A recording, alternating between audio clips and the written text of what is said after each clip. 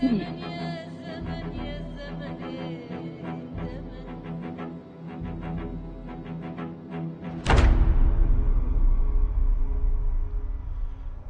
morning, everybody.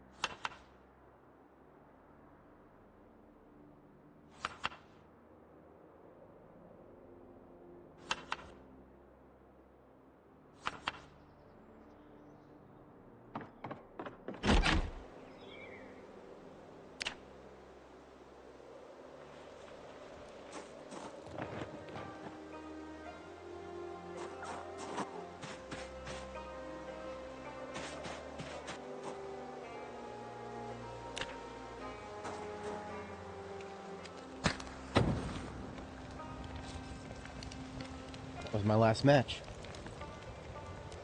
Been using a lot of those lately. Living off the grid here for a day or two.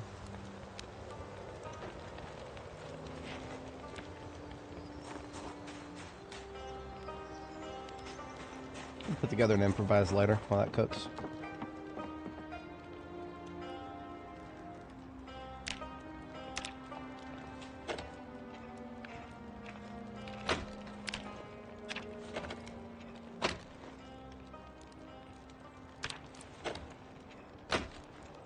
So we've got a battery and some electrical parts.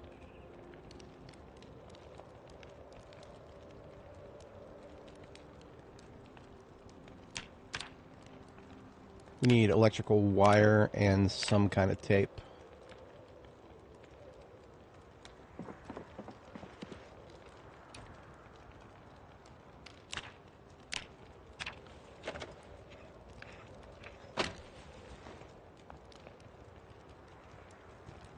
Yeah, I'll find some at some point here. There's probably some other lighter source I can use in the meantime.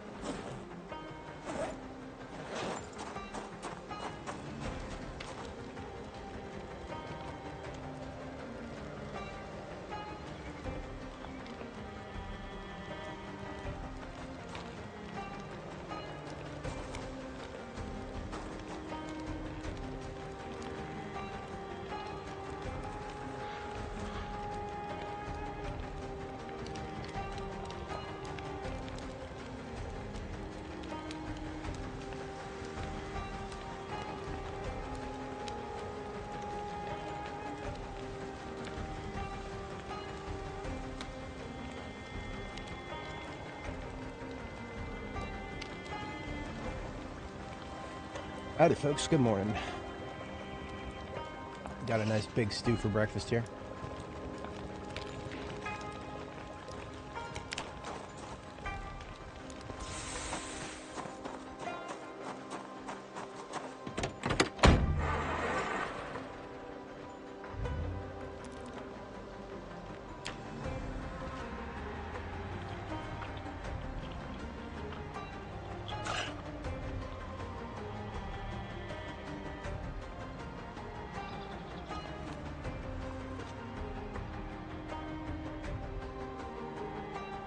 This is unacceptable.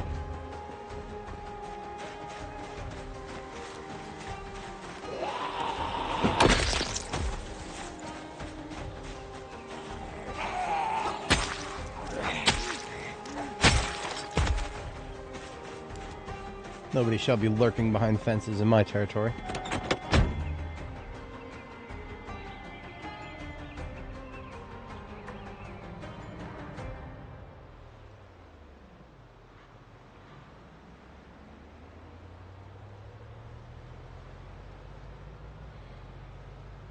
I wouldn't know. Maybe maybe the one that I made myself. Just a texture replacement. It's why the backpack is tactical black instead of puke green.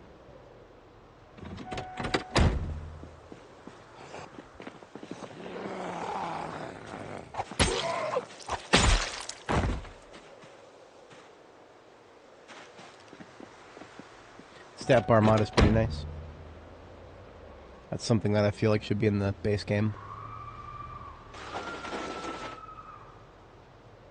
So I think I'm going to use the radio van. Yeah, I'm going to use this. I'm going to tow it back with me so that we can take a little bit more storage. Looks like we've got plenty of room. I'm going to go ahead and disassemble the stuff that's in the trunk.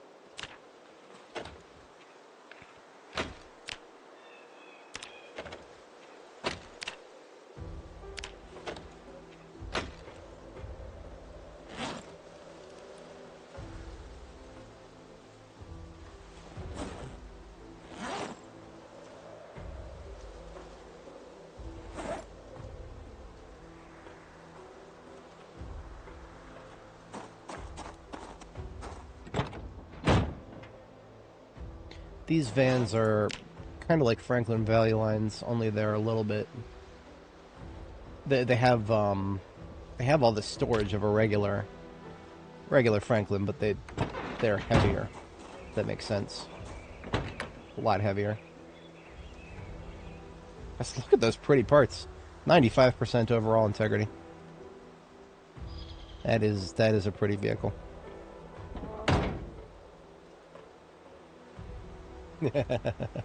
How did I deal with them? Indeed. I'll show that off in just a moment here.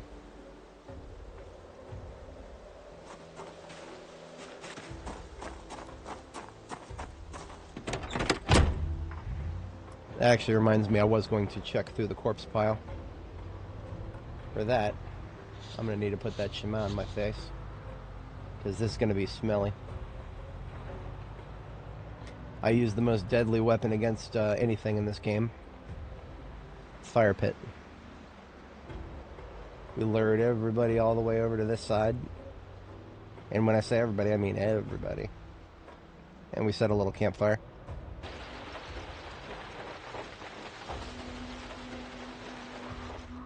It was great. Holy shit, there's still actually a tile on fire over there. On the far left side of the screen there. I thought it had already burned out.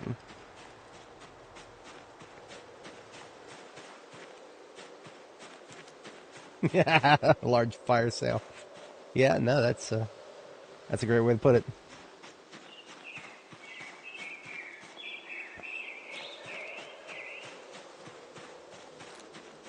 Here's the campfire, still intact. All we did was put a single log of fuel in it.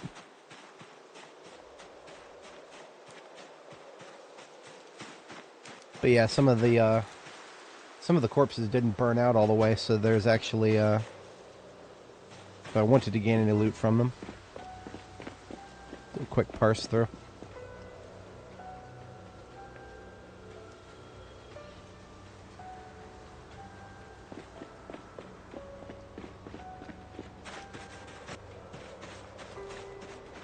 Yeah, it kind of does look like a fire tornado. Look at that.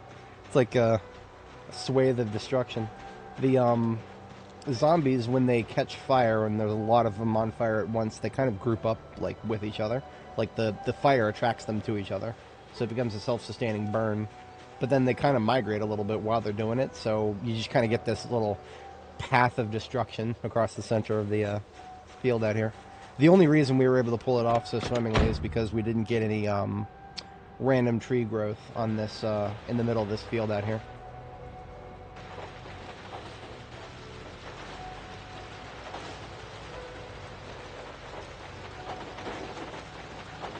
Most everywhere else in the map is now dotted with these silly little bushes and trees everywhere. Yeah, the bomb recipe would have made that a lot faster.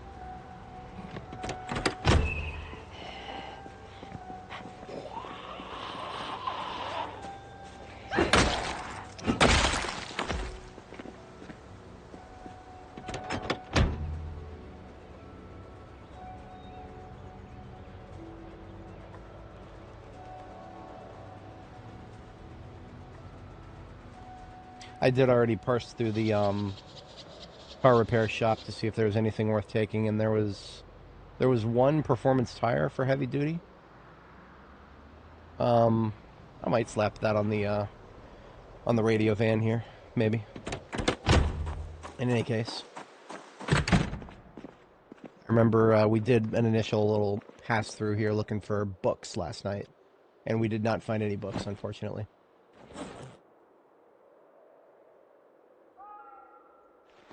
Hey, look at that! I got a new lighter now.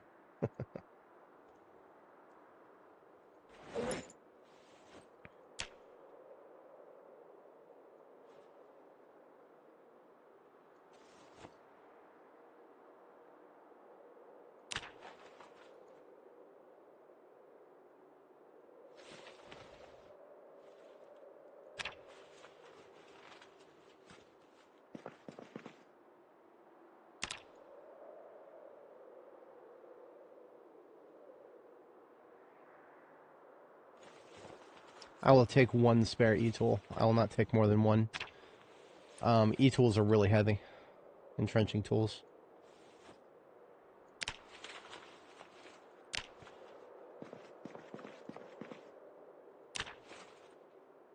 Jacket and tiger stripe. Hell yeah. That's somewhat rare.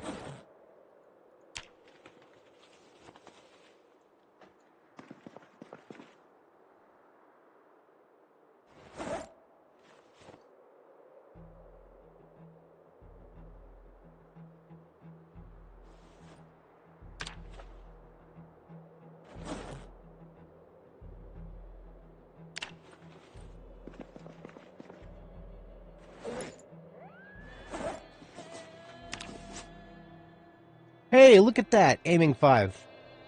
On this shelf of all places. Okay, I'll take it. I am not going to complain. This is the first character I have ever had both Longblade 5 and Aiming 5 on. Unbelievable. I'm here for it. I'm here for it. Reloading 5. Beautiful. Fucking beautiful. I didn't even look at this shelf yesterday.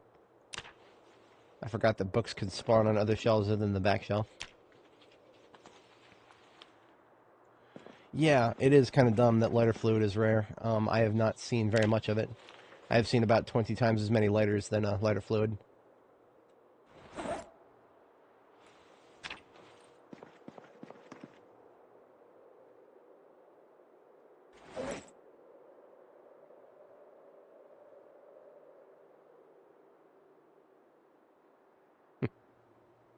Second copy of Reloading 5. Now, that being said, we actually don't have Aiming 3 or... No, we don't have Aiming 4 yet. So, even though we have Aiming 5, it is possible that we'll hit a brick wall and not be able to shoot for a minute.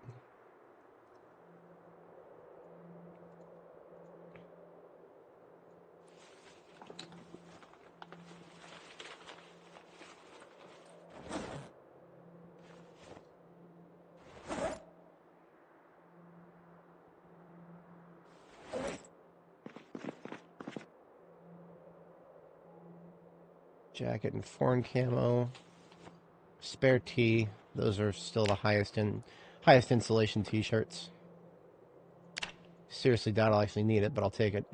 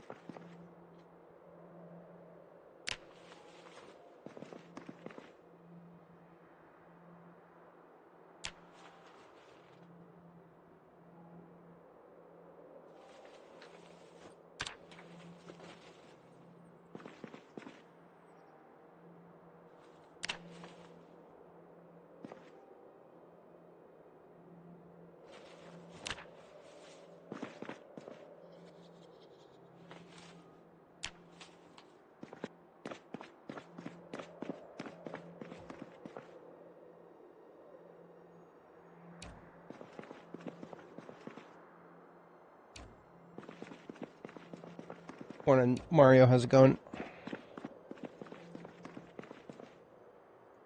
The great looting operation of Jamie-town is upon us.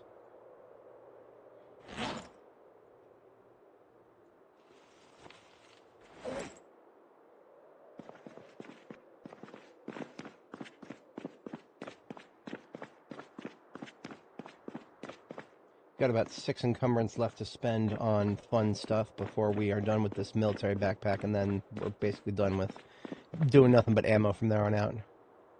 I think I will take the SCBA because it actually has a oxygen tank attached to it and everything. Yeah.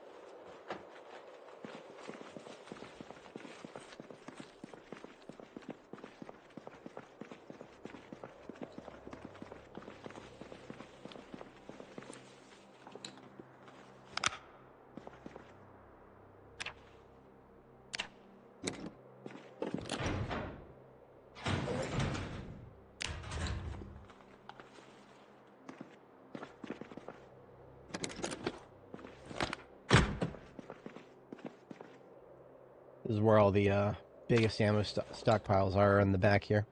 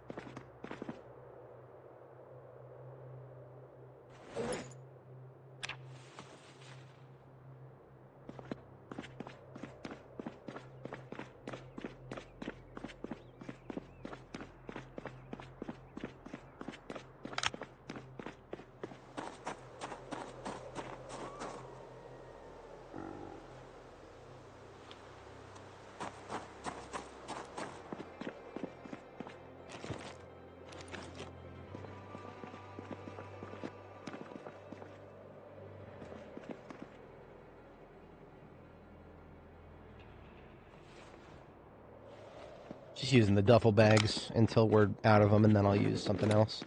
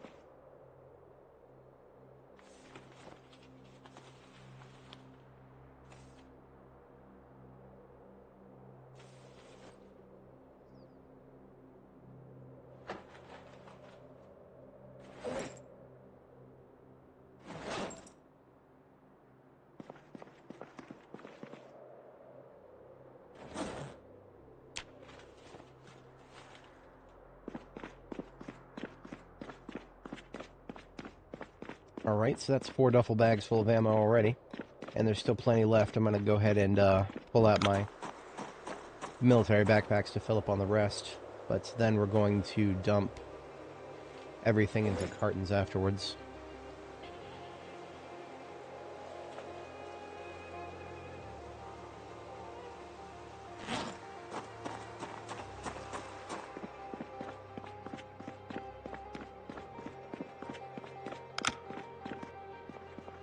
Alright, handbags into the hands.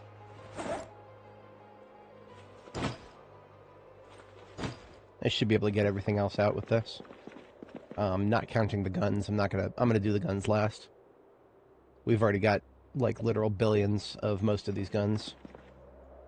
Doesn't mean I won't bring them, but they're gonna be prioritized last.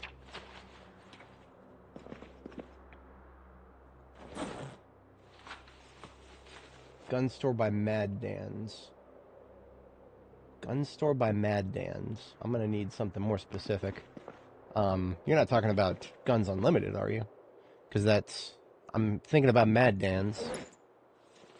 That's on the way to Ekron. Oh, or do you mean the smaller one on the road north of Mad Dan's? If so, that one's been looted and trashed, so I deprioritized it. But the short answer is no.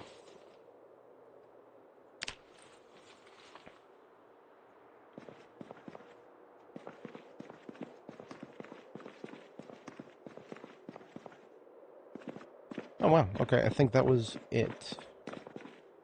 We'll checking back here. Okay, yeah. Alright, magazines next. Magazines and attachments, and then we'll do weapons.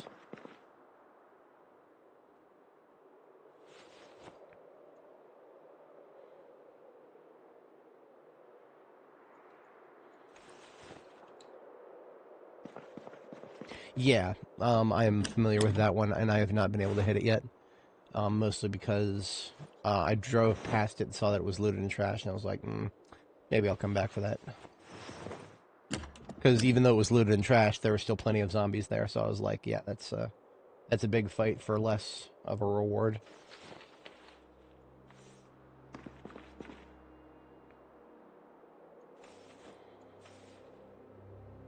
So, thus far, on this character's journey, we have hit several gun stores. We have not seen a single ammo straps attachment anywhere, ever. That might have been removed from the game. If I didn't know any better, I would say it's removed from the game. Because we have hit so many gun stores, if it was going to spawn, the notion of finding as many M16s as I have without finding one of those is rather luda. Perhaps even ludicrous. Yeah, it really is. That was just a bad case of luck on our part because we actually got there within the first... I think we were still in the first week when we got there.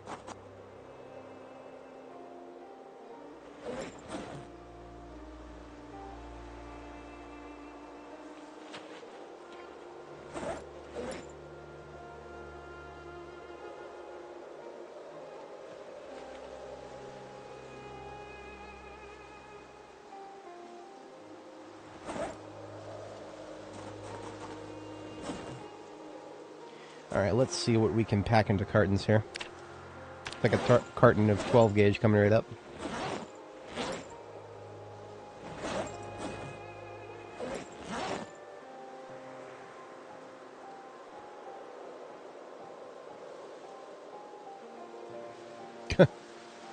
Well, we got a carton of 12 gauge put together, but we can't fit it in the trunk.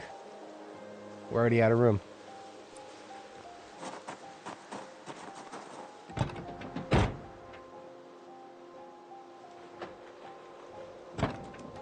Under the passenger seat with that.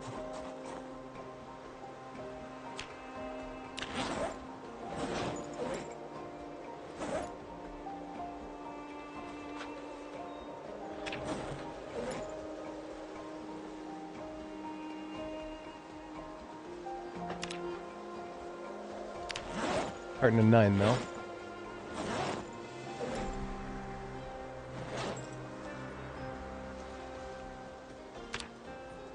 Carton of 45. I'm going to go ahead and put that on the passenger seat too.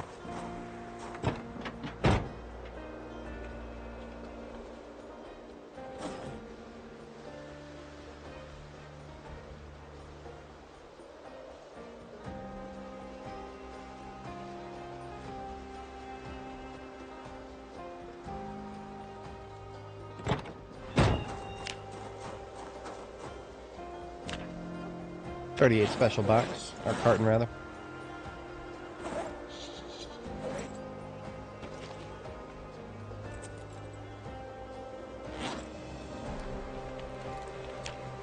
.30.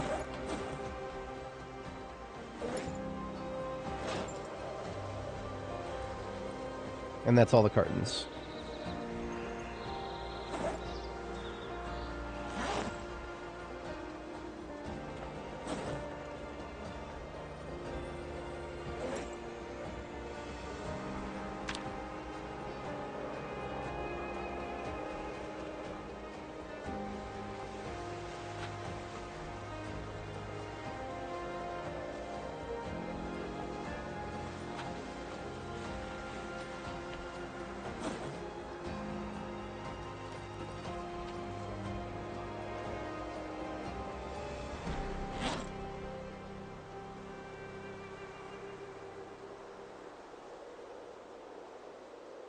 Looks like none of the magazines we picked up are loaded, so we have a home for those already.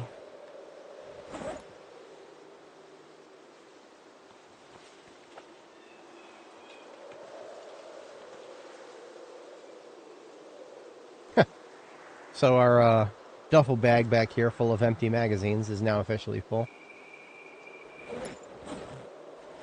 I'm going to have to separate my most common form of empty magazine, which is 9mm.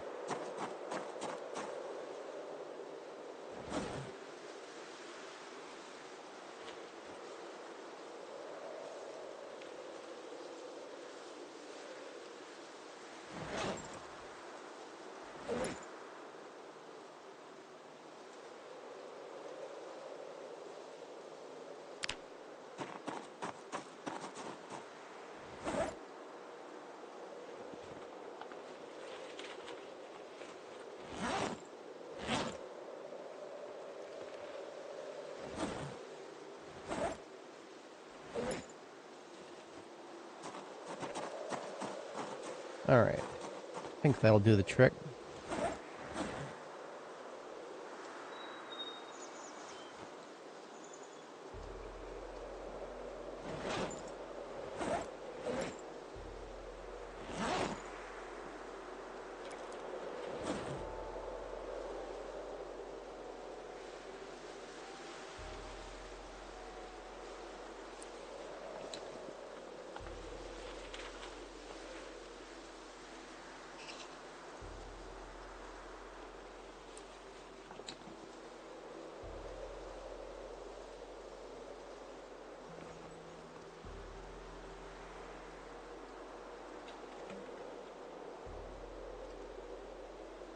It's got a little bit of room in the trunk, but it's pretty full now.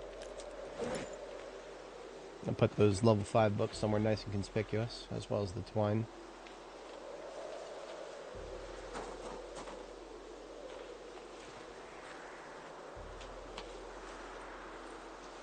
Alright, I want to set a target for how many guns to pick up. Because if I just want to pick up all the guns, then we'll fill up both vehicles and we'll still have some left over. So we've got about a little over a dozen or so encumbrance left in the trunk. And then we've got the glove and the driver's seat. I'm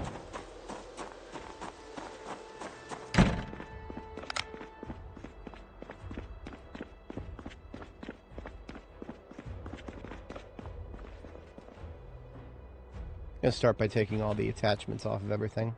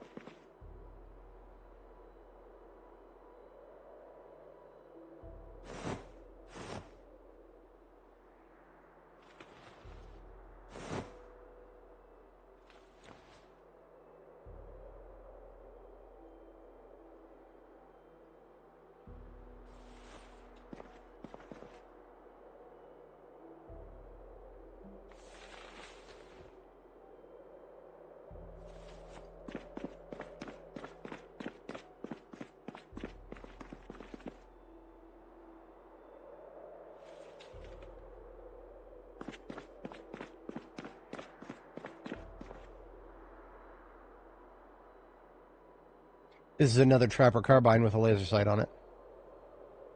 I feel like I've got to leave it as is, because if anybody's not familiar, for some reason the trapper carbine will sometimes spawn with a laser sight on it, but you can't add one after the fact.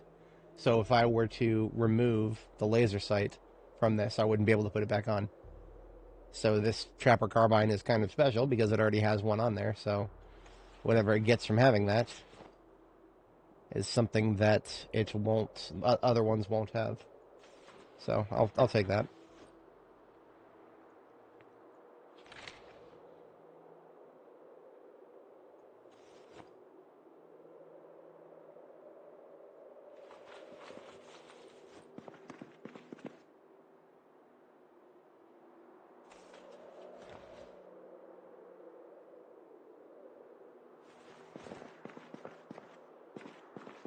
Okay.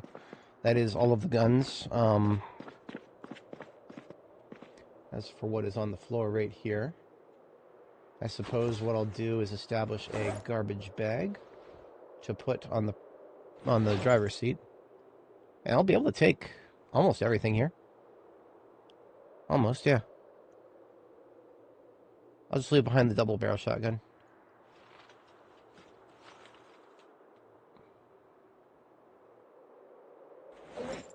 Or just put it in my main backpack. That's fine. If I've got room for it, I'll take it.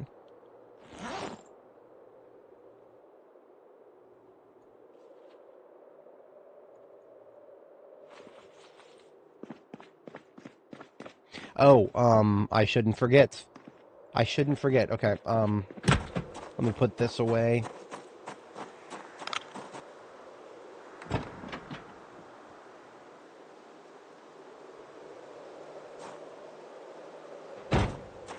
Favorite in-game pistol?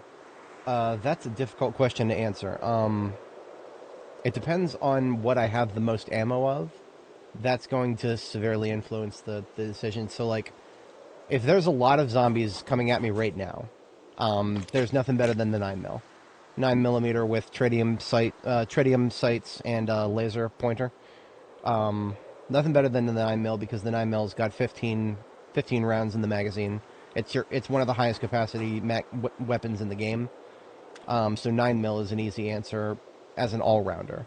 But for more specific purposes, I do enjoy the SN38. It's the only concealed carry, and the ammo is extremely lightweight. So the SN38, if the zombies are coming at me in sort of a drip feed, just a couple at a time, and I have enough time to reload in between, shooting zombies, I can have up to 133 bullets for the 38 special in my bandolier. So the SN38, it's also the quietest gun technically. So 9mm is probably my favorite all-rounder, while the SN38 is a very fantastic go-to for smaller quantities. Most of the other guns are like much more specific in their purpose. Your rifles are for long-distance shooting. If I had to pick something for long-distance shooting, the MSR 700 and MSR 788 are almost the same now. I have not been able to try the JS3T. But yeah, that's where we'll start talking about long guns. And you were asking about pistols specifically. Yeah, magazines are a mixed bag. They're definitely a mixed bag. The ability to preload a bunch of 9mm magazines... magazines are more meaningful when they're bigger. I cannot stand small capacity magazines. So like the 1911, probably my least favorite firearm to a certain extent. Now that reloading speed is actually affected when you're shoving bullets into magazines, the 1911 isn't quite as bad.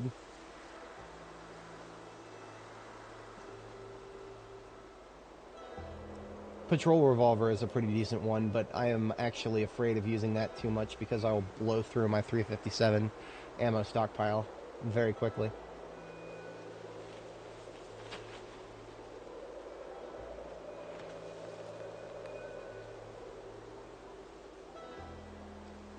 Okay, so that's the trunk completely full.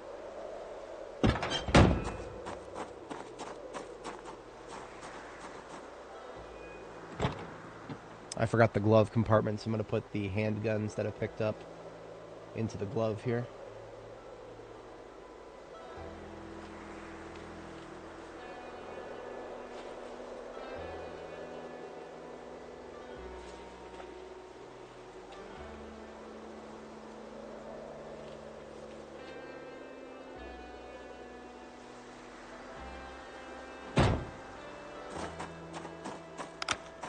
Alright, so what I forgot. I am used to these lockers in the front and these big bulky crates.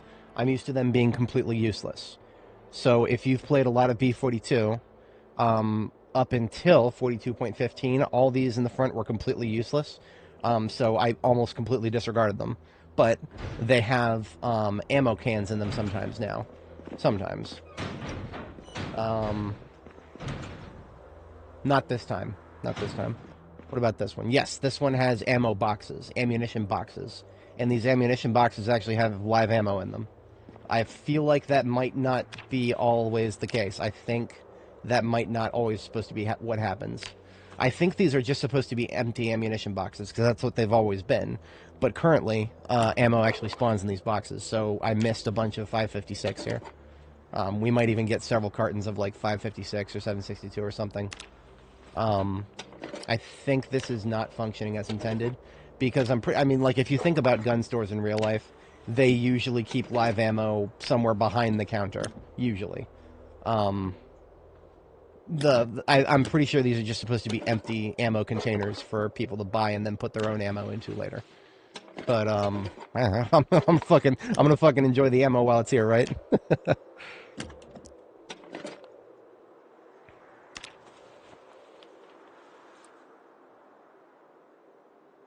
Yeah, revolver is not bad at all. The patrol revolver, in fact, I like it so much that if I had infinite ammo of any type, yes, the patrol revolver is probably what I would go to.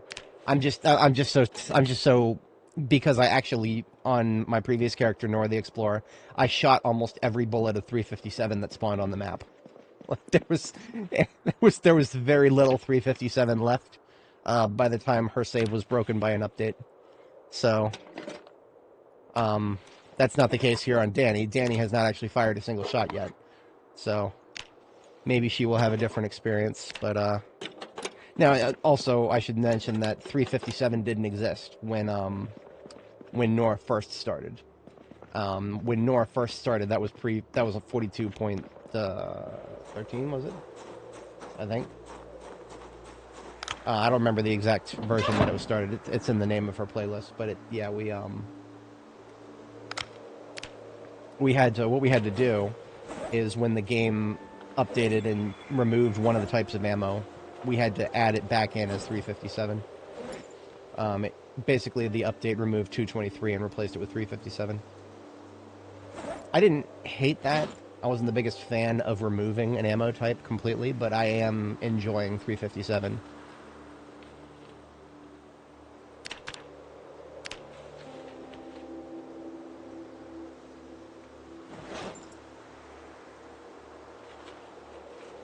So now the cartons I'm packing, I think, are entirely of just what's in my backpack. Okay.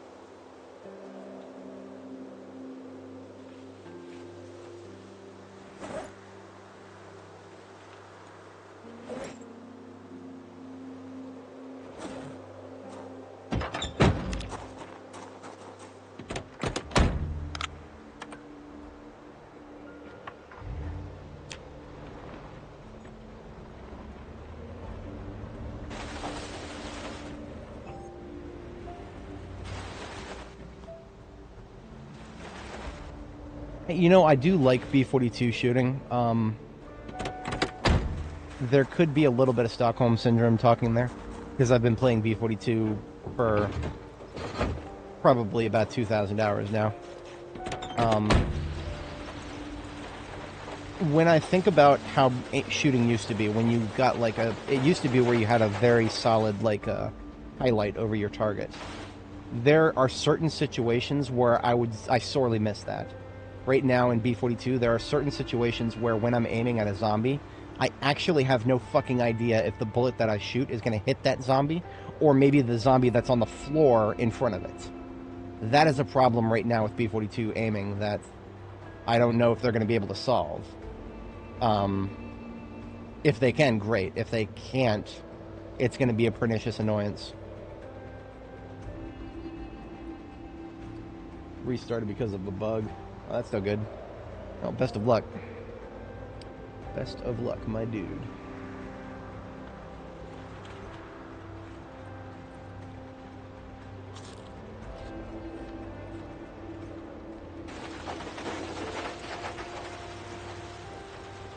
Ah, single bush, man.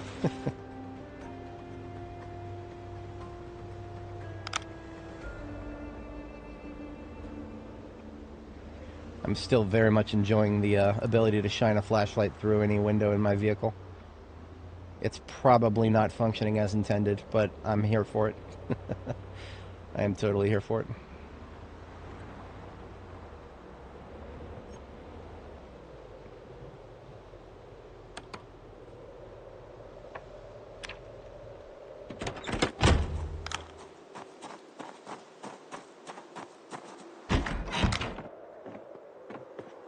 Actually, close my door, maybe.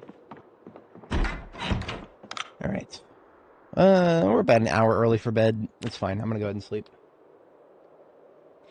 Yeah, the light bar. So, what I was demonstrating right there is there's two factors to that. There's the flashlight that's on my chest. You can actually shine it through the window of your vehicle while you're driving now, but this is probably not functioning as intended. It used to be that you had to lower the window before you could do this. Now all you got to do is hold down the aiming button, and you can aim even when the windows are up in any direction, which is pretty cool. I mean, you could do this in real life, but there'd be a lot of glare on the windshield. It wouldn't be very effective in terms of helping you see, right? Because all the glare on the windshield making it hard to. But the light bar used to be the only way to see all around you at night, because headlights just don't have a lot of refraction for some reason.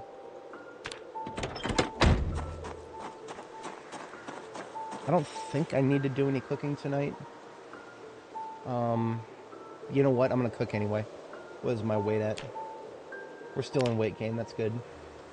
So I'm going to go ahead and eat the rest of my stew, and then we'll make another one. I'm pretty sure the meat that I cut a few days ago is probably about stale by now, seeing as we ain't got no refrigeration. Yep, it's all stale already. So we'll get a little bit of use out of it, and then I'm going to toss it.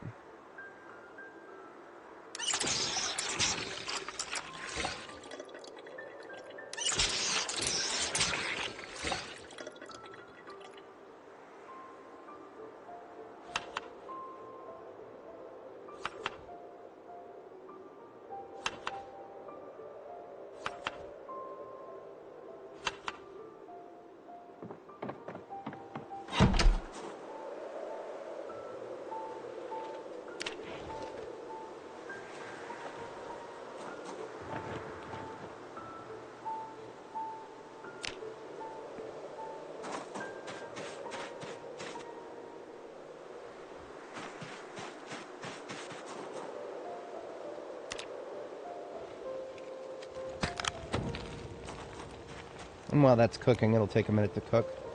I'm going to do a little bit more carving practice. I mean, we got halfway through to level 8 already.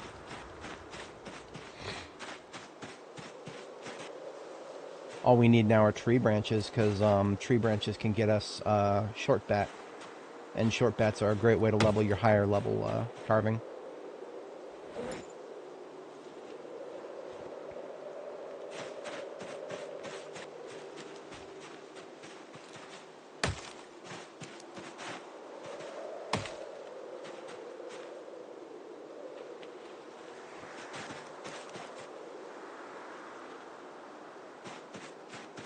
Don't think I'm going to need these planks for anything else, so I'll go ahead and use them too.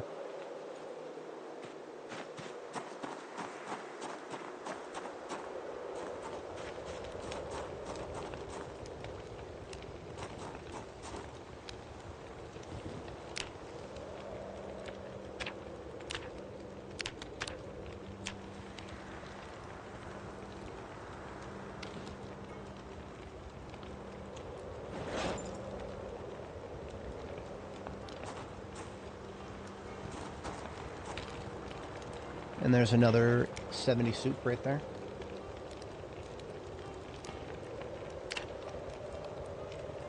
Of course, yeah, I've got tons of generators. I just didn't bring one with me for this particular town. We're in Jamie-town right now. Jamie-town is a little ways out from places that I have generators stockpiled. I didn't feel like bringing one because I wanted to leave plenty of room in both of my vehicles to bring loot home. So we're just living off the grid for a little while here. And we've got a couple hours to burn left, so I'm going to practice carving some more short bats.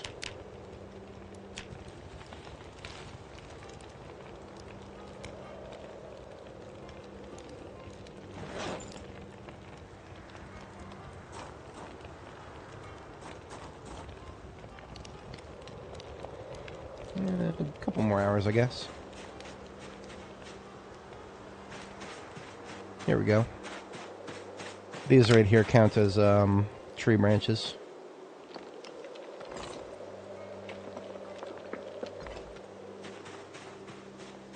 And then we can take the log and split it up.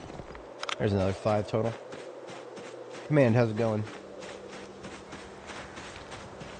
We've had a very successful operation here in Jamietown, and we are now enjoying an overnight activity before we redeploy back to base.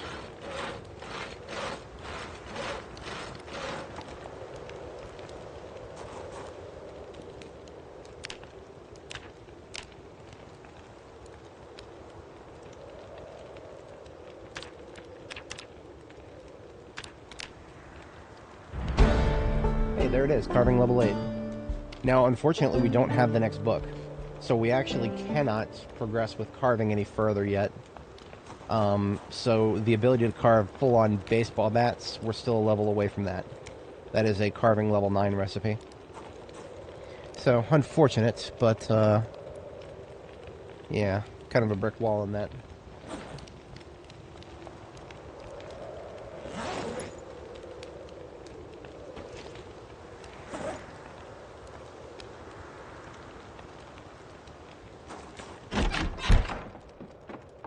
I'll triage what's left over here. The eggs are still good. This rabbit meat we're going to go ahead and toss out.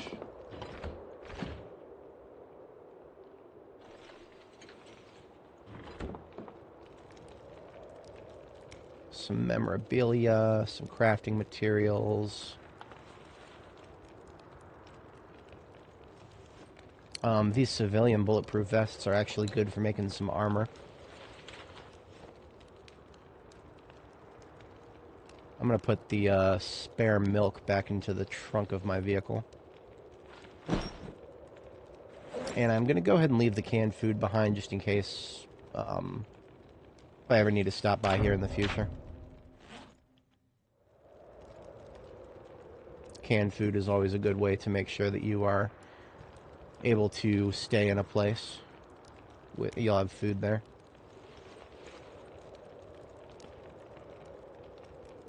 Usually I prefer to leave some cookware behind, but for some reason this entire neighborhood never once had much in the way of cookware. I looked for cookware when I first came here, like in my first week on this character, and this neighborhood almost never had any. Dark Wallows, Northern Gas Station. That sounds like a custom map. Or Dark Wallow, is that... That's not what they call the, whatchamacallit, the reservoir in the south here. For some reason that sounds familiar, but I'm not sure.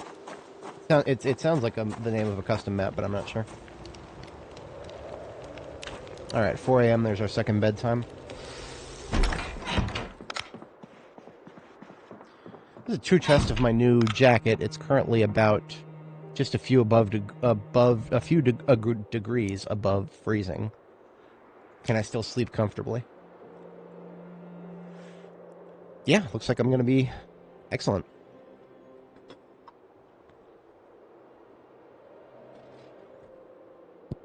Oh, right, okay, so yeah, that is the Dark Wallow treatment plant. That particular gas station, now that I think about it, I've driven past it a couple times on different characters. That's one of the buildings I've never seen not looted and trashed. Alright, yeah, I think we're good to go. I've triaged everything. Now, I think we might have just enough room in my vehicle to also take the ham radios, too. And if we don't, well, what am I thinking? We can just hand carry them. Each ham radio is 15, and my backpack can fit 30.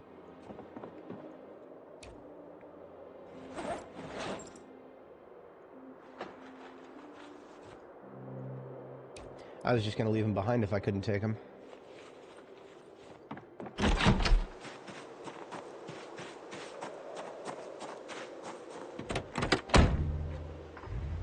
Has a nice basement. That's interesting. I've never actually been to that basement. That reminds me of the Rosewood gas station.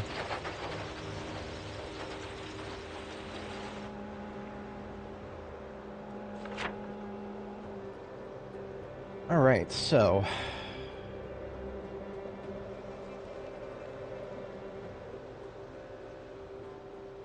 I'm gonna go ahead and head back to base.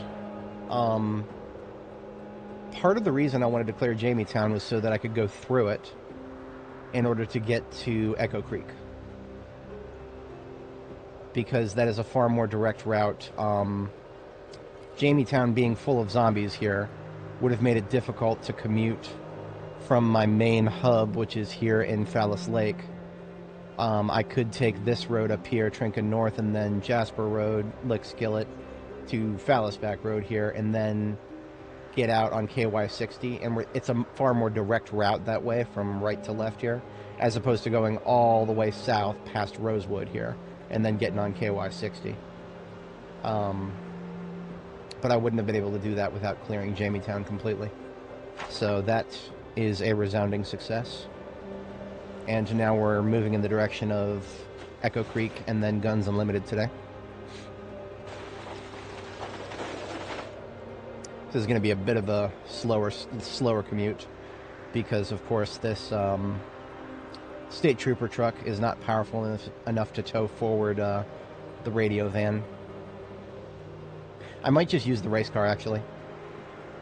I can't remember. Did I use my thumbnail with the race car in it today? I think I did. The race car is fantastic. It can tow any vehicle forward. So I might actually take the race car and come pick it up.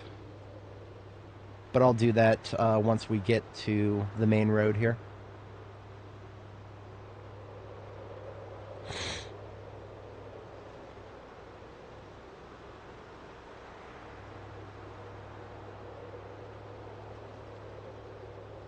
Besides, this gives me an opportunity to drive back and forth while towing on this road a little bit more slowly, so I can see if any zombies are going to be able to hear me and therefore mosey into the road like these two assholes here.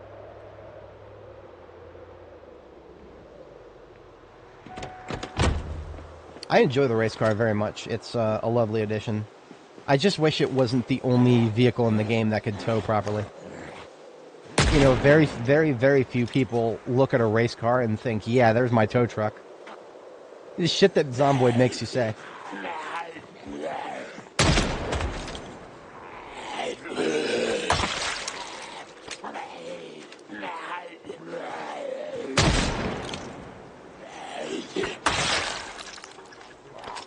Flip on over that fence for me, pal.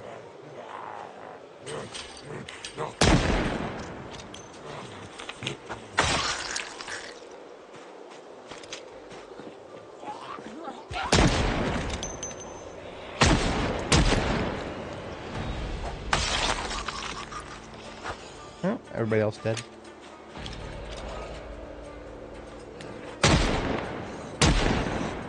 That was too far away. Trying to kill her before she gets into the road. The whole point of this operation is to have clean roads.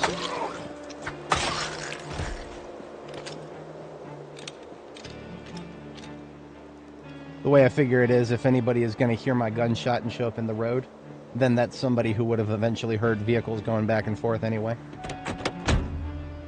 Yeah, no, I mean, there should be no reason, as far as I'm concerned, there should be no reason that this vehicle right here, the state trooper bull driver, there should be no reason that that cannot tow this news van forward. And yet it can't. It will bottom out as soon as it tries to get to second gear.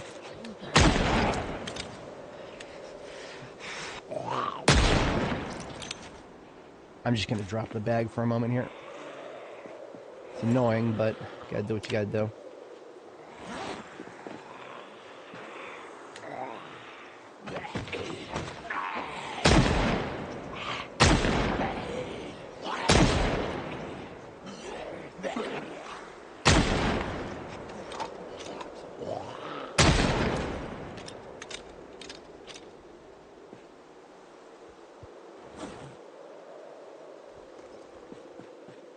Anybody else?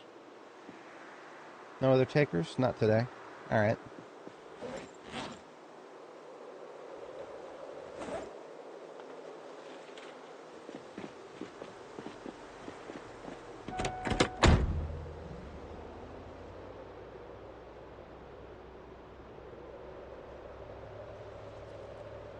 But yeah, the max speed you can go when you're towing in reverse is only 30 miles an hour.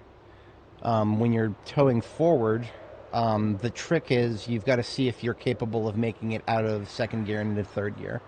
For almost every vehicle in the game, you can tow forward just a little bit, and then the moment you get into second gear, which is shown over here to the left of the speedometer, the moment you get into second gear, your RPM will start to stall out, and then you'll basically just stop moving.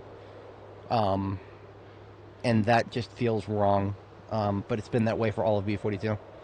So, I don't know. And again, the devs of this game have never liked vehicles. There's so many things about vehicles they've just left unfinished. So I have no idea what's intentional and what's them just being like, ah, fuck it, we'll fix it later.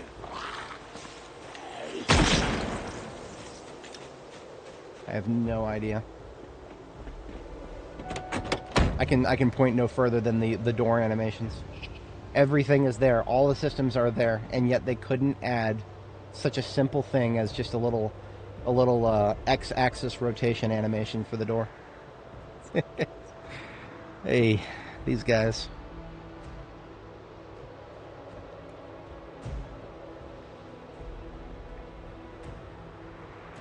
I love them, but I can't help but make fun of them.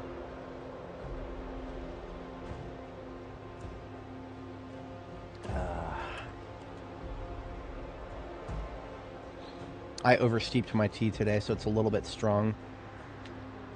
Not exactly a bad taste, but you definitely know the difference. Only supposed to steep it for 4 minutes, and then I let the timer go off, and I just ignored it for a few minutes because I was watching something.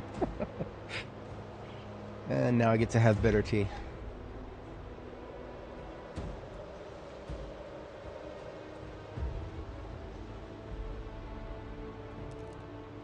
Are we about to the intersection? I think we're getting close.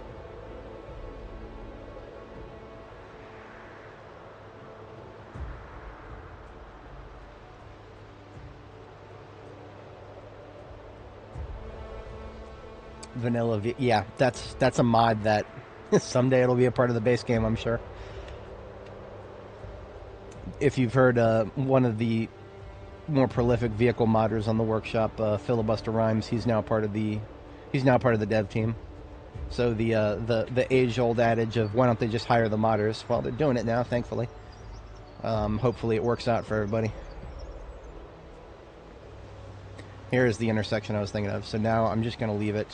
I'm going to leave the van here, and we're going to come back, pick it up with the race car. Because I know for almost 100% sure that this road is clear, so we won't have to get out and fight anybody.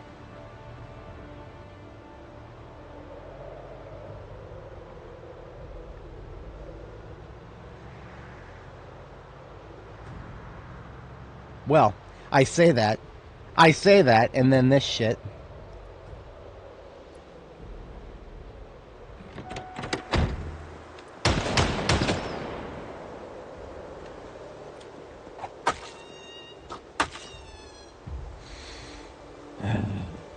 I promise I'm not just a mean, horrible person who likes to kill rabbits. No, if I let them roam free, then I'm going to run over them and it's going to damage my vehicles.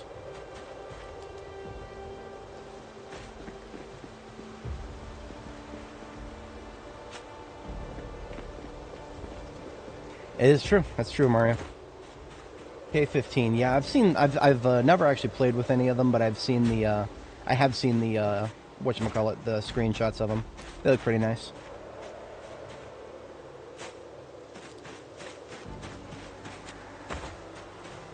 I'll take a moment and butcher these.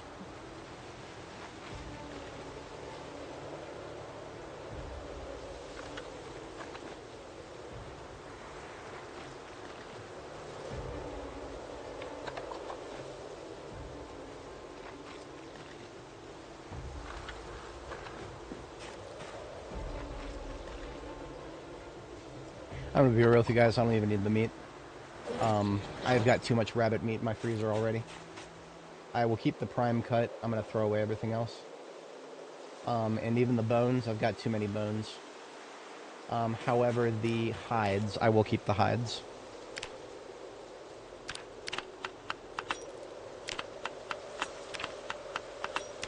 Actually, no, I'm not going to throw the meat out. I'm going to bring it home and I'm going to toss it into my compost bin. That's what I'm going to do. But I'm going to need to use my backpack for that. My other backpack.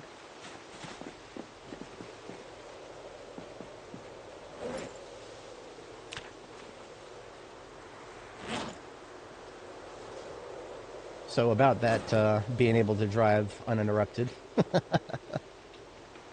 That's alright, we're almost home.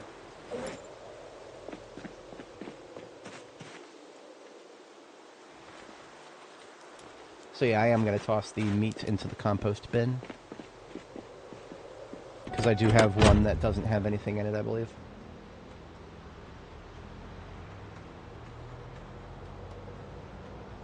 I think that wiped out the rest of the rabbit herd that was in this area. There were some deer, but I think they're gone. Like, they actually ran out of this area and stayed out of it. If only the rabbits could do the same. Hippity-hoppity off of my property. And by my property, I mean all of my roads, anywhere ever. As the sole person left alive in Knox County, I have assumed ownership of 100% of all public utilities. And I therefore have set new rules on what animals are allowed to hop on them.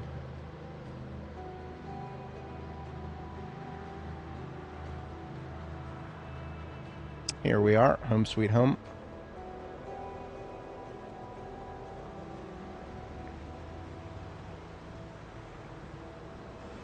We didn't end up putting too much loot into the state trooper truck, so there isn't too much that'll need to be unloaded.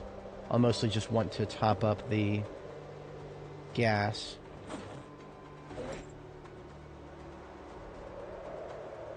I'm just going to finish off this soup that I made in the field and leave the pot where it belongs on my driver's seat.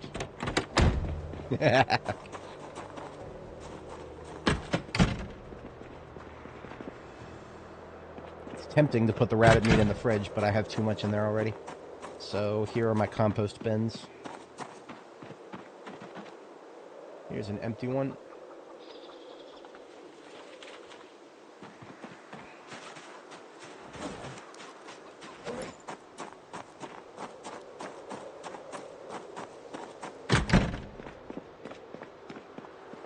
And I did say that I'll hold on to the prime cut, because that's a... Basically, the prime cut is higher nutrition density. That's kind of what you can think of when you hear average cut, poor cut, prime cut. Prime cut basically just means that there's a lot more hunger packed into a single slab of meat. And that's useful.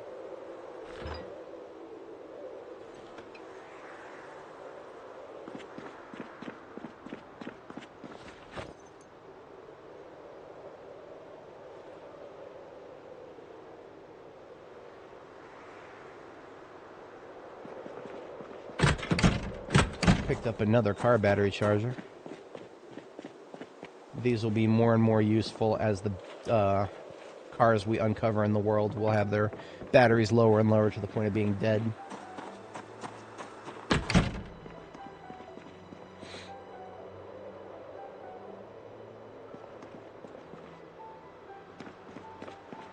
I think I can still fit cartons straight into the trunk of the ammo carrier here. Yeah.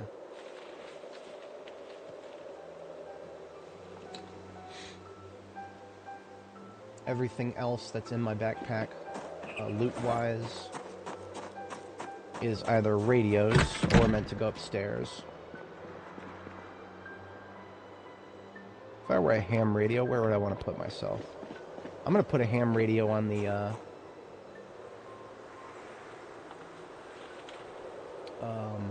put one by my, forge here, so I can listen to the tunes. I can listen to the silence. the dead airwaves. And I've got another... Basically, I'm collecting these to put them into my vehicles that can actually take them when I get a chance to have a vehicle that can actually take them. Ambulance or something like that. For some reason, the D6s cannot take them.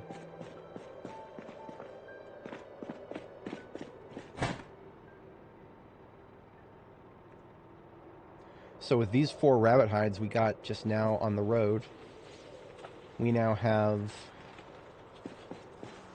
10 total.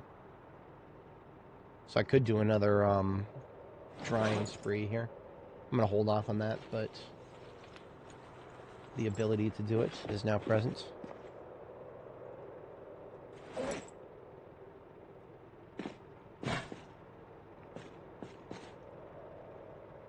Let's make that 11.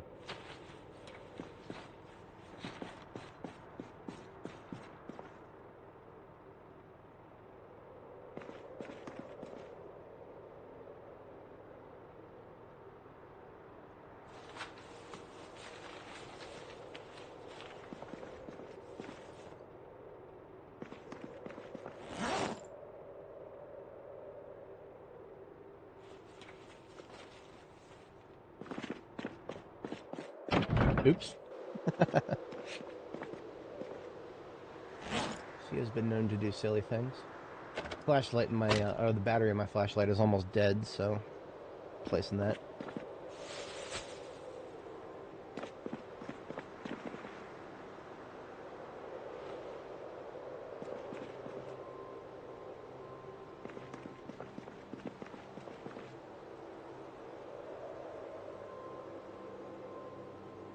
And before we redeploy to go pick up the van that we left behind, I'm going to give her a bath because she has earned it. And she's covered in rabbit blood. There's more rabbit blood on her than zombie blood right now.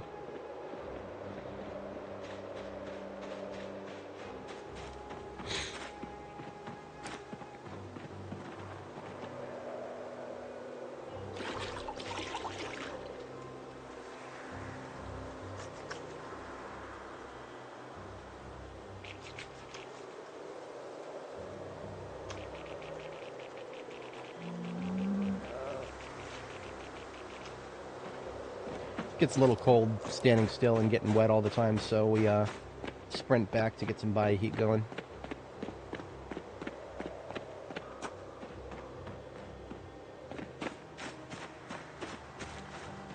And here we go.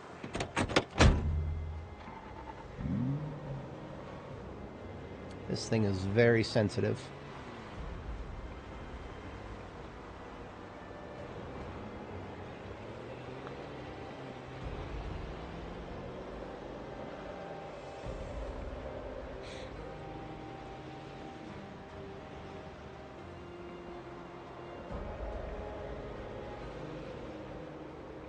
With great power comes great responsibility.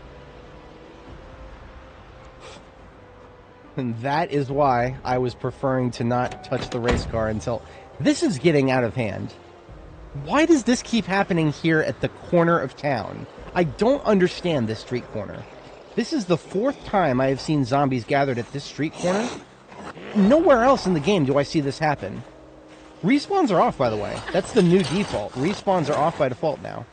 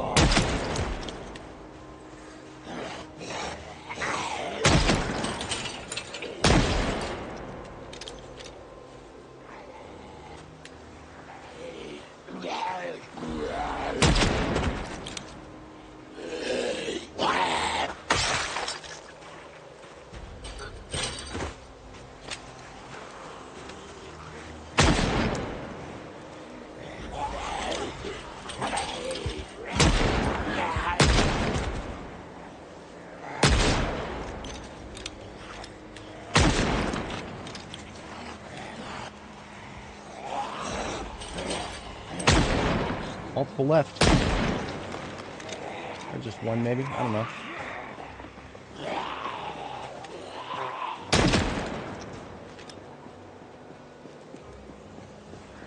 Yeah, no, that... everything you just said makes sense in certain contexts, but I don't know where these guys are coming from.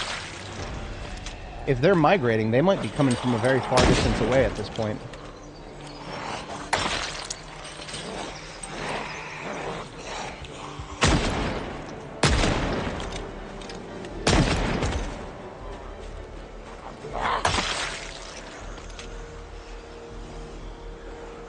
Like, seriously. Fucking mind-boggling.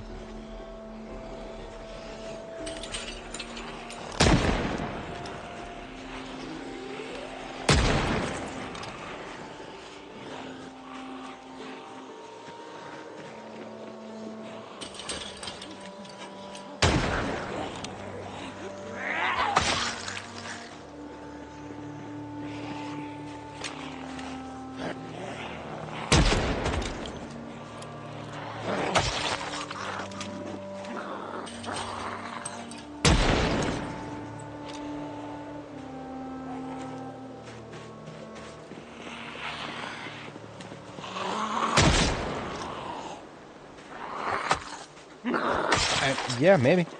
Maybe there was an undead maze festival.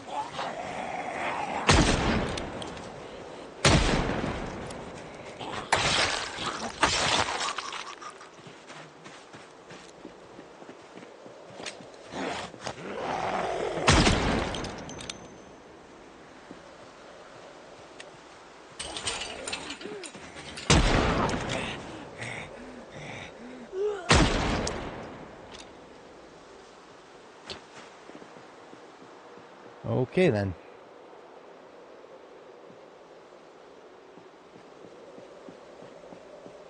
I'm sure it makes sense, but not to me, not right now. I've got, I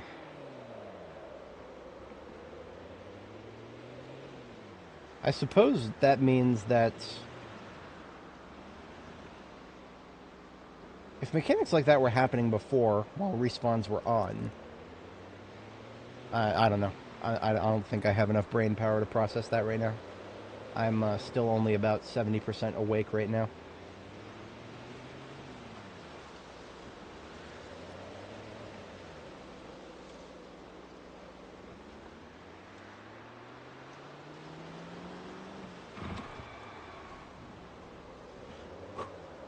Maybe I should have parked it slightly off of the road. Alright. Back home with you.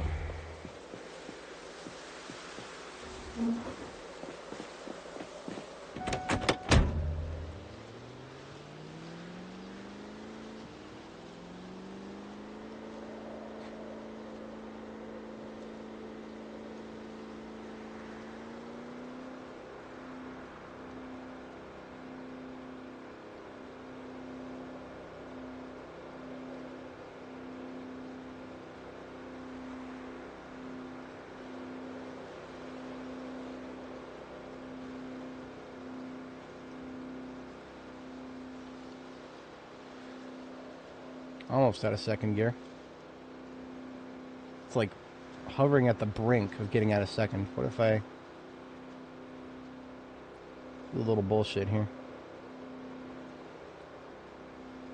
Nope.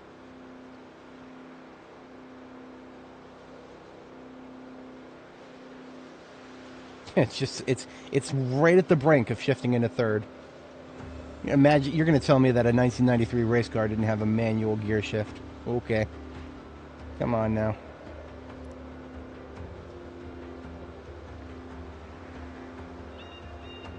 If I hold my W key any harder, it might brake. It ain't the gas pedal.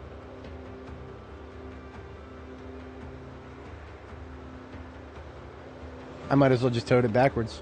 Apparently, it just doesn't feel like making it out of third. You know what? One of the problems might be I don't think I ever actually inflated the tires on the LBMW van. Not inflating the tires can actually have a noticeable impact on your towability.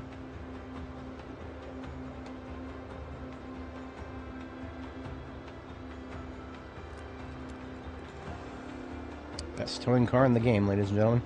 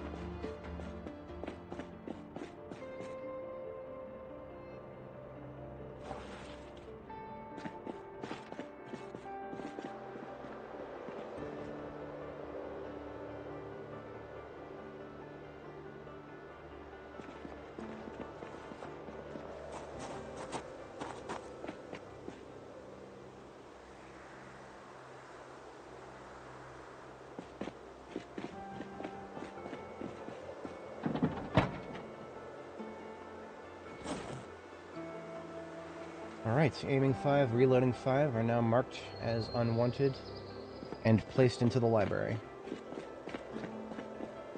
So in total, we've got aiming 1, 2, 3, and 5.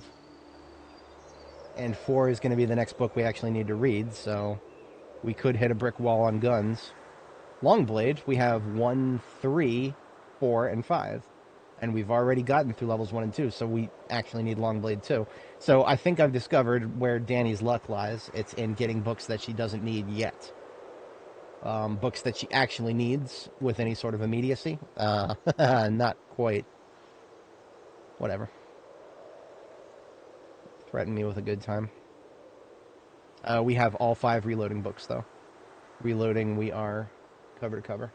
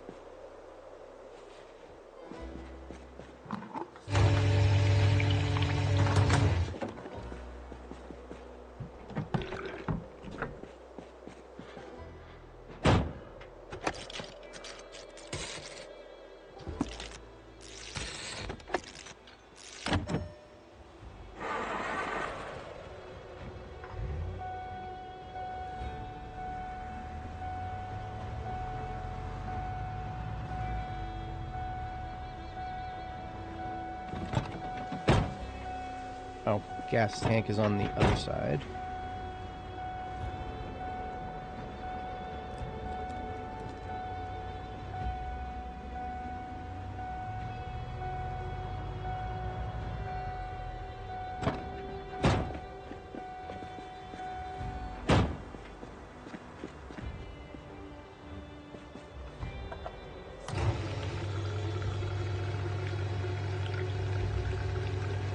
Wait a minute.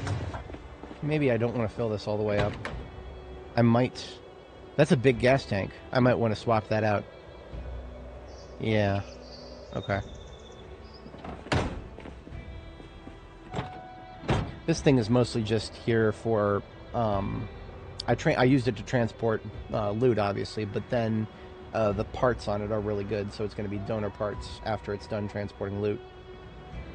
To be entirely honest, I'm probably going to go ahead and leave some of these cartons of ammo in here until we get a second ammo van.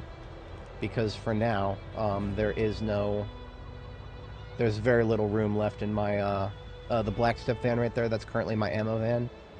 Very little room left in there. Oh, before I park it there, what I'm going to do is park it so that its trunk is right next to the trunk of the ammo van. And then we're going to see if we can assemble any cartons using the contents of both vehicles' trunks.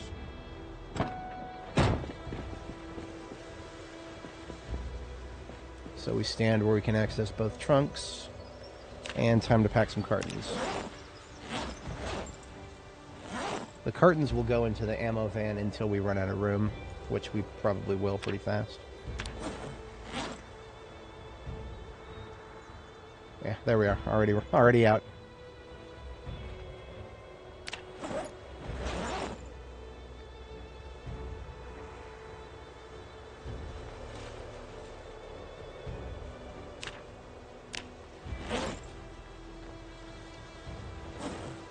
Basically, whenever you pack something into a carton, you're reducing the weight of the 12 boxes down to what 10 boxes would weigh.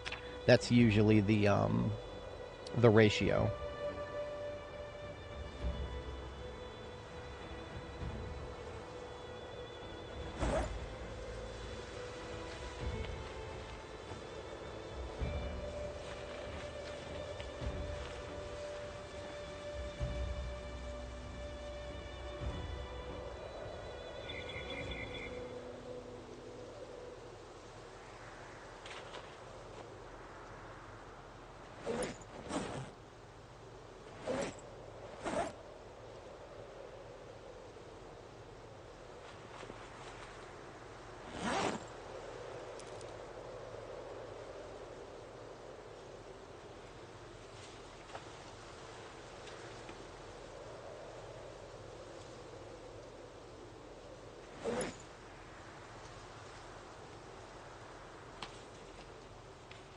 So I'm keeping all loose ammo in the same van. So the black van here is going to continue to hold all of my loose ammo, while just overflow surplus cartons of stuff will start going into this, or whatever vehicle I have that can hold on to them.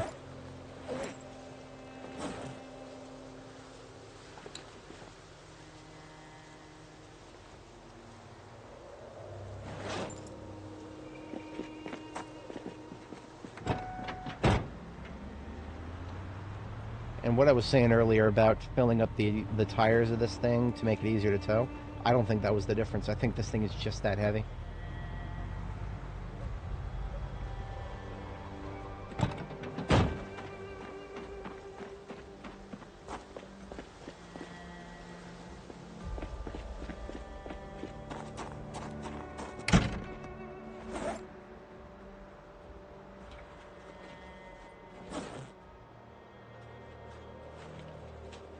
My mouse is starting to do more and more ghost clicks. It's probably not obvious immediately, but there are a lot of times where it's basically doing extra clicks when it's not supposed to. And that is a sign of its age. Unfortunately, this mouse is several years old. And when you use it for sometimes up to 18 hours a day, yeah.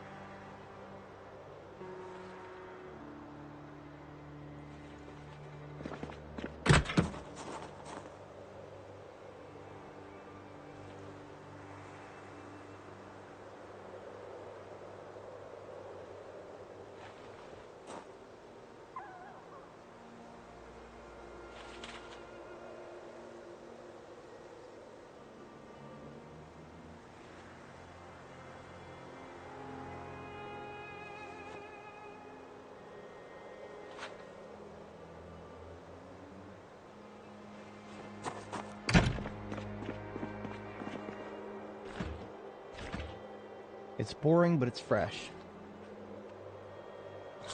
Hard-boiled eggs.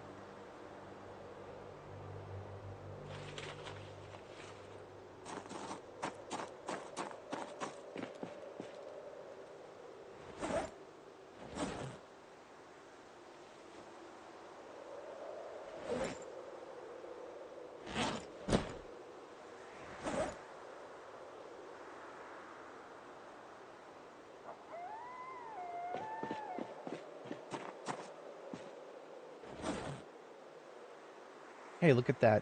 We've found enough loose 12 gauge for another carton, or another box of it. It's one of the reasons I always just, whenever I have loose ammo, I just pull it all together as well.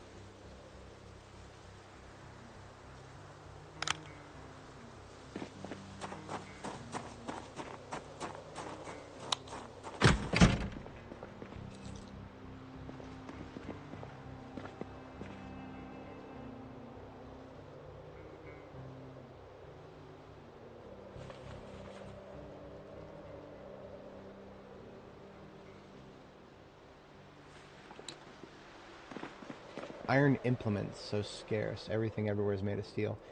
This game has a very silly... The blacksmithing separation between iron and steel is very, very WIP, very work in progress. It's not... I wouldn't hold it on to very... There's very few things about it I would say is, like, you know, finished and functioning as intended. I think most of it is in a state where they're just like, oh, it's good enough for now, let's work on something else. If I had a nickel every time the devs probably said that. But yeah, the separation between iron and steel is just functionally non-existent right now. There are so many things that you can make out of steel that when you go over to the furnace and try to smelt them, you'll get iron. And it's funny, it only seems to go one way. There's not very many ways that I can see that you can turn steel into iron into steel. But turning steel into iron, there seems to be plenty of ways. And that, I'm a little sussed out about that, to be honest. I don't think it's intentional, but it's happening quite often. You know that old saying, once is a tragedy, twice is a coincidence, three times is enemy action. With the Indy Stone, you got to give them like 16 times before you can assume enemy action. And the problem is, sometimes they actually clear that threshold. With other things. Sometimes you need more examples. with that, I do believe we've sorted everything we brought home from Jamie-town. Yep, all this stuff is part of my expedition kit, and therefore is good to stay. And everything here... Oh, right, this military backpack. A lot of it is gear, some of it is decorative.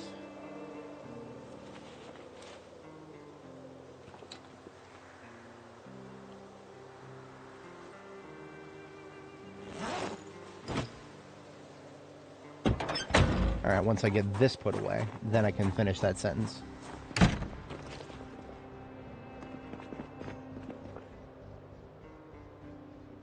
I definitely won't want to keep the SCBA in there forever, because that is huge.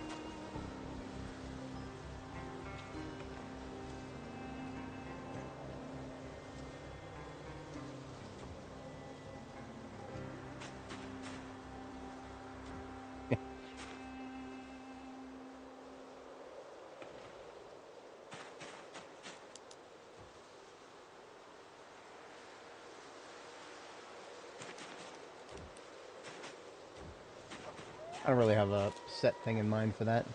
I'm just kind of putting things down. Better on the better out on display than in a crate.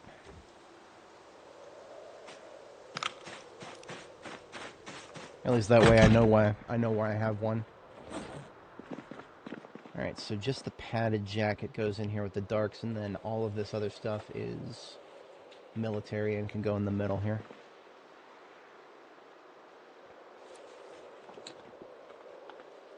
And with that, I am pretty much full on military cosmetics. So we are no longer collecting them when we find them. I say that, of course, but I'm probably going to keep picking things up because I'm a absolute pack rat. And I have very little self-control. But that is everything sorted, and now it is bedtime. Couldn't have planned it better myself.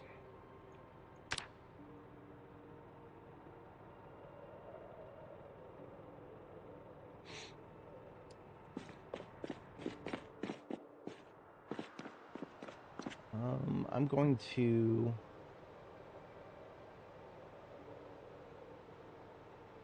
I'm going to pick up the agriculture book.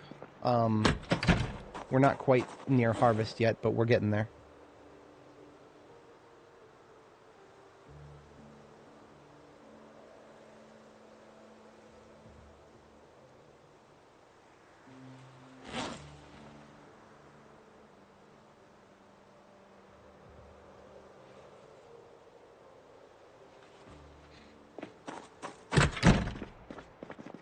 And I do have to step away briefly IRL, so I'm going to have her start reading this. And I'll be right back. And when I'm back, we'll finish reading that, and then we will begin preparations for the scouting trip out to Echo Creek. Be right back, folks.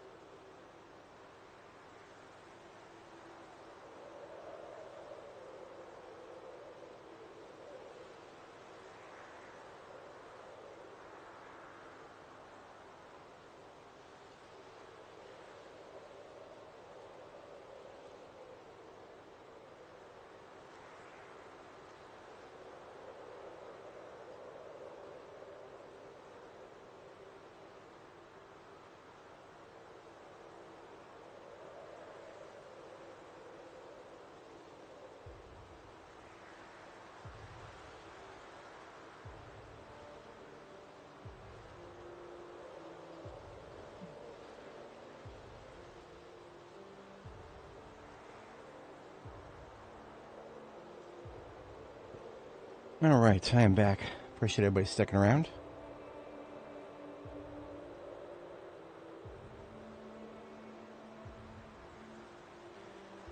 We're also going to need to cook tonight. Well, need is a strong word. I'm going to cook tonight.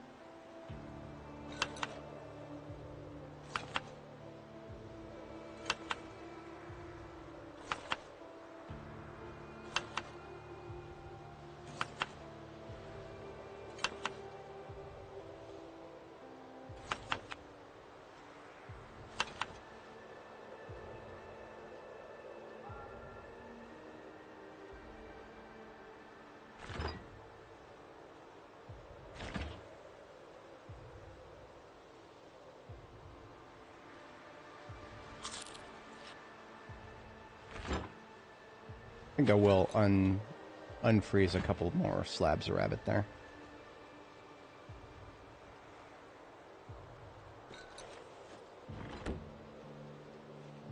But it is now second bedtime.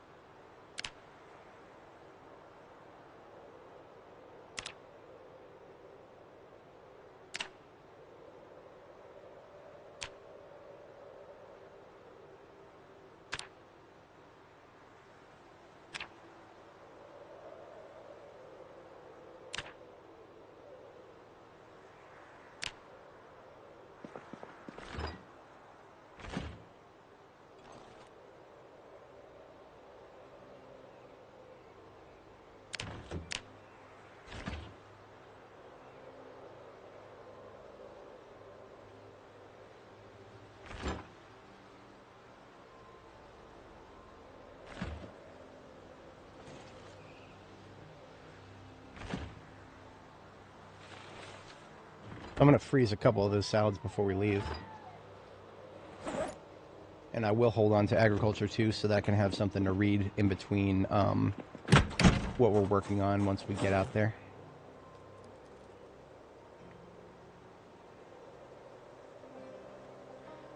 gear up. This sword is half-mast. I'm going to go ahead and break it down.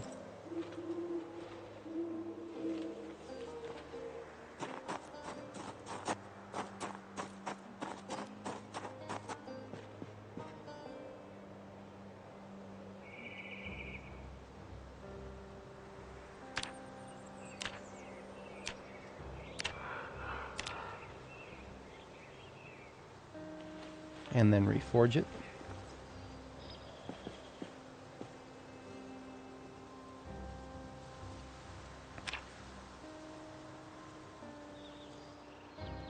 I apologize in advance for this noise.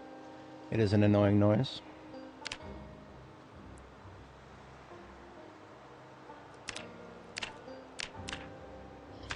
But we're only doing one sword right now, so I can... There we go.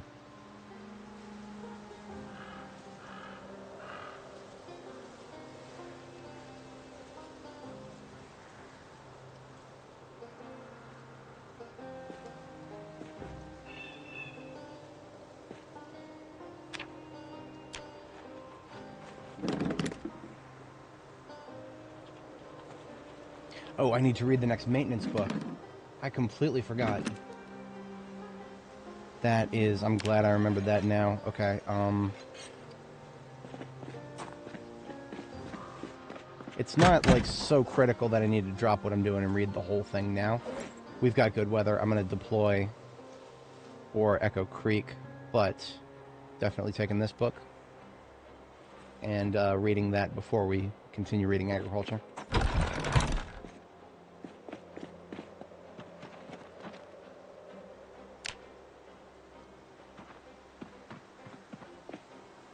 As usual with Project Zomboid, we got an entire 2 months of nothing but rain, and now we've got absolutely no rain whatsoever for weeks.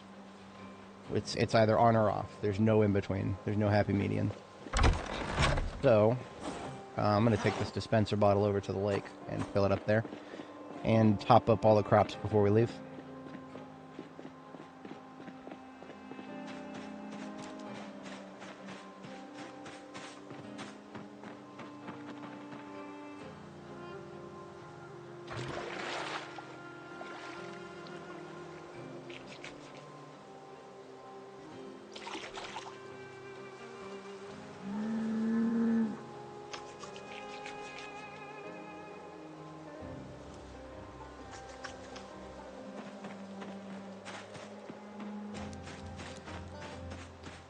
Alrighty.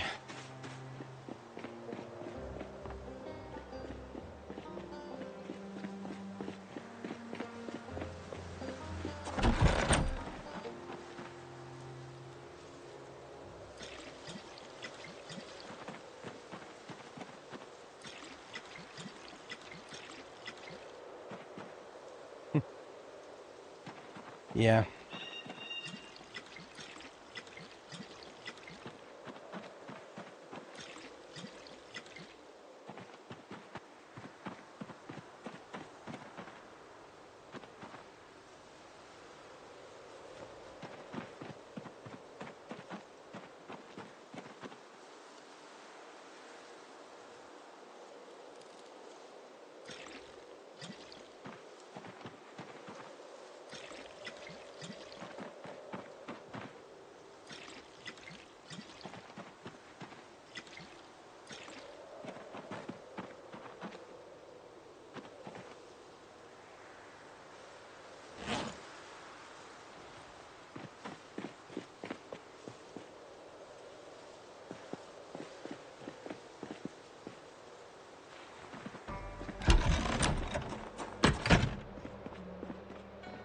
So transferring water is faster than right-click and fill. I'm going to go ahead and get distracted by a meta event.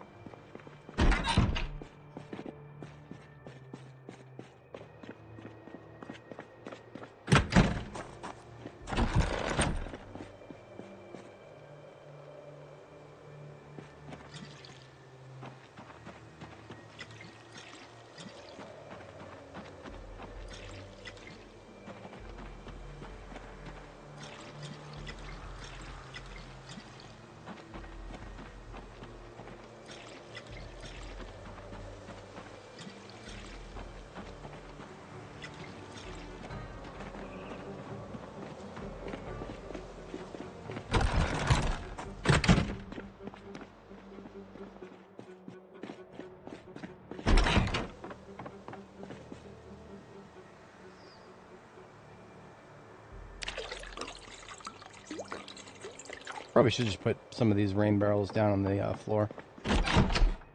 I know I have a spare one somewhere, but I don't remember where I put it.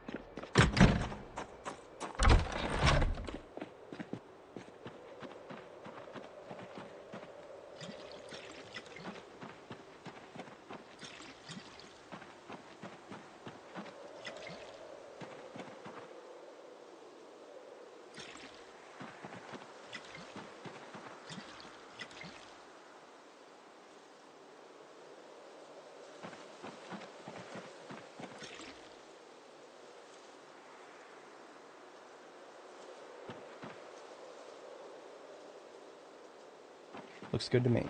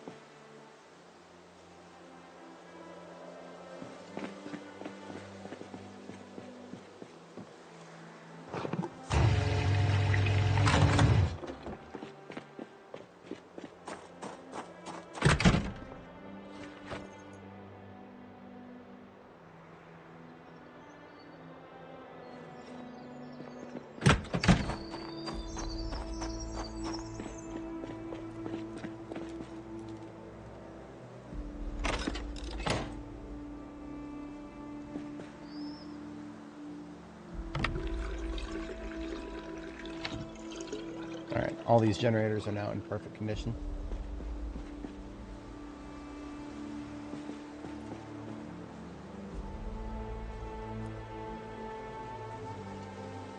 I think I'm gonna take a yellow with me to Echo Creek because I know of a very decent chance of a red one at Echo Creek. But I don't know if Echo Creek has any reliable chances of anything better than a red one, so I'm just going to take a yellow one with me and leave it there, because we've got plenty of spare yellow ones now.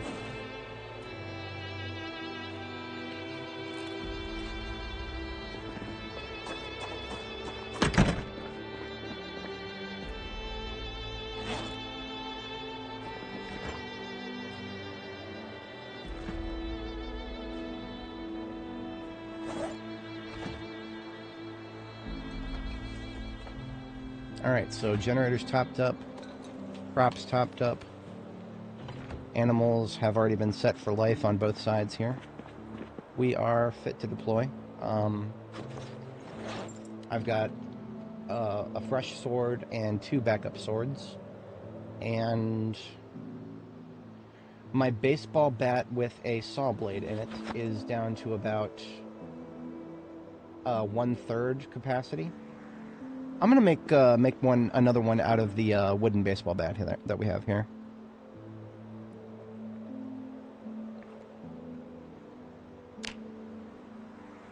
The only thing I'm missing is some leather strips.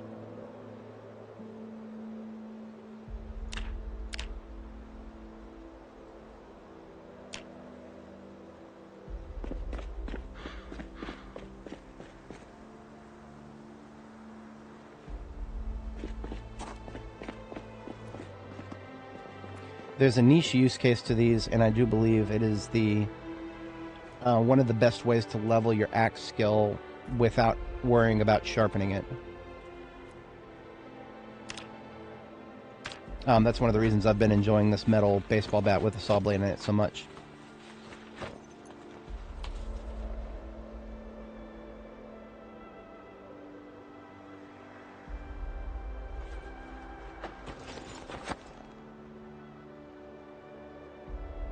It's the same amount of damage, the wooden baseball bat with saw blade. It's the same amount of damage, but it's probably not going to last anywhere near as long. So, that's alright. I will go ahead and leave it in the trunk of the police truck for when we are ready to use that instead of the... I also do have a spare machete. Oh, that's right. My machete is getting down there in terms of its lifespan. It's one of the pretty ones. We can't make the pretty ones, the bright shiny ones here. We can't make those. Ours are a little bit ugly. That's okay.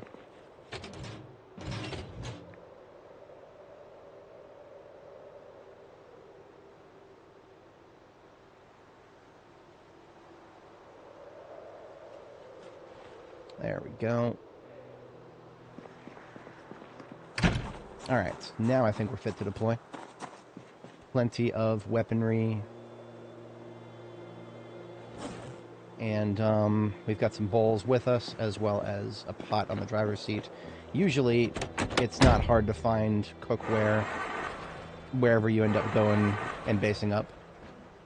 It's usually not hard to find cookware after a short period of time, but every once in a while, specific cookware items become annoying.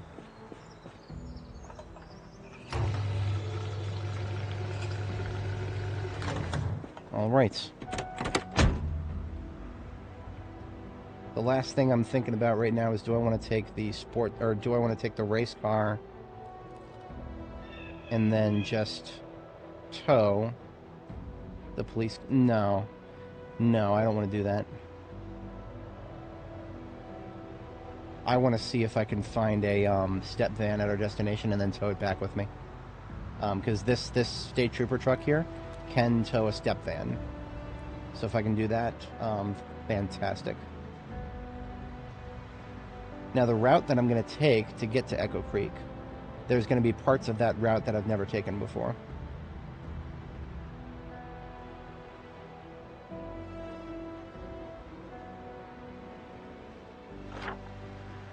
We're going to take the turn to Jametown, and then we're going to take the Fallas Back Road here.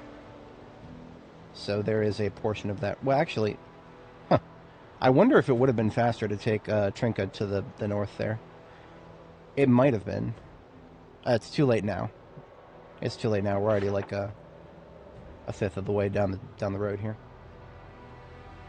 But yeah, that is optimal routes are something that I'm thinking about. But I'm also thinking about what's easier to tow on and what's more reliably cleared of zombies. This one is definitely more reliably cleared than any of the other back roads there. It's my next turn, right? Yeah.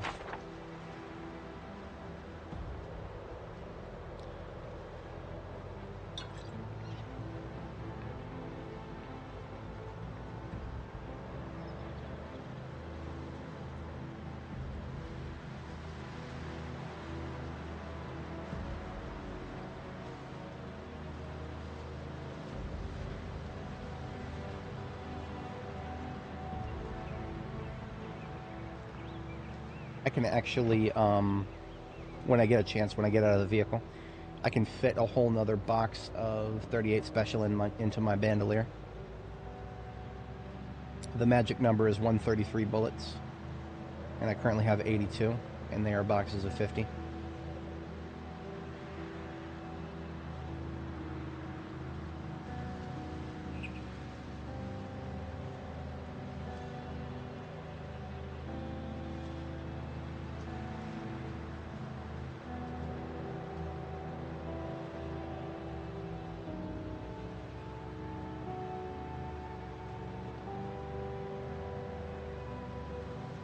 I did see some dudes to the north just now.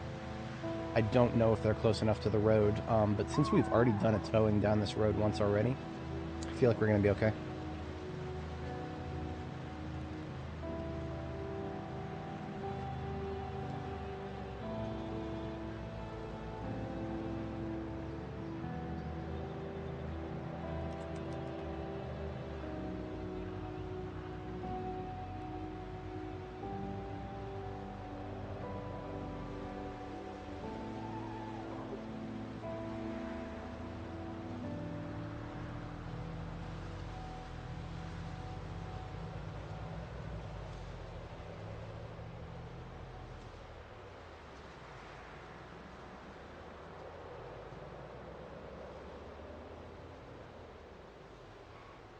I remember there being a step van in here somewhere, in Jamie-town. There's another radio van. I actually forgot about that. Wanted to have a whole fleet of these things.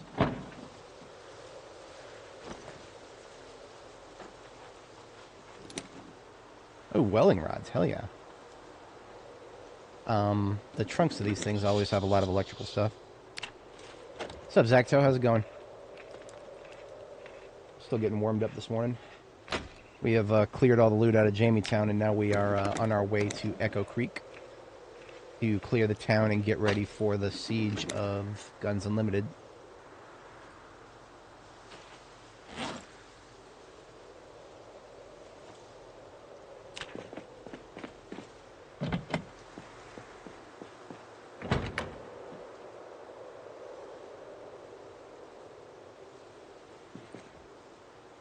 I love it when the van is locked, but I can still take the window off. Ooh, an LBMW radio baseball cap. I don't know if I've ever seen one of those before. What does that even look like? I kind of like it. I do. I think I'm going to hold on to that. Oh, that's pretty.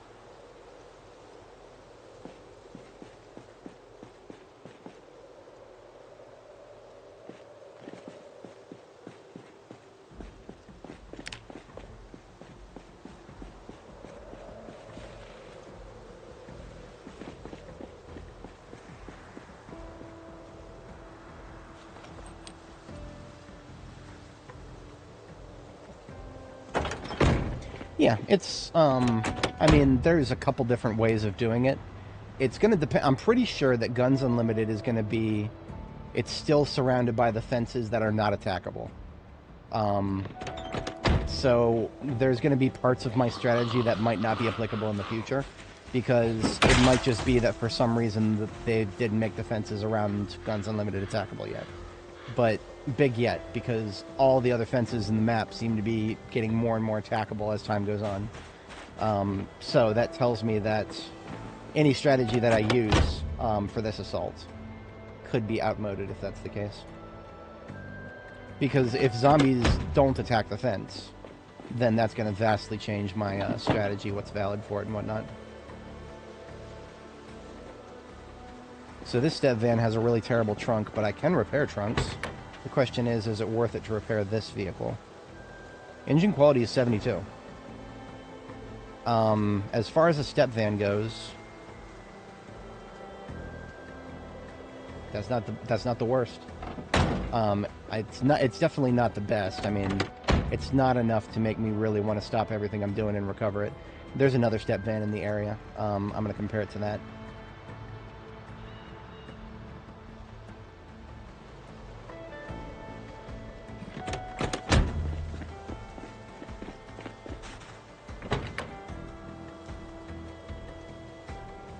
Yeah, see, this one's engine quality 45. It's always the Rex that have better. Oh, I wanted to shout out to one of my homies here who comments a lot. He actually posted a theory that he had read that unfortunately might make sense. Where did it go? Community. Yeah, Renzera. He was saying he was talking about propane and then fertilize. Oh, that was just earlier. Where is it? Oh no, where the hell is the, I hate how YouTube does this sometimes. Newest, please. Thank you. Okay, here it is. About a month ago, he saw a post, someone explaining why some vehicles wrecked ones spawn with 100% engine quality. It sounds like a bug. And I think he may be onto something with that. I think, yeah. So unfortunately, there is a bit of corroboration that it's probably a bug that wrecked vehicles have higher engine quality. So, the myth of something with higher engine quality being out there somewhere may become even more of a myth someday.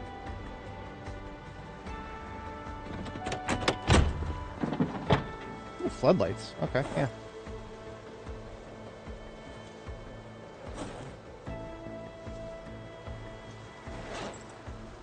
More dub rods.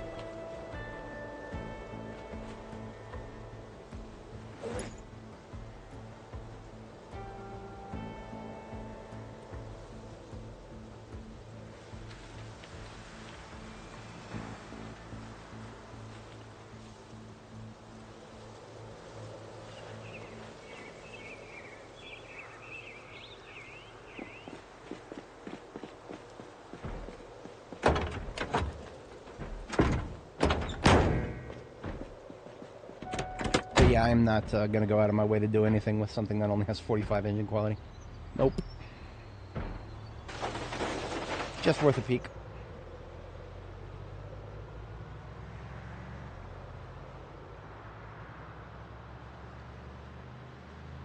That track was, it's all gone, I think? It depends. Sometimes I mean, maybe turn it to like 50% volume or something. It definitely is context dependent as to whether it's a distraction or whether it's actually going to add to the ambiance.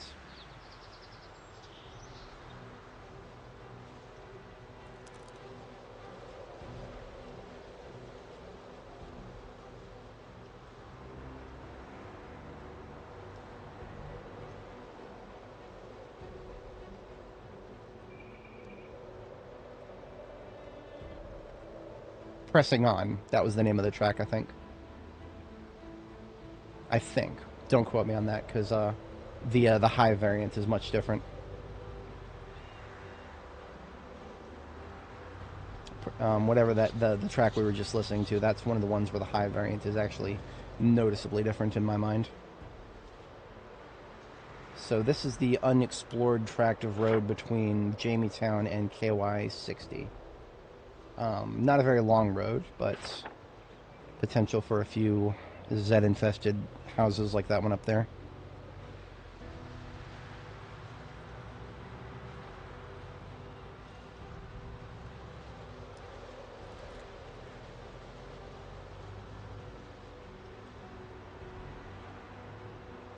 What? Okay.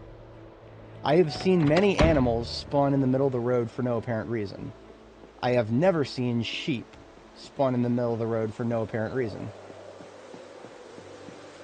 This is new. Just a literal family of sheep. And they appear to be stressed.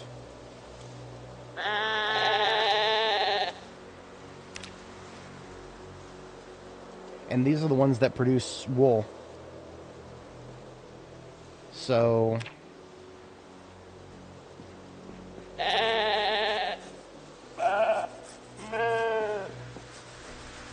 I'm definitely not going to just, run them over.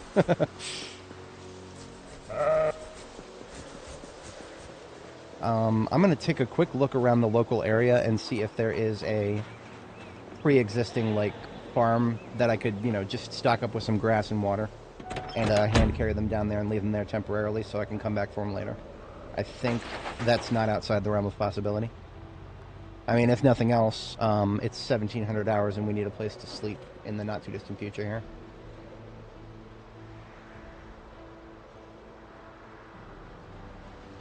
Oh, look at that. There's a chicken farm here. They do not have water or food, though. Now, that's interesting.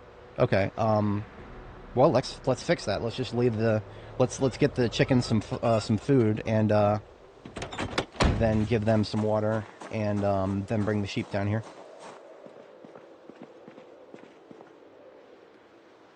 Gonna look for something like a bucket. Unfortunately, I don't carry around a huge water container with me everywhere I go.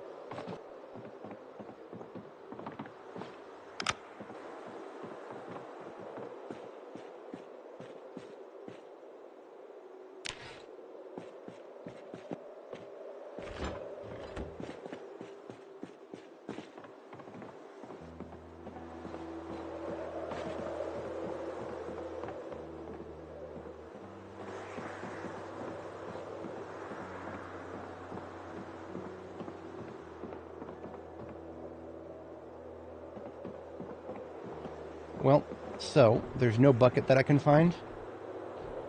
There's a pillow, so I can sleep here. What I'm going to do is make my own bucket with blackjack and hookers. Actually, with a with a knife and a log.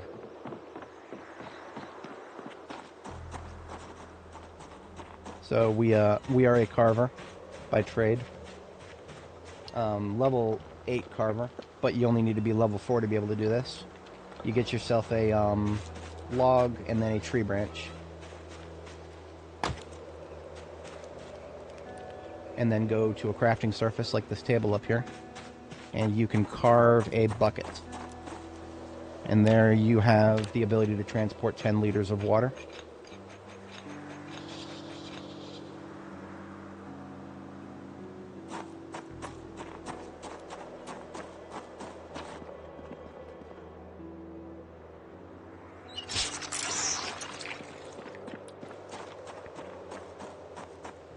So these poor chickens here, who have literally nothing, are about to have some water. They are all stressed.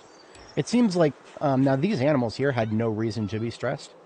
So this has confirmed my theory that animals will just spawn stressed now. So, yeah. Thanks, Indy Stone.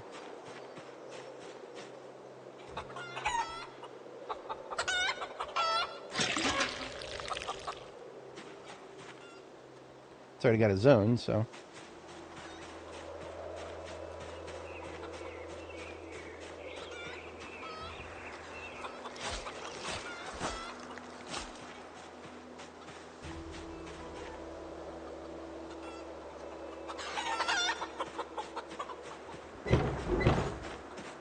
Now that they've got the most basic of amenities,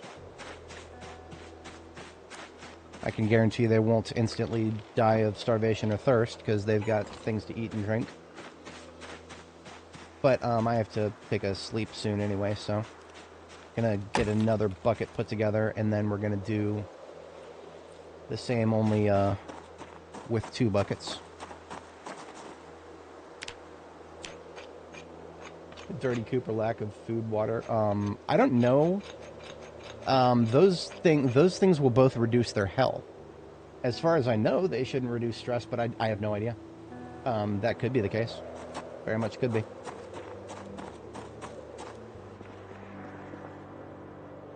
But the fact that these guys are already stressed, yeah, that makes sense to me. That they would just spawn stressed now.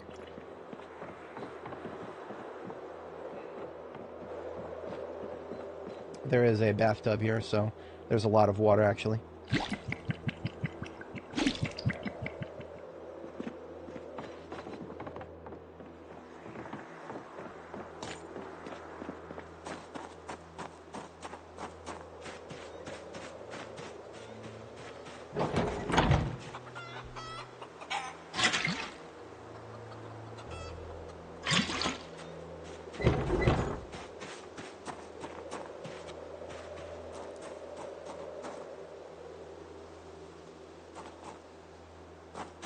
Now I'm going to go pick up each of those sheep and just hand carry them down here one at a time and drop them into this zone.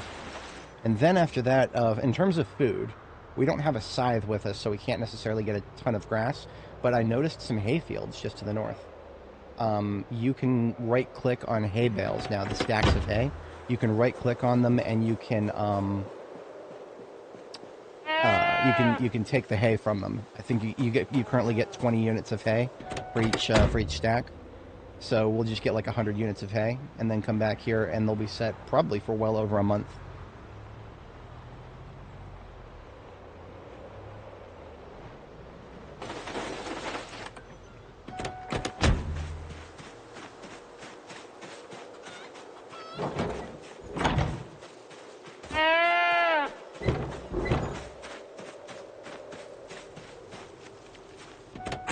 I would go as far as to say that's not bad.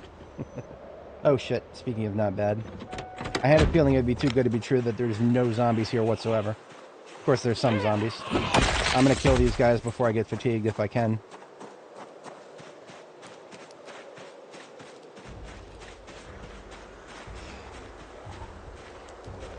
Come on out of them trees.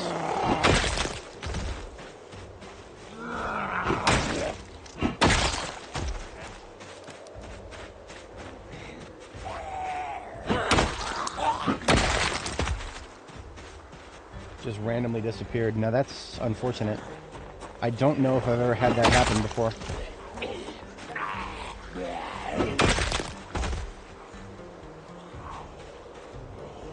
I have had the opposite.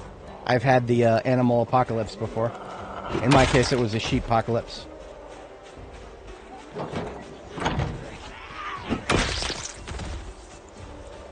Hey!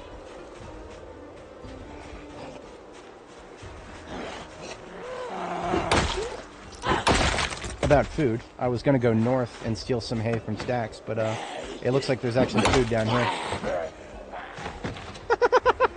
I love it when that happens. I pushed him back, and he flipped over the fence.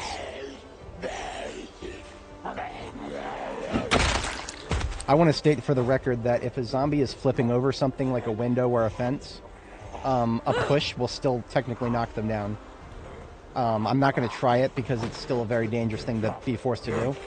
But if you see a zombie just like flip out of a window, a wild swing with a weapon might not hit them, but a push will cause them to fall and not immediately get up when they flip over the fence. The more you know.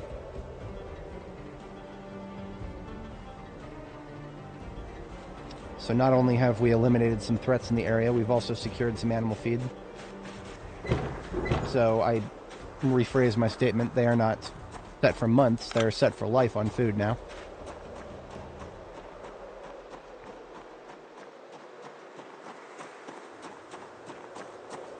So we didn't quite make it to Echo Creek, but that's okay. Most importantly, to be honest, I don't really care that much about the chickens. I've already got plenty of chickens. What I care about here is the sheep, because these are Rambouillet. I believe they are the type that produce wool more than anything else. And wool is something that will help me level my tailoring. Tailoring is something that will help me protect myself. So we're going beyond your average animal symbiosis here. Tossing zombies out of the windows, yes, that has been added within the past 3 or 4 builds. I don't remember exactly when. Animals die of old age. Yes, they do. It's going to take longer now than it did before. But I did see it at one point. I used to see it happen most often with rabbits. I don't know if I ever saw it happen with anything other than rabbits. Rabbits had a short lifespan, like really short lifespan used to. And you can tell that they're going to die of old age at some point when you see their age. So if I right-click on this ram right here, go to Animal Info, it'll tell me that he is an adult under age. It'll say geriatric when they're at the point where they might start to die of old age. And all it's going to happen is their health just starts going down. They will start to look sickly and then eventually just die. So there's one more sheep right over there. We'll pick him up, or pick her up. And then we will be sheeped.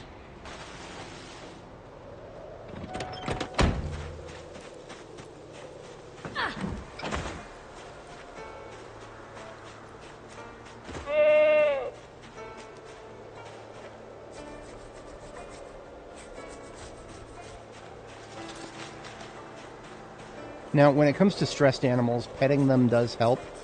I don't know if there's a cooldown. I've never really looked that deep into it. I assume there's a cooldown. But if you want to get your animals to de-stress, spend a few nights, like, within draw distance of them, and just pet them periodically. And they will eventually de-stress. As I discovered recently with a herd of stressed cows.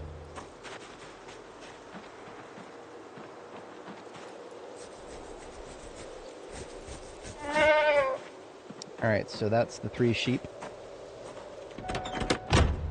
Again, 3 sheep just in the middle of the road randomly. I've never seen that before. I have seen things like a crashed animal trailer with, like, some animals, like, outside of the trailer nearby.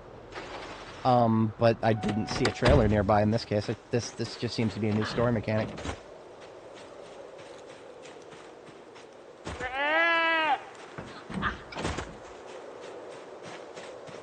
Alright, so I am actually going to deploy the generator here tonight because I have a whole bunch of salads, and salads will go bad pretty fast if you don't get them fridged or frozen, so it's actually worth it for me to just drop the generator here. There is a fridge at this house.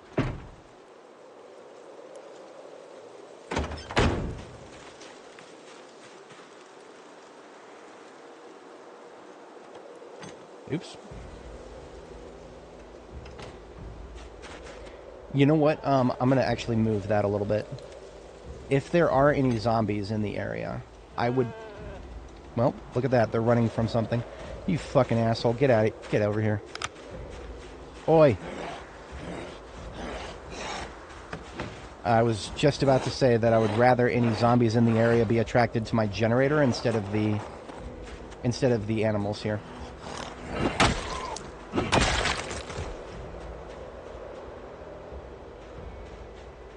It looked like he came from the north.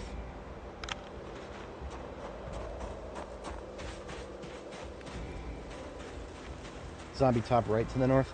I believe it. If that's not the one, we'll find another one soon here.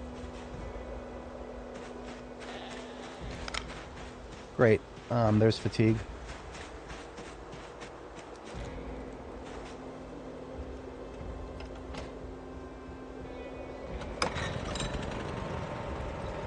Oh, right, there's a chest freezer downstairs, too.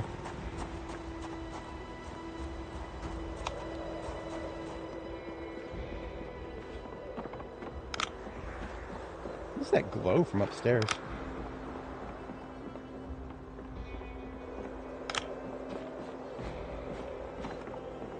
Huh.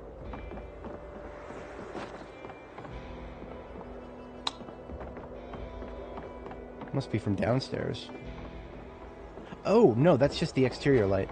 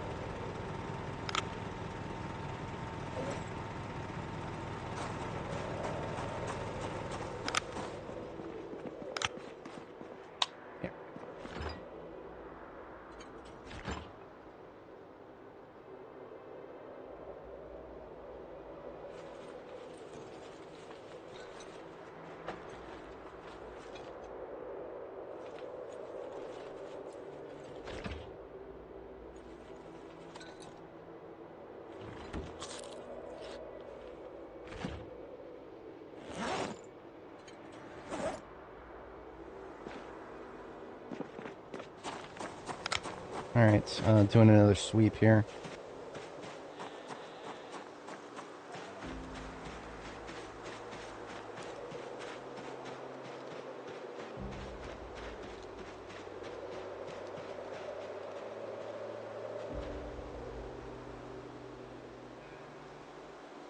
If he did come from the north, I think he'll be alright. Last place I haven't checked in this area is down here.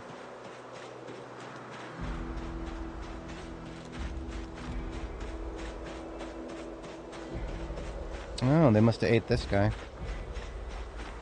Oh, he's still alive. Good night.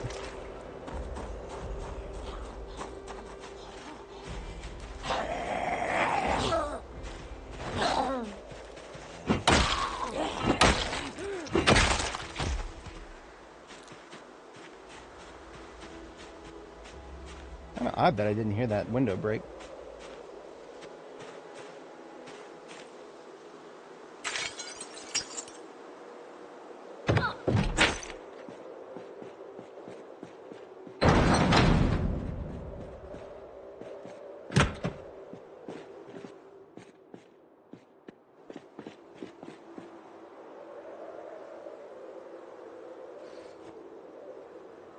Pickaxe. Interesting. That's the second one I've found.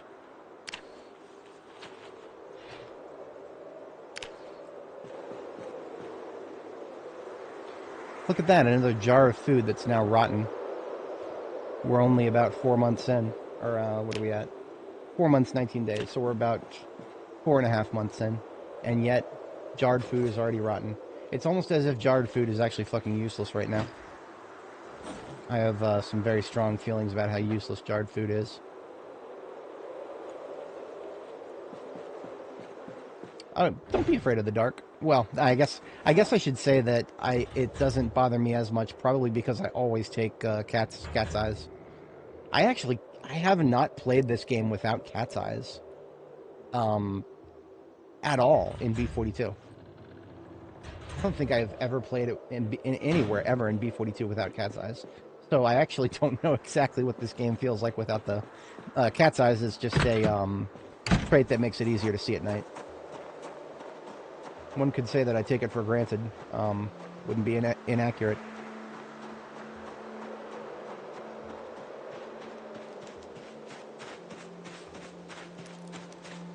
Oh yeah, 30 days till Christmas. 30 days has September, April, June, and November. Yep.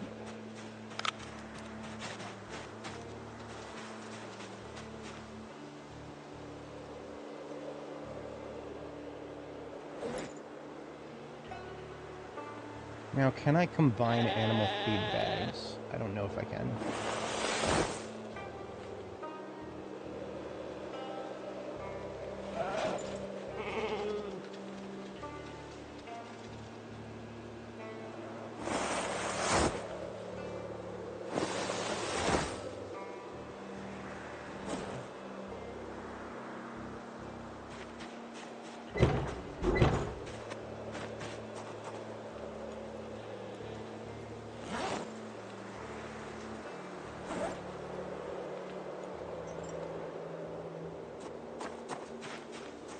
Alright,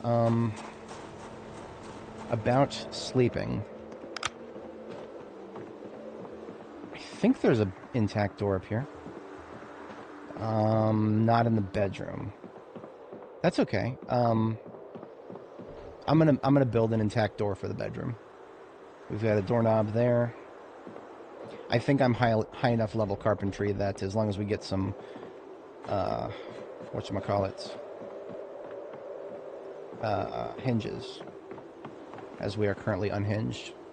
There we go. 2 hinges, and we've already got a knob. Now I just need some nails and some planks. It is a lot more reliable because I cannot... I still have a 15% chance to break things like beds if I try to move them. If I want to have a secure place to sleep, it is easier to build a door than it is to try to move the bed.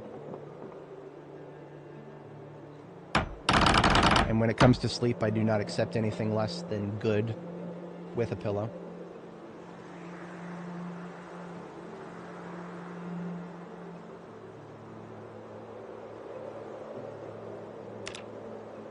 That is a 4-nail item, so I need to do a little bit more.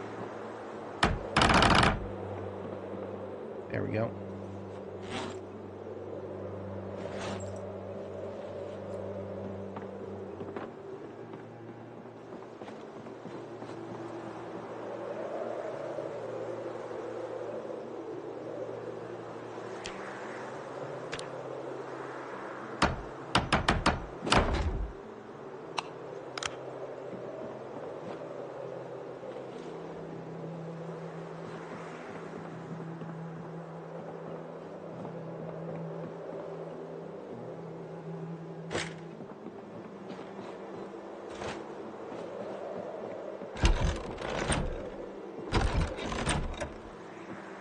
Weird that the windows up here are intact, but I still hear the stupid wind. I really wish the devs would do something about that. It always happens when windows are broken or open nearby where the player is. In any case, it is now safe to sleep.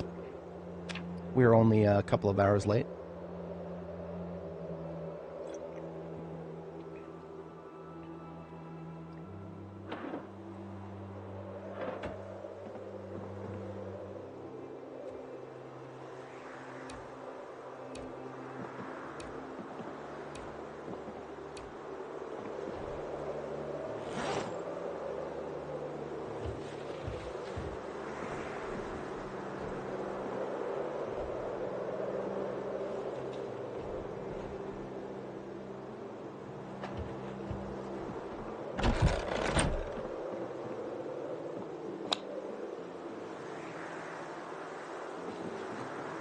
Oh, and this is one of the windows that I can't do anything about because of where it is.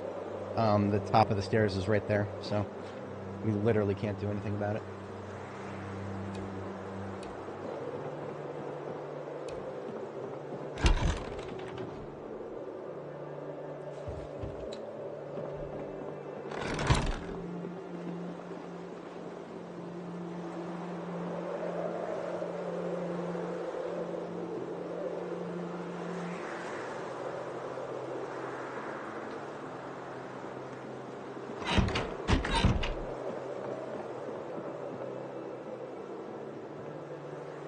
I'm sure somebody truly enjoyed making this clothing, but I don't think they're going to mind that I'm going to do something useful with it.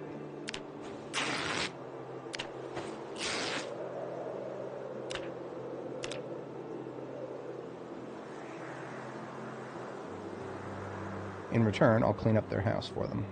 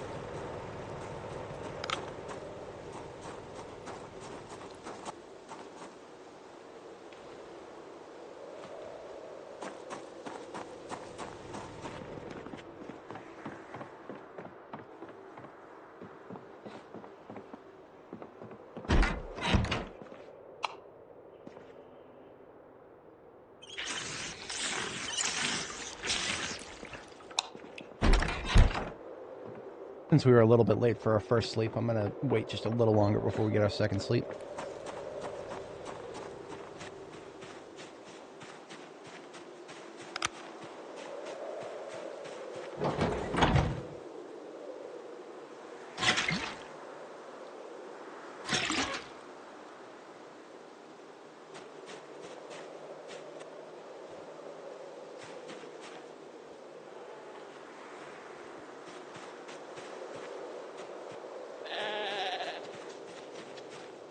I have no idea if that is a stress noise or not. I actually don't recognize it very well with the sheep. Still stressed. Oh, actually, look at that. I don't know if you saw it, but he just went from stressed down to unnerved. So that is definitely working.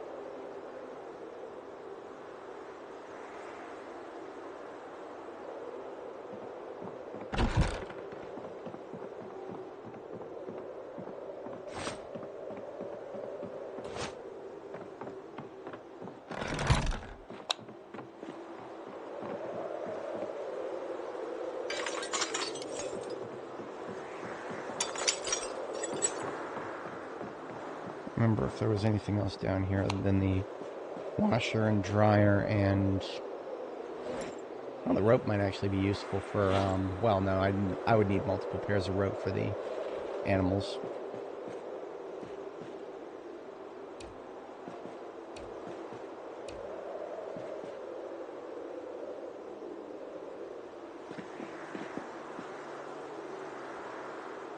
I do kind of like how this house has a washer and a dryer upstairs and downstairs. I'm gonna do the laundry where? Upstairs or downstairs?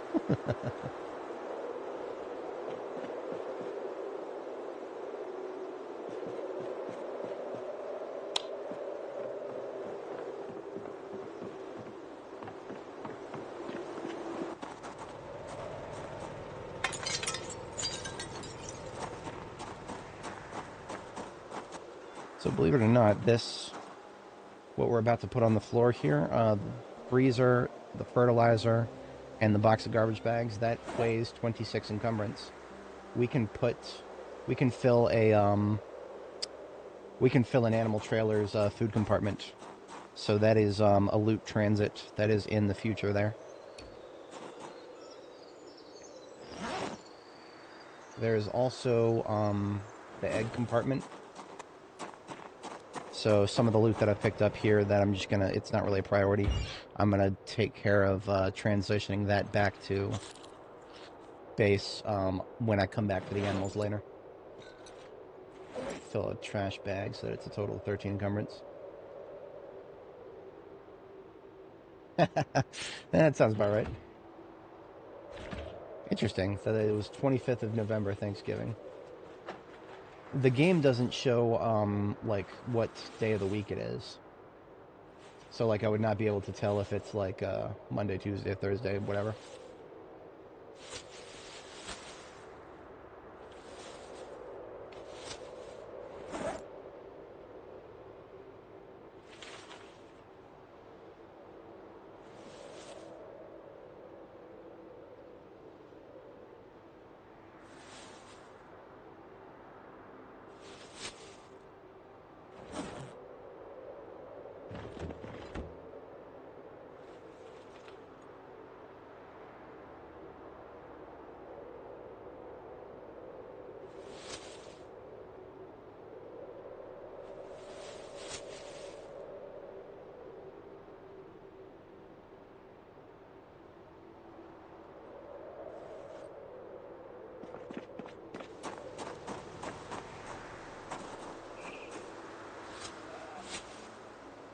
Okay, so there is basically just stuff that we can load into the back of a animal trailer when we come back with one.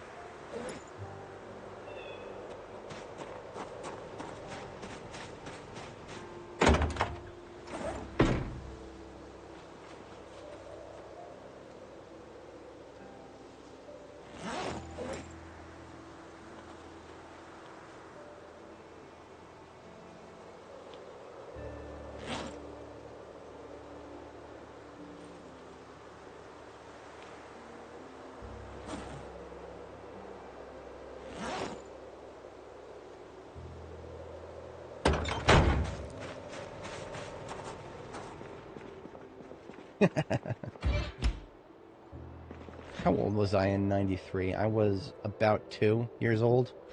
There's nothing I remember that's actually, like, specific from being that young. My earliest memories are, like, 6 or 7 years old. It's always sussed me out when people are like, yeah, I remember this and this that happened when I was just a baby. I'm like, you sure about that? That was before you even knew what words are, and yet somehow you're able to recontextualize that, and I'm not calling them liars or anything. I'm just saying I'm skeptical of the specifics. Very skeptical of the specifics. I was thinking about building another outer door here, but it's fine. I don't want to crack open my nails just for this place. So I'm going to go ahead and leave behind the door making stuff because I'm pretty sure that our destination is the Echo Creek gas station, of course. Beautiful, beautiful base location. I think when we passed it, it was not looted and trashed. I actually don't remember, though, so we're going to find out. So we had our breakfast. The rest of our food is coming out of the freezer now because we are ready to move on. before I will go, I will pet the sheep one more time. Maybe a few chickens, leghorns specifically. Because I have plenty of Rhode Island Reds already back at base, but I don't have any leghorns, so I may want the leghorns if I can de-stress them. I don't know if there is a specific difference between the breeds. If I were to guess, I would say that the leghorns are more for the eggs, and the Rhode Islands are more for the meat, but I have no idea. Could be the other way around.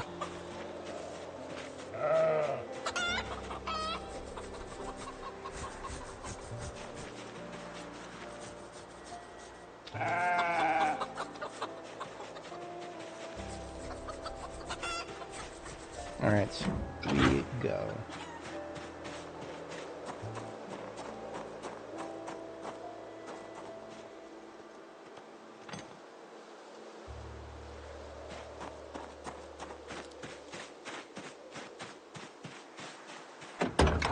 I feel like I've seen it looted and trashed before, but not on this character.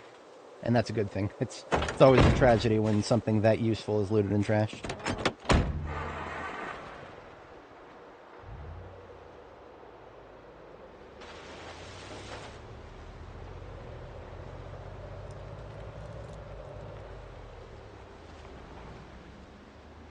Alrighty. So that was a nice little detour there. I'm going to mark on the map so that I don't forget about that.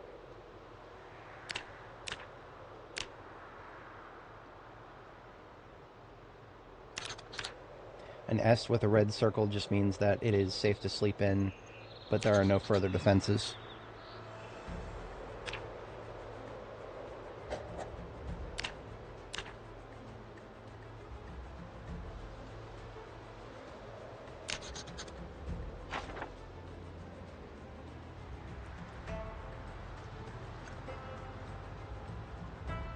Now, speaking of animals.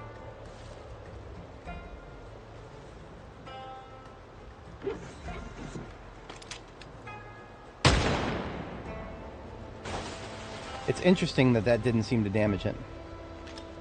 That's the second time I've tried that.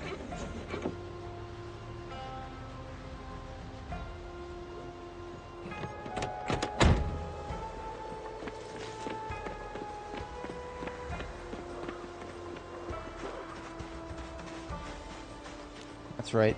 Hippity hoppity off of my road.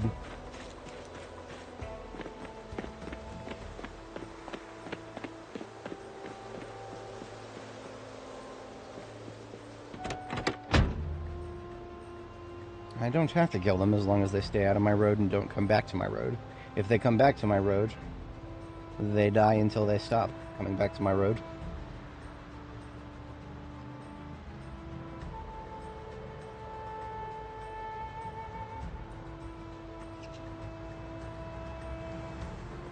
And here where the curve is, that is our reconnection. Reconnection to Route 60 here.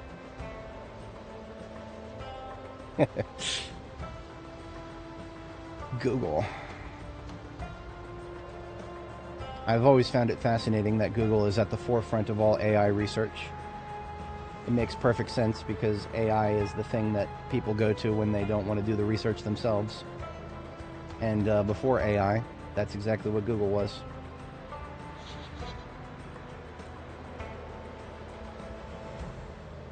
I am as guilty as everyone in that regard, although I stopped using Google about 8 years ago now. DuckDuckGo is hardly that much different, but it is at least by people who allegedly are not interested in harvesting data. Allegedly. Who knows what they do behind closed doors?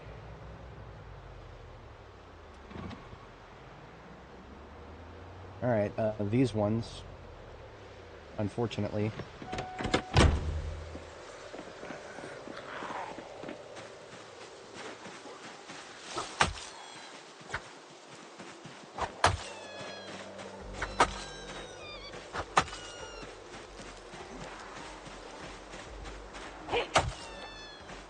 see, the same reason that it's easy to kill them is the same reason they're going to be in the road again next time I come here. the fence prevents them from leaving the area. So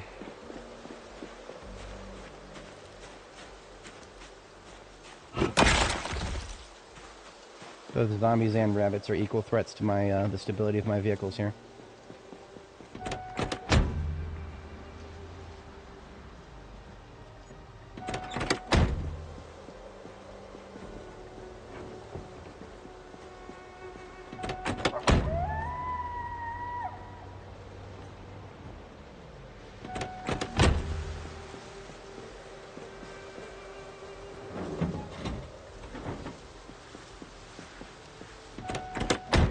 And don't worry, I'm not going to waste those rabbits. They shall serve a higher purpose after I get these vehicles out of the way.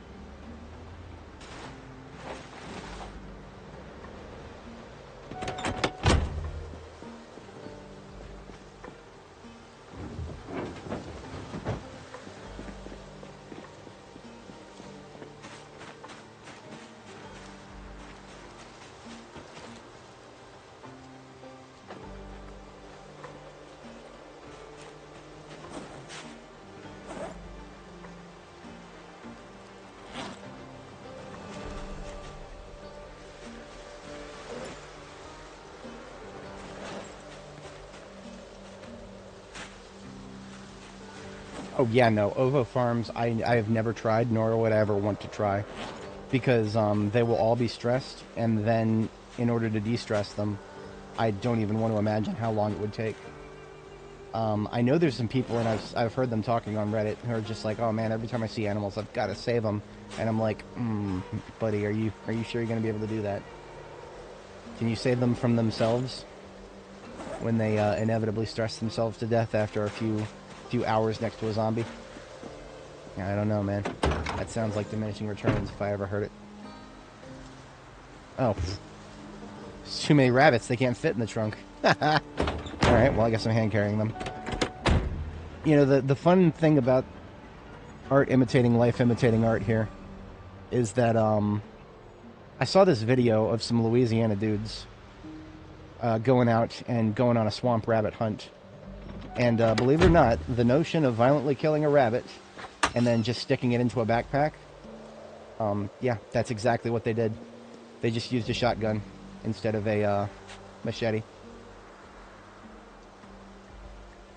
And if they shot it and it was still alive, you know, still twitching, they make sure to give it coup de grace quickly by picking it up by the tail and slapping it against the nearest rock. It's brutal. It's really brutal. Where the I thought they hopped the other direction. Are these things teleporting? Do we have teleporting rabbits? What in the absolute...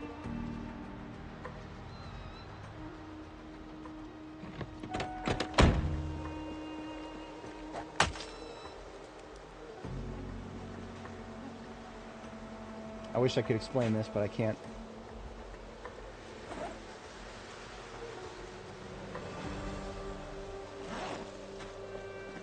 Of course my character is getting hungry.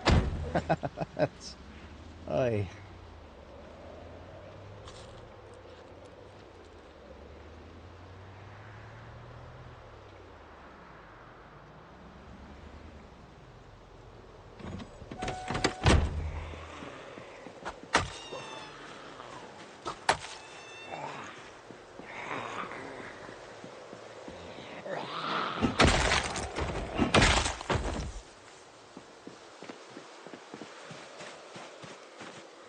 What's up?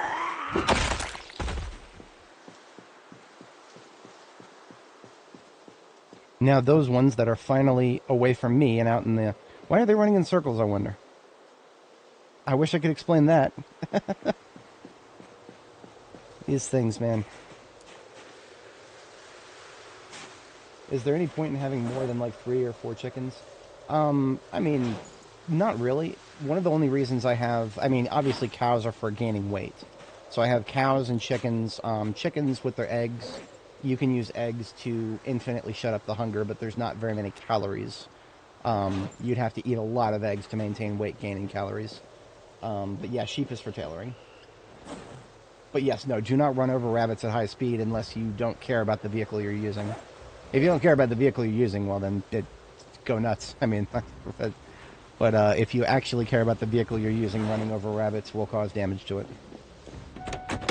And it'll get blood all over it. And it's just really fucking annoying. Now, another thing is, I've not tested this because I don't want to ever have to test this, but I'm pretty sure that if you run into a rabbit at high enough speed, you can actually lose control. I mean, obviously, if you're going to hit something at high speed, then you always have a chance to lose control. But I'm talking like specifically if you're swerving a little bit when you hit. Yeah, that could fuck your day up.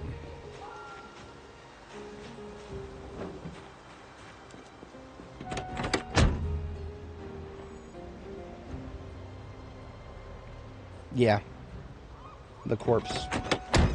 Even when it has desiccated from a corpse to a skeleton, that will still be a speed bump that will basically damage you again, and when you drive on the road again in the future. You're double dipping on the damage if you leave a corpse in the middle of your road. That's why one of the reasons I'm so meticulous about killing zombies on the side of the road instead of in the road. Curious, since it's a wrecked van. Engine quality 31. This is what I expect to see. I expect to see engine quality 31 on a wreck. Did either of these guys have the keys to that, I wonder?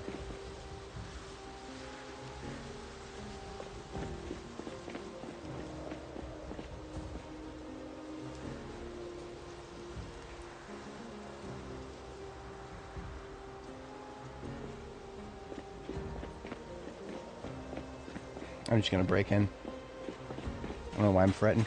There's no good parts on this thing.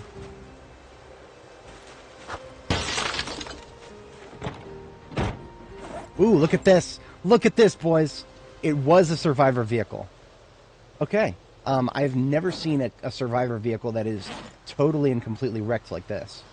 That's new to me. That is very interesting. Okay, well, cool. That's some duffel bags. That's a smoke bomb.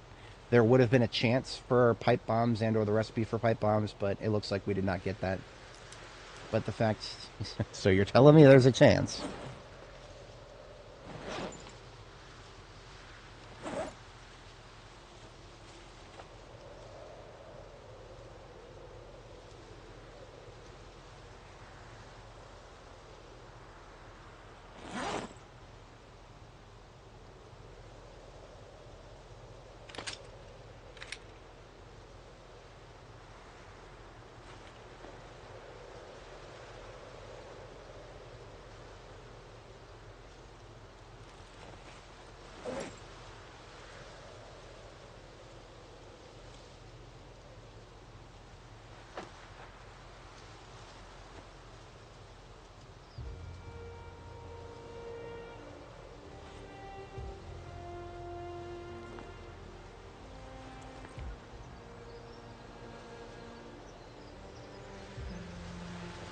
Two full, undamaged baseball bats as well.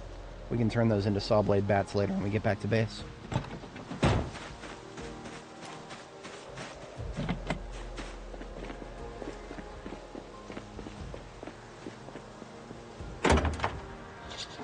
Yeah, I don't have room for literally anything back here.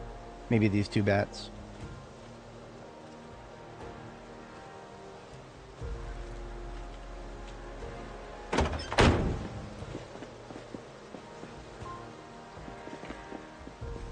I mean, after that, I feel morally obligated to check the other vehicle.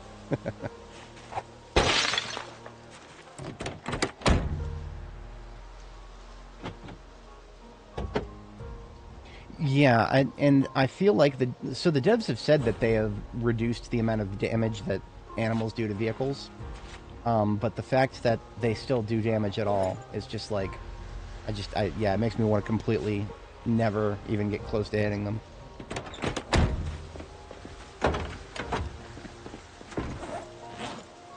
Alright, so we are going to Echo Creek with literal tons of stuff with us already, and that's cool.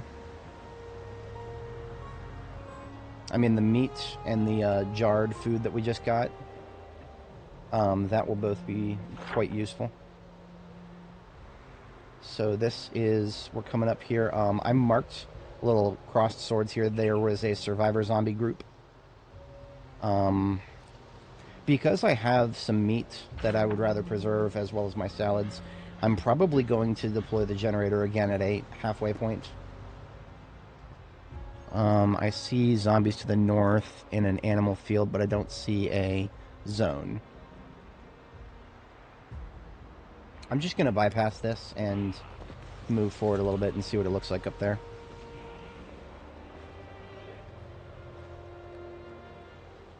So this zone is called Ranch. Whenever a zone is called Ranch, it seems like that means there's nothing in it. If there's something like cows or sheep, it usually says it in the zone name. So if that had said zone cows, then I would have known that there'd be cows up there. I would probably not try to save any more cows at this point, because I have a herd. Well, I have a herd. I have herds at 3 different locations now, and there's ovo farms. Yeah, nothing I can do for these guys at the moment. My action economy is already quite strained.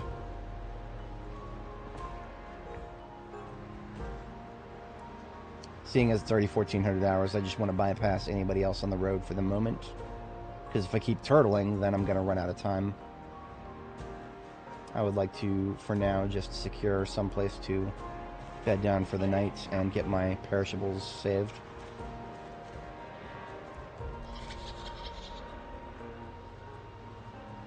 I believe there's a 2-story house up here. Yeah. If I've got to pick a temporary spot, I do enjoy me 2-story homes.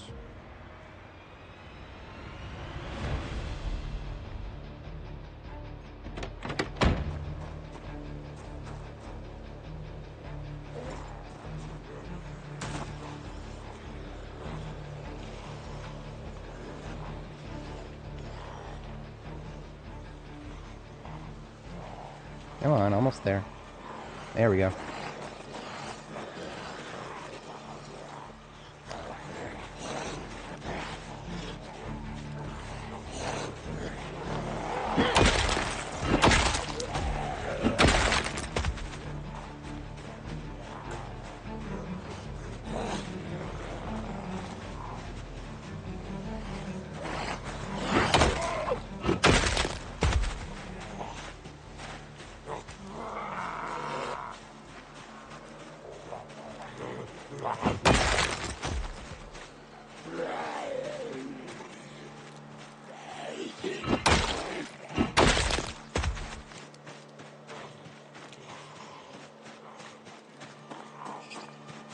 I like that hat.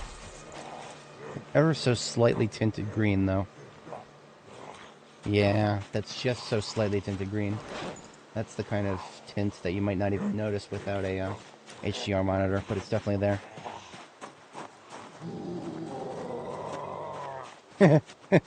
Is that a bush? Is that a bush, or are you just happy to see me?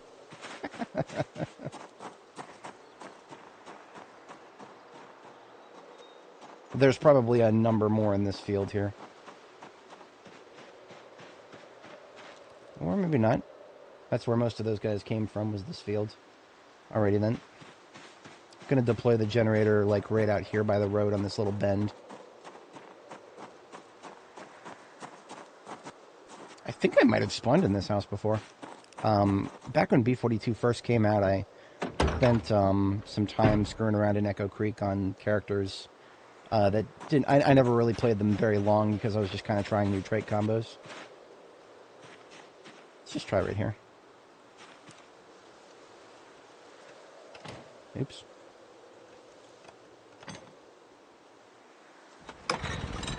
Catches a fridge and 3 lights. 1, 2, and 3.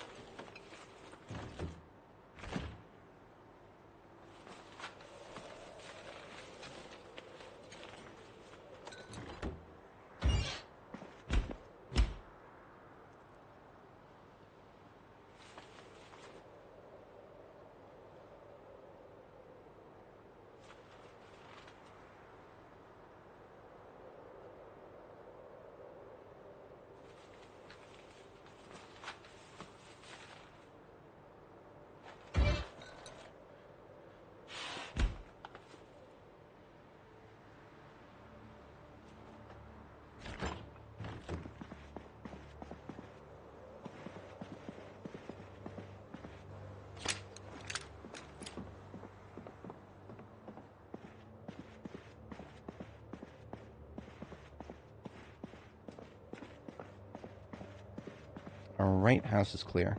No pillow.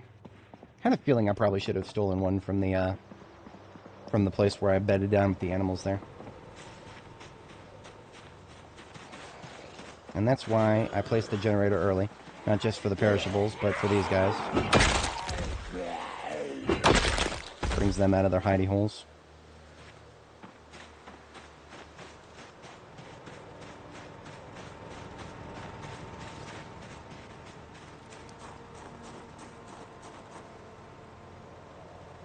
Oh, shit. I only barely saw this guy. Despite being a high-level butcher, I'm level 6? No, I'm level 5 butchering, but it still takes a very long time to butcher an animal. So, fast-forwarding is what I would like to do. But, maybe I'll butcher them indoors. Yeah, maybe I'll just butcher them indoors. That's safer.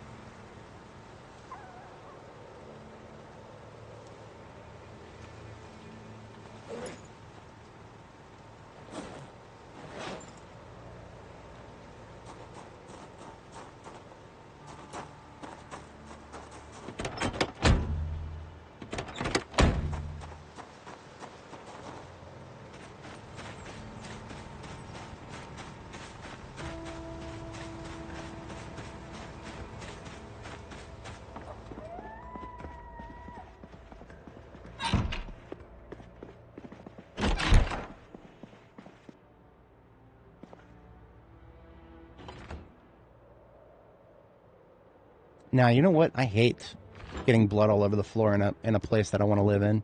So I'm just going to put the rabbits themselves straight into the fridge. Why not? That'll preserve them just as well as their meat. Now I can go outside and kill everybody in the area. And not have to worry about all the meat going bad anytime soon.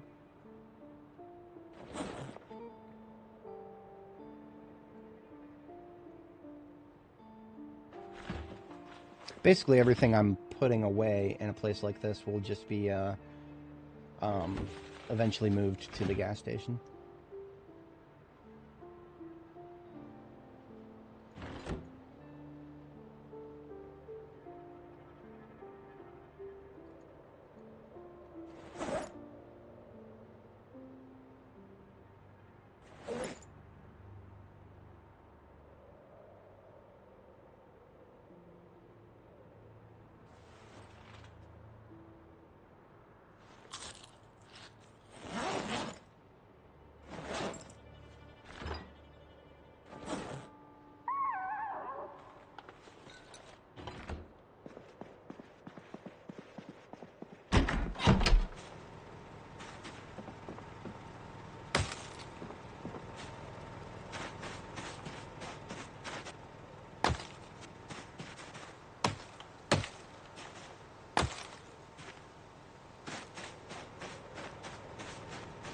Now I have an axe on my back that can cut trees, but it's actually kind of bad.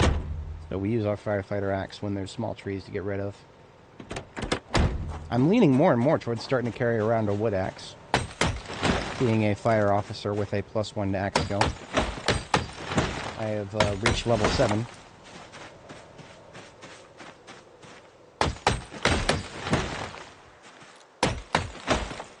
I just always enjoy the fact that the firefighter axe is also a fallback weapon for me. So it's both a tool and if I happen to run out of everything else, a very reliable fallback weapon.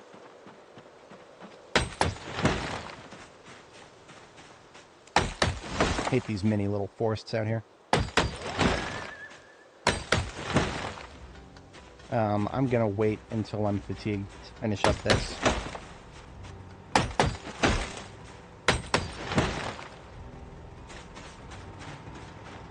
I'm going to use the rest of my daylight hours on wiping out anybody further up north here.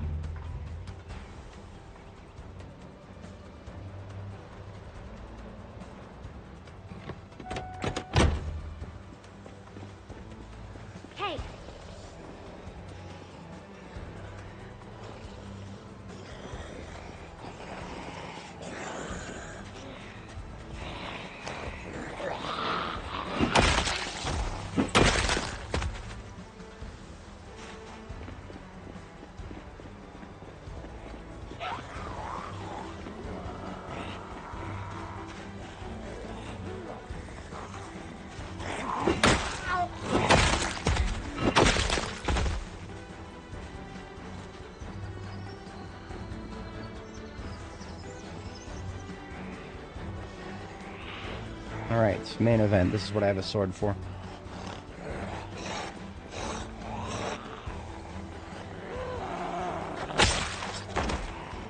We are level 2 with Longblade currently. We do not have the next book. And that is rather cursed, unfortunately. We'll have a chance at finding the next book when we handle the survivor zombie that's here. Don't know where it is, but it's somewhere around here.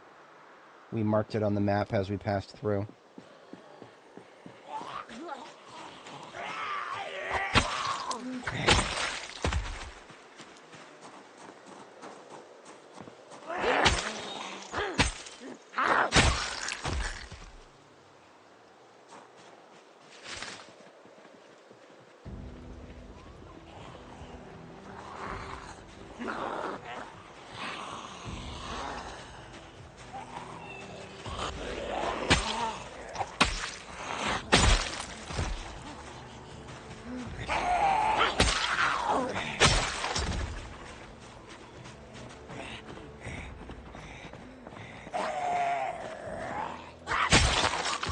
Public service announcement, you can drive straight through these flagpoles here.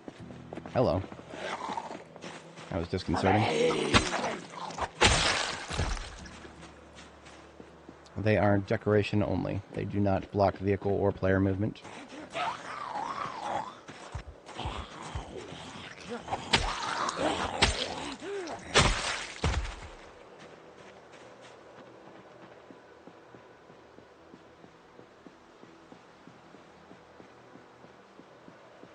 Trailer right up there.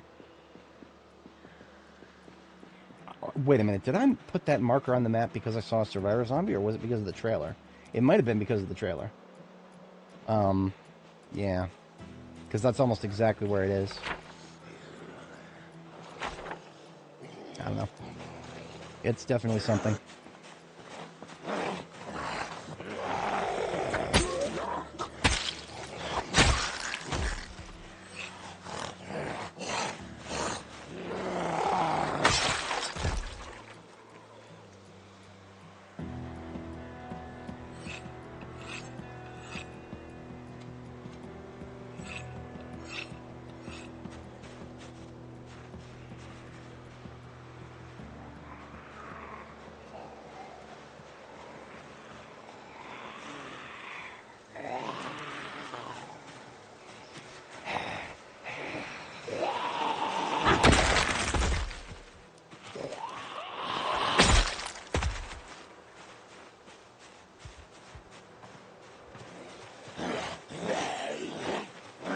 I haven't really said much out loud about it, but I'm playing the combat music game right now. If you pull fewer than 3 zombies, then you won't trigger the combat music. And that is that's something that anybody of any level of skill in Zomboid can play and actually get a little better at the game in doing so, because the whole goal is to control how many zombies you pull at once. If you hear the music change from standard exploration music, like we're hearing right now, to combat music, then you've lost the game. Like I just did. I just lost the game. So did all of you.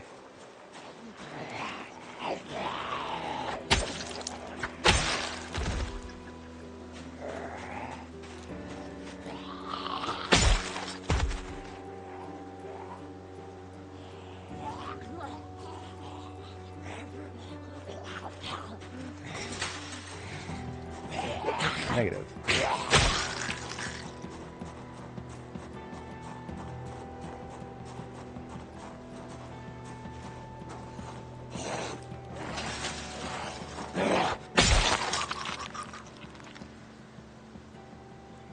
He had chalky milk in his backpack.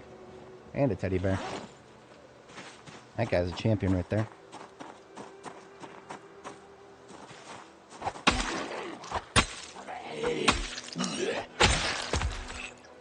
Tell that sword is starting to get low already.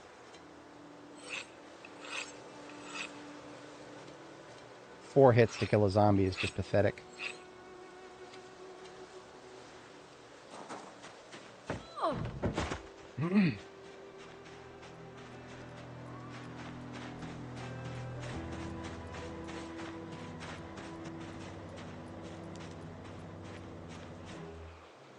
Calling a Healy on my save. I mean, okay. All the helicopter does is make zombies move around randomly, basically. The helicopter takes up position on you from overhead, and it just flies around in random patterns. So zombies will basically just move unpredictably in large groups.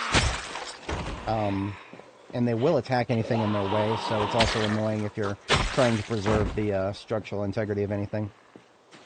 Which in this case I actually kind of am. That's one of the reasons I'm going a little far out of my way here to make sure that we don't get too many people wander up from the south after we get to the gas station and deploy a generator.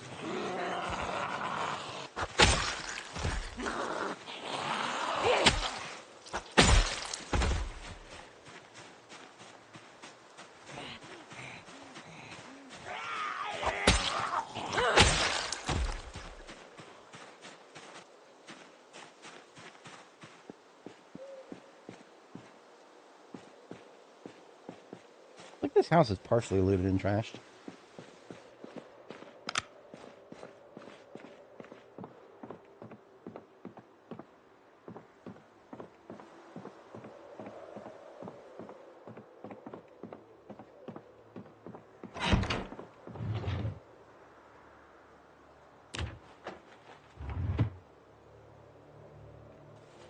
I'm going to try my luck at picking up this bed. This is not a place where I'm going to sleep, so I don't care if I break it. But if I successfully pick it up, then I've got a bed that I can put wherever I want. Hey, success. It's only a 15% chance to break, but I mean, that's 15% that has a tendency to happen to me a lot sometimes. My dice rolls on that 15% could be a lot better than they end up being often. It's a cereal box, too. Or cereal. I'm gonna look out for cookware if I can find any. Nothing here. There's a potato in the fridge. It's actually stale instead of rotten. Potatoes are officially outlasting jarred food.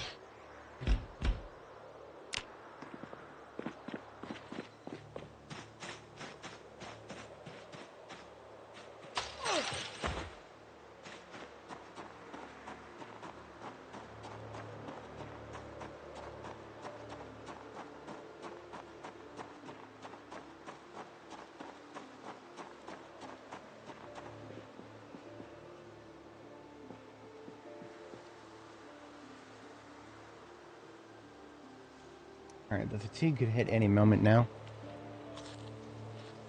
I want to see if I can at least pull away the guys up there. In a perfect world, the way I'd prosecute this is make it so that anybody who's out in front of the building, I can pull them away, kill them quietly far away, and then if anybody is inside the building, I'd prefer not to wake them up until I can get in there and kill them. That way I don't have to replace any of the doors or windows.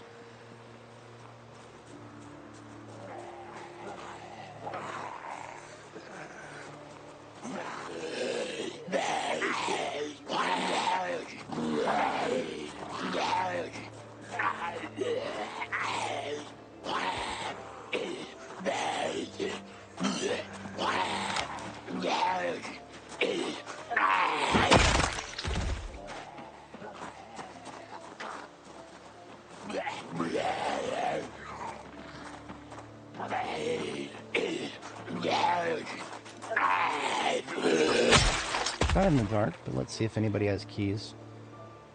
Keys to the building would be amazingly easy right now, or it would make my goals a lot more achievable.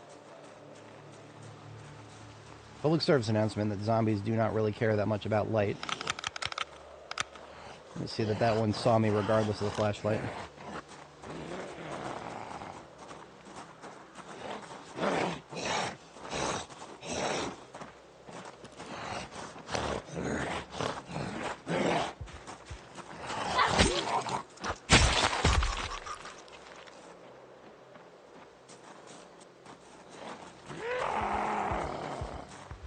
I'm starting to like the fact that I'm able to stay awake longer every day now.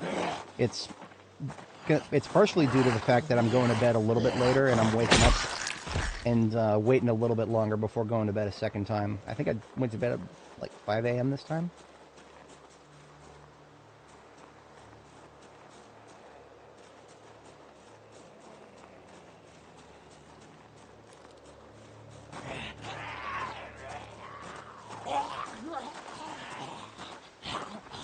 Why, yes, I am in fact putting my safety and well-being on the line for the sake of intact doors and windows. Yep.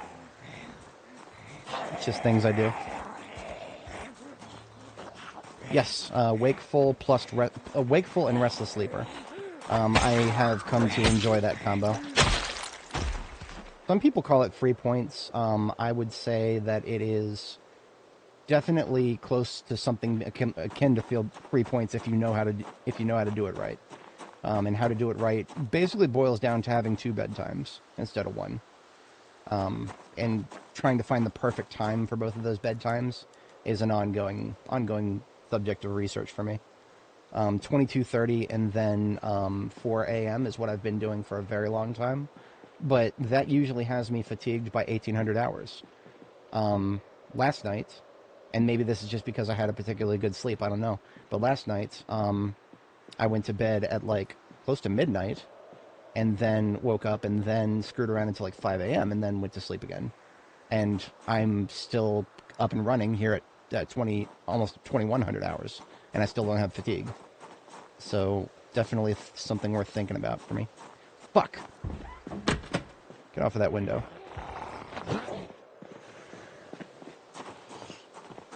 Saved it. Very, very, very few players would have been able to pull that off.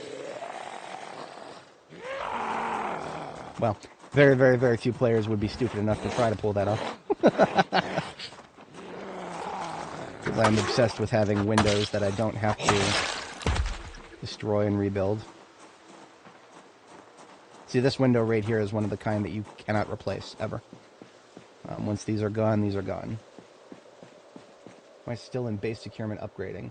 Am I close to transitioning pipe bombings in northern So, pipe bombings, we don't have the recipe, so that's not happening.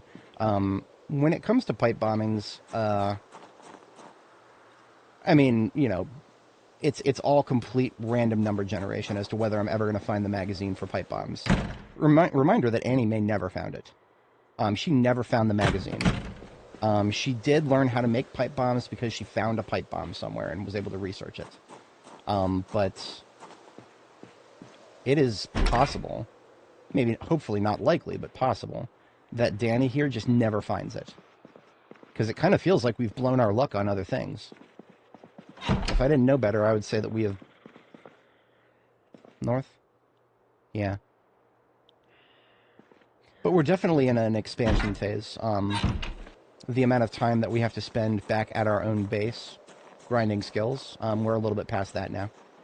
So we're moving places. But now that I'm fatigued, I'm not going to try to push that any farther. I'll come back tomorrow morning. But yeah, no, we're nowhere near going towards the direction of, like, Louisville or Valley Station yet. I mean, we've already actually gone a little bit through Valley Station. But yeah, like, we're not going to the mall over there anytime soon. I would like to be able to make aerosol can bombs. I might already have the recipe. Hang on. Yeah, no, I do not have the recipe. And I probably will not for a while.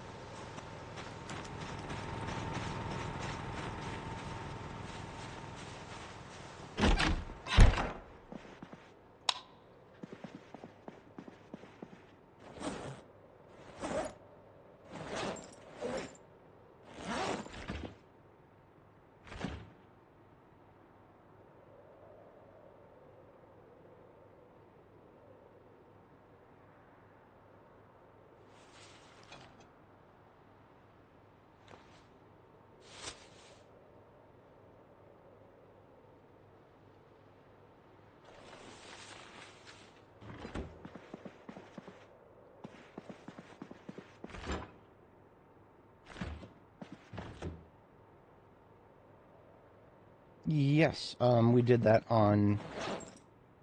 we did the Grand Ohio Mall on Annie Mae.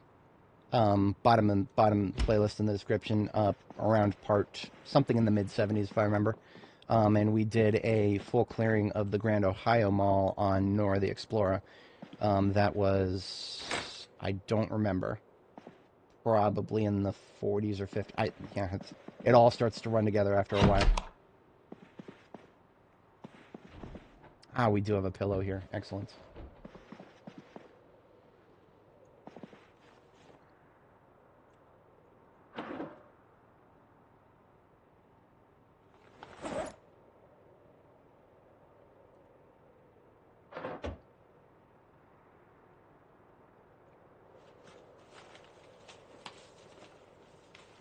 Yeah, I think we can actually tell by the thumbnails. Let me, if anybody else is interested, I'm talking about my previous character. If I go to my live tab and we go back in time, everything in the 50s is Louisville. We spent a fair amount of time at Louisville Airport. And then the checkpoint was there. Oh, I think... Wait a minute, okay. So 54 and 55 might be... I think this might be it. Yeah. So it was winter of 94? Yeah, winter of 1994.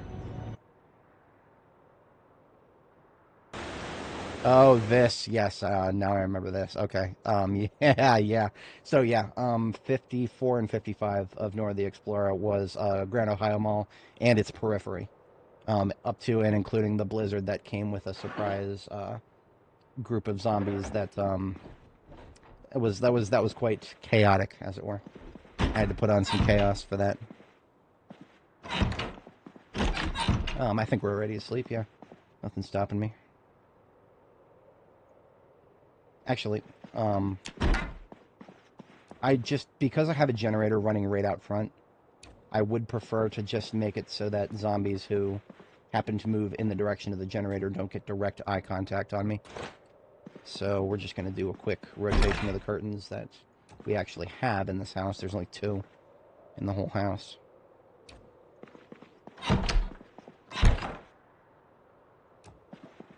And light is not enough. They will... If you don't have something blocking line of sight, they'll see you either way.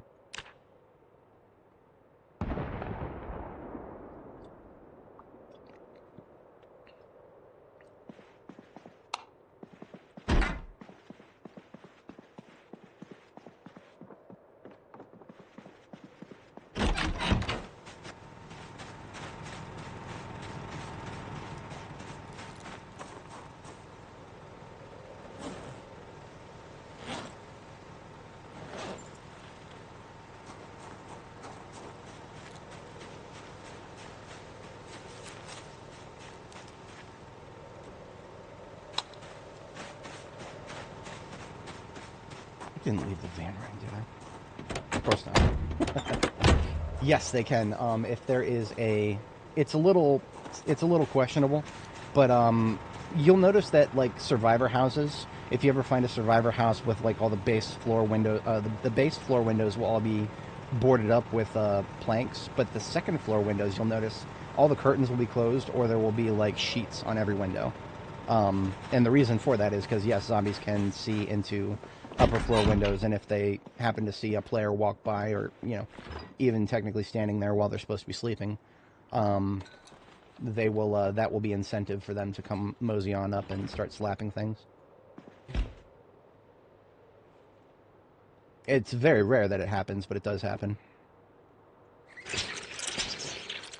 I need to make a separate video at some point, a clip of one of Annie Mae's moments where she I took her to it was just a garage, like a base we deployed, a temporary base in a garage just past the Louisville military checkpoint, and we just wanted to sleep a night or two there while we were breaking ground on a custom base I was going to build there. But what ended up happening is we put a generator outside, and then the generator attracted a zombie who happened to walk by the window that was next to us. And I was under the impression up until then that anytime a zombie would, like, slap a window enough to break into it, I would think that would wake the player up from their sleep. That was the moment I learned, no, the player will sleep right through a window breaking and won't actually fucking wake up until the zombie is grabbing them. Luckily, it was an auto pushback, and she didn't actually take any damage, but I mean, the fact that the zombie ever got that close to us was a horrific failure. That is one of the reasons I will never sleep just behind a window anymore. It'll either be a boarded up window or like a second floor window. But now, we got some butchering to do.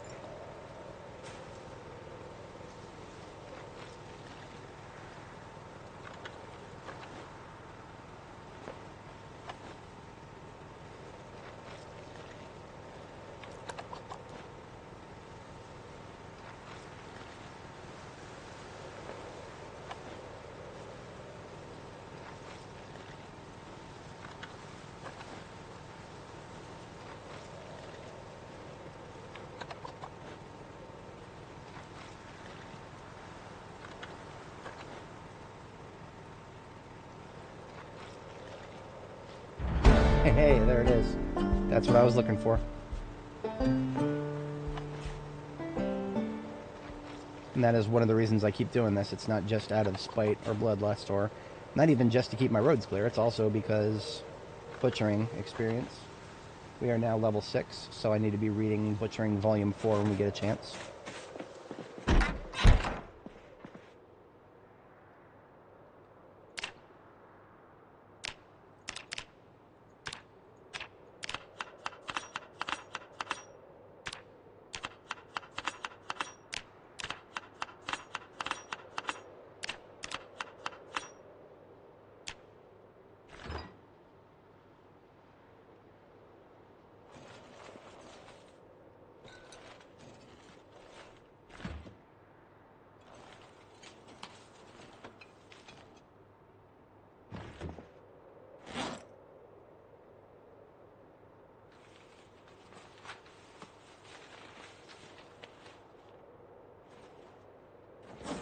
And that used up all night. Perfect.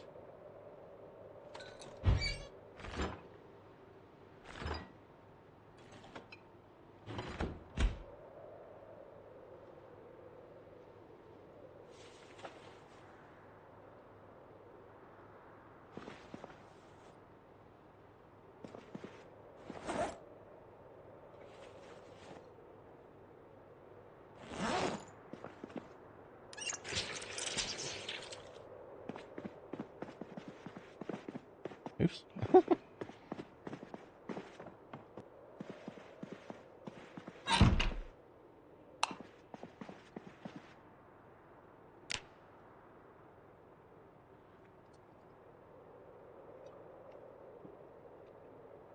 All right, for anybody joining, welcome. We are in just outside of Echo Creek, and we've set up in a temporary house here to get our perishables frozen while we progress to the north and take the gas station, which is going to be our permanent headquarters for the area.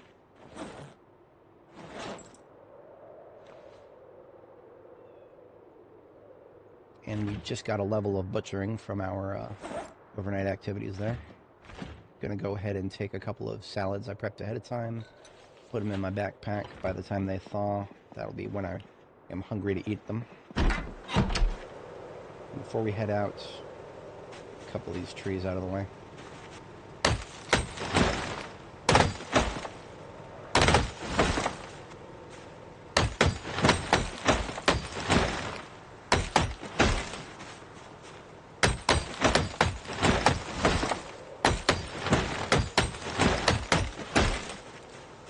Real talk, we probably have enough sticks in the front yard here now to level through a fair bit of our next level of carving. If we get to carving level 9, we can make baseball bats. Full baseball bats. And if we can make baseball bats, we can make saw blade bats. Saw blade bats are fantastic weapons.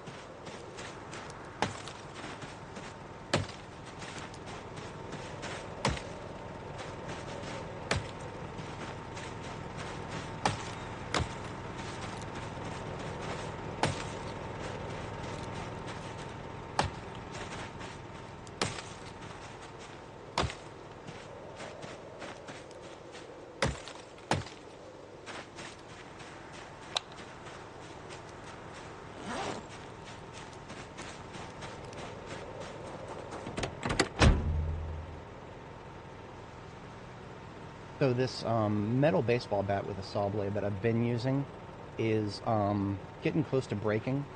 What I'm going to do is, I think it's safe to use for just a little bit longer, but then I'm going to put it away right before it breaks, and come back later and repair it. Because you can repair it, metal baseball bat with saw blade, if you use, I think you have to use epoxy and fiberglass tape.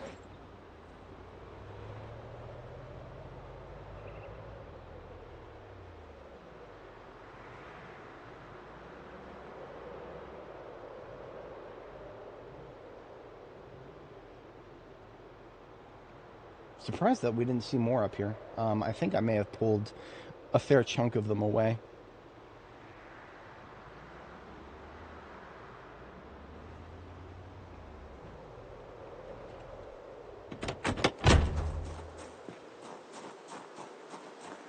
Now, when I was in here the other night, I heard some mouth breathing. Sounds like it's to my left, so I'm thinking that's probably the kitchen. Or it's upstairs.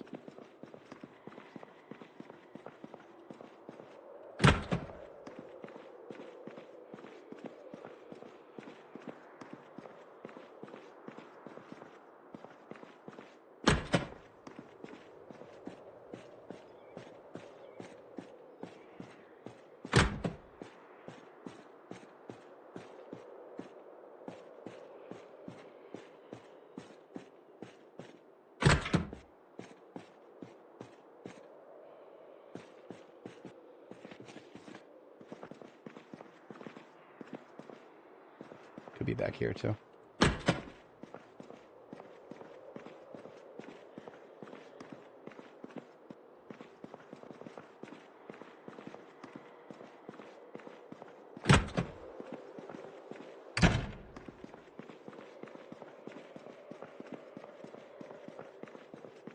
There is a basement, right, like there-ish.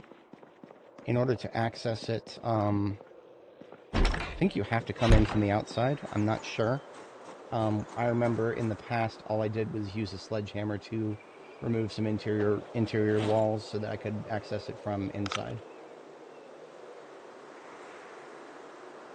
Almost done unfreezing. Come on now. Come on. There we go. Wish I could breathe on it. Breathe on it a little bit and it'll unfreeze faster.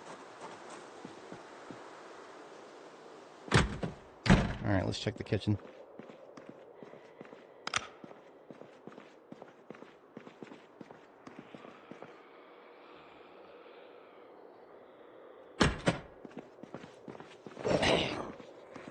As predicted.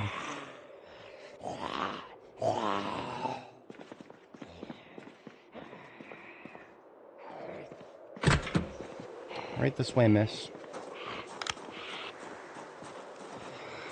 She reported to work on time, but she never got to start her shift. R.I.P.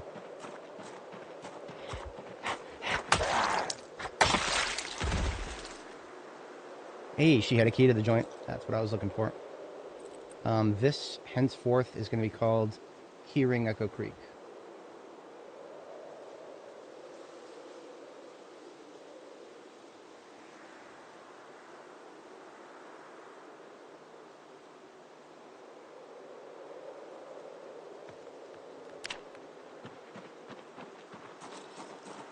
So that means I can get into the basement without having to break the door.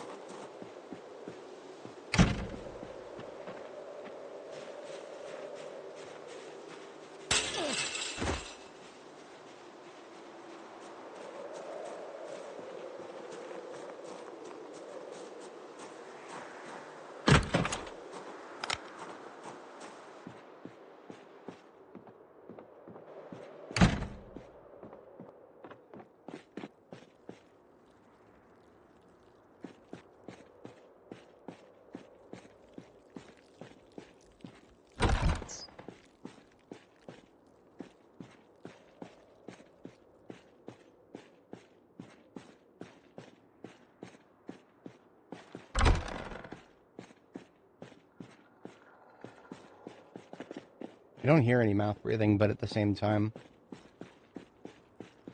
Taking nothing for granted, not in a place like this. Car collection is growing. Yeah, it is. We've got lots and lots of cars here. How's it going, NK? No, this is the best place to base up in Echo Creek.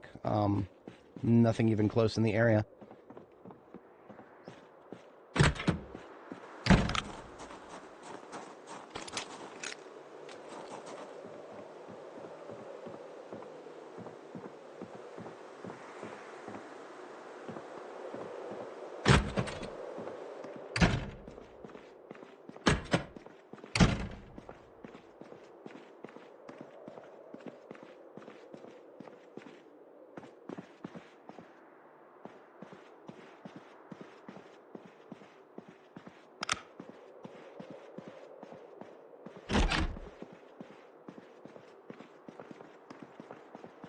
Usually if there were people up here, they probably would have tried to break out one of those windows.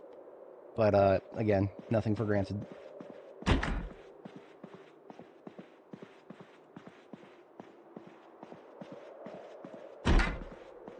They can hide in the strangest of places.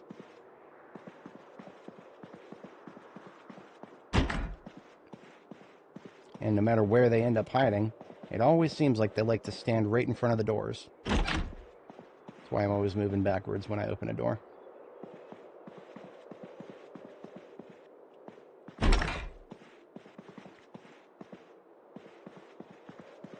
Alright, I think we're clear.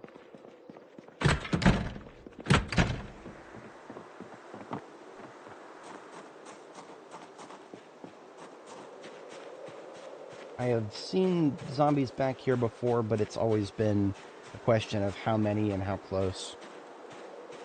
Every once in a while I'll see somebody come out of the woods back here from much farther away.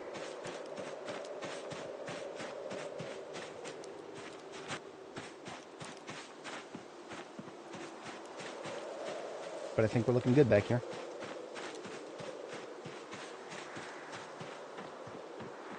Something I should have done already is just pop the garage doors. Oh, I have keys to the place. I should be able to do that. Yeah. Very useful to have the keys.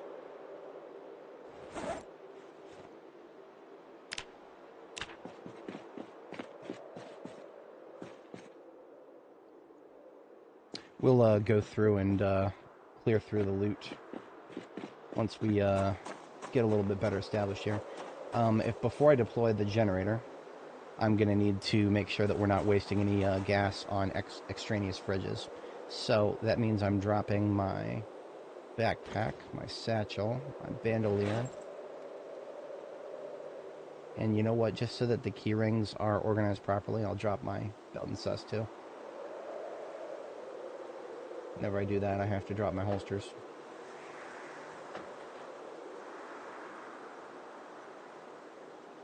Belt sus can go back on. That's not a problem.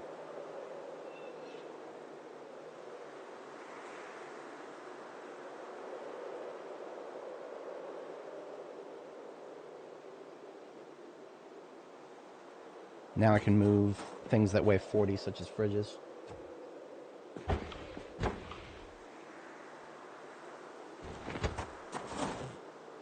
When I clear them, I'm going to want to take the rotten food and put it somewhere.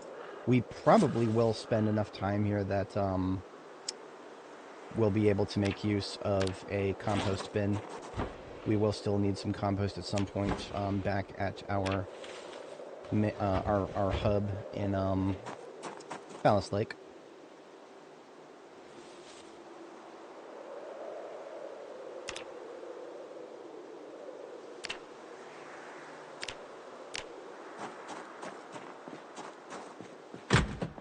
Oh yeah, extra fridges are, it's just a waste of gas if you're not using them. The more appliances are using up gas, or rather, the more appliances you power, the more liters per hour of gas is being used up. So for a place like this, when I've cleared it out, I do try to handle the,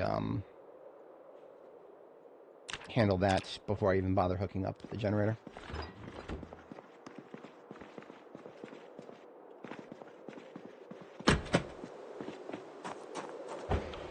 for the sake of these freezers, you can actually just, oh no, this is one that only weighs 20.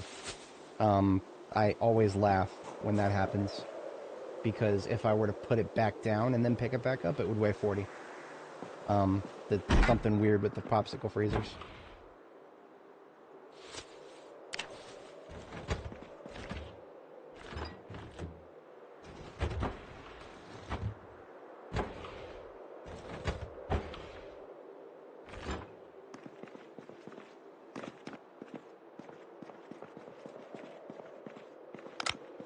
I think that's the last two fridges right there. Now, last time I came here, I wanted to do my own custom certain things. I think I did a custom kitchen and whatnot. I'm just going to use the kitchen as is this time. So the white fridge in there.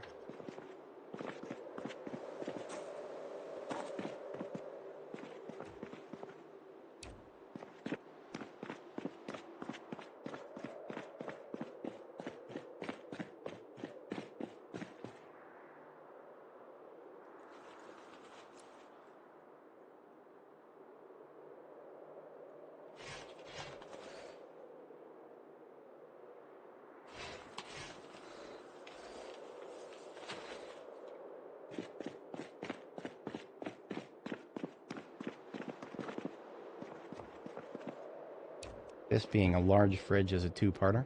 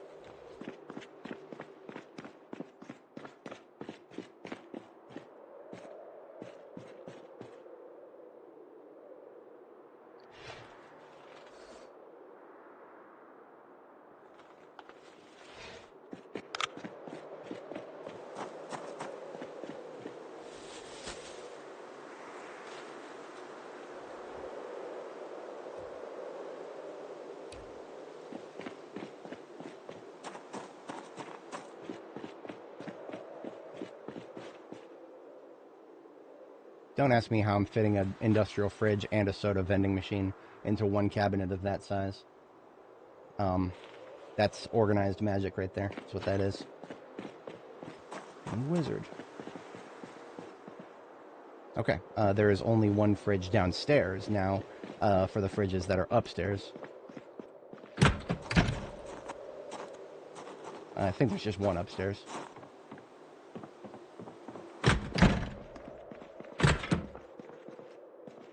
Yes.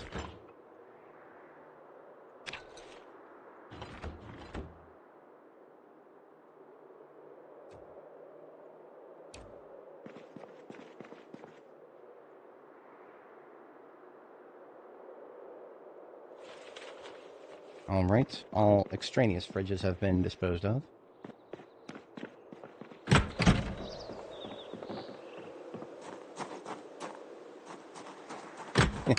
Yeah, there's got to be some disassembly going on there. Wouldn't make sense if there wasn't. Now, before I proceed, there's actually a chance to break these. Yeah, there's a chance to break the steel counters if I pick them up, so I'm just going to leave them as is. It's fine. So, yeah, we're good. I'll gear back up and now get the generator, and then we can proceed.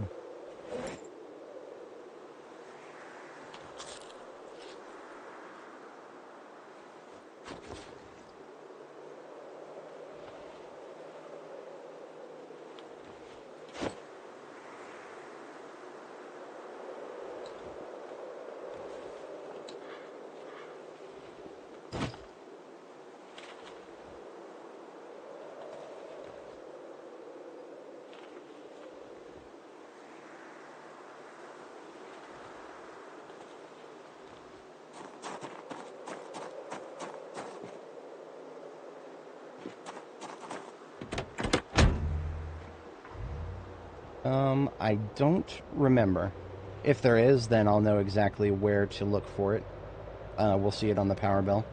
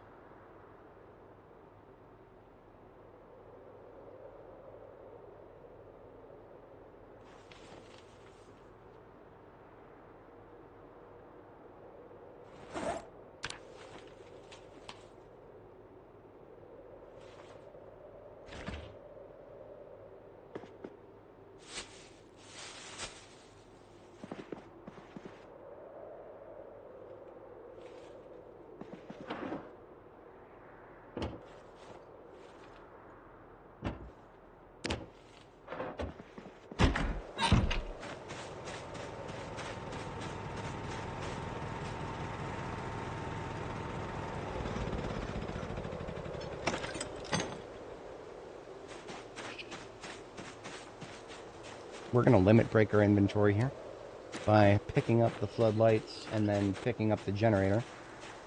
The game does not cause me to drop the backpack that's in my hand, so for a moment here I'm going to be at 88 encumbrance in my inventory, which is your inventory is never supposed to go over 50. But as long as the generator is in the trunk, I can sit down on the driver's seat and we can move up.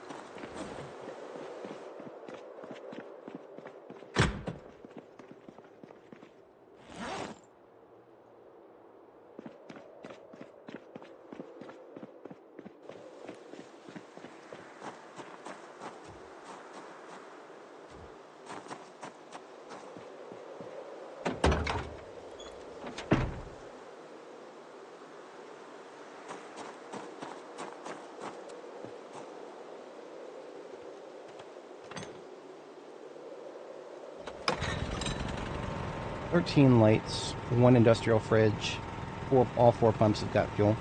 Fantastic.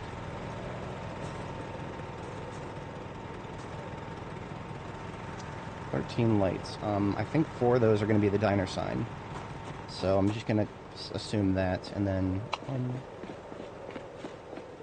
2, 3.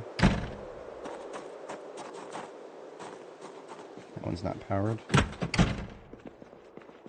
4,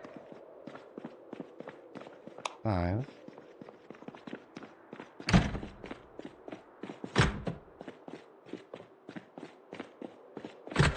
6, 7. Now for the second floor.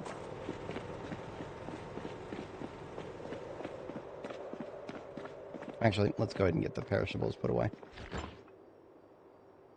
We're at 7 or 8, something like that.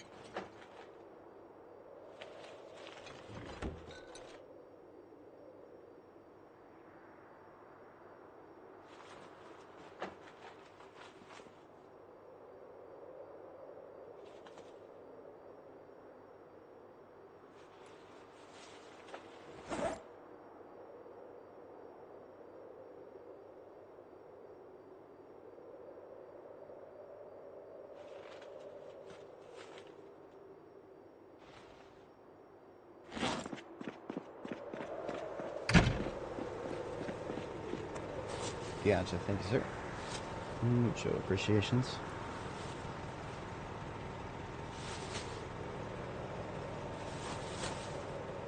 And there's also the basement, of course. I'll probably check the basement first, and then the upstairs.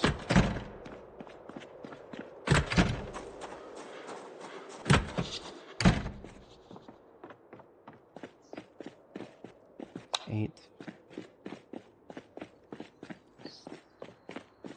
9.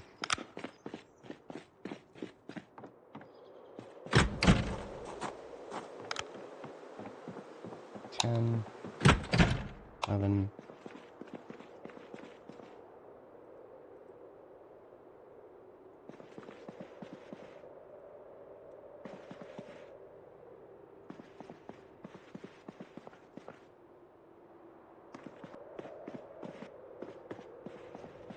Well,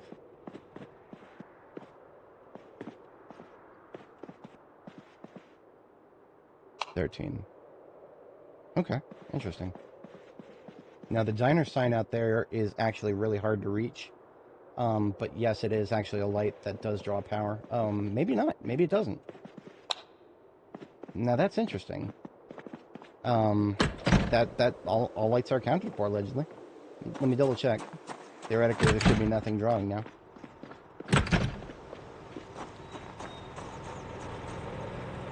Yep, no lights. Okay, so the diner sign, if we get it to show up here, we right-click on it. So you see how I go to the right-click and it says turn off? It is allegedly on, but I guess it's just... I think it actually fucks up when it's not on the power grid. Like, it's one of those things that's supposed to be able to get powered by your generators, but isn't functioning right. In any case, it doesn't seem to be billing us for power, so I'm okay with that. Now I can turn back on the lights that are actually meaningful, like, okay, that's stupid. I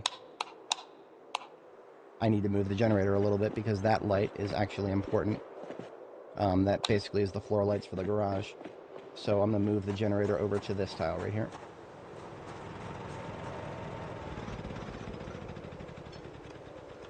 I should have known better because I've put it on that tile many times in the past.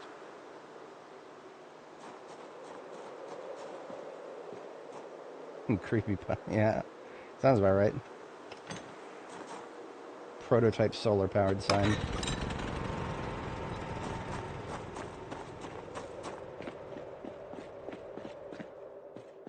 Much better.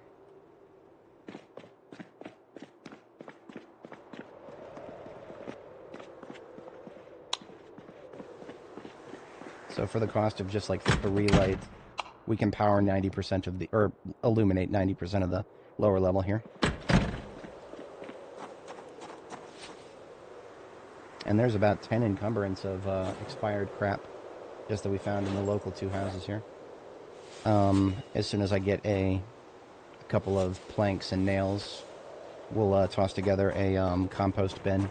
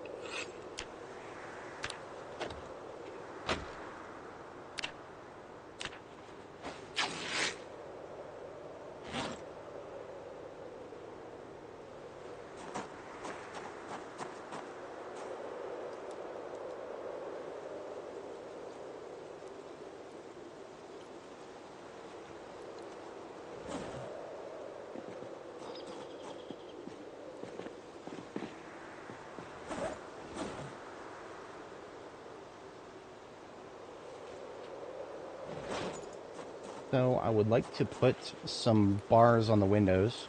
The form that those bars are going to take has not yet been confirmed. That's going to depend on what we can secure in the local area here. I don't know. I don't think there's going to be anything that we can disassemble with welding that's going to get us like some iron bars or This counts as carpentry to disassemble this. That's really funny.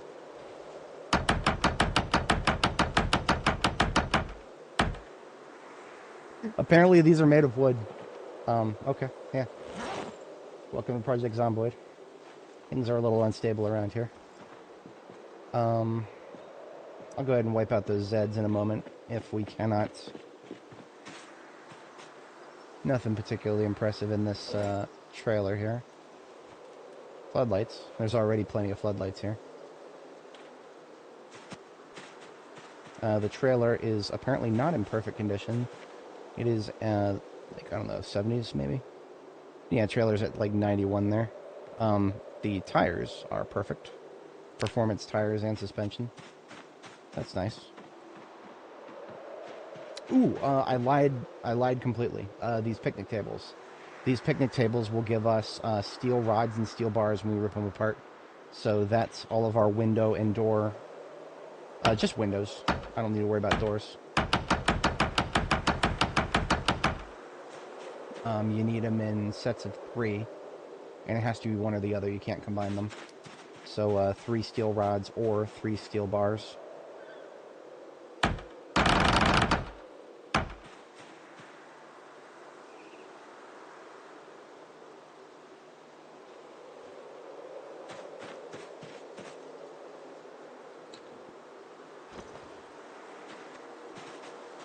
So that's enough for 2 windows right there.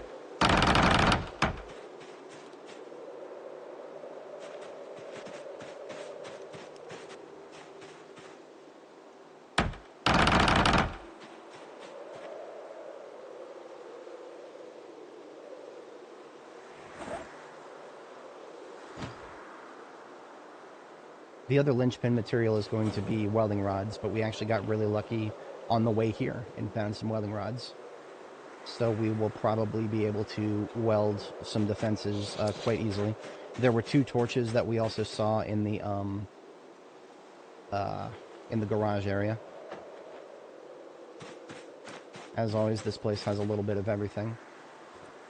Keyword a little bit. So we've got enough for 2, 4... Sorry, that's 1, 2, 3, 4, 5 windows. I'll take this back and see what we can get out of this. If I need more, we can get more.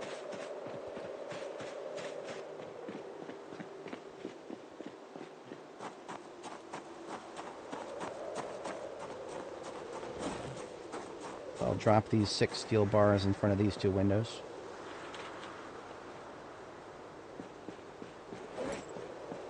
And there are 3 windows here, so I'm going to drop 6 steel rods and then 3 steel bars. And that's all the front windows.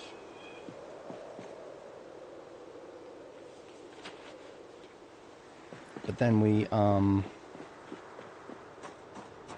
think that's it. Because this window right here already got bars on it. That is what all the other windows are going to look like.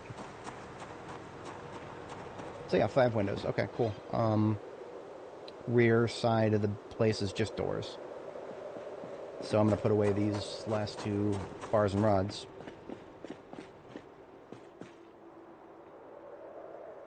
And take some of the welding torches that we found here. Did we find any welding rods here? It doesn't look like it. Maybe some downstairs. I'll check the back room here, but I think it's going to be mostly mechanic stuff.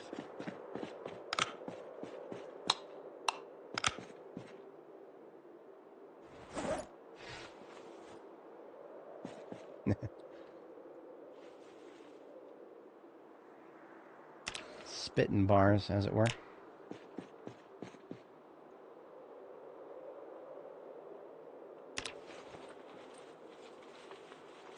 Heavy chain with hook. Can't wait to start seeing those as a required thing. It's coming.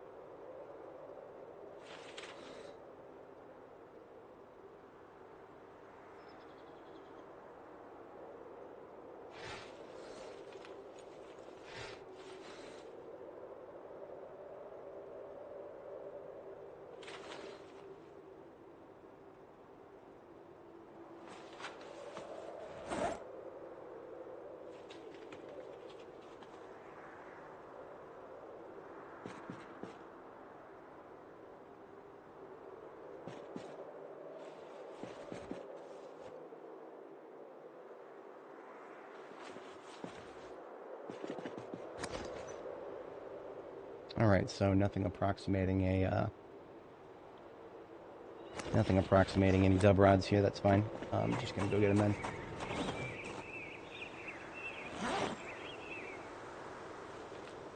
What's up, KTO? How's it going? We have arrived in Echo Creek, and we are setting up shop so that we have a base of operations to start playing with Zeds Unlimited up there. Oh, what did I do with those? We found some dub rods, but I actually forgot what I did with them. Huh. That's not good. How do I lose track of dub rods?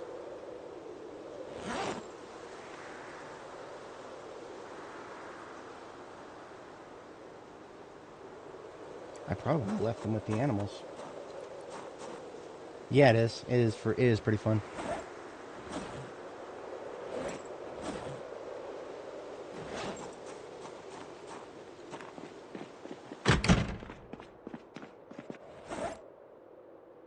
Oh, right. Duffel bags here.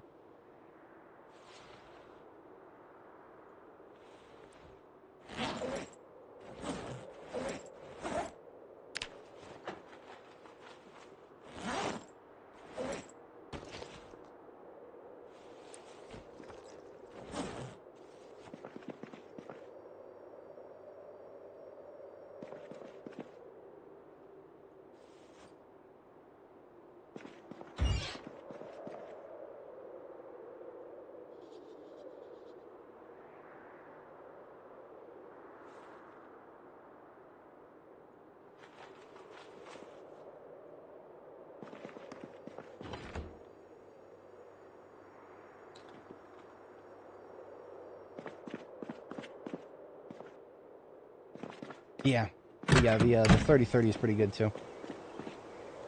Surprisingly good, actually. I did not expect it to be as good as it ended up being for lower level shooting of all things.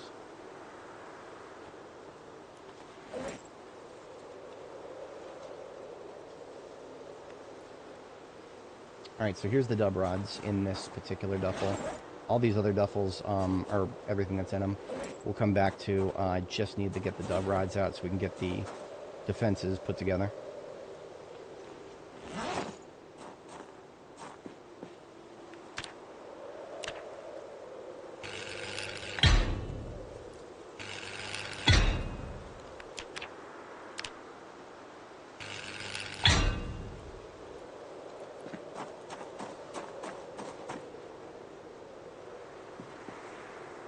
Not enough dub rods left in that.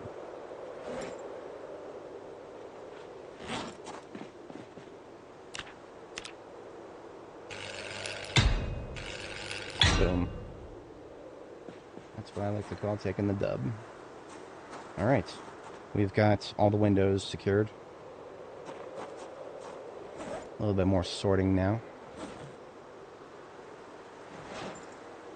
Let's get all foodstuffs together. That's an easy win.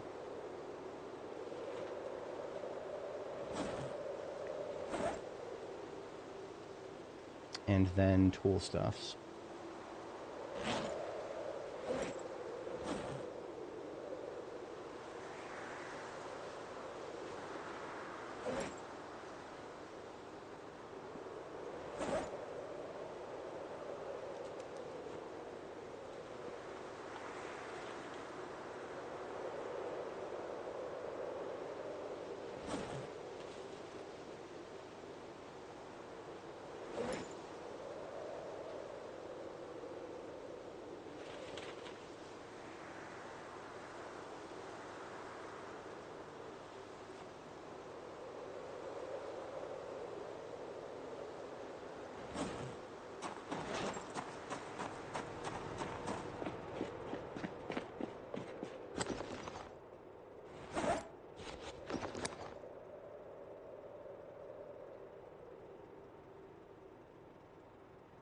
We have crates right around the corner.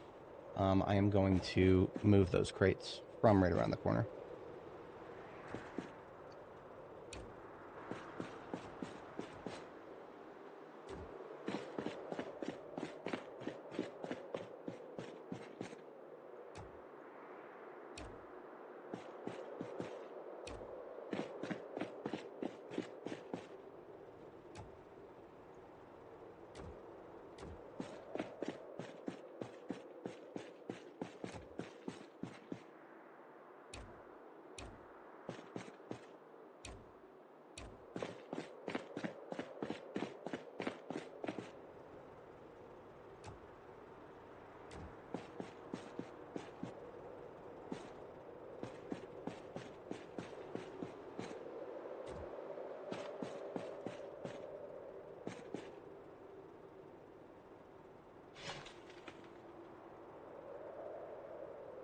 So I'll do tool/weapon in the bottom crate. Said the bottom crate, damn it. Alright, never mind, that's going to be the top crate. Too late. Tools and tool/weapons in the top crate. Materials in the second.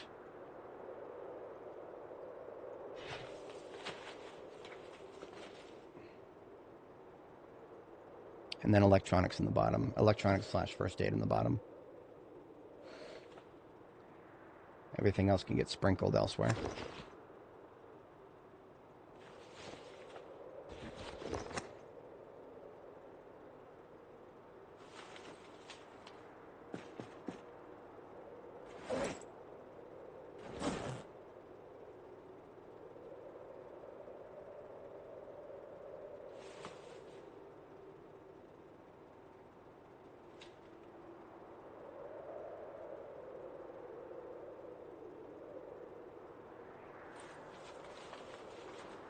Perfect.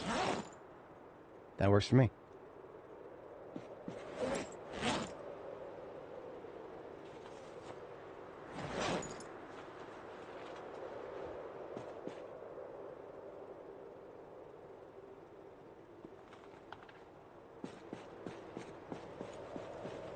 Full auto on the M16 is useless for now until there are enemy players to shoot at.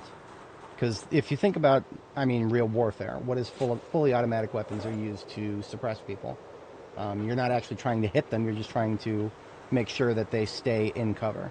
I mean, maybe you're trying to hit them, but the ultimate goal is to make sure they're staying in cover. Zombies don't care about that shit, so it is far more valuable to just go bullet by bullet with zombies every time.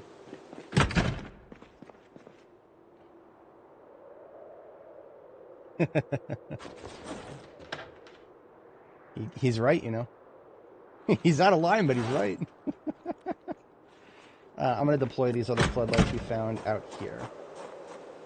The floodlights, I really wish I could somehow get them on like a night and day circuit. I would kill for that. So that they're on at night and turn them off during the day.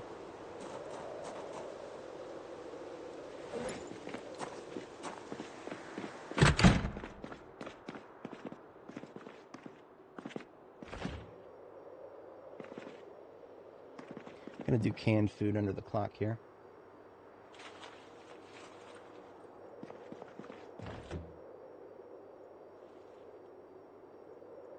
It might be a while before we actually engage enough zombie to give the music a kick, so I'm going to fire up the playlist here. Who dares email me? Oh, fuck you, Papa John's. All the days that I don't need to order pizza, they give me half off. Half off just for today.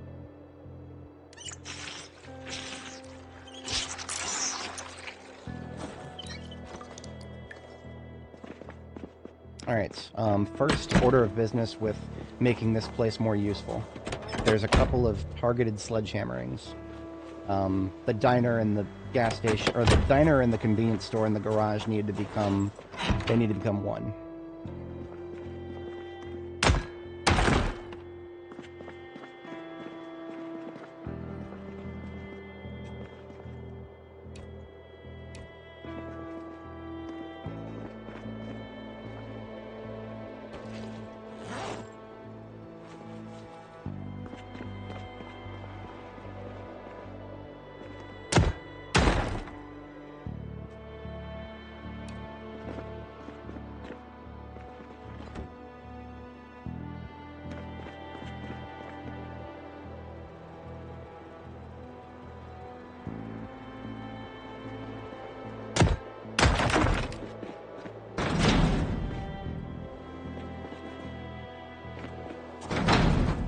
And I actually managed to secure a bed, so I don't have to worry about chancing the breakage of any of the beds upstairs. We'll just take these ones.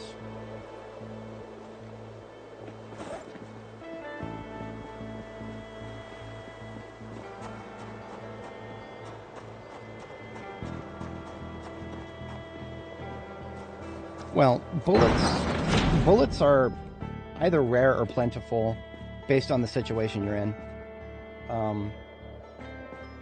it is very possible to blow through your entire ammo supply and then find yourself wanting. And it's also possible to have certain calibers of ammo that you just never touch, and yet you're still getting plenty of kills.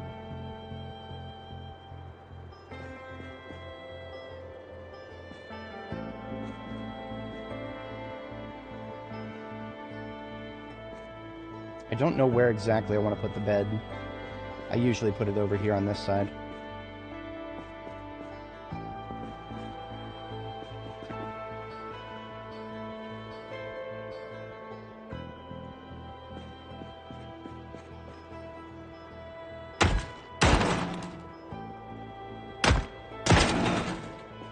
And by the way, yes, that does block movement.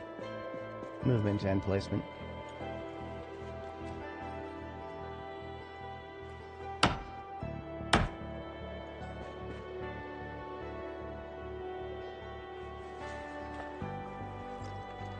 Alright, I'm going to check upstairs to see if there's a pillow.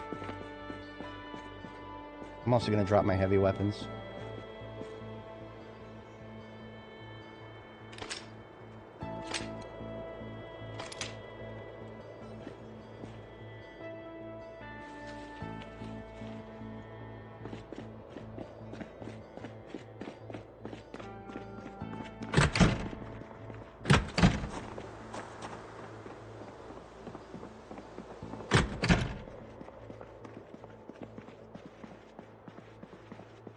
I can't remember exactly where it was that I put my, I like to put staircases indoors in any place that doesn't have it, but I can't remember exactly where I did it for this place. I also can't remember if I liked it that much.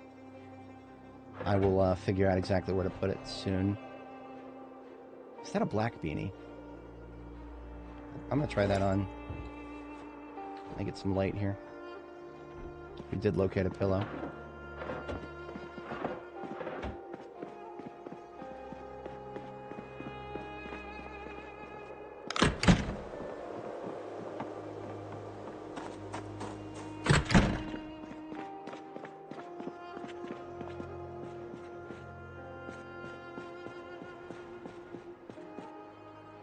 But here we go. With this pillow, we are capable of getting a good night's sleep without having to go all the way upstairs. Let's try this beanie on. Ooh, that is very close. That's very close. It's like just a shade. It's just a slight shade above. That's... I could almost be convinced to ignore that, but it's also going to be too warm. We're already getting a little bit warm when we start running around.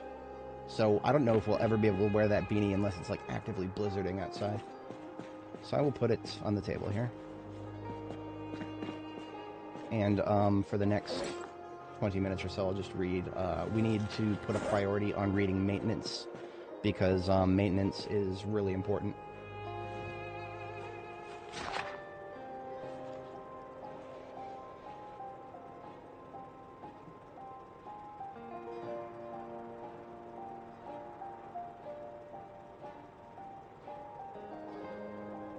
All right.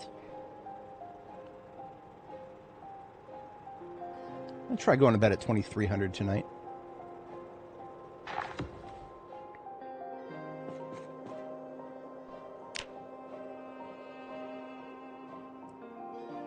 Burglar wore one all the time. How often did you get hot and sweaty? That is the question that I have. And what was well, I mean, the other question will be what your the rest of your loadout is. See, with me, the beanie is a question of insulation. If you think about body heat generation, it usually comes from the chest, neck, and head. Your core is where all the heat vents. I have pretty high insulation on the neck thanks to the Shima. The head is kind of lowish, and the chest is kind of in the middle. But if I were to wear a beanie, that would turn my head bright red in terms of temperature. And the downside to being heavily insulated and then getting hot and then sweating. Sweating just means you're losing water, and then you're going to get thirsty faster. Then you have to go refill your water faster. So I'm always thinking about... I mean, you can actually get... There is a possibility of getting so sweaty that you get to stage 2 wetness, at which point you actually get a chance of catching a cold. So you literally can get sick from being sweaty too long. Started in October, mostly stuck to stuff. Yeah, that's one way of doing it. So tonight I'm going to be going to bed at like 5 maybe. Do I have a salad out of the freezer? I do. Oops. Tried to cancel that transfer. Okay.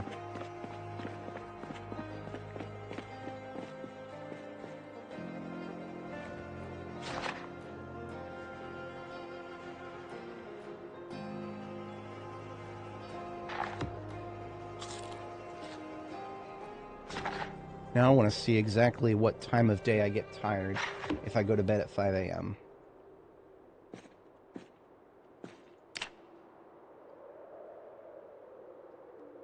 Of course, that's always going to be subject to certain silly things like I actually am not 100% sure exactly how certain activities build up fatigue at different levels. The only thing I know for sure is that if you stay indoors and do nothing but read all day, you don't get tired anywhere near as much as you would if you would go outside and run around a lot. So fatigue buildup is definitely not entirely linear, but I don't have a full grasp of how the actions contribute to it. Now look at that, we stopped gaining weight at 84 kilo, and I didn't even really think about it. I'm happy about that. I placed the bed in the shop because it's just a waste of time. It's just a waste of time. Why would I want to spend 30 seconds going upstairs every time I need to sleep? It just doesn't make sense to me. It's literally just raw efficiency. But that being said, I will get a staircase built indoors. And the bed over there is still just going to be a temporary convenience thing, but I'll be able to access the bedroom much easier once I get the correct staircase built here. That will take a little bit of planning and a little bit of sledging. Yeah, I mean, you guys, I know a lot of people who watch me are concerned about where you sleep inside of a house. I'm not usually concerned about that once I have secured an area. Not usually. Sometimes, you know, especially when respawns were on. KTO is 100% correct about that. But that's an indictment of respawns in my brain. That's how my brain meat processes that. Extinguisher next to the doorway. Always. Gas can next to the pump. And everything else we picked up is food and water for the kitchen.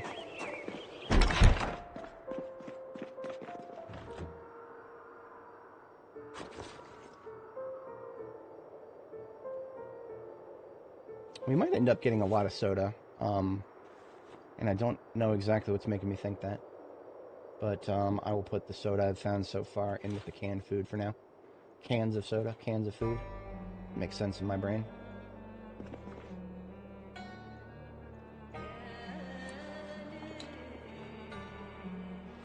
Oops. I accidentally double-clicked the water because my mouse is really starting to go. See, I have my soldering gun right over there, and more importantly, I have 3 replacement mice for these, the Logitech G600. I would love to show you guys a link where you can go buy them, but you can't. Logitech stopped making them because Logitech are fucking idiots. However, Logitech's Japanese offshoot, Logicool, they still make G600Is, which is the exact same fucking mouse. I bought like 3 of them on eBay from a guy in Japan, a based guy in Japan, as it were.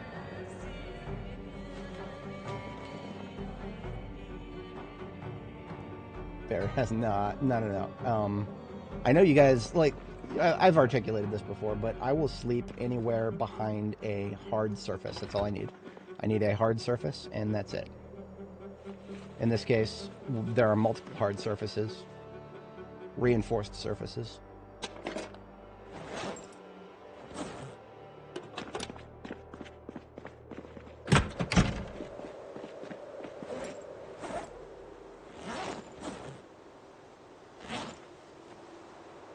A lot of the rest of this stuff I don't necessarily have a home for yet, aside from the electrical stuff, which can go in here.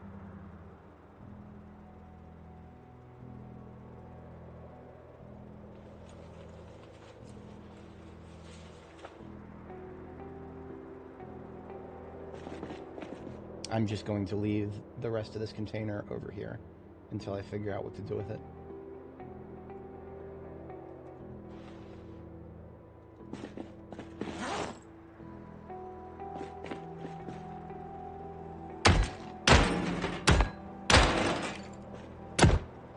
And four sledgings in a row at the current settings.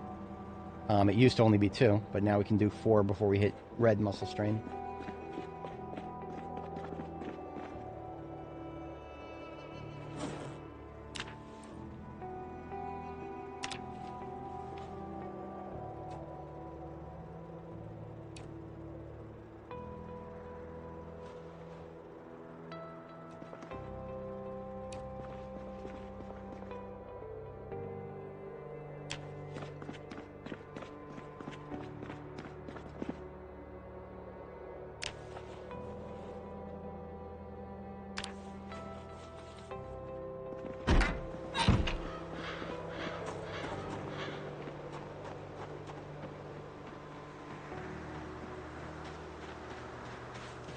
Probably could have just used the toilet water, but we're going to use the river. It's right here. I'll probably take a bath while I'm down here, too.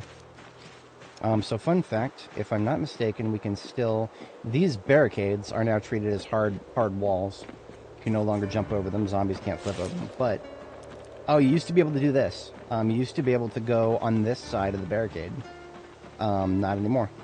So this is now just a hard corner right here. So, safe place to take a bath. Any incoming, I'll see them. Because they literally can't come up behind me now.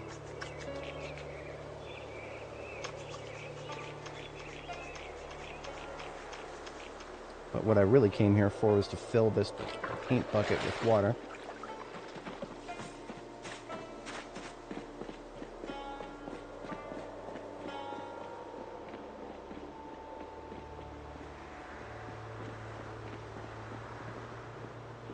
And I didn't take another salad out of the fridge because I'm an idiot. As I've been known to be once in a while. We have not cleared the closet yet. The closet is back here. This is the janitor closet.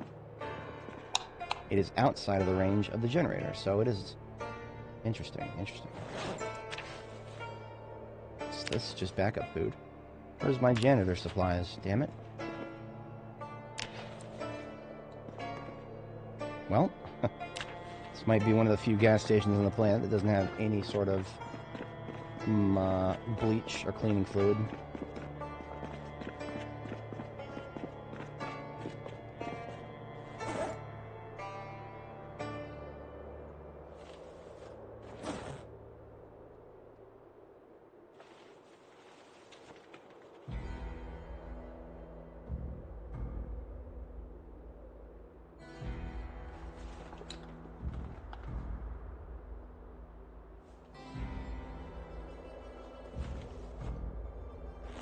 So I'll leave the mop and the bucket of water I just got, and eventually we'll come across some, we need cleaning liquid or bleach, and then we can make this place look a hell of a lot less ugly.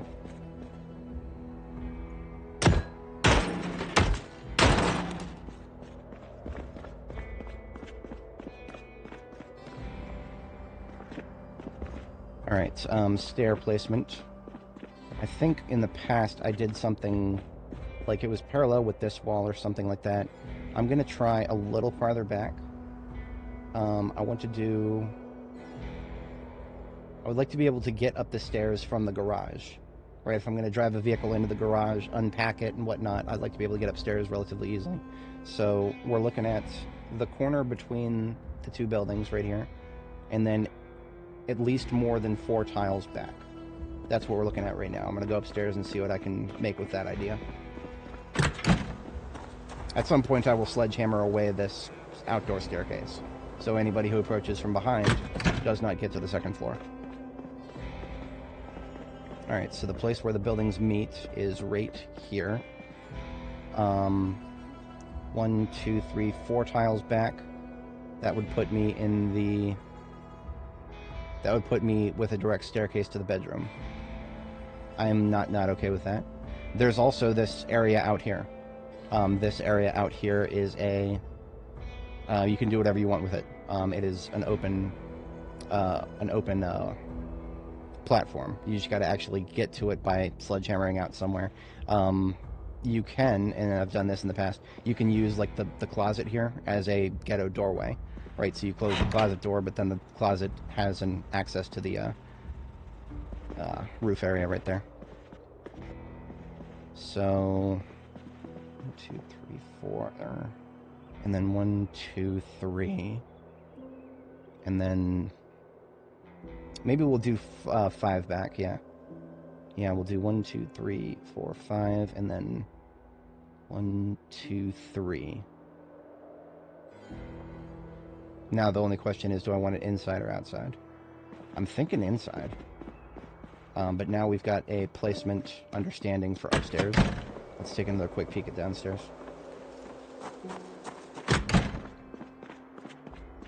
One, 2, 3, 4, 5. So it would be 1, 2, 3 right here if I wanted to go outdoors. What if I wanted to go indoors, directly into the bedroom? We could put it right here. I think I like that. I think I like that a lot. Yeah, okay. That's what we're doing. So this is where the staircase is going to be. That means get rid of that wall. And then we can leave these 3 wall tiles intact because they'll just be right next to the staircase.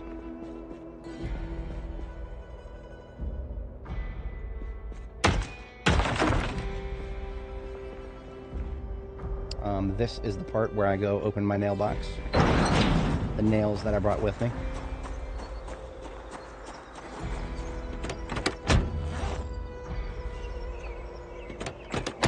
Oh, maybe I should also drop off all this food. I forgot that I put that all directly into my inventory. Let's just get that into the food area here. Also known as the kitchen.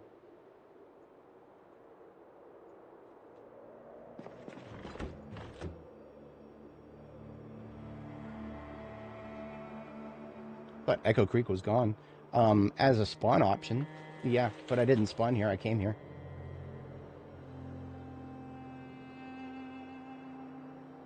Car shop crossing the bridge. Oh, yeah. That is probably not a bad option at all. I just like this because it's closer and I got the gas station right here. You know me, I'm a big fan of my gas stations.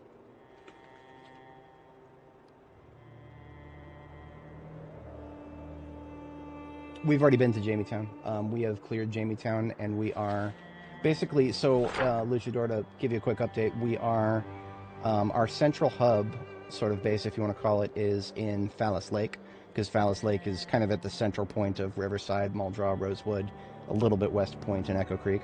But then there's Jametown right here. We completely cleared out Jametown, so Phallus Back Road here is fully traversable. So if we want to go from our base in Echo Creek, I'm sorry, from our base in Phallus Lake to Echo Creek, we've got a clean road now. Well, kind of a clean road. I got a little lazy with my clearing of Payne Road here, so we do need to, we'll need to double back and clear that before we try to do any logistical transits. But yeah, that's the current state of things. We are here in Echo Creek and moving in the general direction of Guns Unlimited, which is literally just down the road from Echo Creek here. Big green building here on Smith Road, in that general direction.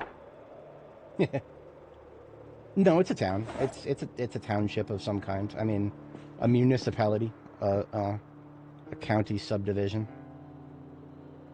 I would definitely say that calling it a city is way over target. But anyway, we've got our nails. Open box, drop for now, and let's get the 3 tiles upstairs sledged. So we're going 1, 2, 3, 4, 5, and then over 1, 2, 3. Ah!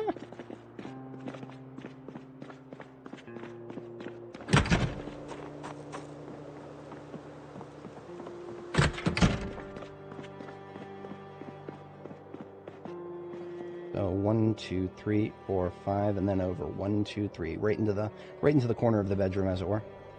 So we'll need to move the mahogany cabinet here. I am going to chance destroying it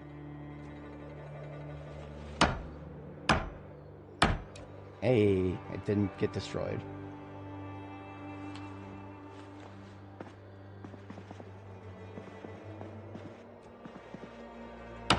Actually, we don't need to use the sledgehammer for this part. You can do this without the sledgehammer.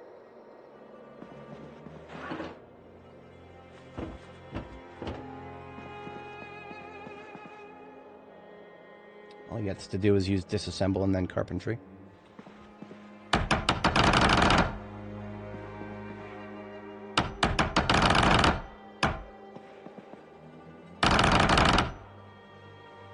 And there is our opening. So we'll get some indoor stairs soon here.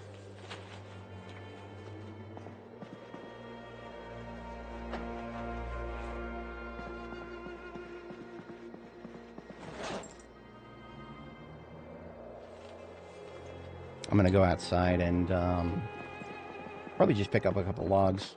I imagine there's a few floor logs.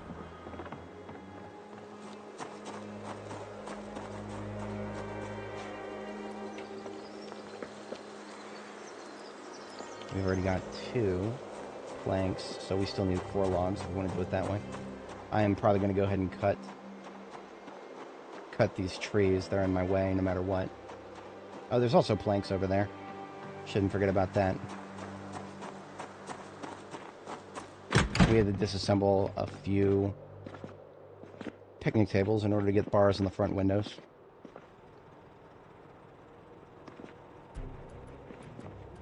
I am also going to disassemble those shelves, so it's all moving in the correct direction here.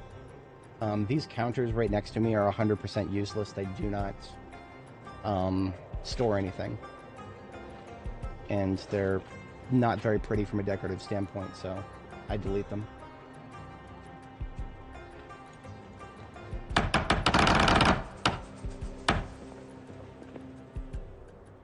Oh, this can... Okay, never mind. So apparently the display containers can fit things. It's just the things next to them. Okay, well.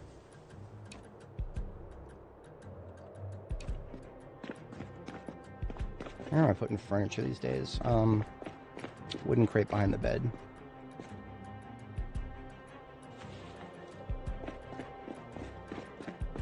These, shelves are actually surprisingly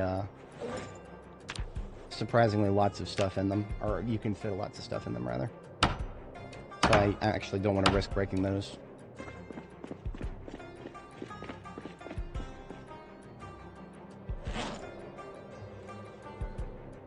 Residential looting spree. Oh yeah, Brandenburg has got a lot of residential if you start going nuts with it.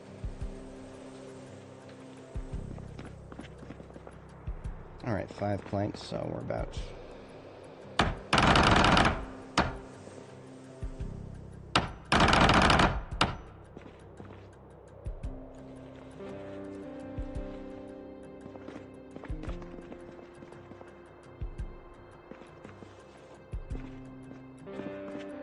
We're going to be a little bit short, I think.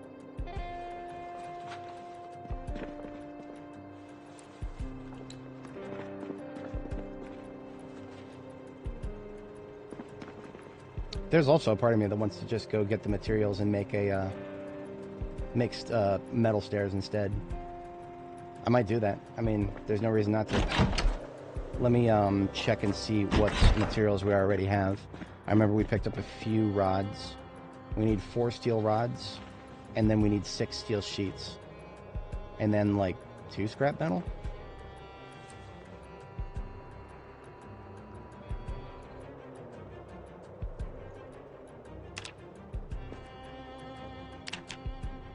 Oh, no scrap metal. I was confusing that with something else. So yeah, all we need is another 1 steel sheet to split, and another steel rod. But I'm basically just gonna go bring all of the everything back with me. Yeah. And go bring all of the everything. What a statement. I have been known to be hoarding once in a while.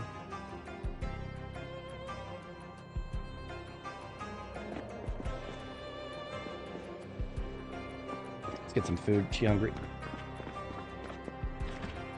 Are we talking long blunts in the chat right now? You strange people. I can't hate it though. It's not bad. We actually don't have the book Carving Volume 5, but we've got so much small form lumber in the area that we could probably get there within a reasonable amount of time. So I may actually move in that direction myself in the not too distant future.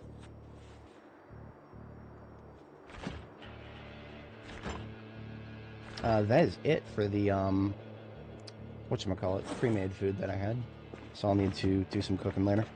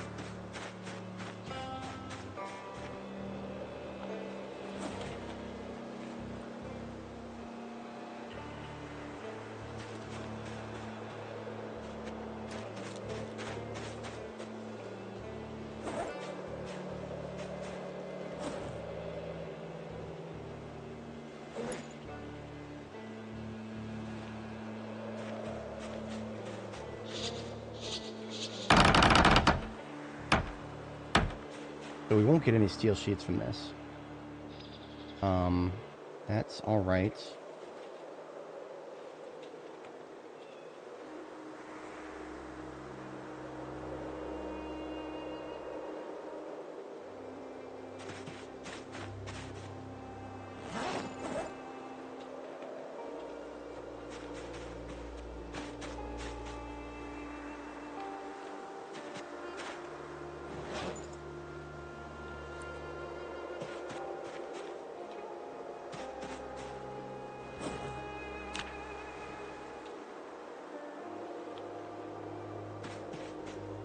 We now have all the rods we need.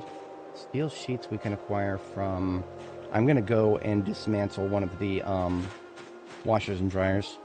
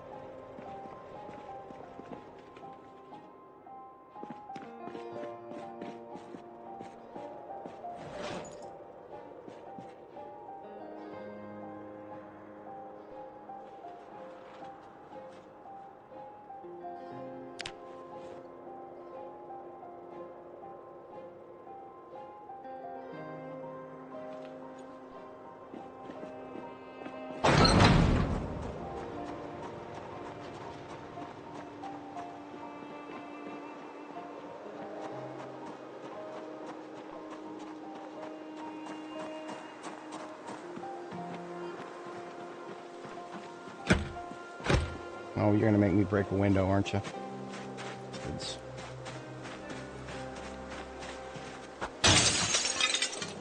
What do you got to lock up a laundromat for? Are they gonna steal your washer machine overnight? I've seen rednecks do weirder things.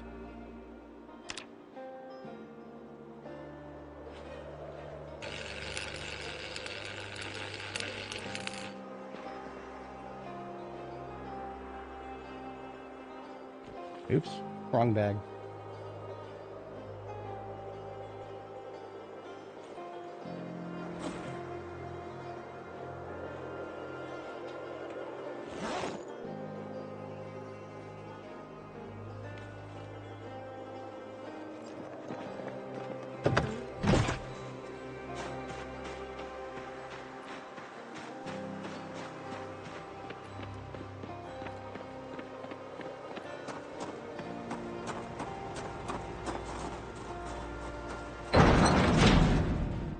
Now all we got to do is split that steel sheet.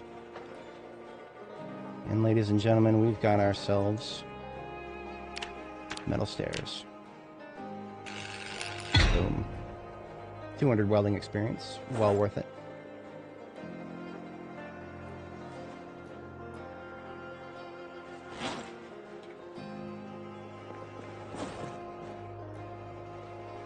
Just knew it had mining. Yeah, no. That's especially because the devs are on like a crusade from removing experience gains from disassembly. It's like, if you're going to do that, then give us other means of getting materials.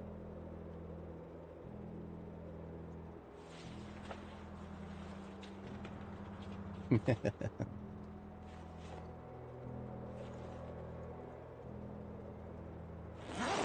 I've learned anything about that from 7 Days to Die, it's that zombies will have no trouble digging to get to you.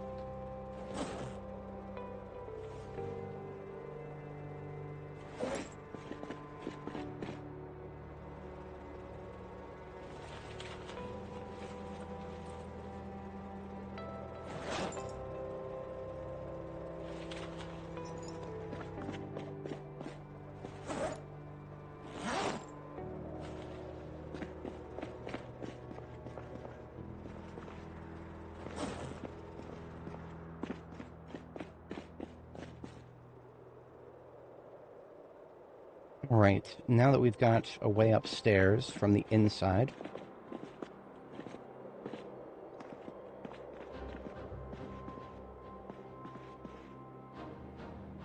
how about a way out to the back porch?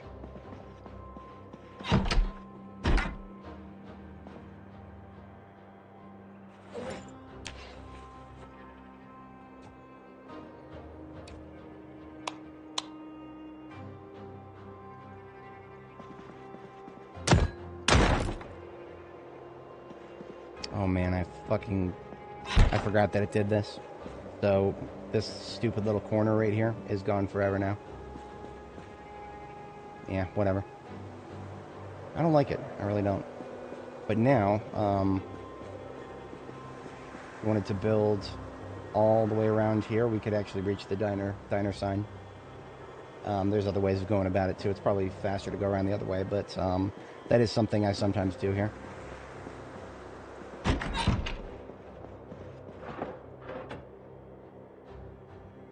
Have I ever been to West Point? Yeah, many times. Cleared it a couple times.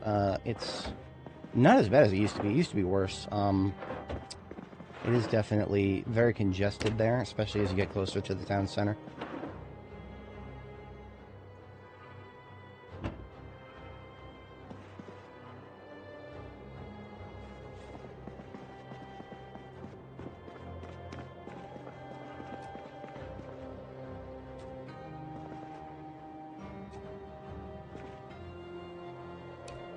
Oops. Supposed to pick up the chair.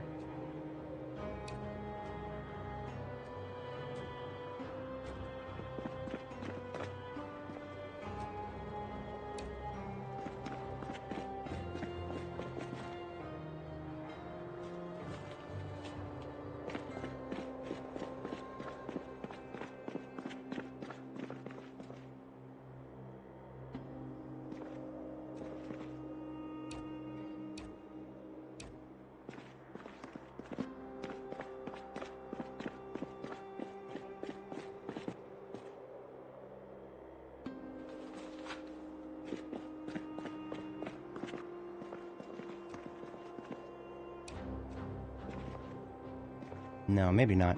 I'm gonna hold off on the shelves.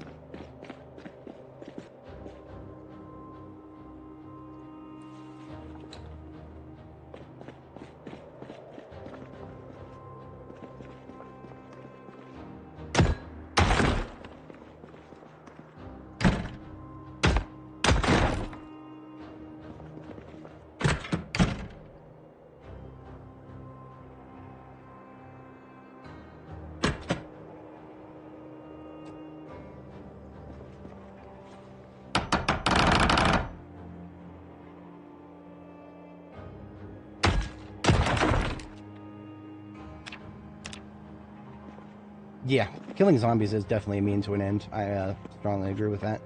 It is a, sometimes it's really fun. I mean, but, you know, I don't go out of my way to do, well, that's because you're insane, kid. What else is new? That's, those of us who play this game on high, or on several thousand hours at once.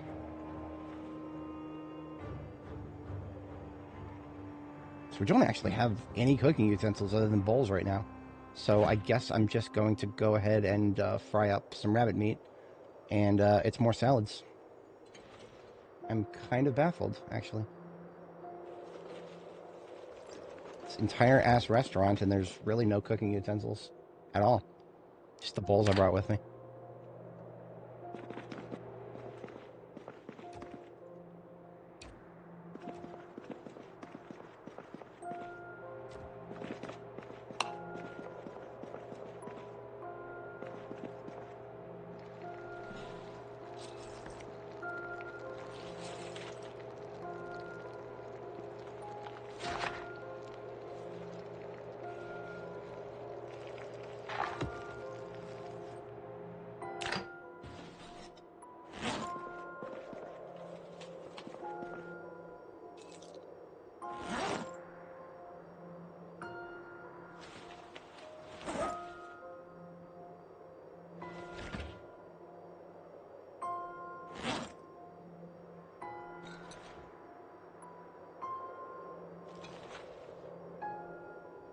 Bell peppers and radishes are both pretty lightweight.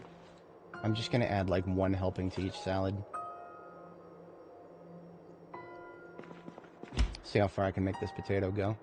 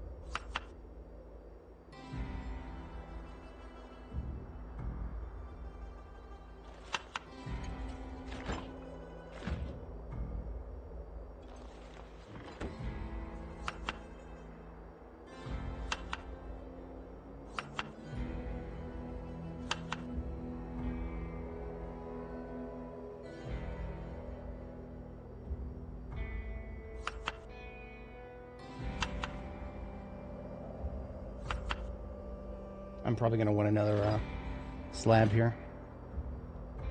Return the slab.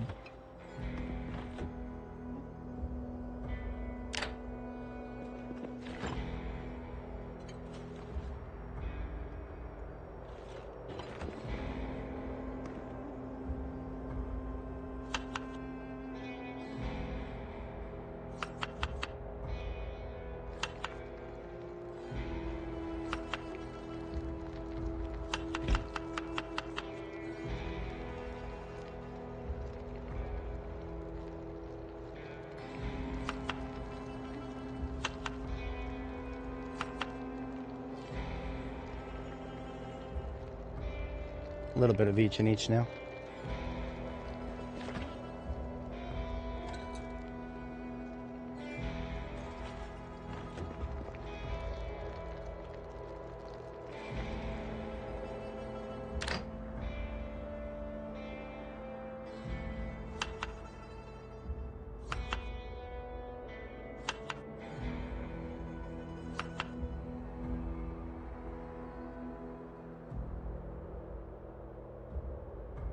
Alright, you know what? Whatever. I don't really care.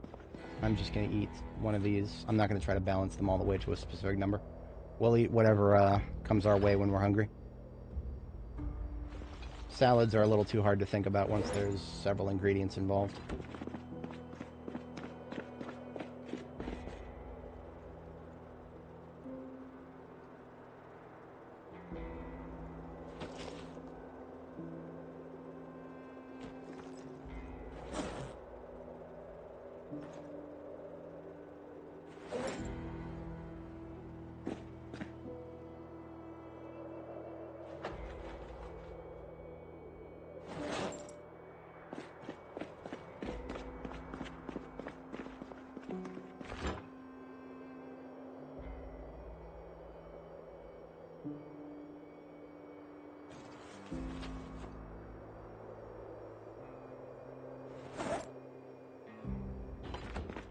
Basically, all those salads are like 20 salads, so I could, if I wait until I'm second stage hungry to eat them. That makes sense. So I'm going to do a bit of a cycle between reading and sledgehammering.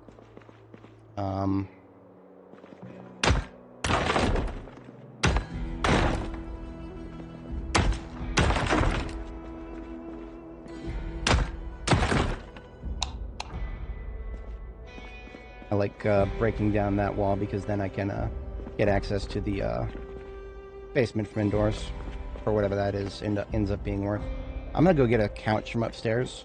I don't know if a couch is supposedly a more comfortable sitting surface for the purposes of reading than the than just sitting on a bed. I don't know that, so I'm just not gonna chance it. I'm just gonna get a nice comfortable couch to sit on.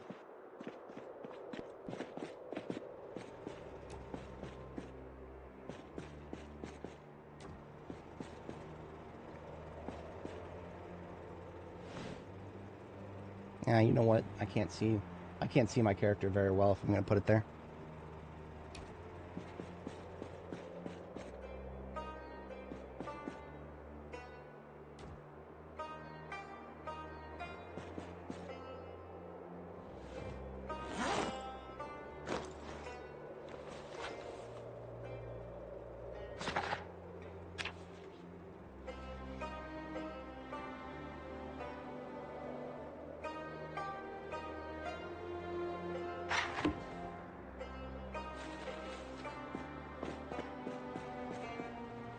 Oh, great. Did I need to just keep the sledgehammer on my back.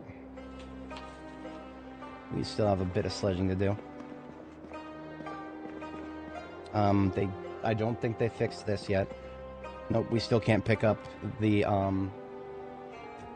these magazine stands are basically ghosts. We cannot pick them up. Thankfully, we can delete.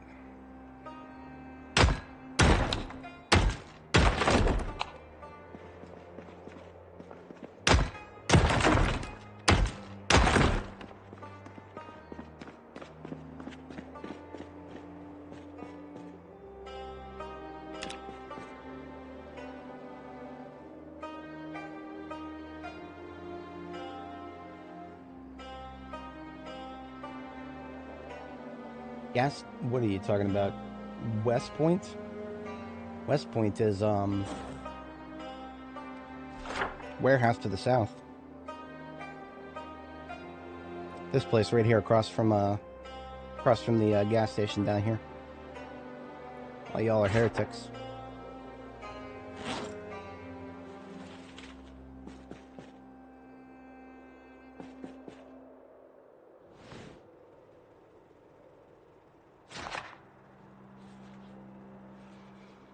B42map.com is a fantastic website. Always shout it out every time it comes up.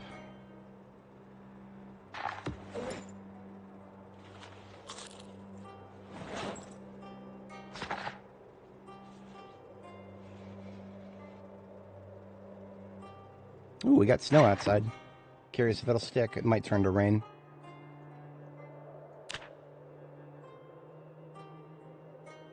Conjoined Twiggies and Stendos.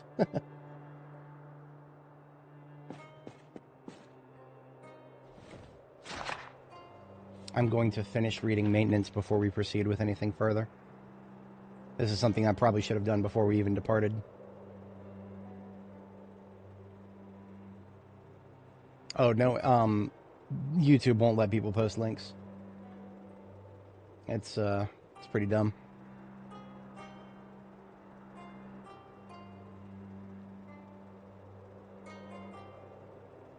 There we go. Maintenance complete.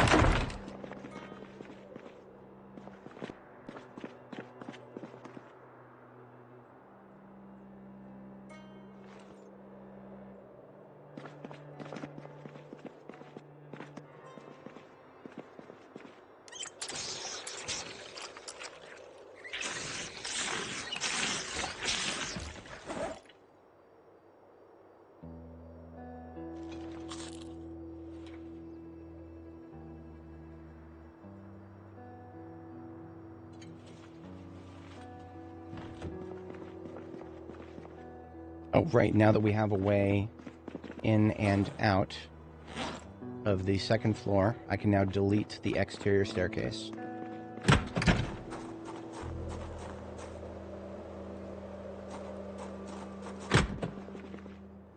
Okay.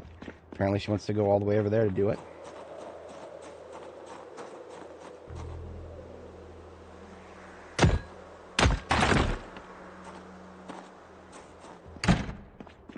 Now the only way in or out of the second floor is to break into the first floor first. Just as designed.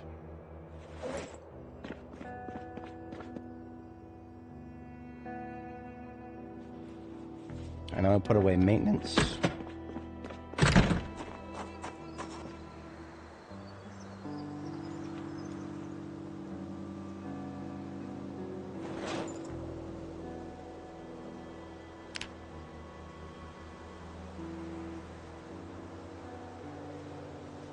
And I think we're gearing up and we're going to take the rest of... Actually, no. Before we take the rest of town, we're going to backtrack a little bit and clear the rest of the road into town because I got lazy and I didn't do that. Well, I didn't get lazy. It was just it was the most efficient thing to do at the time because we were getting closer and closer to bedtime.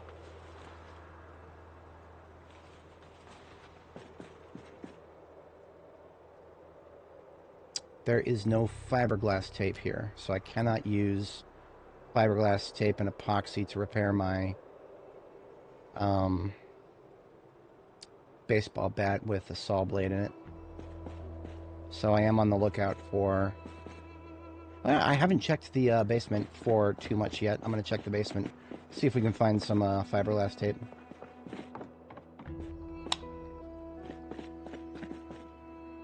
There was nails down here the whole time. Putting those back on my driver's seat.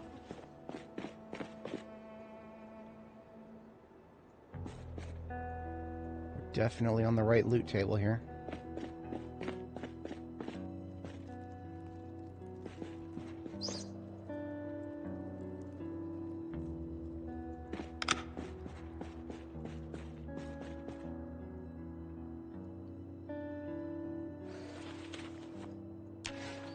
This is this basement is pretty expansive, and I think all these wooden walls. I think you can just dismantle them with carpentry if you want to redo the. If you want to redo the walls, all the wooden walls are just carpentry. I'm willing to let the rats live until I accidentally trip over one. If I trip over one, then it's saying goodbye. We're saying goodbye to the rats. See, down here, I can't accidentally run over them with my vehicle, so I don't really care.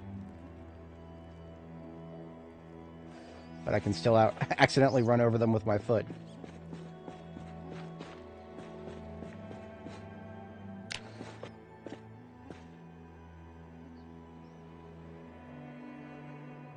What?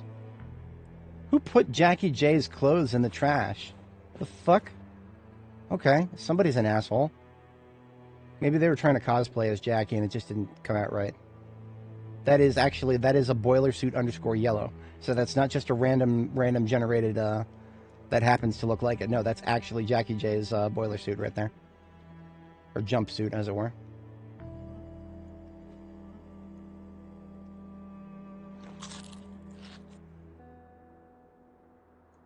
If anybody is not familiar, Jackie J is one of the heroes of Zomboid. She is a news reporter who broke stories of what was actually going on in the Nox exclusion zone. And if there are people out there in the world who are still alive, plenty of them can probably attribute their chances, improved chances to her, because she actually told the world what's going on. Yeah, okay. No fiberglass tape down here. Fine. Oh yeah, absolutely. Jackie is legally distinct April O'Neil, and I'm here for it. All right, steel sheets and iron pipes into materials, and then we're going to go ahead and deploy. Perhaps I'll check the neighboring house.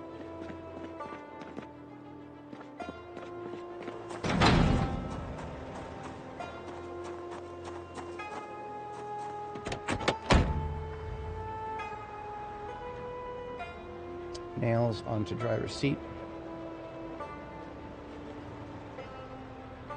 This thing right here, it is sort of like a workshop loot table.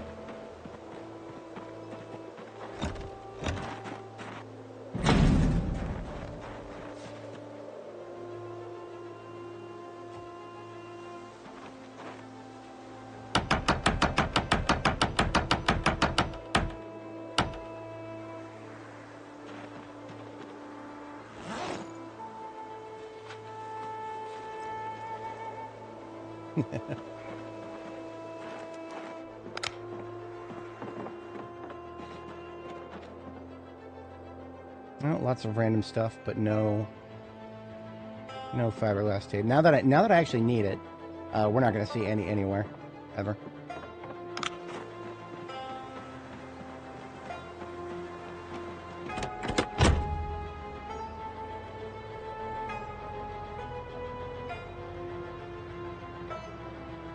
Probably some in the mechanic shop, actually.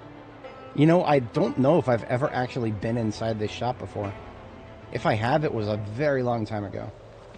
I just usually, because I'm usually going to Echo Creek from elsewhere, so I usually kind of go past it so I can set up shop and then I forget about it.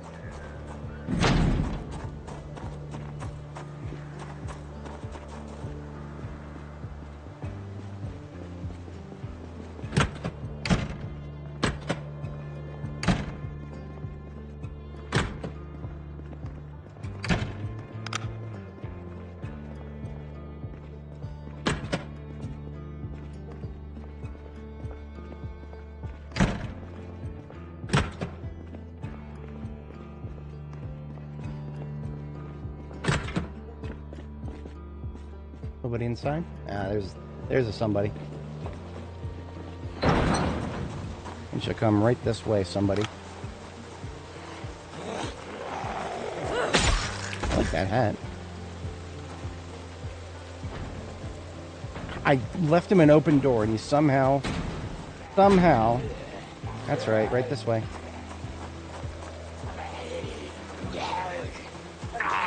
Yeah, it's definitely got that blank slate feel. Yeah, that garage is definitely a good blank slate there.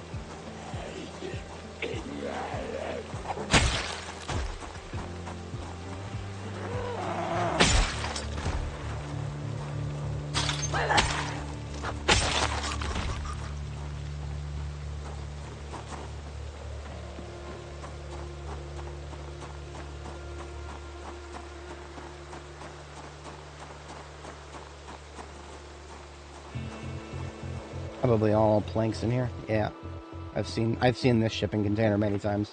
Not that specific one, but one just like it. I'll come back with a sledgehammer later for that.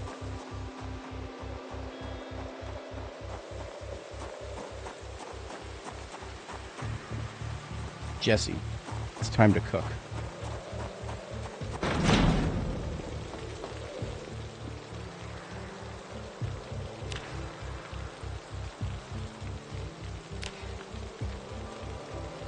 We did get the snow turned to rain, so I could establish a couple of rain barrels. We've already got the planks and nails set aside, so there's a tarp back at base too. I might do that now since we've got rain falling. There's no reason not to. Yeah, we can do 3 tarp ones now.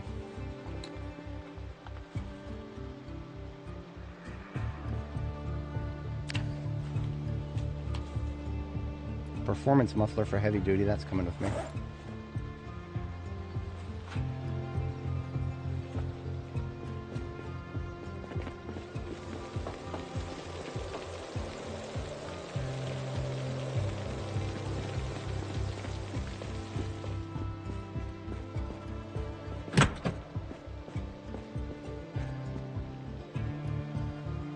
Another tarp, and hey, another welding torch. Hell yeah.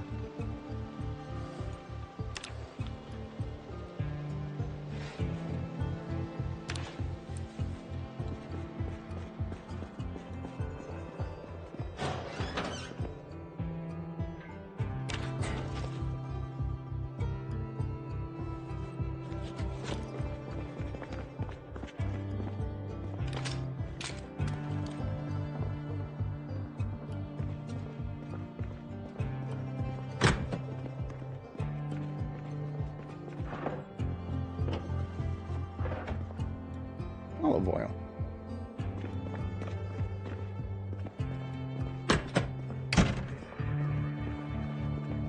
I think that means the area is clear.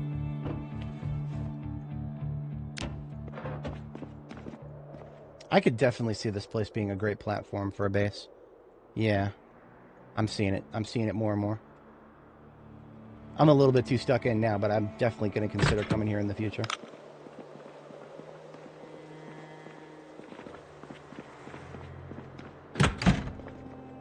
I'm very partial to just setting up in gas stations, but this is a perfectly acceptable close second.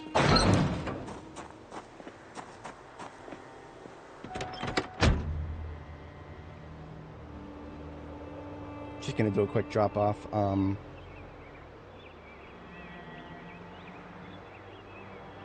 I'm also gonna bring the sledgehammer with me. Now, of course, right as I say that, right as I get moving, rain stops. So the rain barrels I was just about to build, yeah, that's always what happens here. There's nothing new about that. Also, I was going to put together a composter bin to see if I could get a shipment of compost to come back with me, seeing as we do have a rather large selection of rotting things.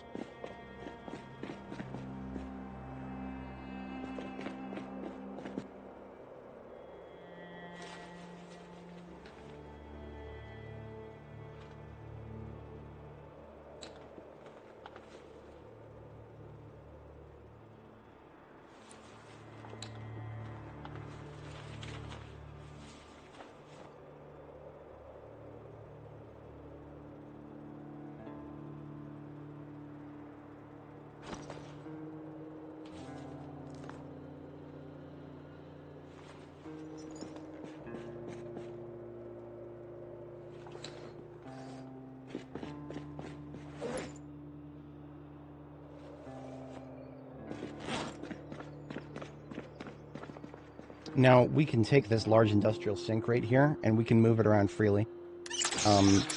These large industrial sinks are actually one of the very few sinks in the game that you can pick up and move around without any chance of accidentally breaking it. So when this thing inevitably starts to run out, I'm probably going to place it... I don't know if I just place it right here, then I can put directly on the roof some rain barrels. Yeah, I might do that. It's just an easy win.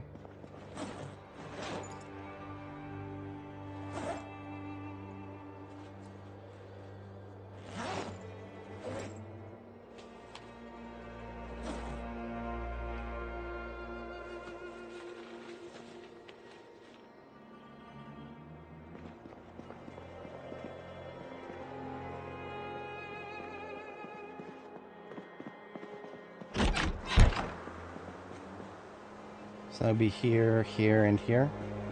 Now, your rain barrels don't always get a lot of rain if they're right next to a wall. I think they get a little bit less. But, yeah, that's what it is. In that vein, I'm going to do a washing machine on the other side. Wait a minute. Am I indoors right now?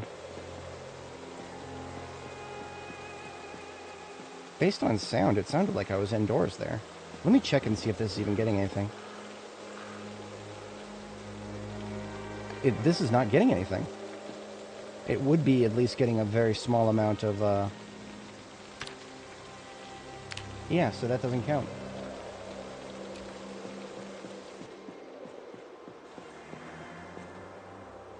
Well, doesn't help that the rain just turned off.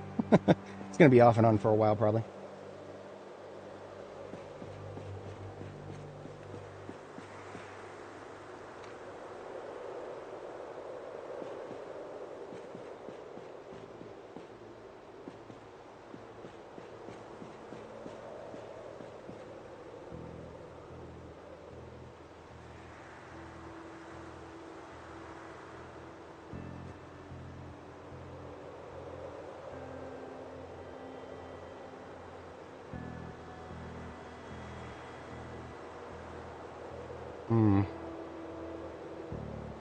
I probably would put it right there, because then if I have to drive in, I would just drive right past it. Let's see if it fills up if I put it here.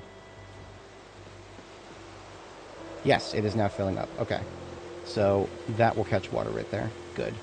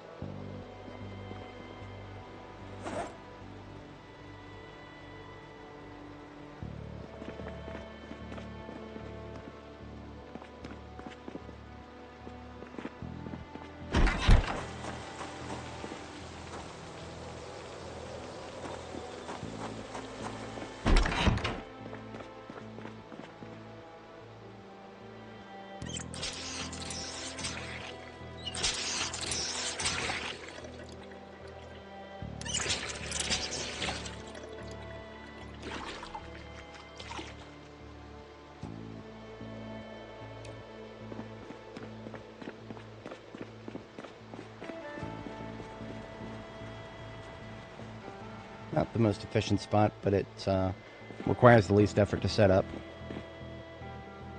Tools in the top, pipe wrench equip.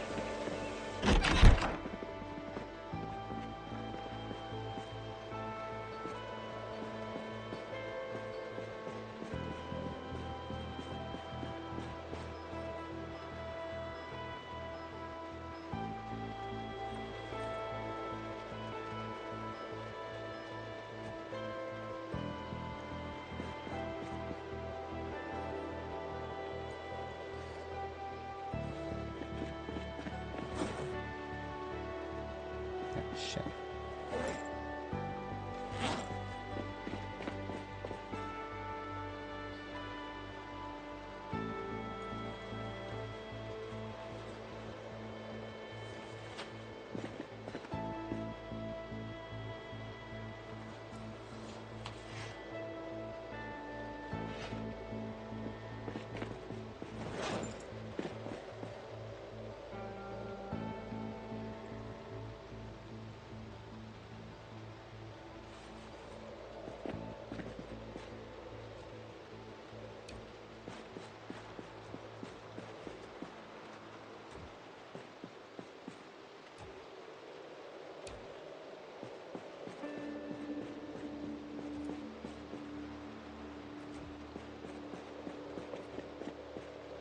washer and dryer right here.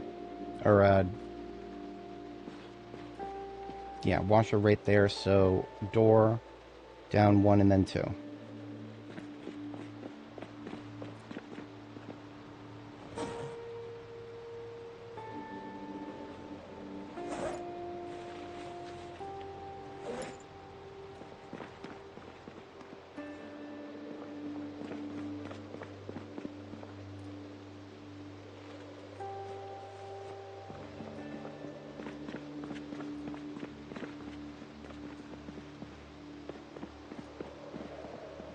Didn't leave any planks up here, did I? No, it doesn't look like it. That's fine. One more would be great, but I'm not going to cry about it.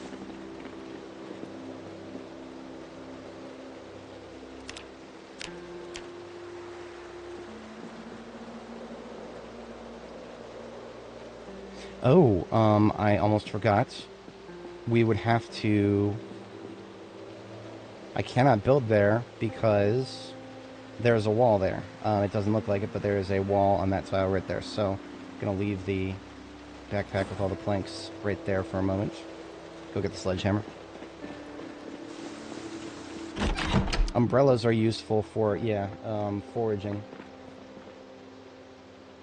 I'm pretty sure they also would prevent the player from getting wet, but getting wet from rain actually has almost never been a problem as far as I remember.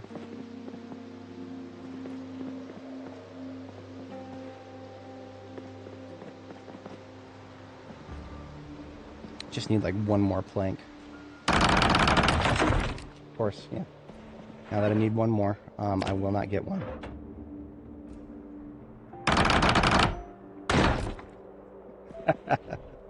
This fucking game, man. I just need one plank really quick. There we go.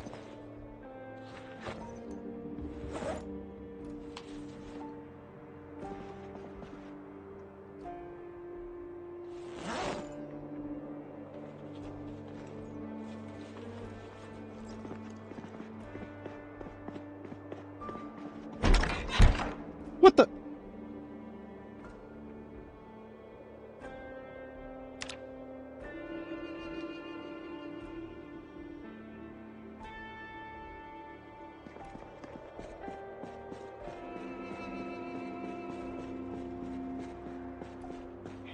I have hatred. I have hatred. She's alright. She's not damaged. She's just, I mean, she's critically damaged, but she didn't take an injury. So, we eat, and then I'm just going to put her right to sleep.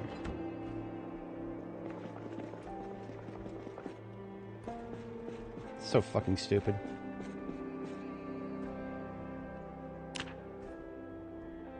Unstable thing is making me unstable.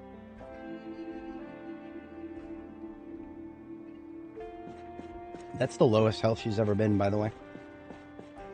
Her health has never fallen lower than that. I don't know if she's ever actually taken an injury yet. Knock on wood. Like an actual, I can't remember. I know that she's taken a, she's had her clothes ripped by a bush. I know that's happened once.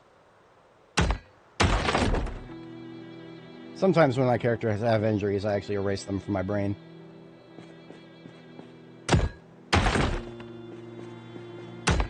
Oh, hang on a second, I just saw somebody. Yep, let's go kill him.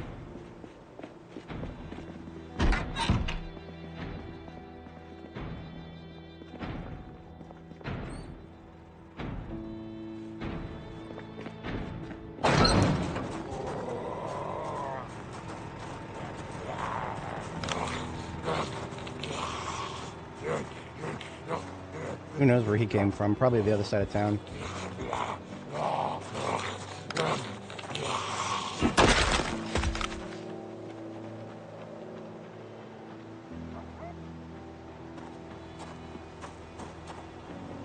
So yeah, you can see what the roof looks like now, and it kind of makes a little bit more sense why those 3 rain barrels actually worked, while anything else I tried to place was technically indoors.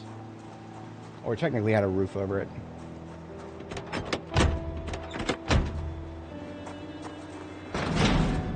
Okay, the rats have escaped the basement.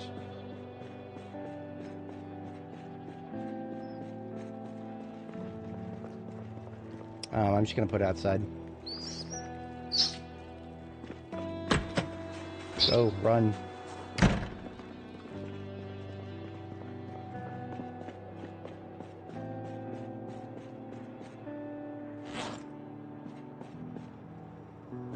Yeah, no, that's and still KTO still gives me shit when I genocide them. He still gives me shit over it. Peter Griffin.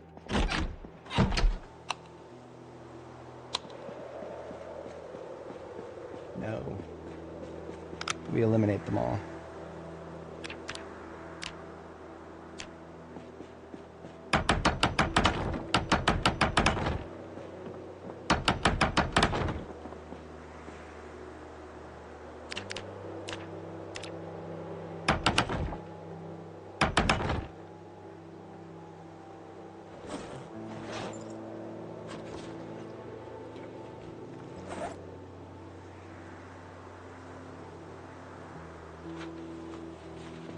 Yeah.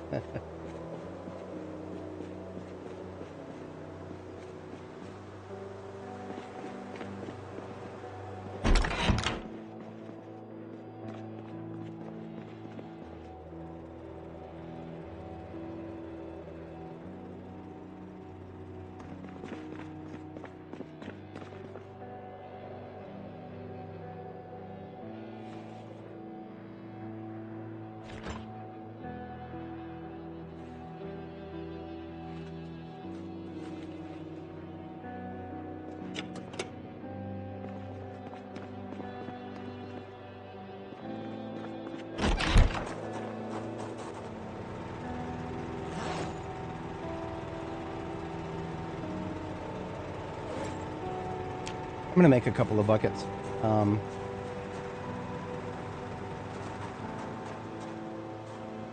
Well, actually, before I do anything else, I need to get a compost bin started. I should have done that yesterday.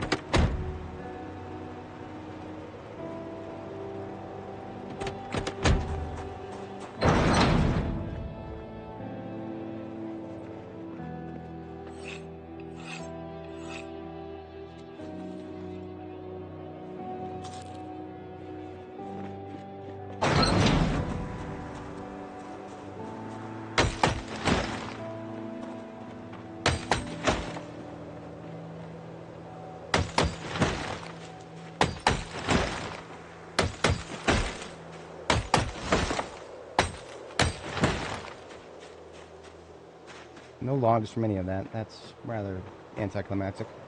Let's try these bigger ones over here, maybe.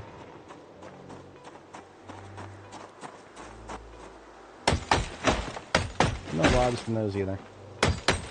They're just big enough to block traffic, but they're not big enough to block logs. That's this game's erosion system for you.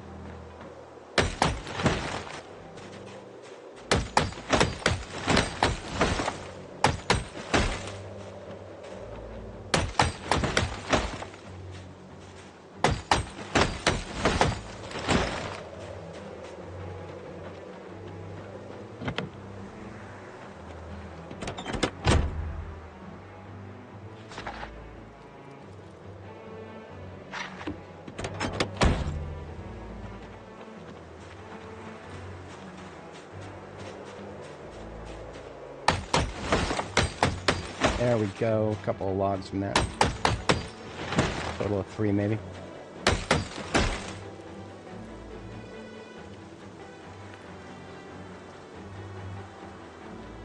It's the stupidest thing ever. They can grow all kinds of places. The thing I hate most about them is if a player has cleared an area, that area should be off limits for the shit to start growing.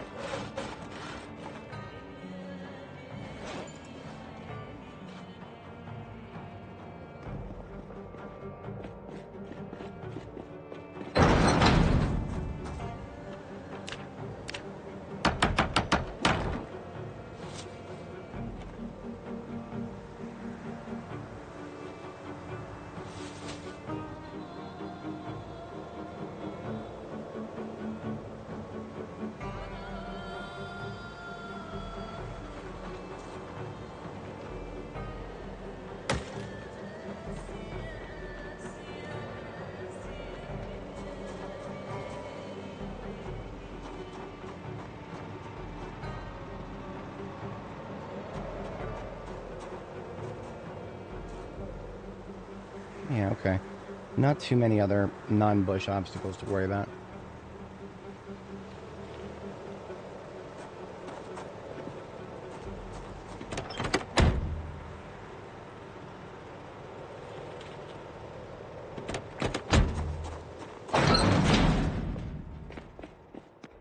Oh, 5 planks instead of 6. Knowing my luck, I won't be able to get the 6th plank. Let's see. I'm gonna try my. Hey, there we go. So now I can build the last one up top.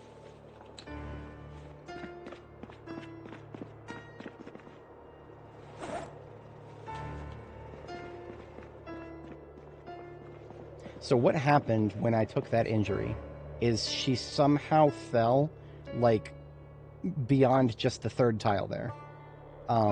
Because she landed in front of the stairs. And that, I feel like that shouldn't have been possible, but bullshit happened, as it tends to happen.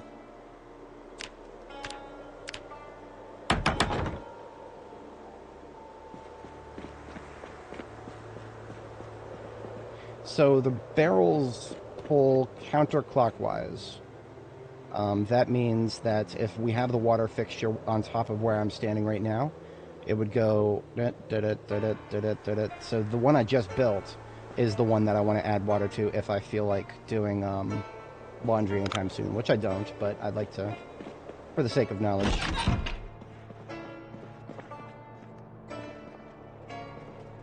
And now I'm going to put the sledgehammer where it belongs in the glove compartment of my truck.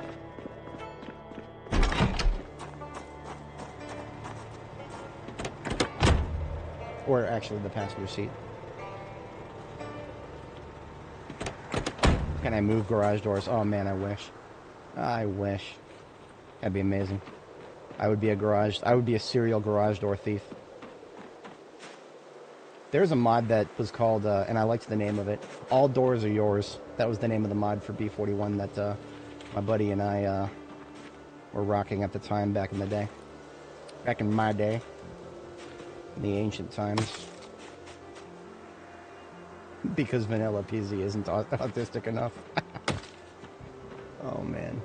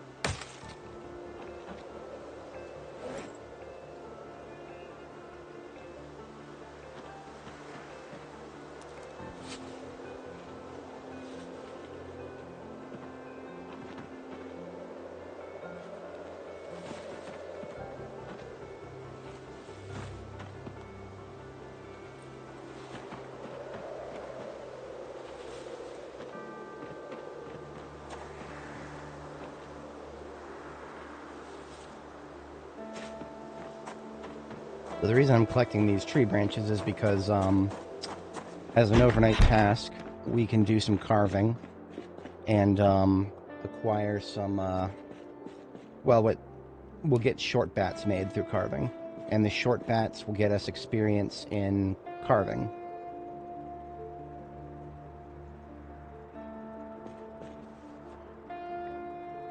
So I'm going to have her rest on the chair there. I have to manually select it every time because she likes to use the machete when she could use the perfectly good hunting knife right there. I'm going to have her do like 10 of these. I have to step away briefly IRL. And yeah, she'll just kind of sit there and hold it because all animations are broken while sitting right now. I'll just be gone like about a minute and a half here and then we'll continue. Tomorrow morning, we're actually getting started for realsies. I promise.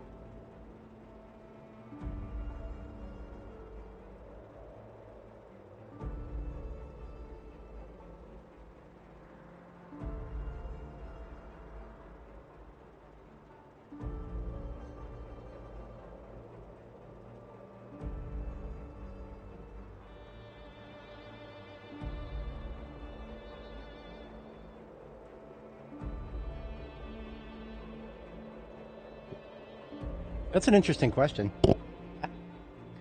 That might actually work. I mean, if it cuts off all sounds, yeah. Anyway, I'm back.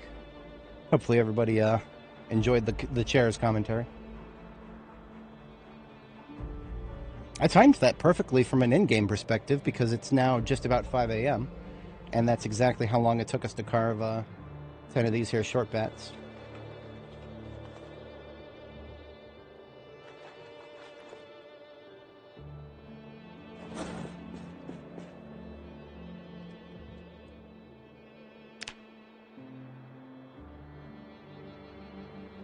Yeah, short bat with rake head is amazing for short blunt users. It is a great halfway point before you get to your what is it? Before you get to your stone mazes.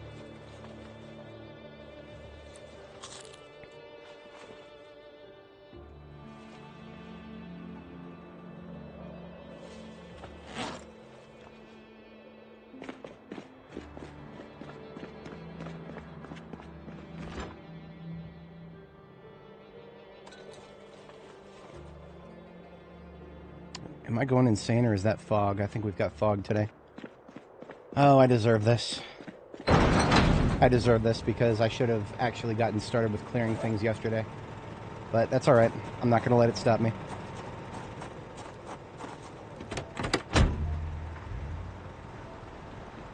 I'm going to backtrack just a little bit to clean the rest of the road on the way in. And then we are going to push on towards the general direction of Guns Unlimited.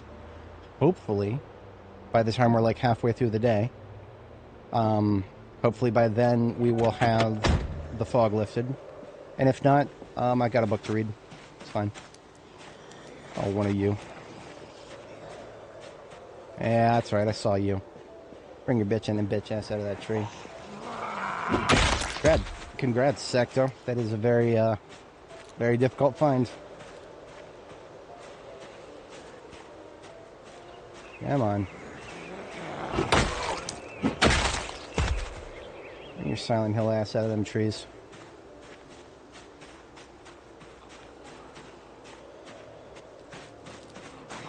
Hey! We might actually wake up the game's music. There it is.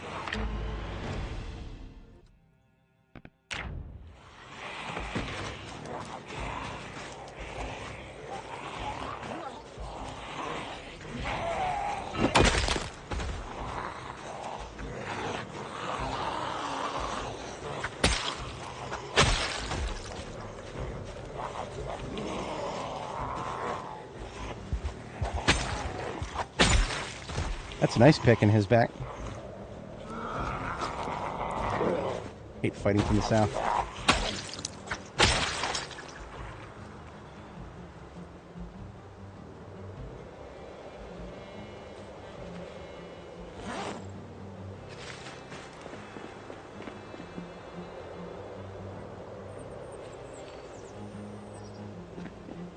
The ice pick is an axe weapon that does not have sharpness, and therefore it is congenial to my interests. Sharpness is just an annoyance, even if it is really good, or the weapons that use it sometimes are really good.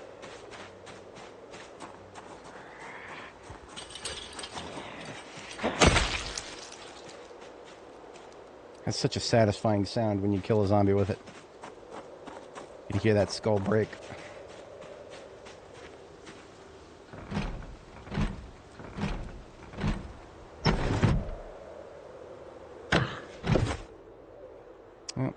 No forge in here, or no generator, but welding rods, dub rods.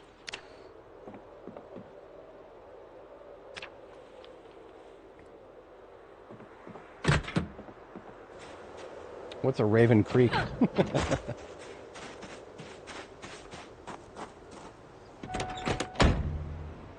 What's a Diva D?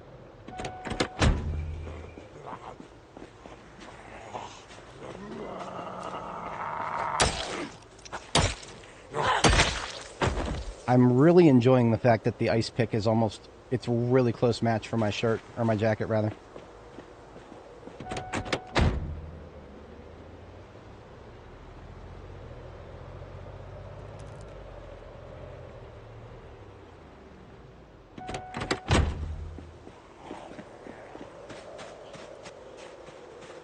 What's up, Farmer John?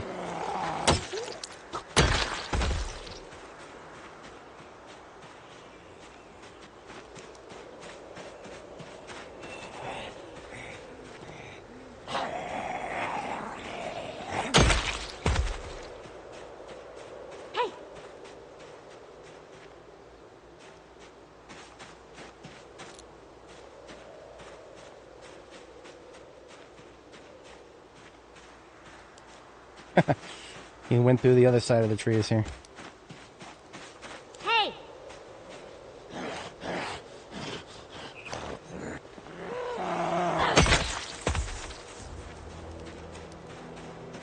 And a building range sense. That probably would look very interesting with the ragdoll physics. I don't know where that guy's going, but he's going straight to the right there. Not too worried about it as long as he doesn't go near my pretty road here.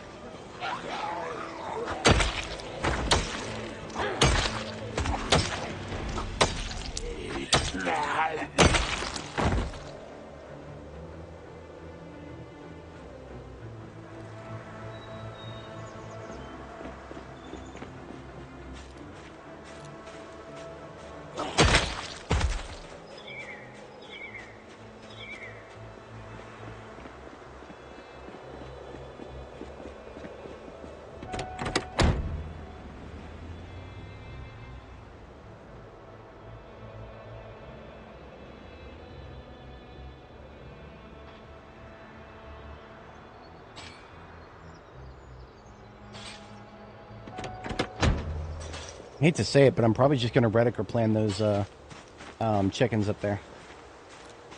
Yep. We'll keep them well supplied so that they continue to attract the zombies. Of course, I'm not going to be the one supplying them. That's the rain.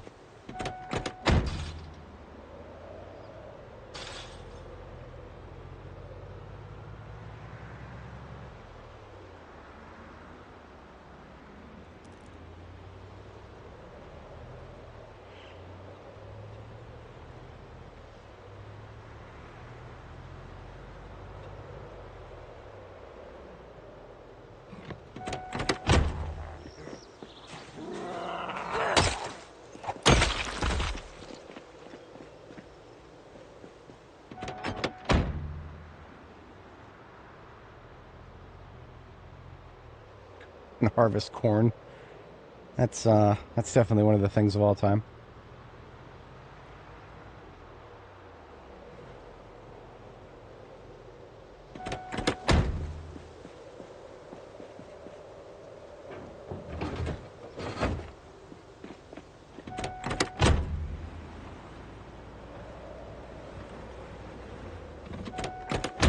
Damn it, it was on the right area, but then I just give it a little nudge. There we go. Pulled back too hard.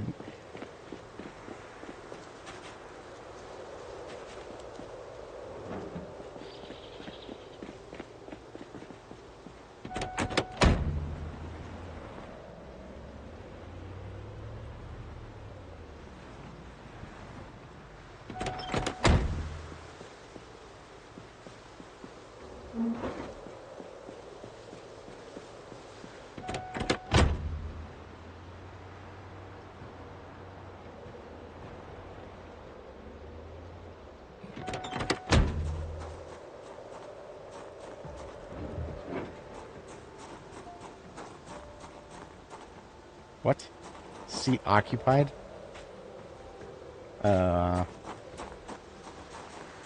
What?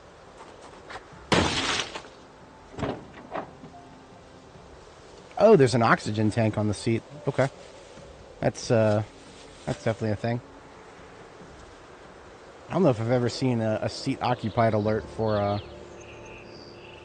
vehicle that is just randomly spawned in before.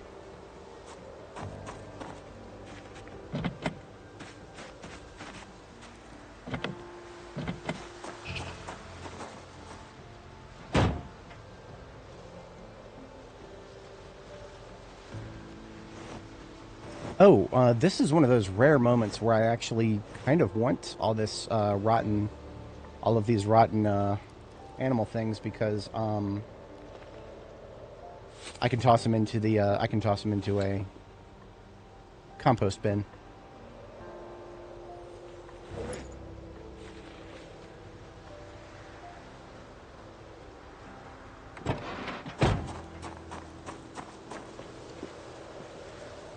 Normally, I would just dump them out and then keep the sacks, but in this case, I will dump them out into a compost bin and then keep the sacks.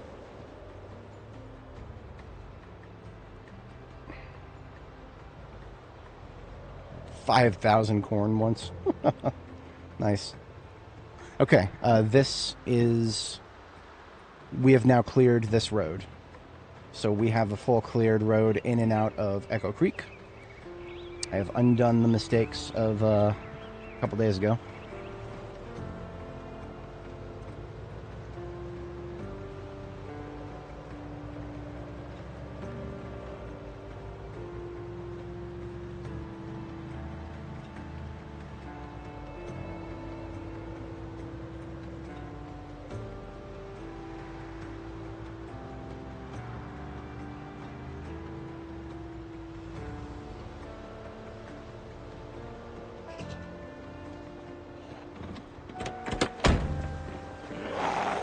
This road is going to be in flux because zombie migrations may get captured by the animal noises or something. I don't know. I feel like every time I drive by here, there's probably going to be some more. But that's kind of to be expected. This is a major POI that I don't intend on clearing.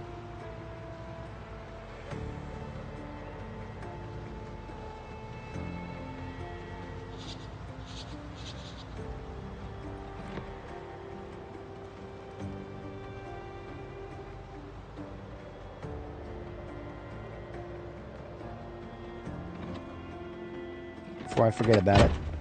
My own welding torch is actually empty, or not empty, but not full. Let's see if we can get some propane.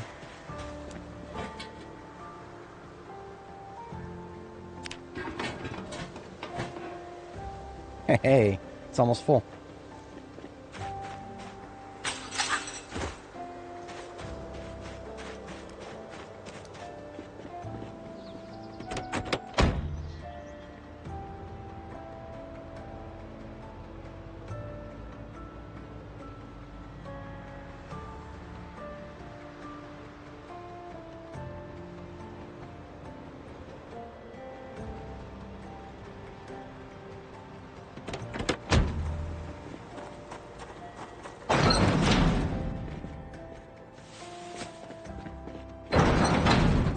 Now this is interesting.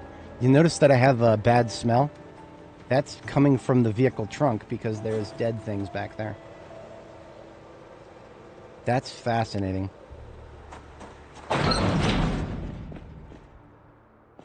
need another couple of planks here. I don't remember if there were any in the basement.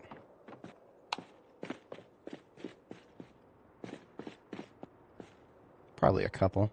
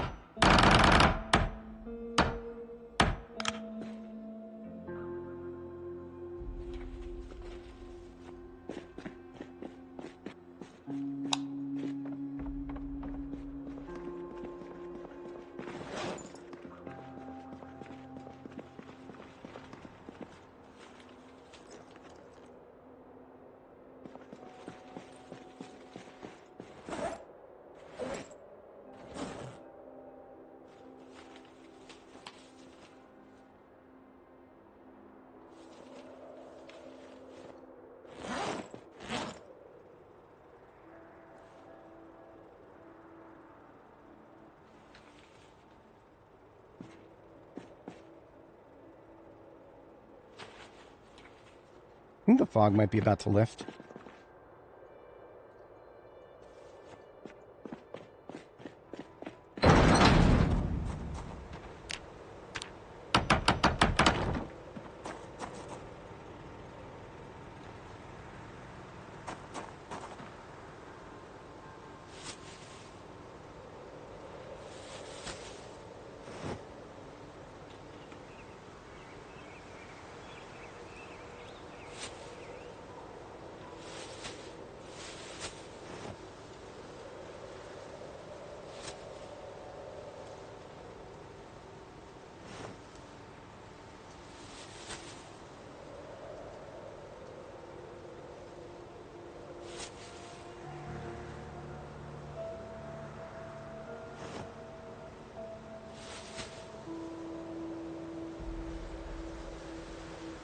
So the corpse stench is still rather significant.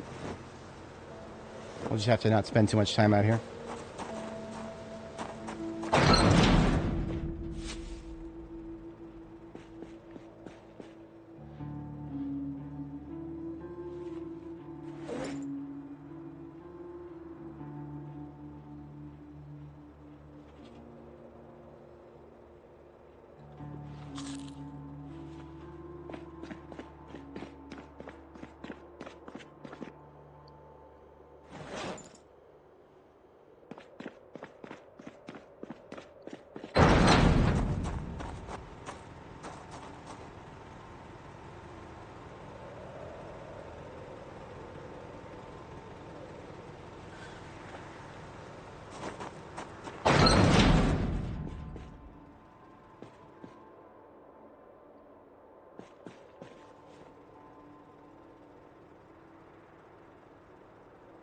They really did screw the pooch when it comes to putting things on top of crates.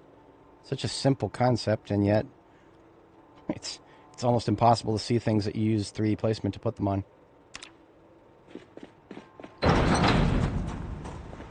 This fog, man. 1,300 hours, and it's still closed in. I'll try to move north, but I don't think I'll be getting too far out of town today. We'll see what it looks like up north.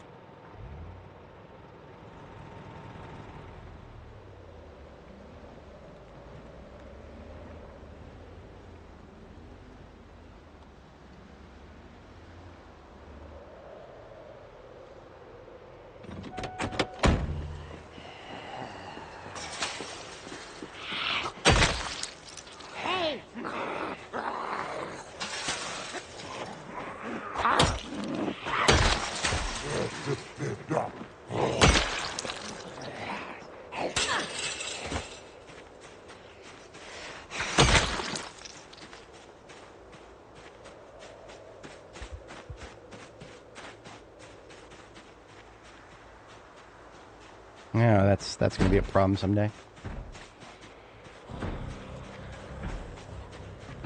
Ooh, survivor house and a... Okay, yeah. All right. I wasn't expecting that.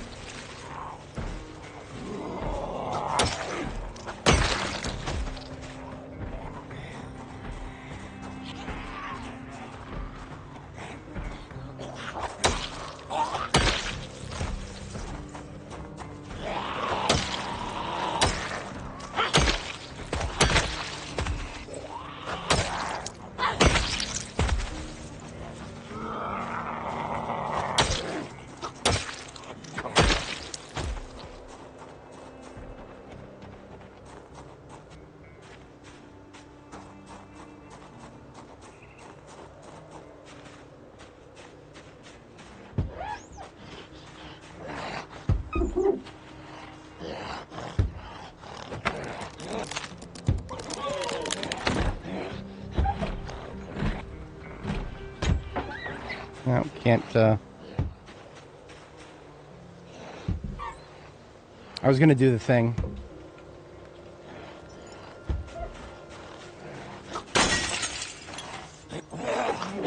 That'll work.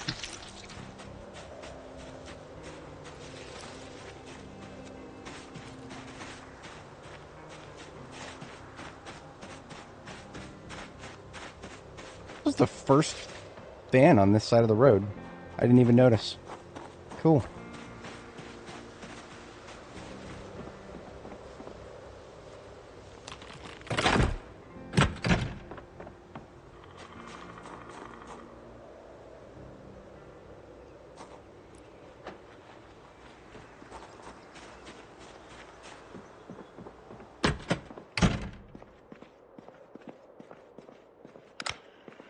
There's somebody in here.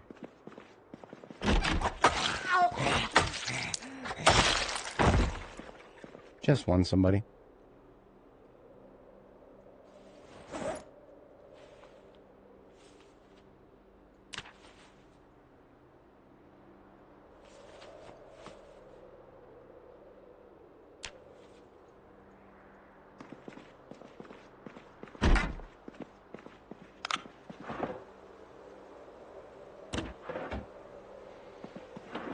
Of course, being a survivor house does mean that most of these containers are going to suddenly be full of useful stuff. It's the counters that probably will have Cheapskate John prison defense. Yay. Yay. Different colors of mugs. Why not?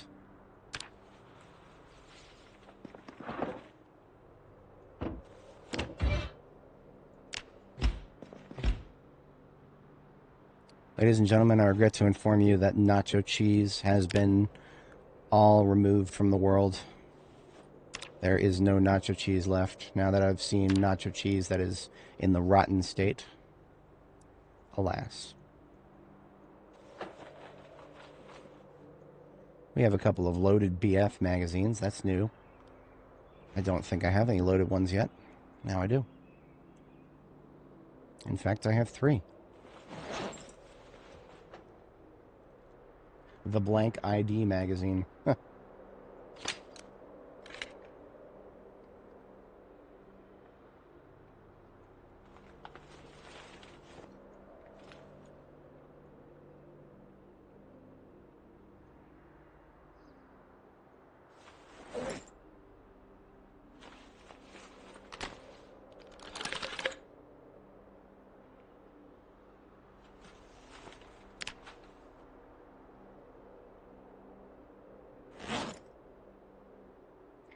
like a trend for civilian gun ownership that I'm not aware of, where you actually keep it loaded, but you don't have it racked, so that if you need to grab it in a hurry, you have to remember to rack it first? Is that really how they do it?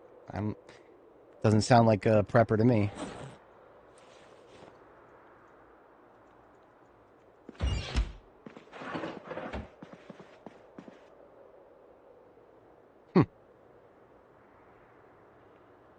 So I needed a copy of Aiming for, and I got a copy of Longblade for. Isn't that just eponymous?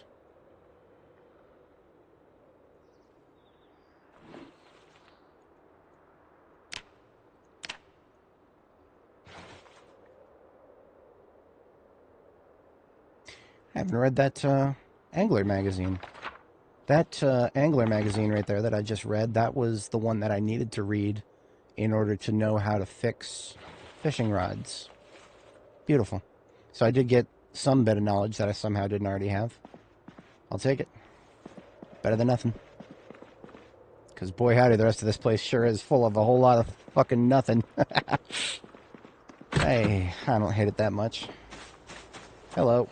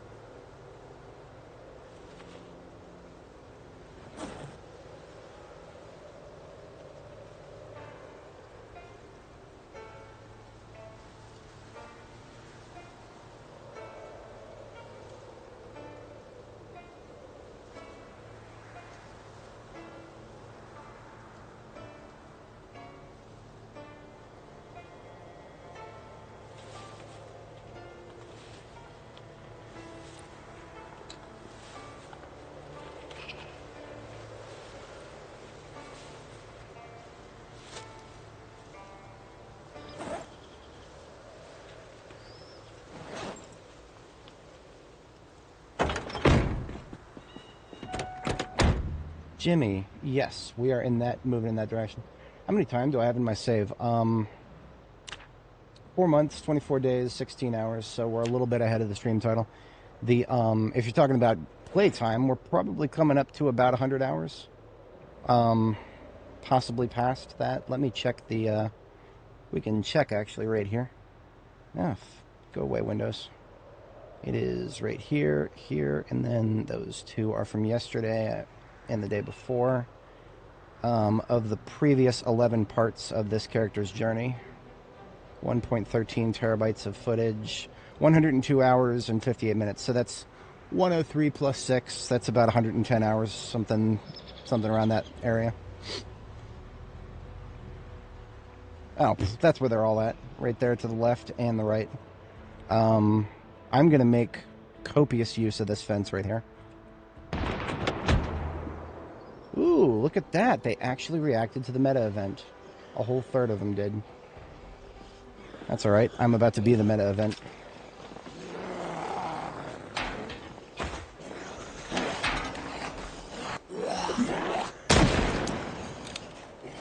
I think the fog is just about to start lifting.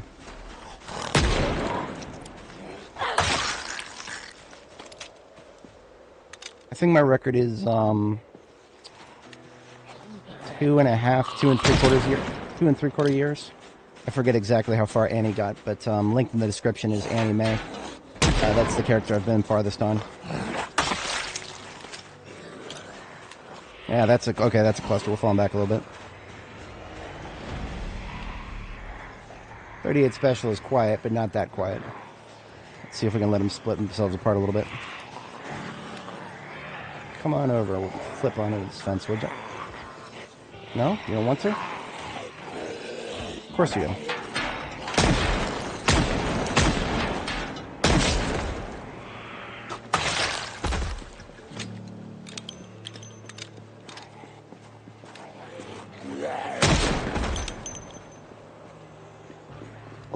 Aluminium barriers.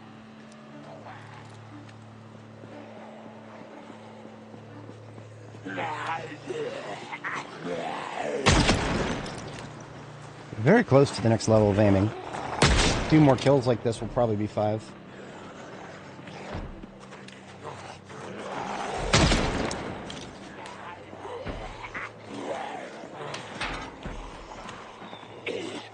Yeah, probably. I'd be 100% okay with it.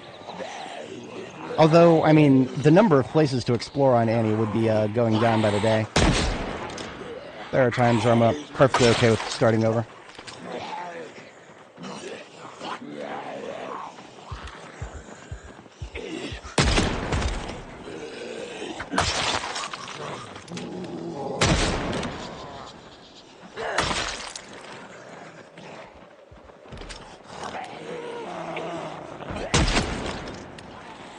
Nah, don't ever say that, Jimmy's. Please don't say that. That is it's like a curse. Now I've got to bring it up because I have died on stream once. 104 hours into Barb the Builder, and I got a little confident. You know what happens in Project Zomboid? You can get confidence. Bad things.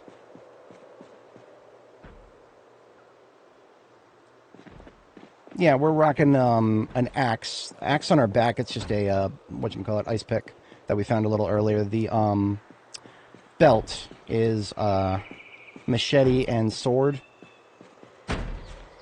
and 3 different handguns. The 9mm handguns are kind of just for. He's got holes in his pants, doesn't he? Yeah.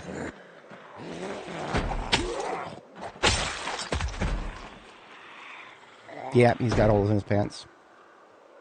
I don't think I have a wild raccoon. Hey, I found Private Nunn. His name is Frank Nunn. Nice.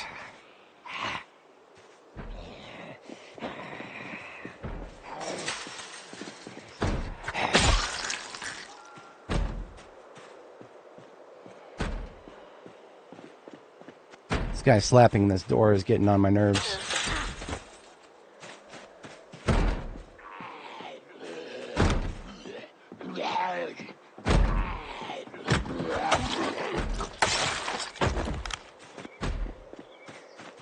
It's a bathroom door.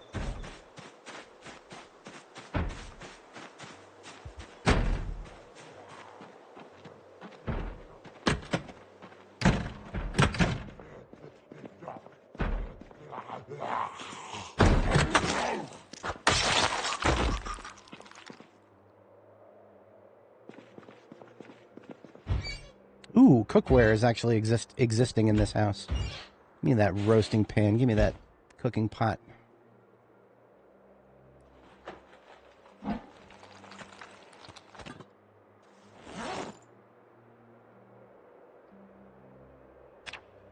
Okay, let's go for a 3rd try. There we go.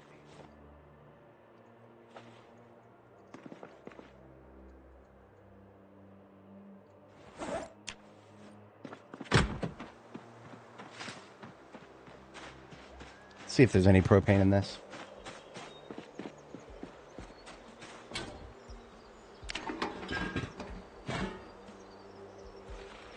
About 3/4 of a tank. Alright, I think I'm, now that the fog is cleared especially, I'm going to go ahead and fire up the light bar. I have not actually used the light bar in this thing, aside from a couple of occasions.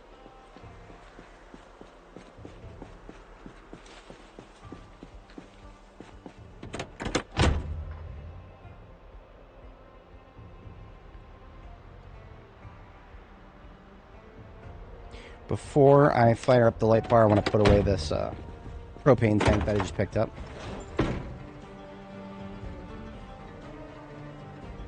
Wait a minute, what did I do with it? Oh, backpack, right.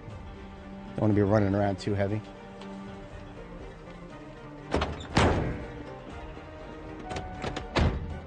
Alright, wake up, Echo Creek.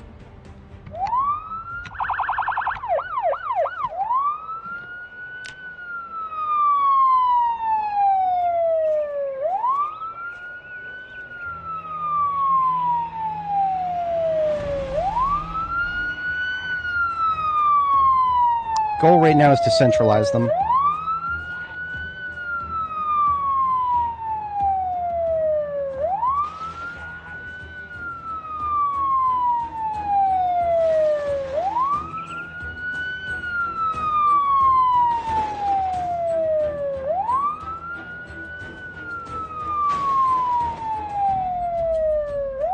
Time for some Wii U.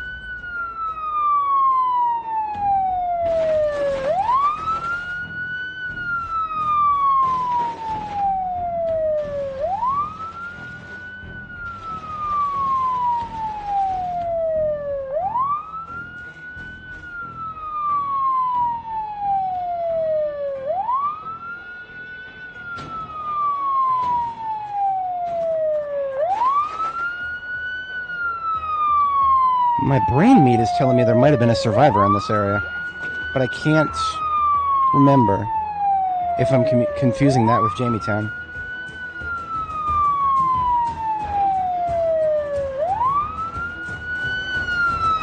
I don't think that's the guy. No.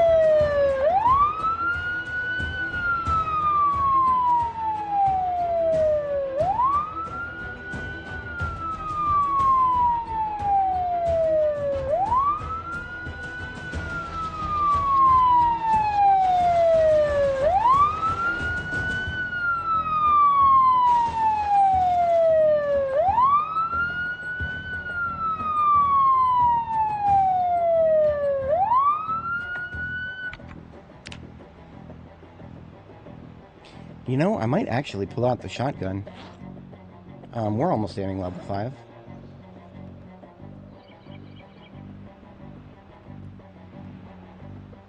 The question is, where would I deploy it?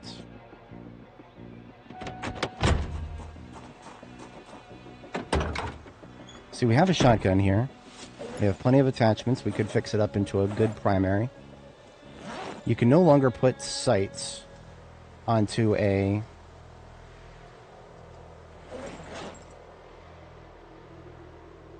You can no longer put sights onto a JS2000 shotgun.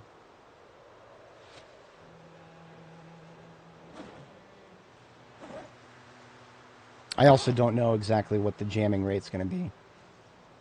we already lost some of them, but as you can see, the high attention span ones are still on their way. No, I'm not going to do shotgun just yet.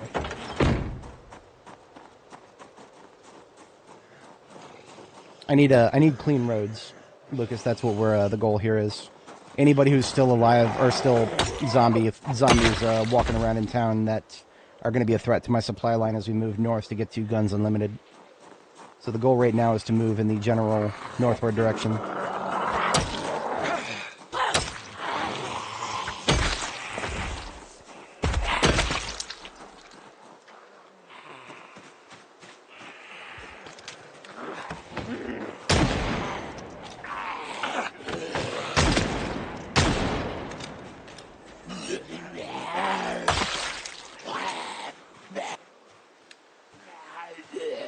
Curious to see how many will come this way.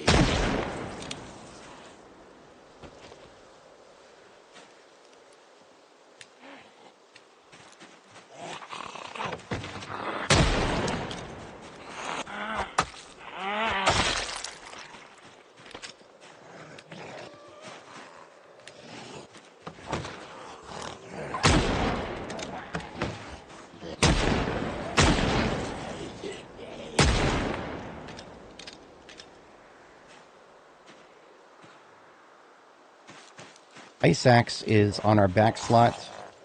Machete is on belt left, and sword is on belt right.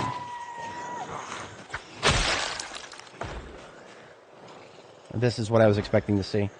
A fair few of them coming from around the building and through it. Hoping to stagger them with the building.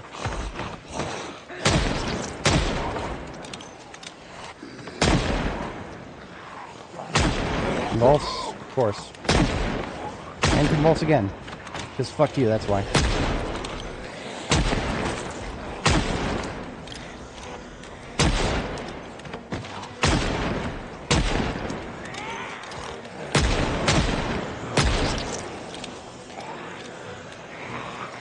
Pulling out the 9 mil.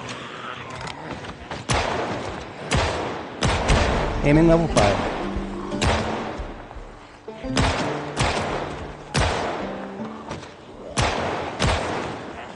One to the right. Falling back. Ammo check. We are 2 rounds. Reload.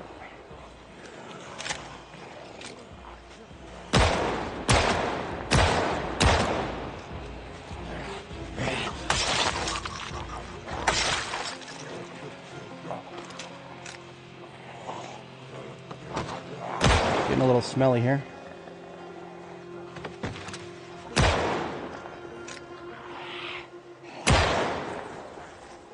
Shimmy over the face.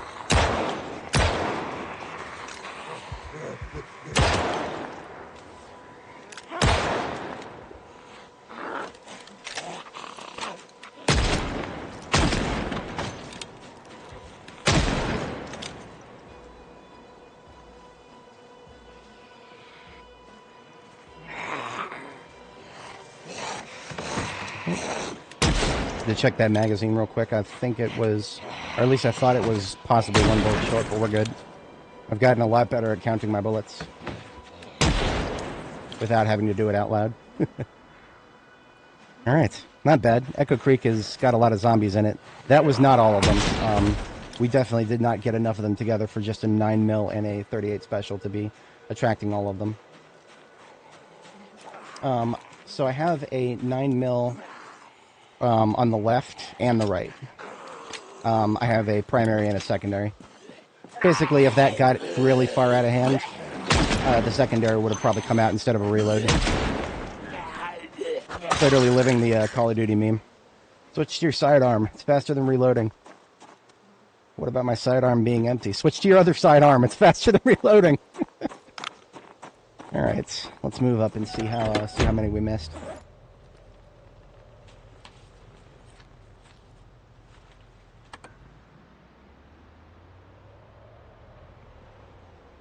Of course, there's the slow ones. There's always the slow ones.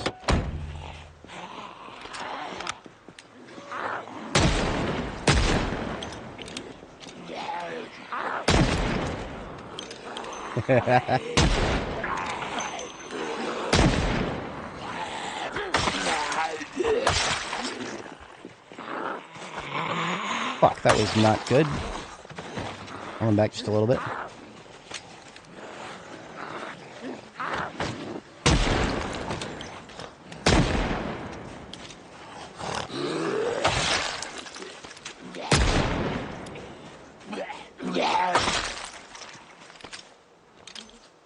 Okay, not bad.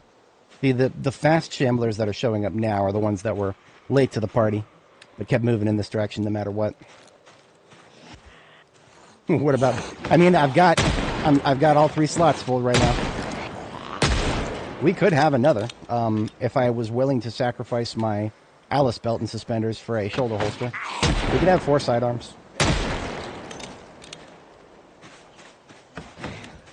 I tried it for the memes once on Annie, and it because what I wanted to try was having 4 different, all 4 different sidearms of different capability.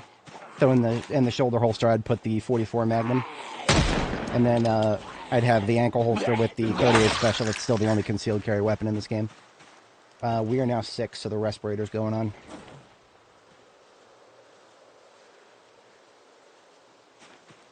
The respirator will completely eliminate the smell, but we don't want to be wearing it all the time because it is the filters are limited.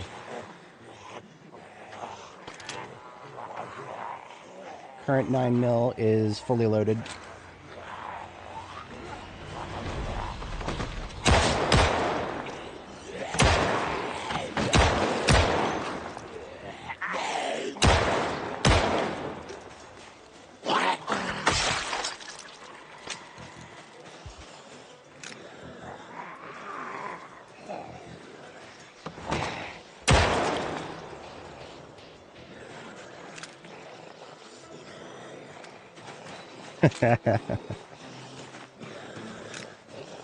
I was a fan of Markiplier before it was cool. I still remember the first time I ever saw a jump cut in one of his videos. That's how old I am.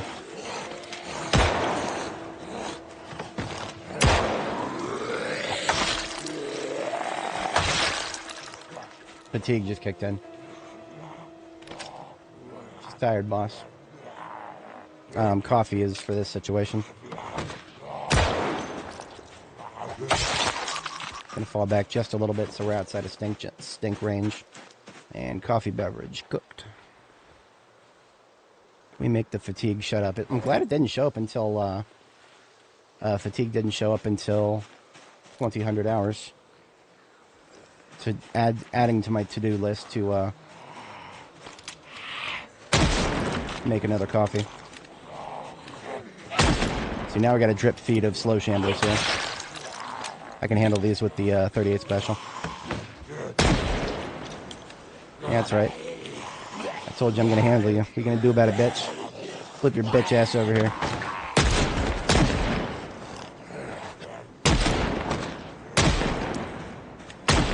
Convulse again, then. Fine. You don't have fucking care.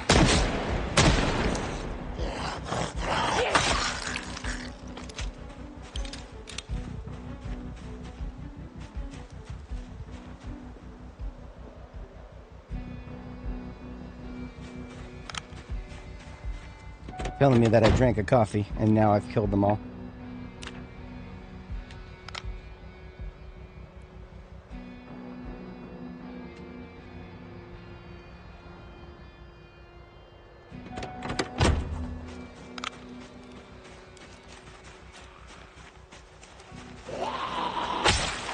Just gonna melee for a minute. Maybe not.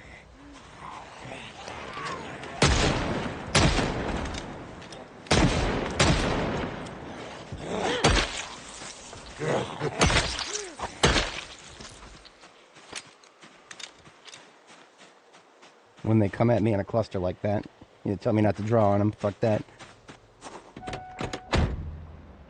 And now we're just falling back like we were before.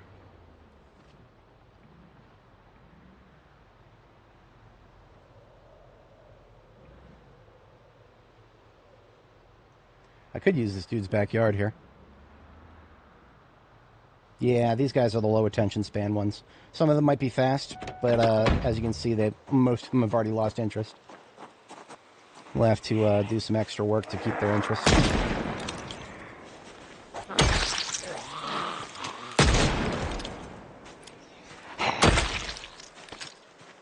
That's what I'm talking about. All right, falling back to our dude's yard here. Well, I would be perfectly okay with melee if I was a little higher on long blade, but I'm not. Alright, 9 mil time. Currently at 2 rounds.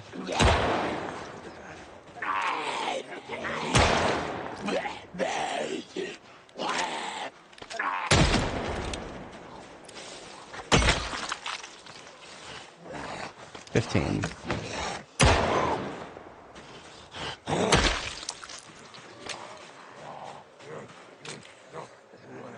I think I got this. I will fall back if I have to.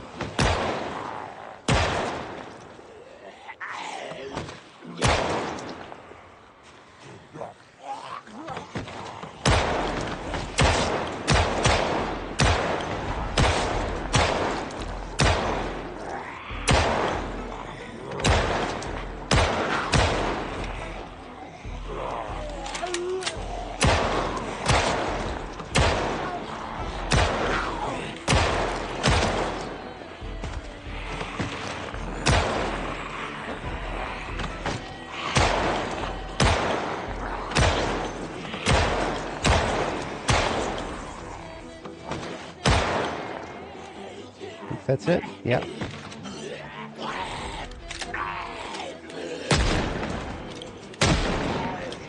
Okay.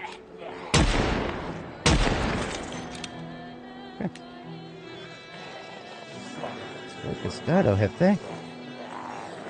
No idea if I pronounced that right. Oh, yeah.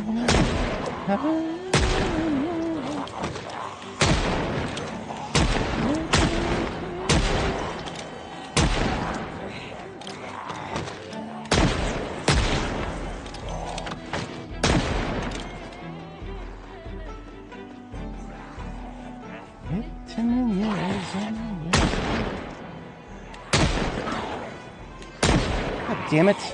Fucking convulsion. Bullshit. Ammo check for the 38 special. 31 rounds.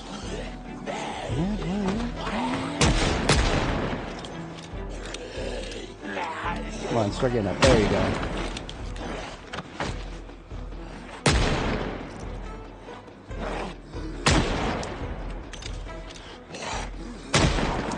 How many headshots can one zombie take? The world may never know.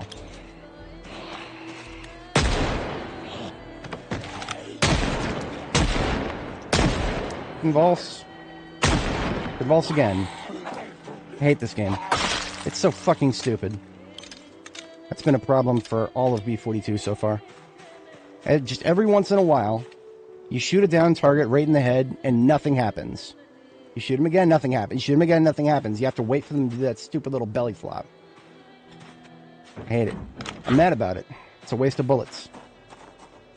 What are we down to? 16 rounds? Let's open a couple boxes of that lovely stuff. Inject that directly into my bandolier, fam. We have expended 6 9mm magazines. I think we were actually short on reloads then. So putting away the empties. And taking out a few full ones for the Alice belt and suspenders here.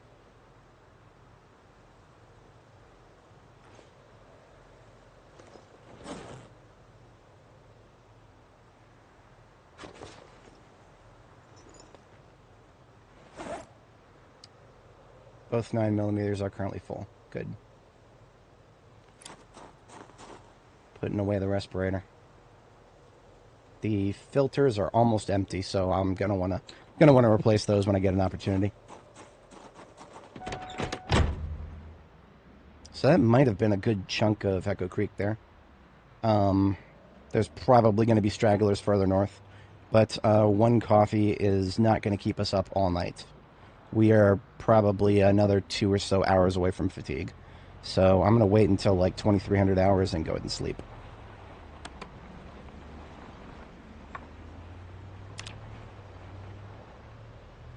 Otherwise, a resounding success as far as ad hoc fence combat goes.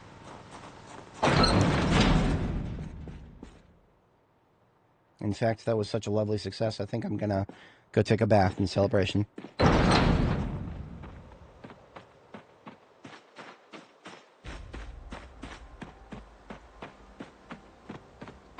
Yeah, I'm using the respirator as a specific niche too. I think some folks in chat actually mentioned that they just start using it when they actually start getting sick. That is congenial to my interests these days because I can just use the Shema in the meantime. Shema keeps it a little bit slower to get sick, and then once I am sick, I put on the respirator and that gets rid of it.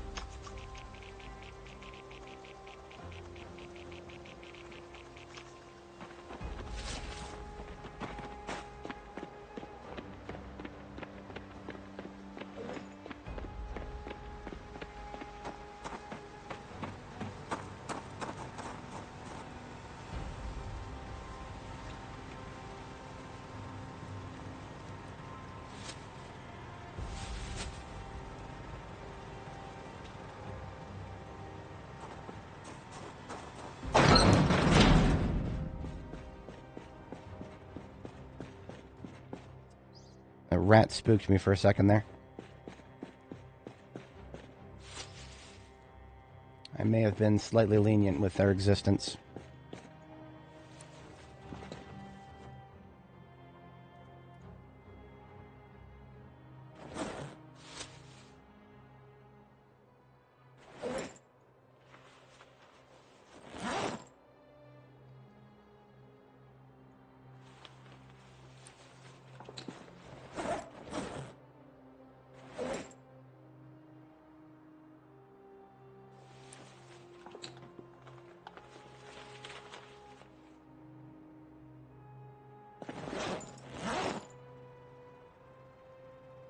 Materials.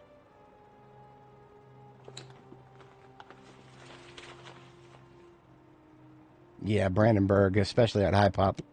That sounds like a nightmare to me.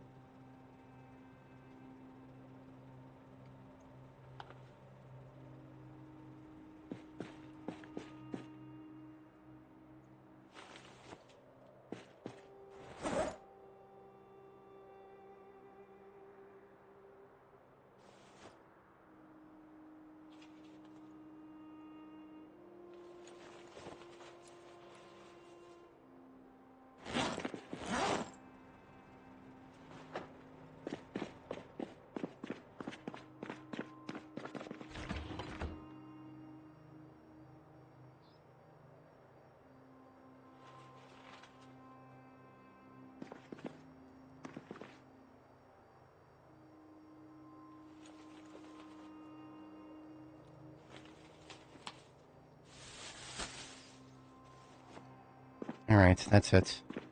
You're going outside, buddy.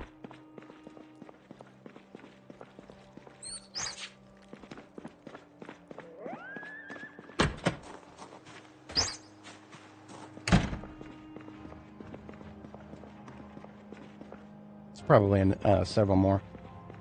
The basement had like 4 of them, I think. They are going to go outside, not inside. I will cook overnight, because I do need to do some cooking.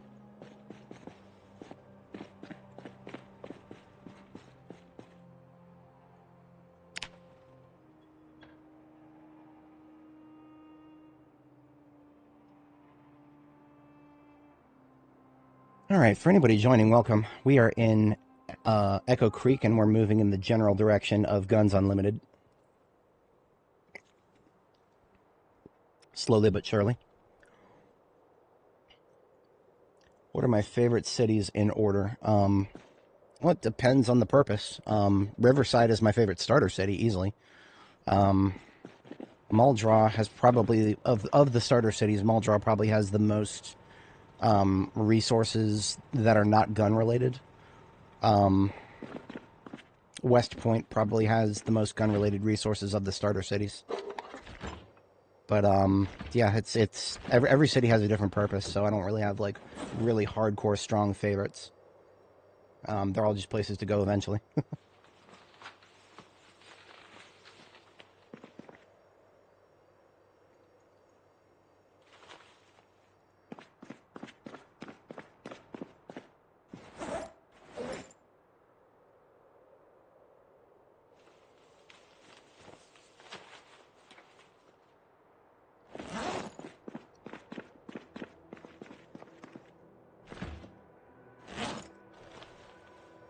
Just gonna cook up all this rabbit meat that's not in the freezer.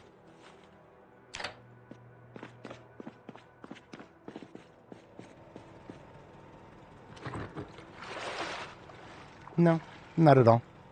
There's certain there's certain like specific problems with guns, especially targeting zombies in close clusters with a single target weapon. If I was trying to aim at like 3 or 4 zombies at once, but they're all super close together, actually getting my shot to land on the one that I'm trying to get it to land on, as in the one that's directly underneath the crosshair, it's a lot stupidly harder than it actually should be. But that's just a problem with the system that I'm hoping they'll eventually sort out. The rest of it is fine. Anything regarding single target, or in the case of shotguns, multi-target, functions great. Shotguns were bad for a while because they didn't have multi-hit. The first 12 builds of B42, shotguns were not multi-hit. If you look at Annie Mae's journey through B42, link in the description, probably up to like part 40-something. Up to part 40-something, everything was single target with the shotgun.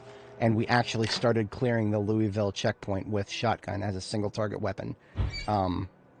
It's actually kind of hard to look at that footage in hindsight because there's so much efficacy loss using it that way. But I had no choice at the time, so I can't get too mad at myself. I'm going to do like 2 helpings of rabbit in each of these. Actually, no, fuck it. I'll do 3. YOLO.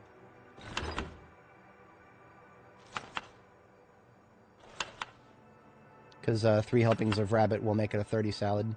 It won't have any happies in it. It'll be a very boring salad, but it'll work. It'll get the job done.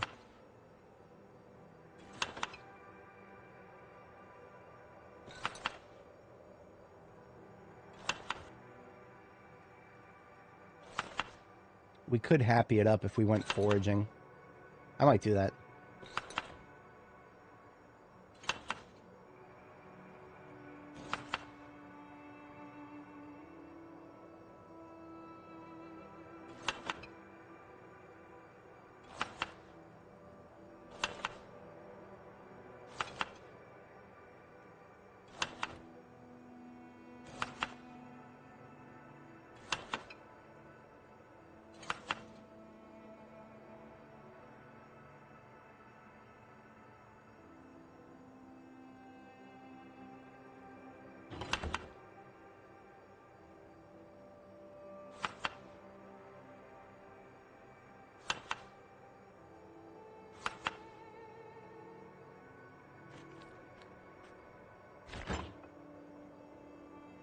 Yeah, those 7 salads I'm going to put back. This one I'm going to hold on to. I'll eat it tomorrow morning after we sleep. At least hopefully the game will let me sleep. The coffee may have fucked me up a little bit. God damn it, yeah, the coffee fucked me up a little bit. So we're going to have to wait a couple of hours before I can sleep. I should have some coffee on me somewhere. Definitely some in the vehicle. So I'll get my mug out and we'll grab the packet of coffee out of the vehicle.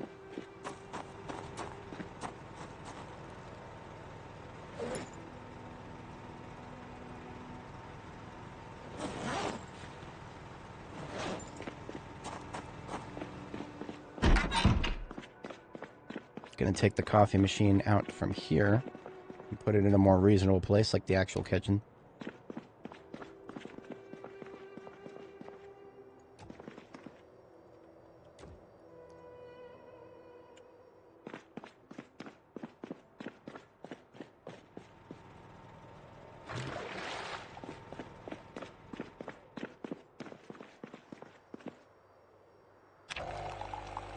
There we go. Generally speaking, I should always be carrying around a coffee. Doesn't have to be a special coffee, just a coffee. To shut the fatigue up when it hits, and I don't want it to. Always bound to happen eventually. Still not tired enough to sleep. Let's refill some propane torches.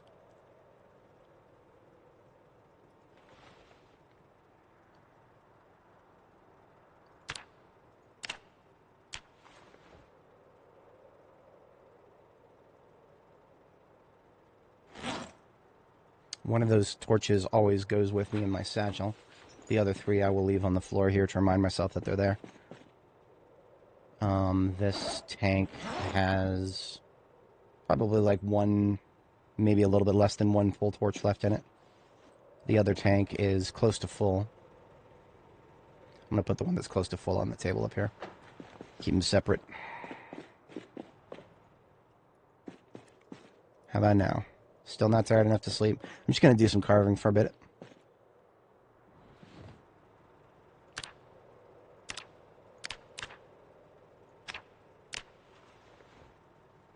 I'll carve for about an hour here.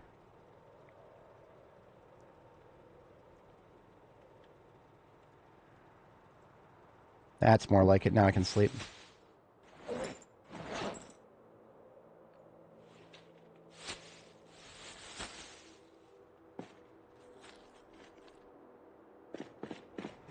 Assuming the weather's still alright after I sleep again, I'm going to try to forage for something else to put in my salad. Just a couple of mushrooms would make it a little bit better.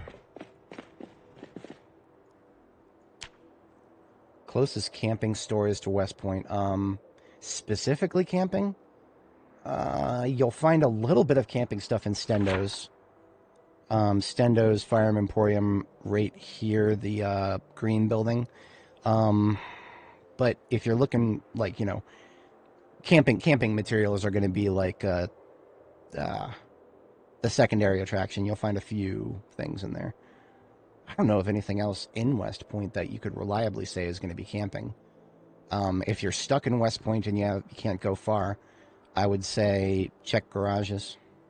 garages and cardboard boxes. You could probably find some camping stuff in the storage units.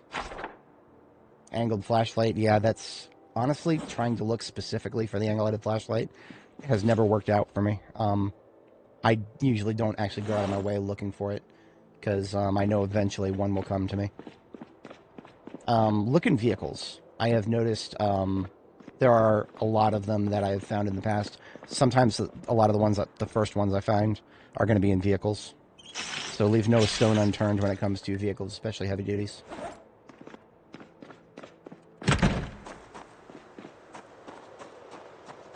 Oh, tell me I left the gun. No, I didn't really. It's running. Ah, I'm good. I'm going to forage a little bit out back here.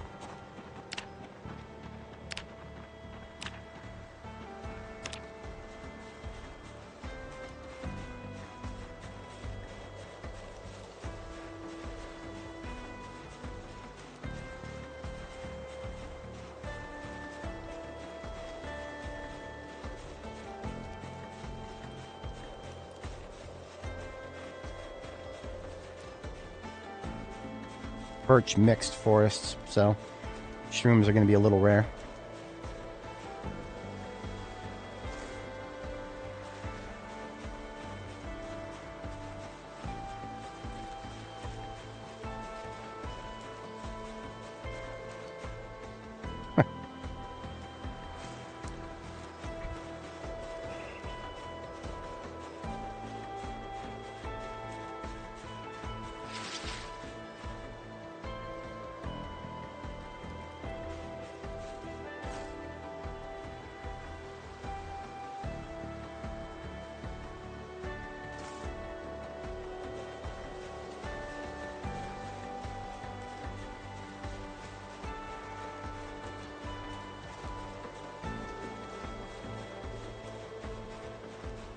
I'm only going to expend another.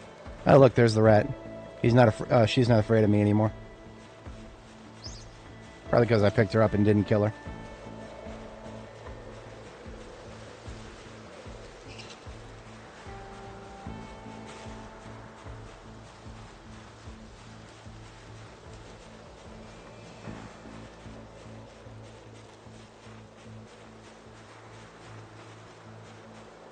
One place you can sometimes find it is Electromax vans. I don't usually expect to find it in hardware stores.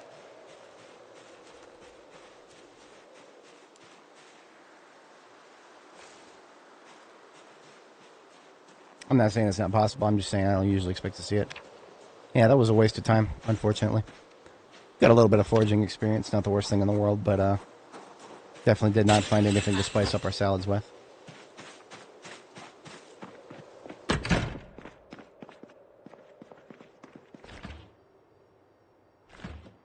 So in that case, I'm just going to thaw these bell peppers and radishes.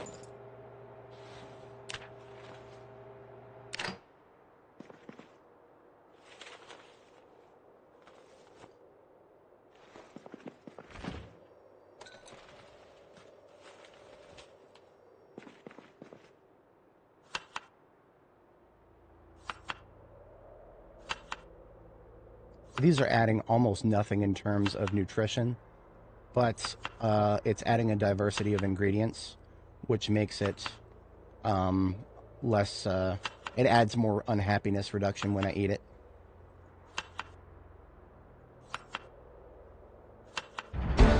It's also getting me cooking experience, not that I'm particularly thinking about that. It happens whether I want it to or not.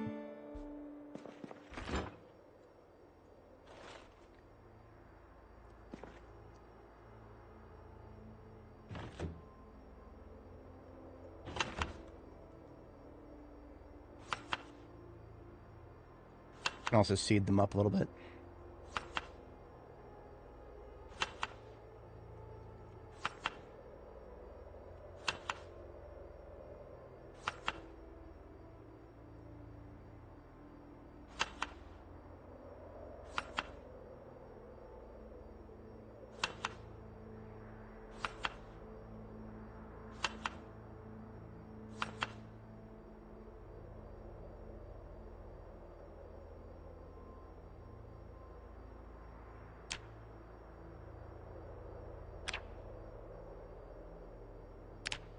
Usually probably would remember what these are called, but I'm just renaming them out of habit.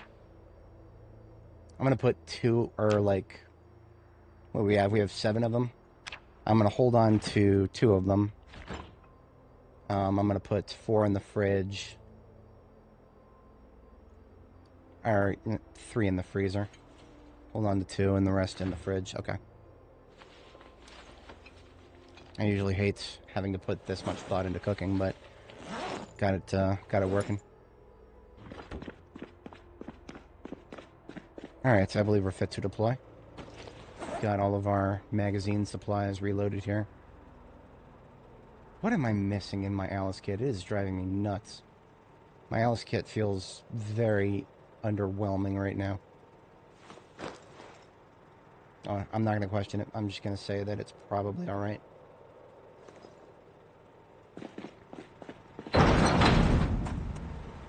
We'll need all the 9mm magazines that I can carry because we're about to break ground on Guns Unlimited here.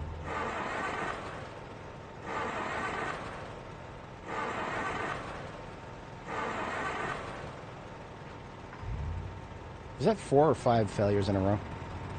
Fucking pathetic. But that's what happens when it gets cold. That shit gets worse when it's cold.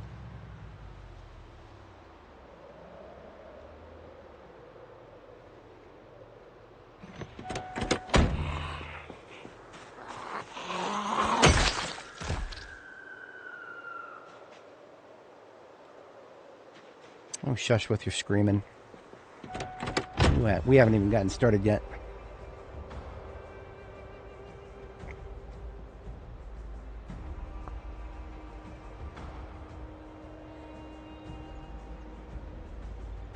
Yeah, KTO describes very well the best way to do mechanics if you start from 0.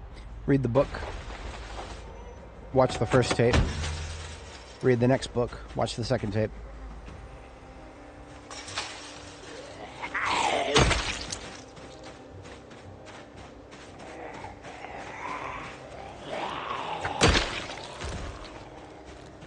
Yeah, they're going to be scattered all over the place here.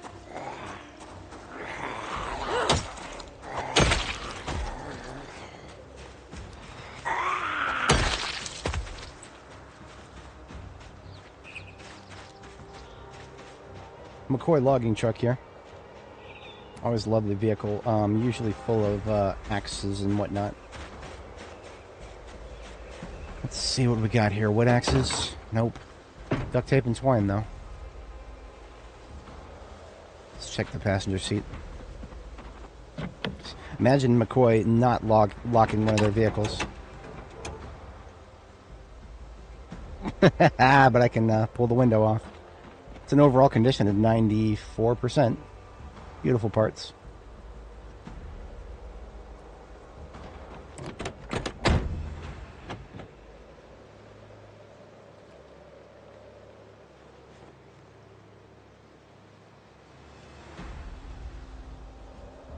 So, very disappointing in terms of what you'll usually find in the McCoy truck.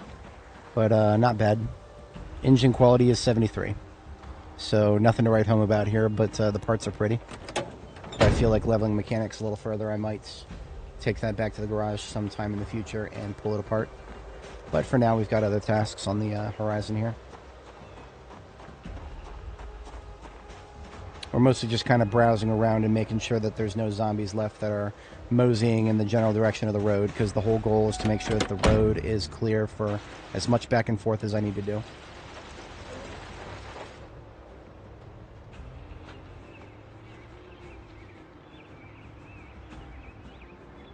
Oh, Darren, yeah, that good call. I did forget to change out the filters. I think there might actually be some in the trunk of my van, but if not, I'll survive. We've got sheep here. You know what? I don't feel any particular obligation towards them, but I'm going to kill these zombies anyway because they're going to block my road if I don't.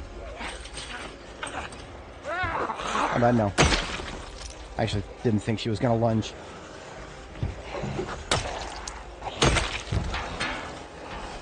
Of course she's going to lunge.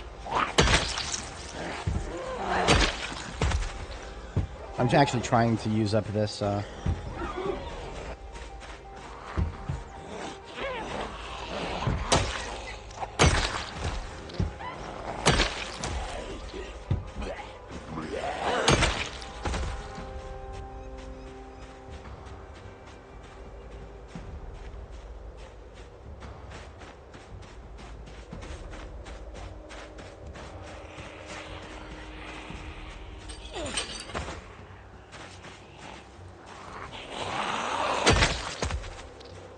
Hello, my wool producers.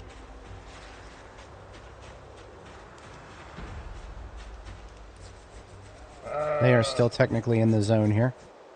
The zone has 220 liters of water, 194 units of food. These guys are set for life as long as they don't stress themselves to death by being next to zombies for God knows how long. Yeah, Echo Creek can feel very overwhelming if you're not prepared for it. I usually don't go to Echo Creek early game. Back in the day when you could spawn here, sometimes Echo Creek would, when you, like, you know, you show up here with, like, very early game population levels, and it's a lot less threatening.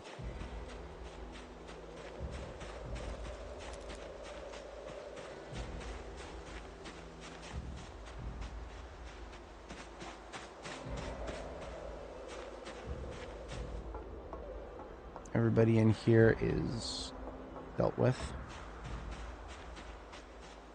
Didn't actually think anybody managed to break a window.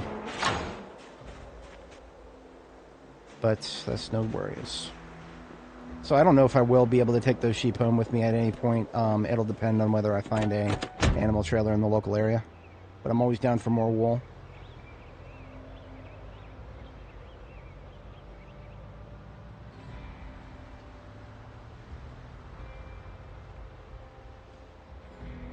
So this is a crossroads point. If I took a left here, I would be on the way to... there's a direction that would take me in the... eventually get me to Irvington if I went this way.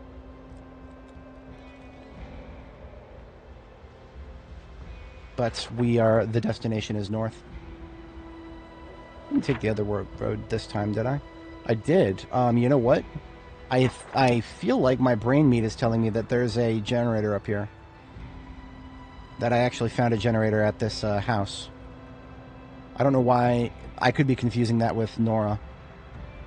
But, yeah, that was 100 hours of gameplay ago.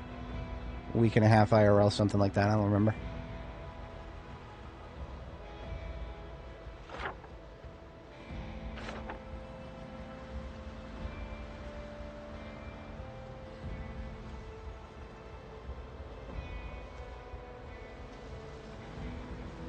Make me get out of this truck. I will get out of this truck if I have to.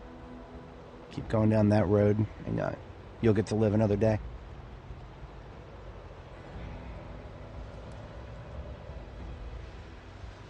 I think I can't remember exactly what brought me all the way down here. Yeah, look at that. Look at that. I forgot completely about this. Okay, cool.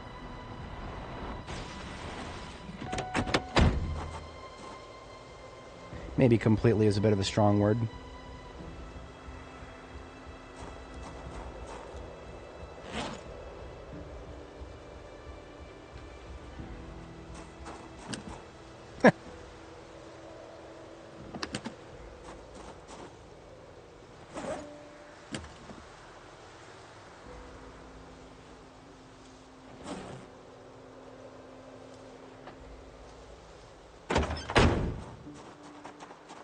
The red generator was located in this shed, now that I remember it.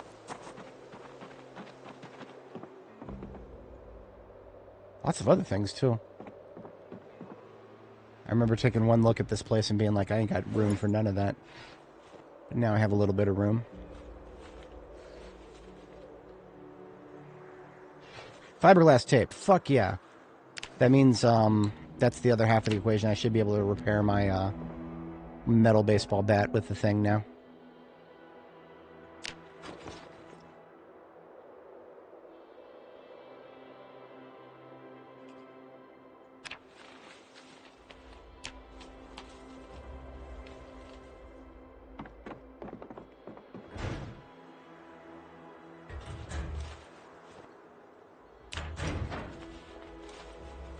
I could foresee myself wanting to build something defensive for the assaults on Guns Unlimited. But I don't know. We'll find out.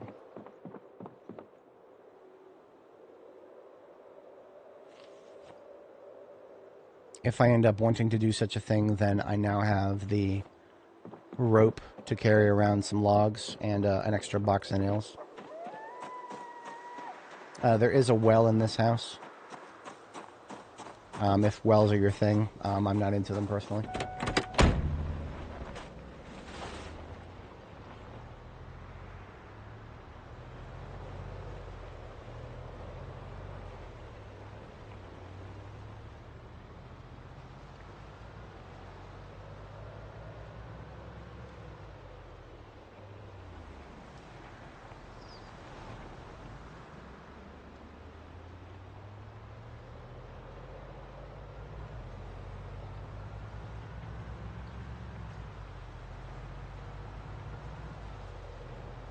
So it's about 1,500 hours. That is definitely not going to be enough time to fight my way into Guns Unlimited. But we can probe the perimeter, see what it looks like. Maybe clear the forest outside of it if at all possible. Don't know.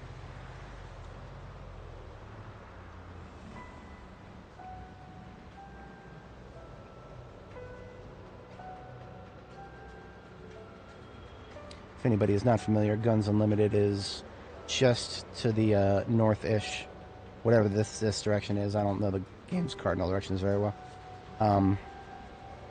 What is that? That's north is in that direction, so this is east. I'm terrible at cardinal directions. Actually fucking terrible at them. Never would have guessed I made Eagle Scout. Thankfully the compass tells me what direction is what.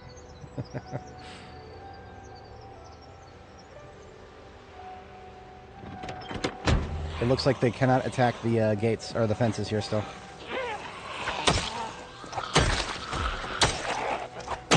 Northwest? Sounds about right.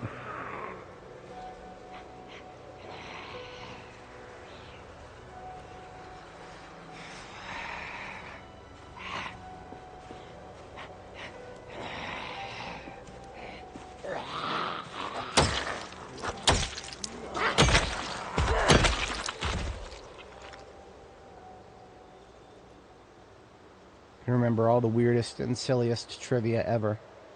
But can I remember what direction west is relative to north? No. I just don't do. This is not gonna end well.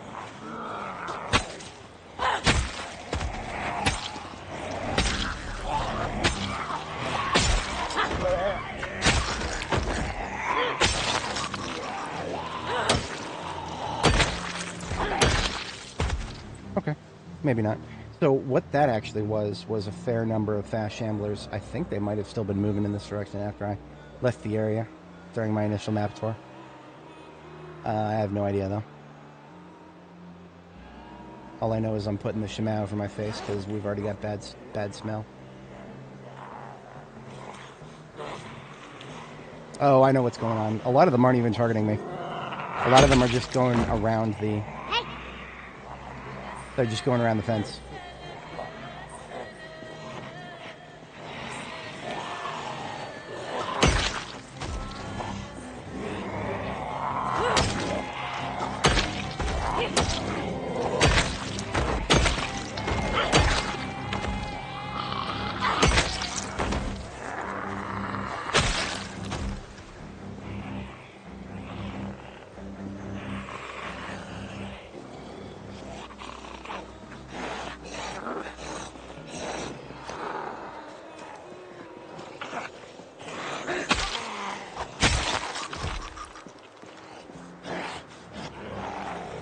I have always wondered why this place of all places, are the fences not attackable? It does not make sense given the precedent that the devs are setting by going through and just making every other fence in the game attackable, including the ones I thought they'd never touched, like the military checkpoint fences. I don't know what it is. It is a very curious phenomenon.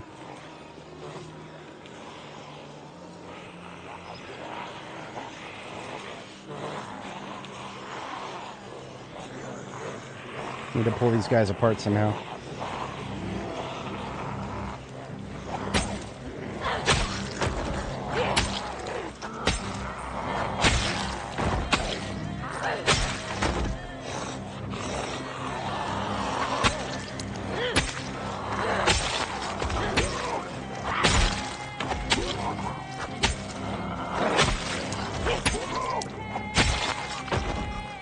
Waiting for that. Sharpening is necessary.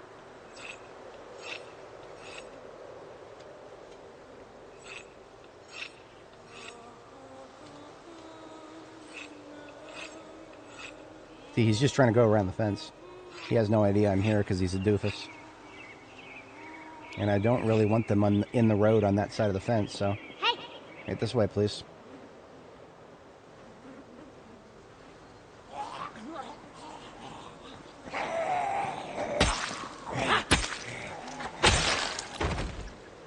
We're about to hit level 3 with Longblade, so I might just blow through the, I might just power through, levels 3 and 4 without the books. I don't want to, but I might. Hey!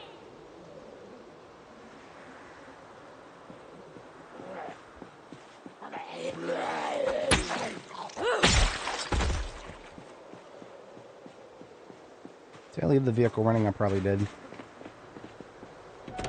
Should I fall back a little bit?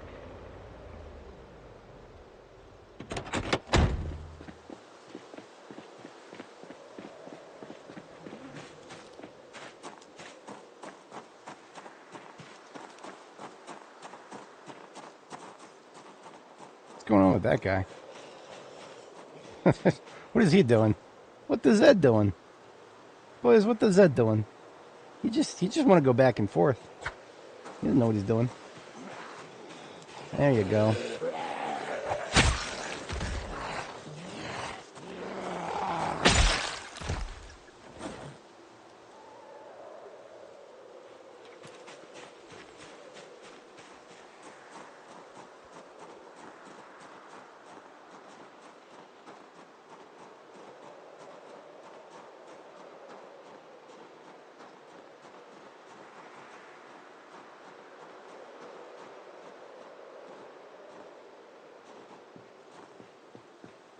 Yeah, I'm just going to focus on the front yard for today. There's going to be plenty of them here. I'm not even going to finish the front yard in one day. Definitely not. This place is nicknamed Zed's Unlimited because it does sometimes feel like they are quite unlimited.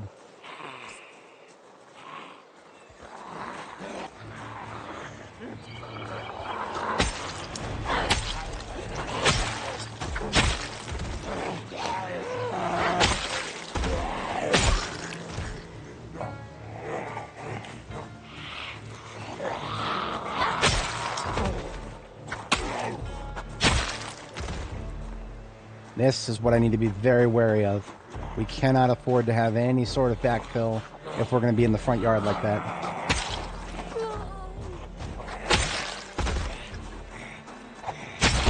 Longblade level 3. My power grows ever so slightly.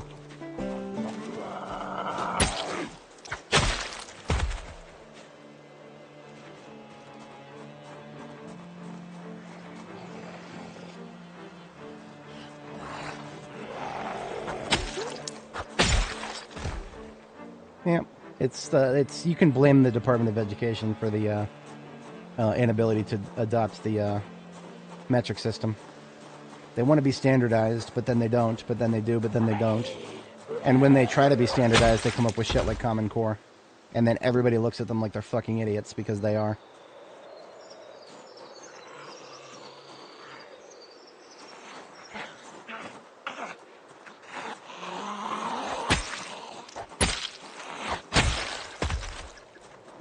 shit. Yep. There's no need to be in my road, thank you very much. Those two must have come from a pretty decent distance to be coming around here. Yeah, like this one here. She'll make it around the corner eventually, but right now she's those two, they're just moseying in our general direction. And now these guys right here, they came from behind the building because they can't group up any other way.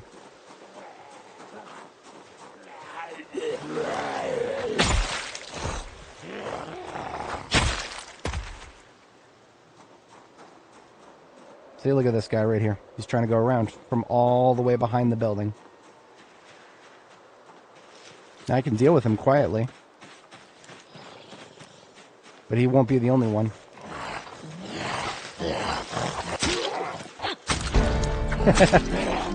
Got a level of short blade, we got a level of long blade. We're just blading it up here.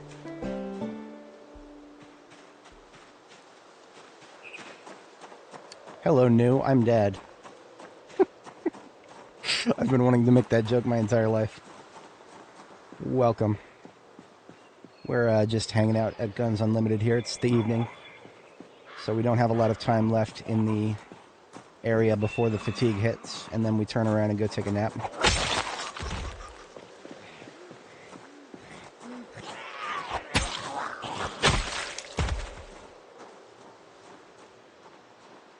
I'm going to focus as much on the front yard as I can here.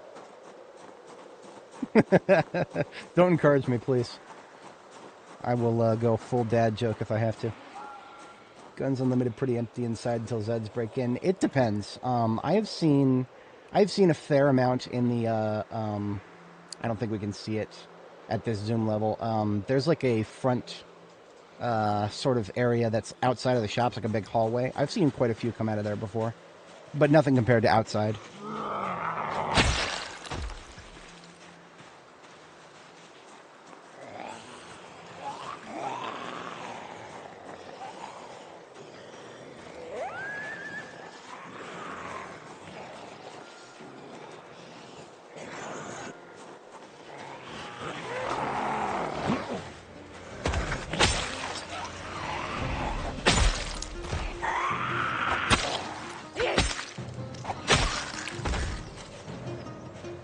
Still no sharpen?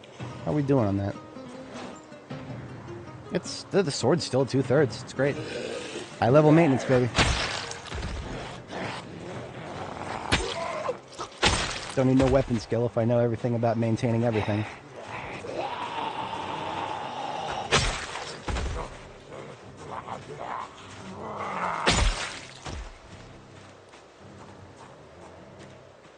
I don't like this forest very much.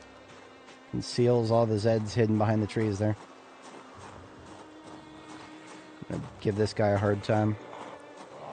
I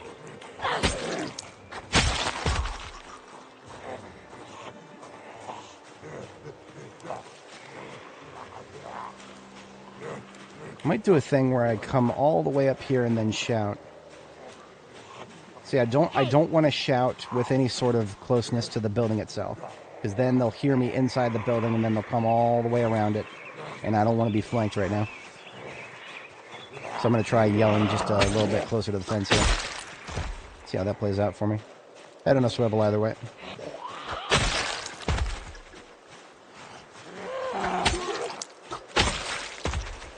Yeah, they definitely love coming out of this forest up here in the front. So, no good. No need to sharpen.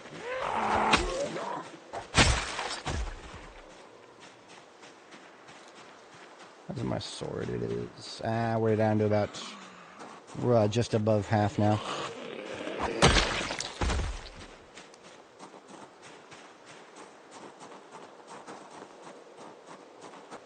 Yeah, see, look at that. There's Sally coming out of the forest there.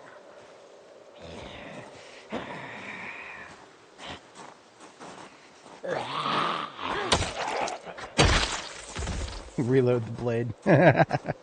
Gotta. That's what I've been doing. I just tap R.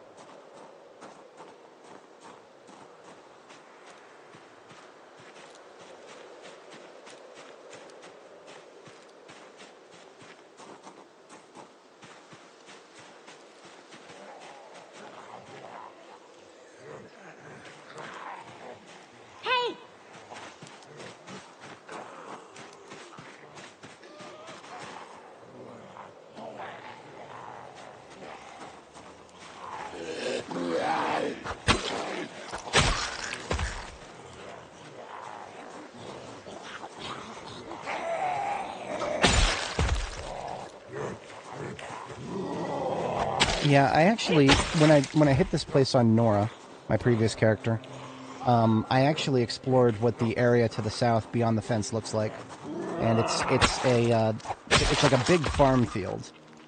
It's a big farm field, but it's also subject to overgrowth, so there's often a lot of trees and stuff on the trails back there.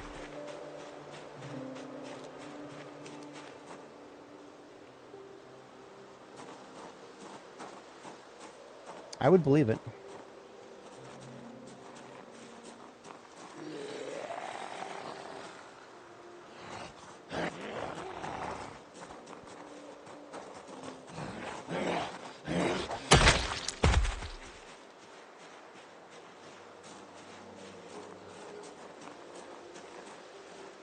Take a quick moment here. Yeah, look at all that. Yeah, so it's about 1,900 hours. I expect to be fatigued within the next hour or so, easily, if not in the next 30 seconds. Make use of the time I got while I got it.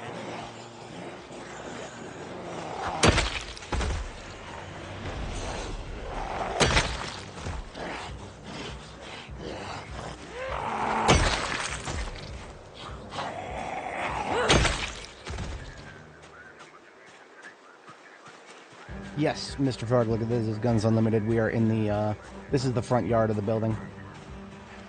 I'm trying to get these guys so that, we can get a good approach to the other side. Without anybody coming around from the north to, northwestish area to flank us.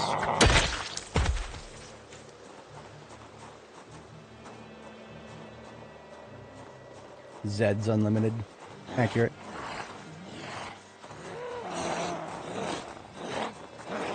I'm keeping my distance from the wall where possible, because that way I have a little bit less of a likelihood of waking up anybody inside. That was a biker dude, but he did not have leather pants like a lot of them do.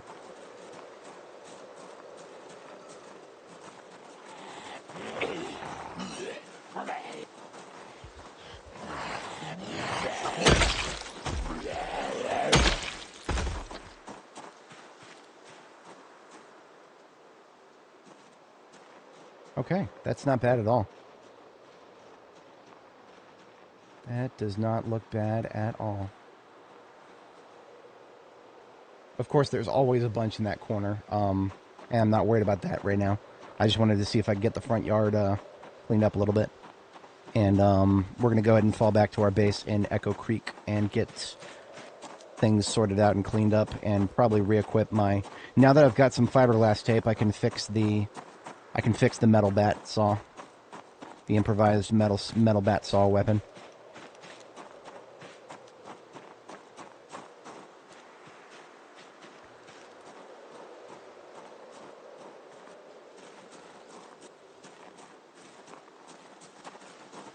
Sup, buddy? Now, real talk, if you are looking for a place to sleep right here, there's a place to sleep up in the second floor up there. But I would never want to do that right now. Metal with bits, yeah.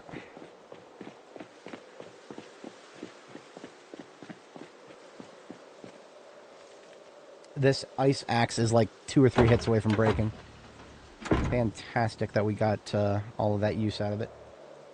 Sword is... oh, it's just about half. I'm going to go ahead and let it go. So we're going to go back to base, and I'm going to clean everything up. And we're going to get some fresh weapons put together. Where's my shema? Let's take that off my face.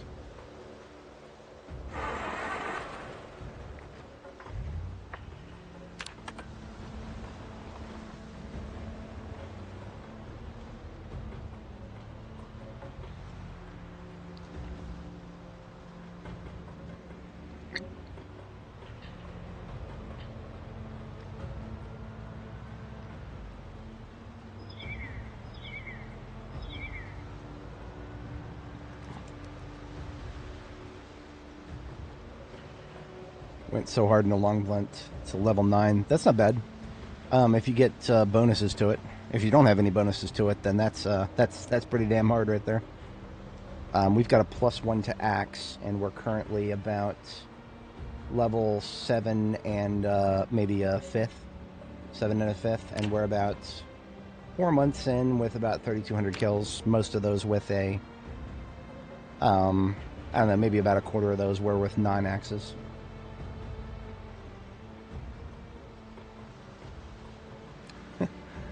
So you're dual wielding the blunts, KTO? Average blunt enjoyer.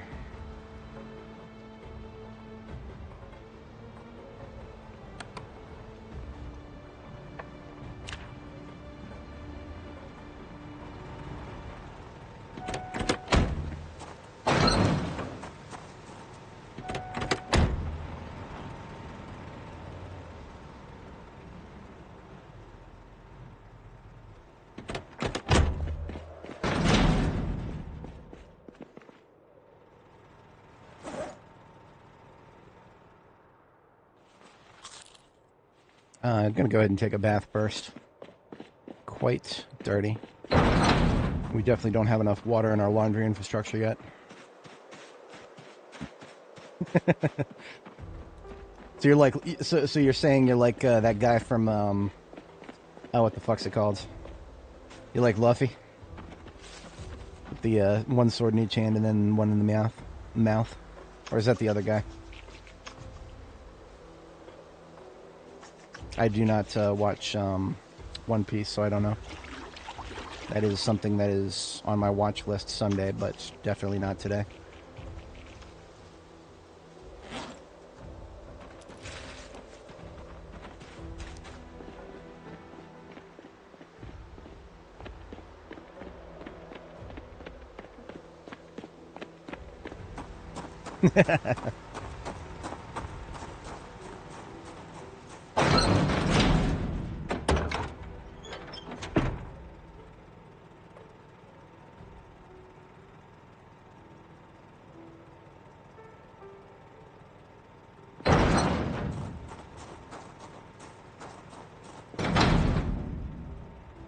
Spare generator we picked up on the on route. Calibers I don't intend on using anytime soon. We'll put in there. Basically, we'll make this a guaranteed to go home with us box. I don't have a good platform to shoot any shotgun right now. Single HEMA book. HEMA book. I mean Longblade. Longblade is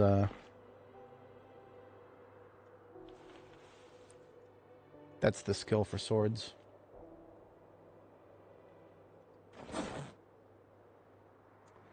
Put all of this material we picked up into the materials bin.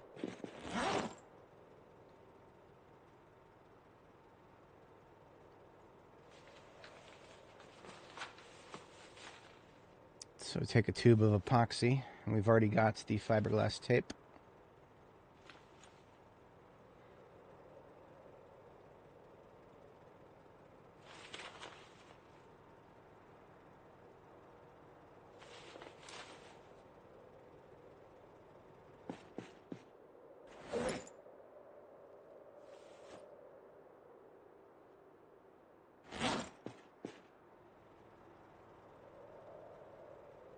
Put away the twine.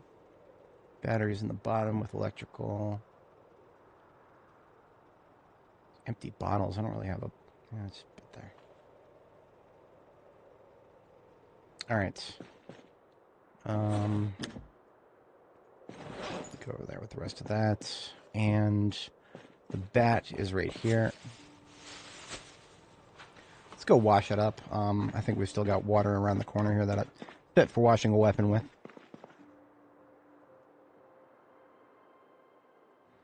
What?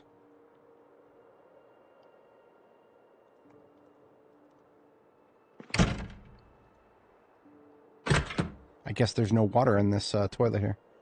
Did I already empty it? I didn't empty up anything in here. What the hell? I think I'm just not clicking on it right.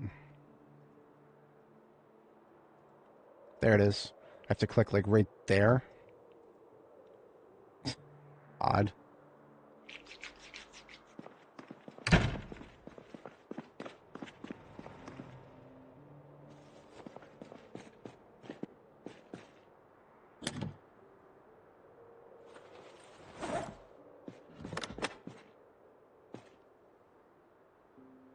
Fix with epoxy. Oh, you gotta be kidding me. Nope. Can't fix it with epoxy. Damn. I could have swore that,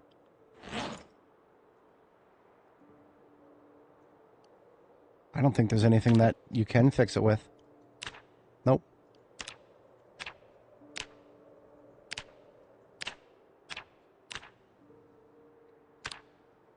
I can scrap it into aluminum. I can use it to chop. I can use it as a...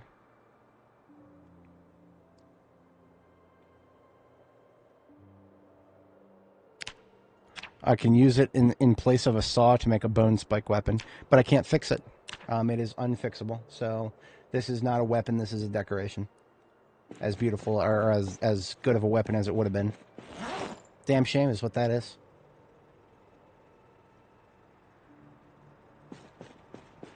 I have played this game for almost 3,200 hours, and I have never once seen a katana spawn in-game. I have, of course, you know, I can go in debug mode, so I know it exists, but as far as I'm concerned, katanas are just elaborate pranks played by the devs. Haha, look at this thing that technically exists, but you can't use it. Haha. That's what I feel like they're saying to me.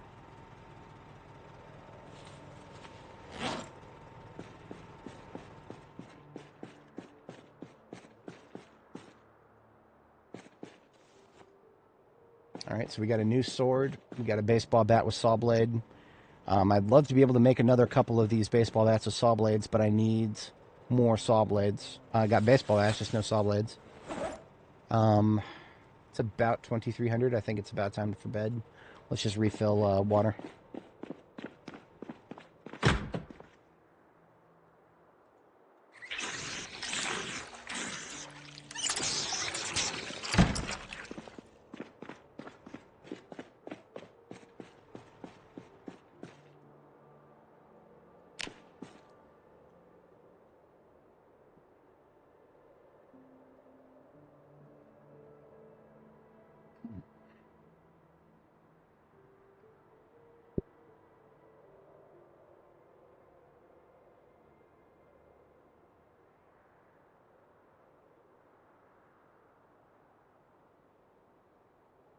Alright, I'm going to spend the rest of the evening reading.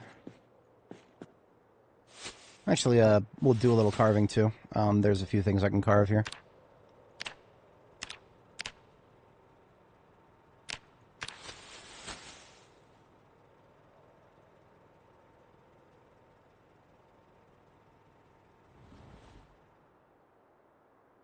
Barely scratched the surface on carving level 9.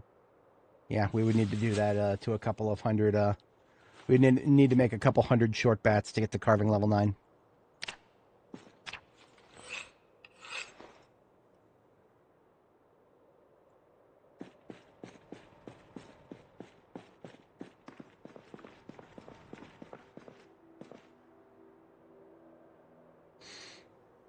Literally me. If you're talking about, I remember what you're talking about. I can't remember if it was on this character or not. I think it was. But yeah, I don't remember whether that... I feel like that was on Nora, and we actually got to the guy and confirmed it wasn't a katana, if I'm remembering right. There's a guy in a blue jacket. That's what my brain meat is telling me right now. But I have been known to misremember. Oops. I have been meaning to pull down all the transcripts to my previous live streams and reformat them into a searchable format so that I can actually look at all of the times the word katana has come up.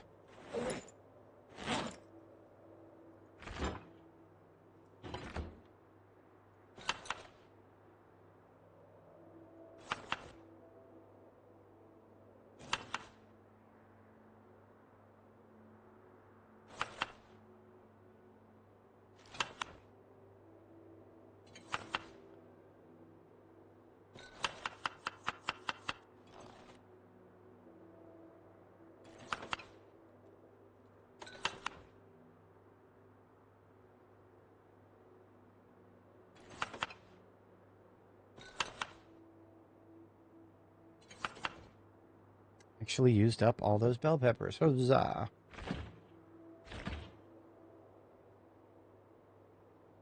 But we filled those salads up completely. And we still only got 20s out of them.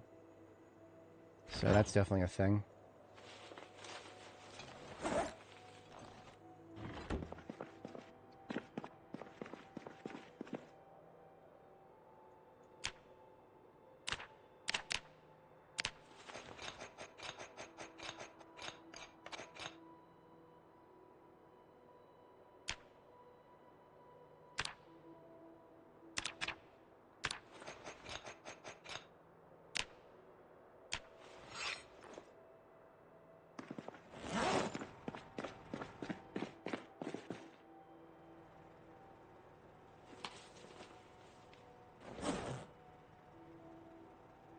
Oh, so much for the epoxy and fiberglass tape. I'll just leave it on the table then. Cute little decoration, perhaps.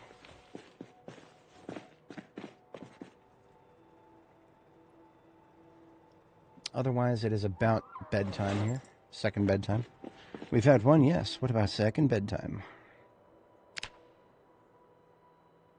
Oh yeah, I do like this. This is Echo Creek's gas station. Fantastic place. Got pumps out front, 4 of them, and you know what else we got? Fog. Lots of it. I ain't going to Guns Unlimited like this. Fuck no, I'm not. I'm going to spend the morning carving.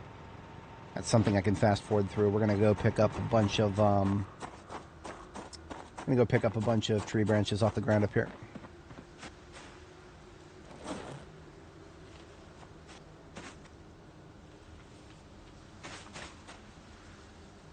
This is the one silver lining to having a billion trees in my front yard that I had to get rid of. I can level my carving off of all this.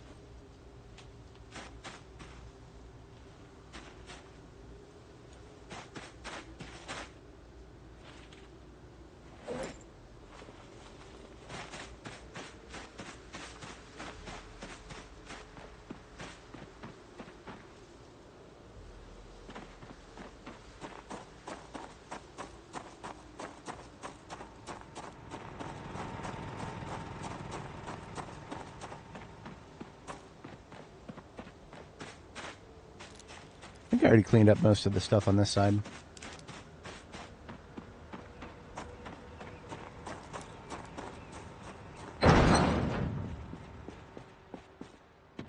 Muldraw train station had multiple sledgehammers. Now that's interesting.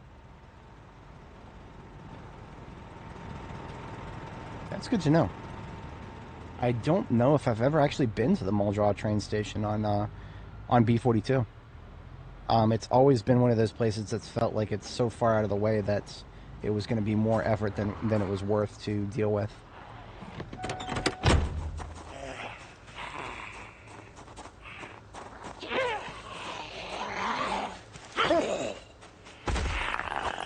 So I cleared a bunch of trees because I had to stay the night here.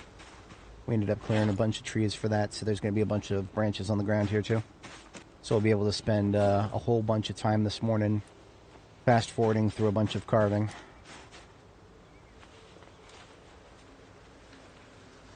Knowing my luck, we'll find the next carving book within an hour or two.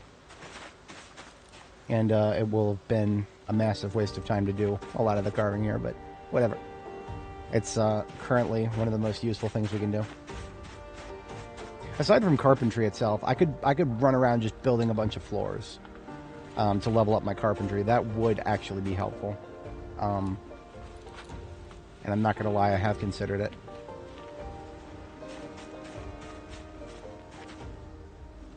Is there another log out here, or is it just those 3? I do have a couple of rope on me, so if I can get another, a 4th log, here we go. We can make a 4 stack.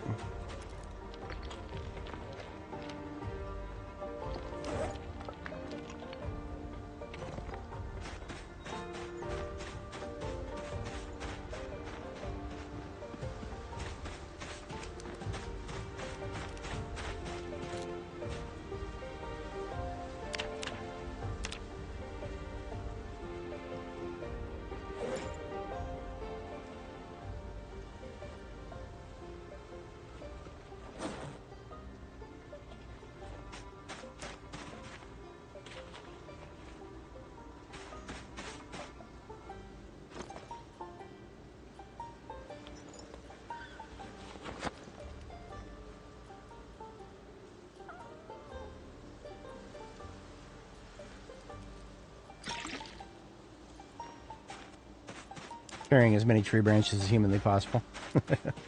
We could have all day fog. I don't even know. I don't even care. There's no operating in this. It's way too thick. This is as thick as fog can possibly be.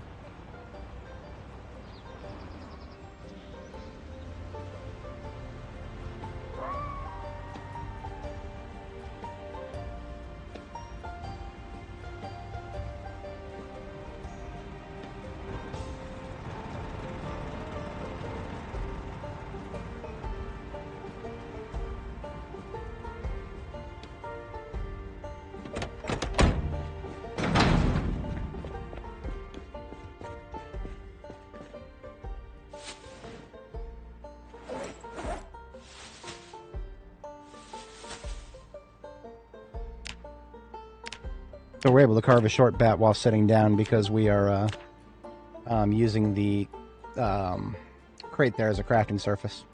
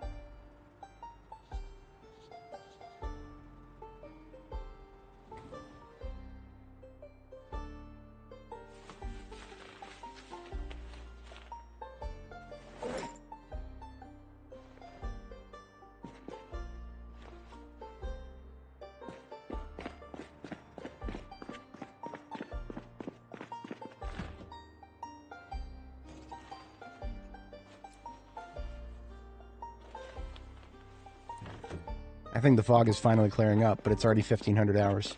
So, more or less, the fog was there most of the day. Most of the day that mattered.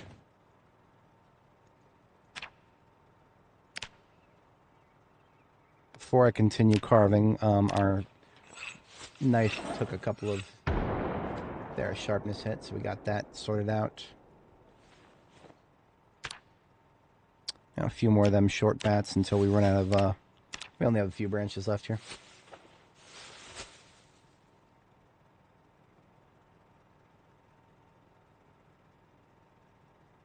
Rail spike weapons are, yes, I think they're all axe related. I don't know of any that aren't.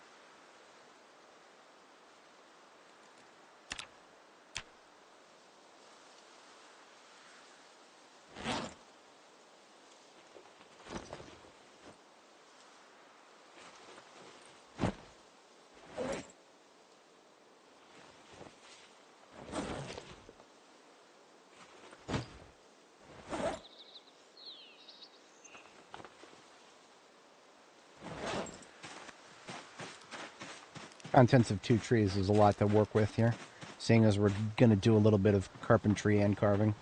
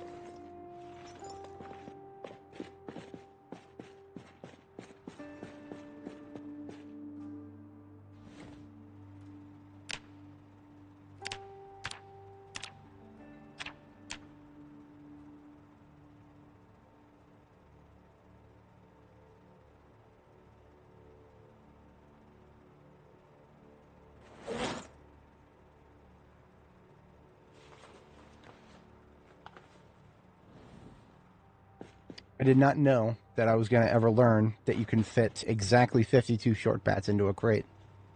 But I have now learned that knowledge. Fantastic. We're truly living in the future now. Yeah, if you haven't gone anywhere near blacksmithing yet, you're definitely missing out on the huge part of B42. It's definitely not finished. If you're looking for a finished part of B42, well, you're going to have to keep looking. But blacksmithing, there's definitely a lot of very, very, very, very, very cool shit in there. I couldn't say anything farther than swords. They are basically the same as katanas, minus a little bit of extra crit rate. Katanas basically crit like half of the time.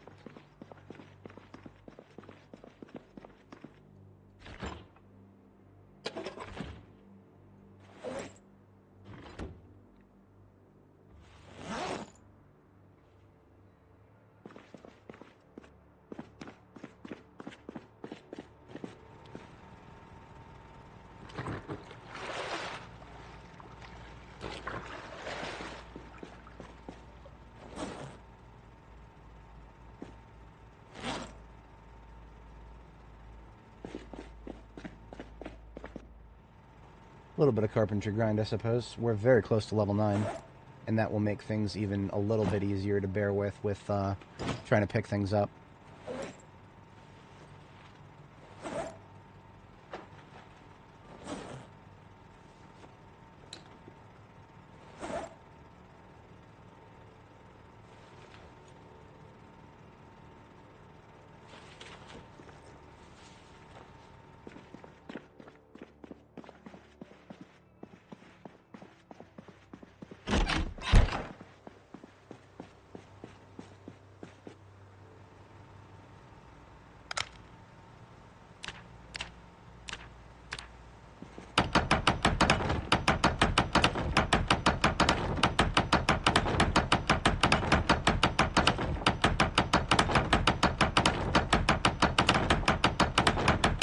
There's supposed to be a surface here already. If you look at the building as it is, there's supposed to be like a little awning out here that I can walk over, but there actually isn't.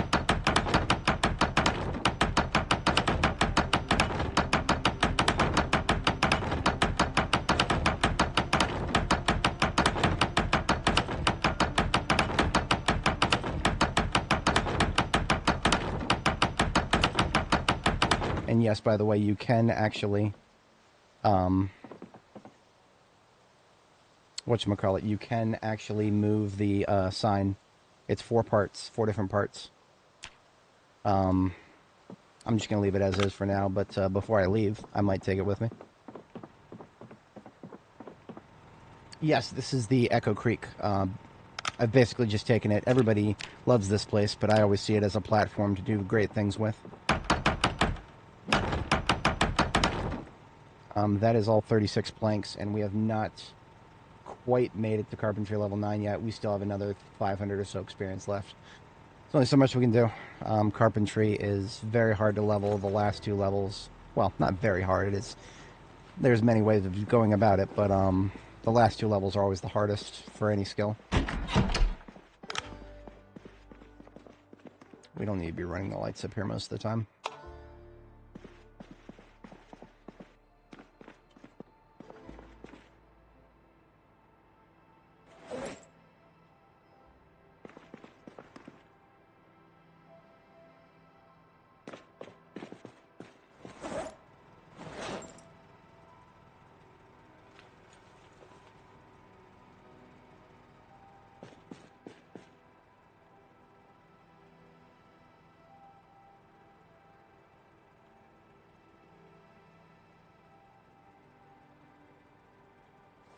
A few garbage bags to sort through the loot that we're going to get eventually in the Guns Unlimited building. Everything else in here looks good for now.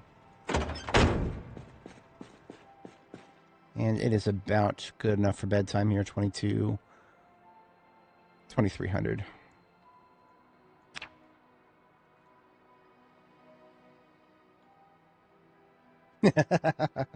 If only it was individual parts. Unfortunately, cracking the whatchamacallit, the sign basically when you try to pick it up, all 4 parts become like something that you have to pick up together.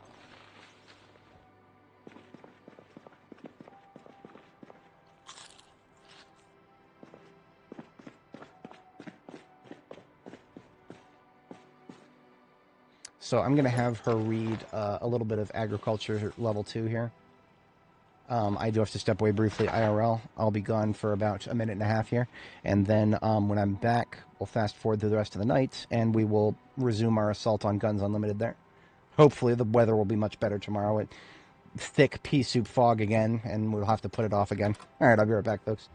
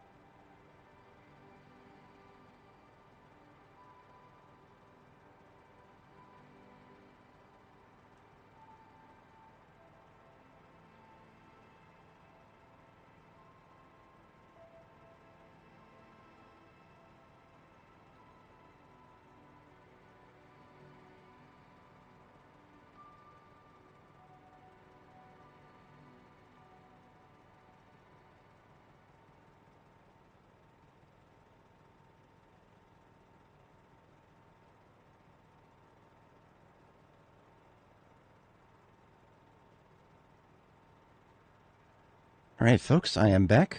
Appreciate everybody sticking around.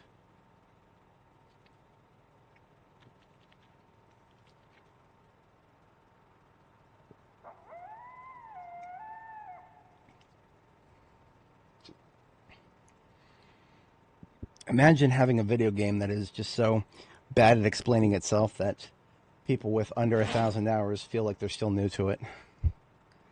It's silly. It shouldn't be that way. The game should be a little better at explaining itself, in my opinion. Just a little better. We're going to read until about 5 a.m. here. There we go. It's a little early. I'm not hungry yet, but I'm going to go ahead and eat anyway. So it looks like we're going to have rain today. Better rain than fog. I just hope if it doesn't brew into a storm. I've been made fun of in the past because I don't always check the weather when I could be checking the weather. It's all right. Knowing the weather ahead of time isn't really going to change much.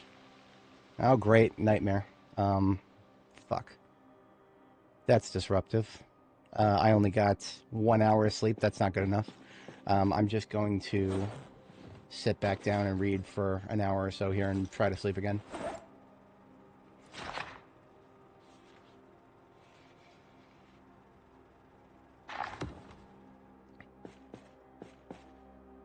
Oh, fuck you, am I not tired enough to sleep? I can't stand it when that happens. I could be just below 30 fatigue or something like that. Like being at like 28 fatigue or something at 8 a.m. would be terrible. And this is where being a restless sleeper is really at its worst, because I have no idea. Yeah, see, look at that. I was probably right, as I said, I was probably right around 28 fatigue. So if you're not familiar, fatigue is a 0 to 100 stat. You cannot sleep. Like, the game won't let you sleep if you're below 30 fatigue. But as you can see, I was right-clicking on it, and it kept saying I wasn't tired enough to sleep. Now I am. That meant I was very close to 30 fatigue. If I was at like 28 fatigue at 8 a.m. and I went out there and started fighting, I would have been tired by like 1,500 hours, and that would be pathetic. So that's why I did that. Just a little bit of minutia when you're living with Restless Sleeper.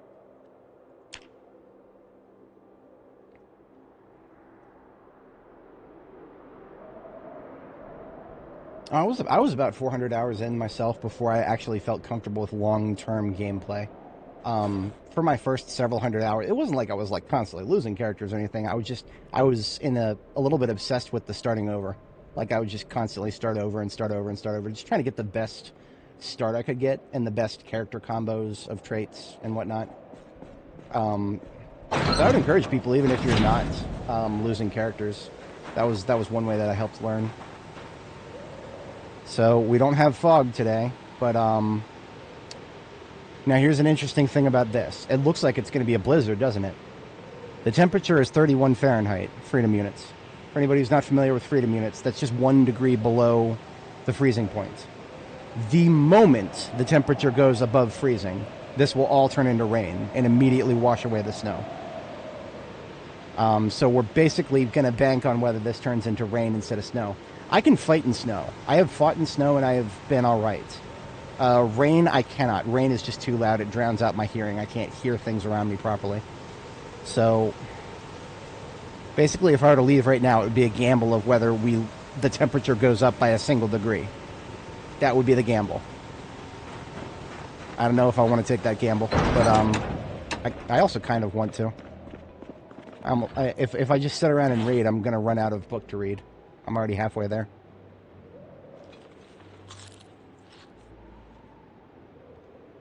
So I'm going to hold on to that 40 salad. I'm going to take one out of the freezer, and we'll see if we can get anything done today.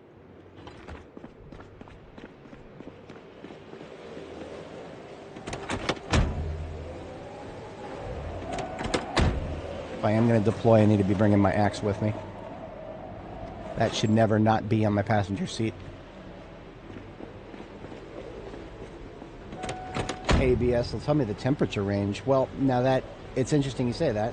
Will I actually receive that? Because now I'm going to get a lot of fizz because the storm is underway.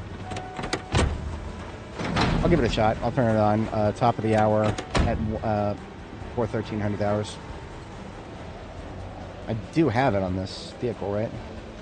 Yeah, 100.2. Yep. Out of vote of confidence, I'm going to go ahead and take the trailer with me.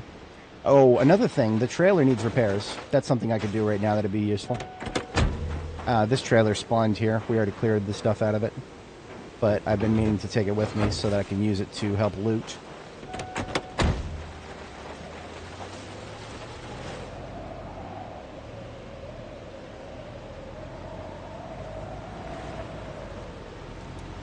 A perfect trailer for somebody who's organized will have 130 encumbrance storage worth. This one has 118, so we'll get 12 more storage space in it if we take one of these torches here and one of these steel sheets here. Just slap that on in the trunk. Probably imagine there's a hole in it or something. You can see daylight through the floor.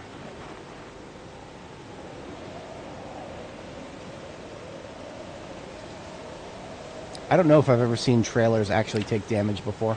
I'm sure it's possible, but I've never seen it happen.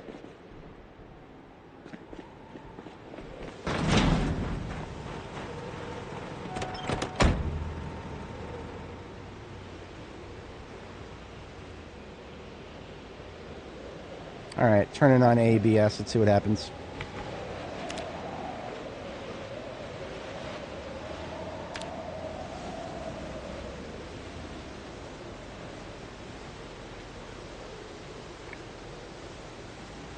So I don't live in Kentucky, but I live on the eastern seaboard of the United States. Kentucky is close to the Appalachian Mountains, just like Northern Virginia is. So I have been subject to the same kind of weather that they would have here. Knox, power grid blackout. Something 48%. Well, moot point. There it is. There's the degree. I'm just going to drop off the trailer and turn back around. I hate this. I hate this so much. This should not happen. If you're going to get a fucking blizzard, give us a blizzard. Just keep the temperature below freezing, for fuck's sake.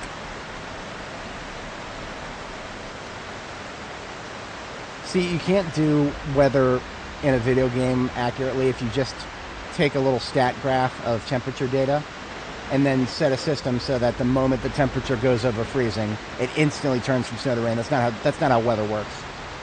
It takes a while for precipitation to actually warm up to the point where it changes from snow to rain. It's not just an instant binary flip.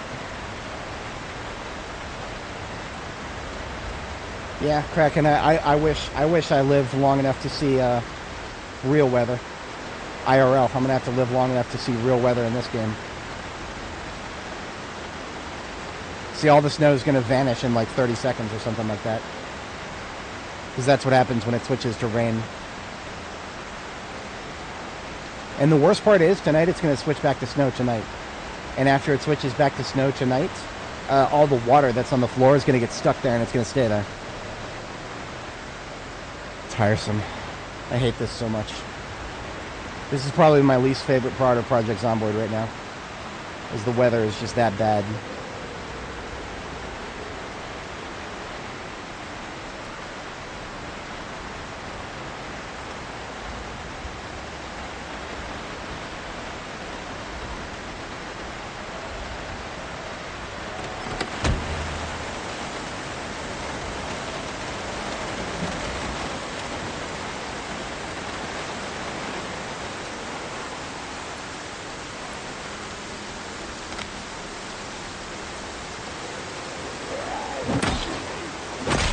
I can't even escape the noise when I'm not directly exposed to the rain like I am here. Hey!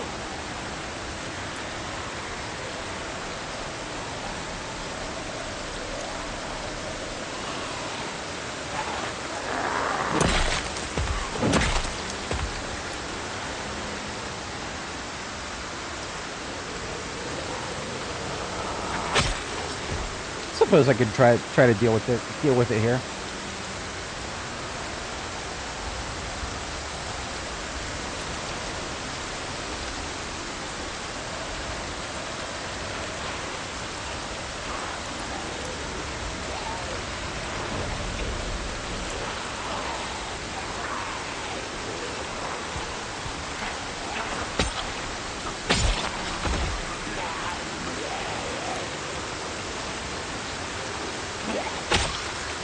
Yeah.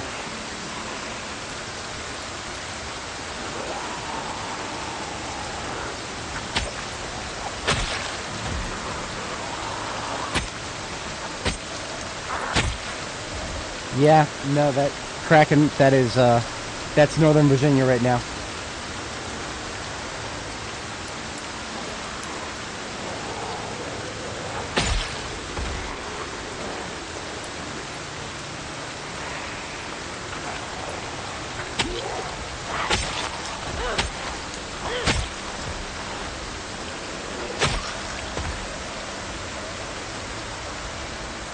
Yeah, I'm not sticking around, not anymore. I literally can't see them coming from more than like 20 tiles away. We're out of here. This is not good weather for zombie fighting. We dropped off the trailer. That's all right. We don't need to go much farther than that. This is what I get for complaining about not getting any rain for a few days. This is what I get. The game punishes me.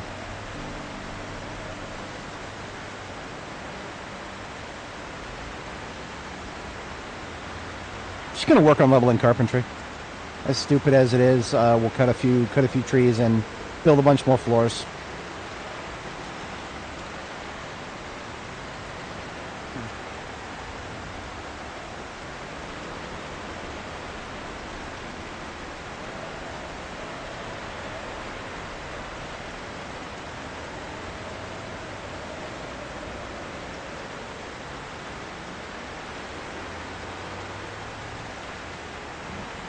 See that right there, that is why I don't even want to like safely drive around right now.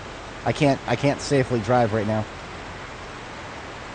Seeing curves in the road or obstructions. The game is very specifically engineered to make it harder to see things like that.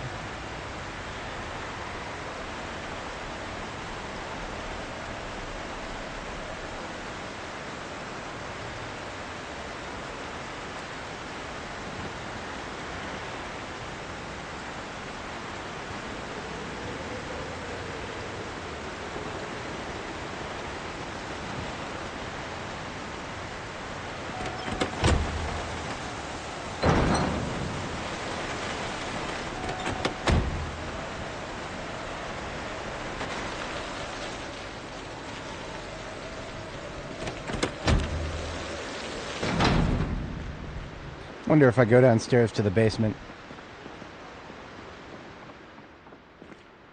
Oh, it's much quieter down here. Yeah, absolutely. We're gonna mess around down here.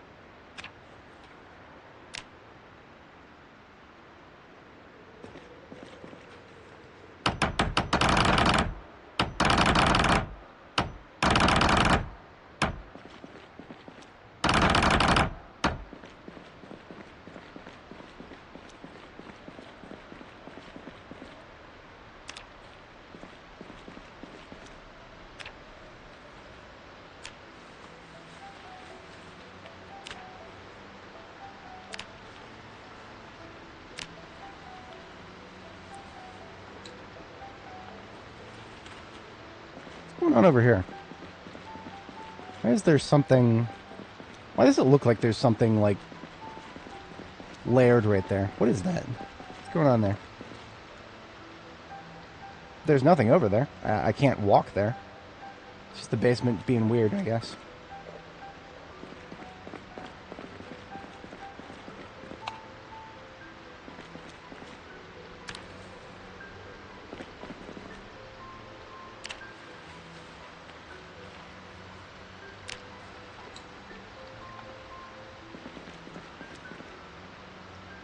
Yeah, honestly, fog in this game, the devs went way too far with the representation of fog. I know they want their Silent Hill moment. I get it. They should just make it a fixed event for fog to happen on once or twice in the first couple of weeks, and then be done with it. Because, I mean, obviously make it so that it happens on occasion, sure, but then they want their realistic weather patterns for other things, but they definitely don't want it for fog, rather. It's the half in, half out mentality.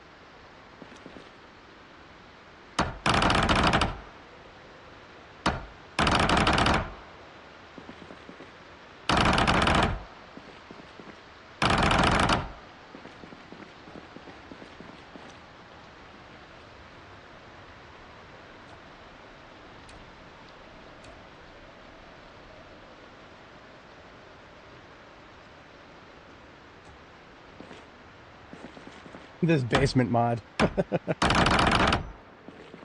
It's not much of a mod. It's definitely part of the game.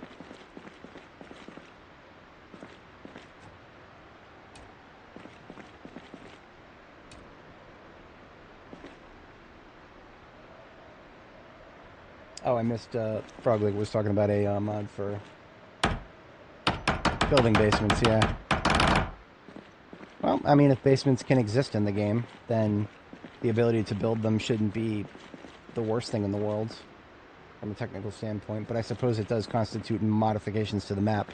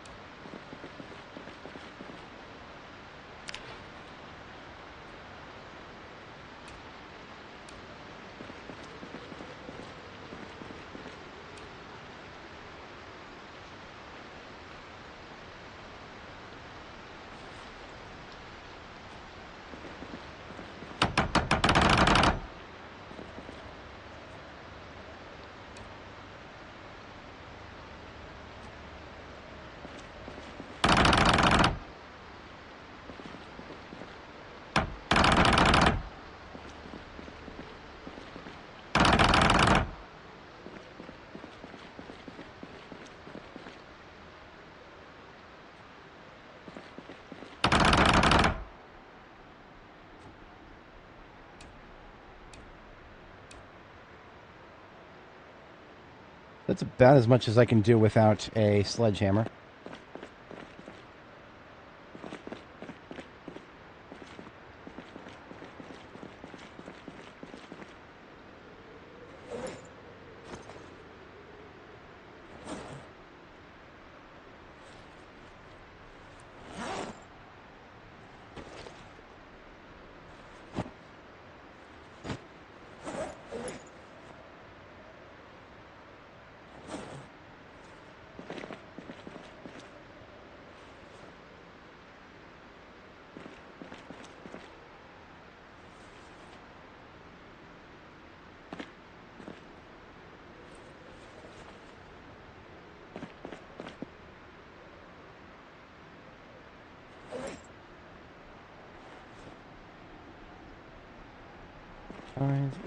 And then, okay. There's no more planks in that pile.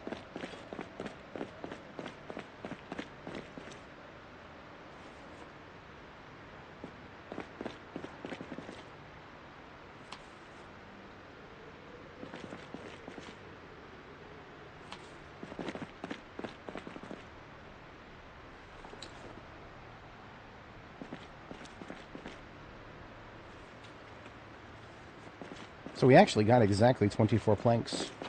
It's pretty cool. Make that 25.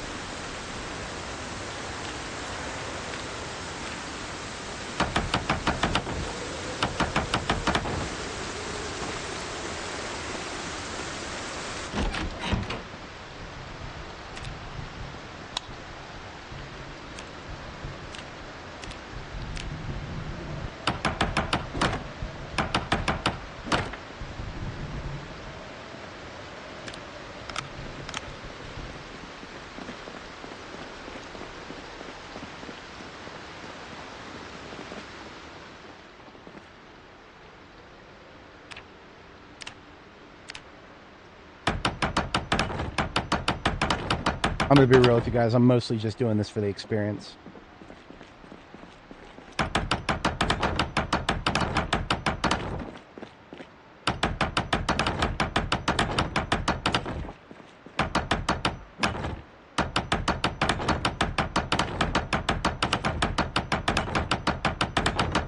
I don't know if I'm actually going to finish this or anything, but oh, look at that. Look at that. We're at stage 2 wetness already. That proves that my current getup is too warm for indoors.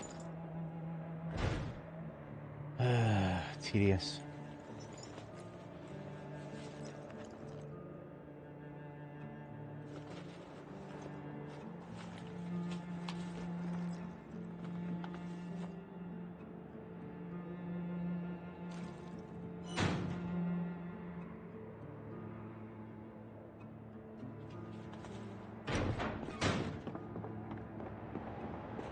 And there's the snow transition. So now it's going to be snow for the rest of the night. No, plus the... I'm not dealing with the water shit. No, I'm not dealing with it. So, if anybody's not familiar, whenever you get the weather change from rain to snow, no problem if it's snow to rain, the snow will just all disappear.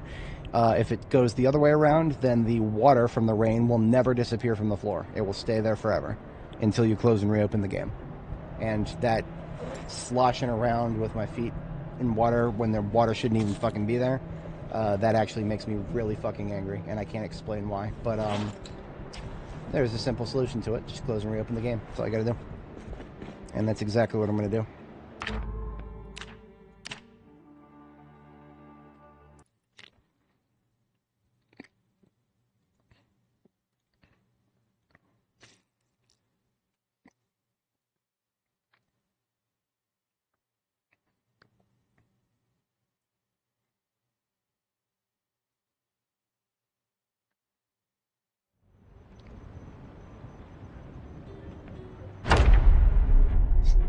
slop.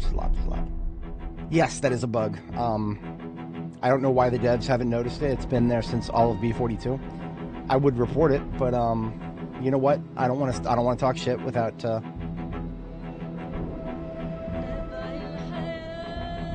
I gave the bug reporting thing a chance. I gave the bug reporting thing a chance. This was just this was 10 days ago, and somebody from the community replied saying, "Beautiful. It's such an annoying bug, but we can't reproduce it." Well, thanks for. I mean, you know, it wasn't the guy's not a dev though. He's just a guy who posts in the forums. I gave them everything they needed for a bug report, and I didn't even give them any snark this time. So I don't know. They don't fucking listen to my bug reports. So why would I report it? I would love to. I would love to engage with the devs and be like, hey, look at this specific thing is broken. Maybe you should look into that. And I mean, all they'd have to be like is, yeah, it's on the agenda or something like that. Just something, anything. But no, I get radio silence. Sully is too busy going on Steam and deleting people's forums or deleting people's threads because they're being mean to each other. I have opinions. I have opinions about those who do it for free. I don't think Sully does it for free. I think Sully's actually paid, but in a way that makes it worse. I appreciate that, Luchador. I appreciate that.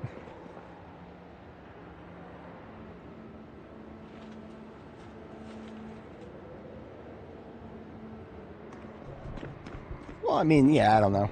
He's probably like, you know, he's probably trying to assume, you know, what's the right word? He's trying to assume the best. He's like, you know, it sounded like he was somebody who had experienced that exact bug, but, you know, couldn't get it to reliably reproduce. If anybody is not familiar, back on April 2nd on this character, we ran into a bug where we can't get into a vehicle for some reason. It's the bug where you try to get in and you get the little green bar. You see how there's a green bar for a second there? The bug is the green bar pops up, but then nothing happens. Your character doesn't actually get in the vehicle. It happens sometimes when you're towing or parking in specific ways.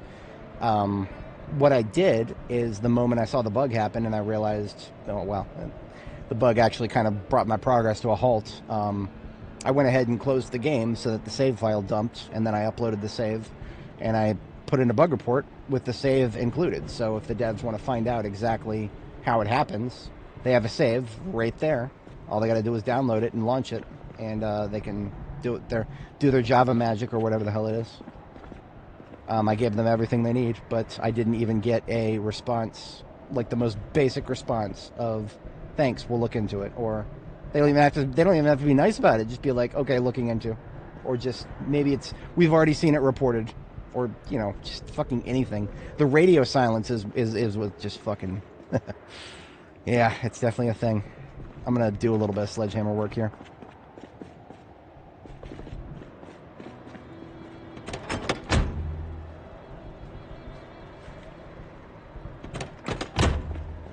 Yeah, and the best part about the particular situation from that bug report, Luchador, is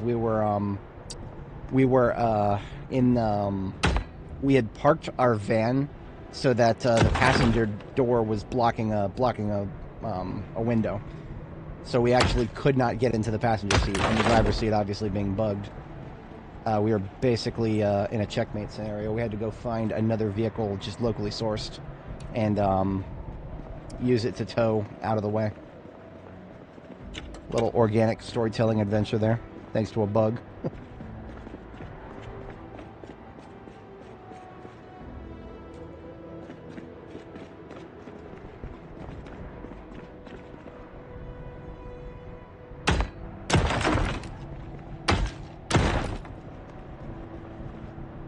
I'm terrified to delete this wall right here because the light switch, if it goes away, then suddenly the kitchen doesn't get lights anymore.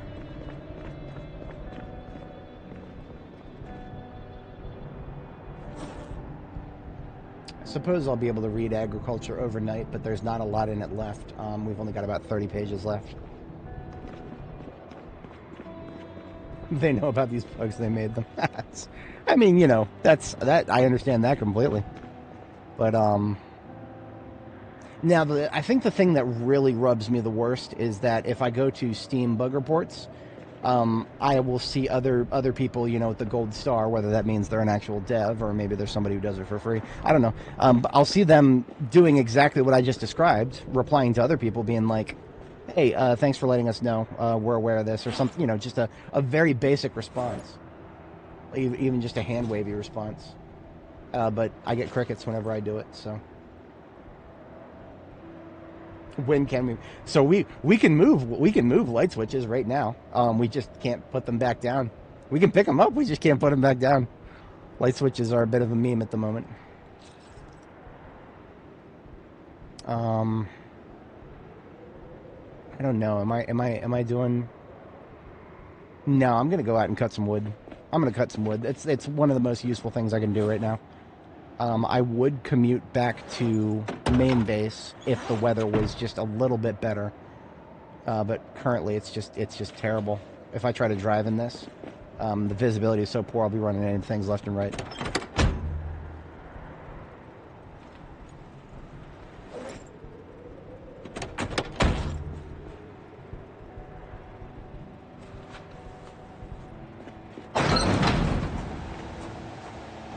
Doesn't look like it's almost 2,200 hours, but that's because this game doesn't do overnight fog very well.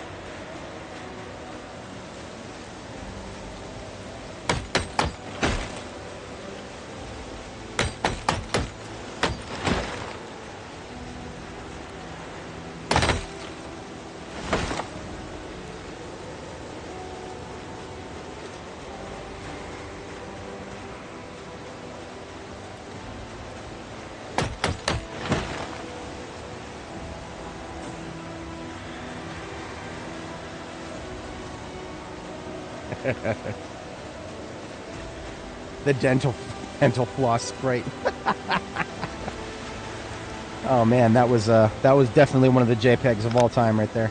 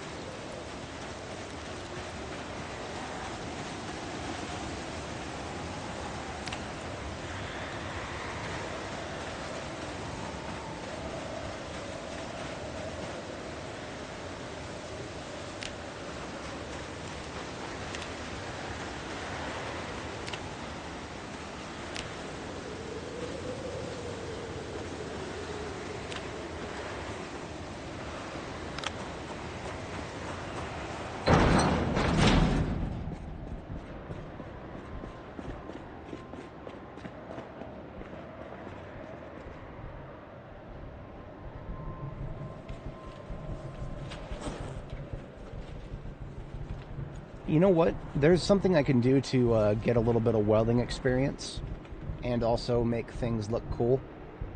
So I'm going to build a metal furnace. I have recently just demonstrated that I have no problem staying warm, seeing as I literally worked myself into a double sweat in the basement. But that's all right. We're going to go ahead and build a metal oven here.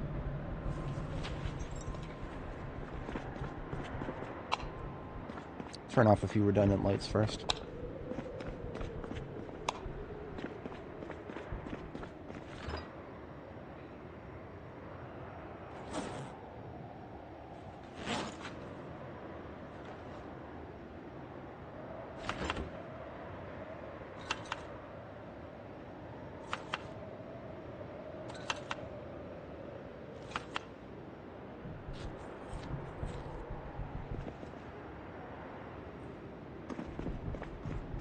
So I'm going to take, is it like 2 steel sheets or something like that? Yeah, it is 2 steel sheets. I don't know if I have, nope, I don't have enough. I really wanted to, but, well, I could disassemble a few things. That would work. Yeah, I'm going to disassemble a few things.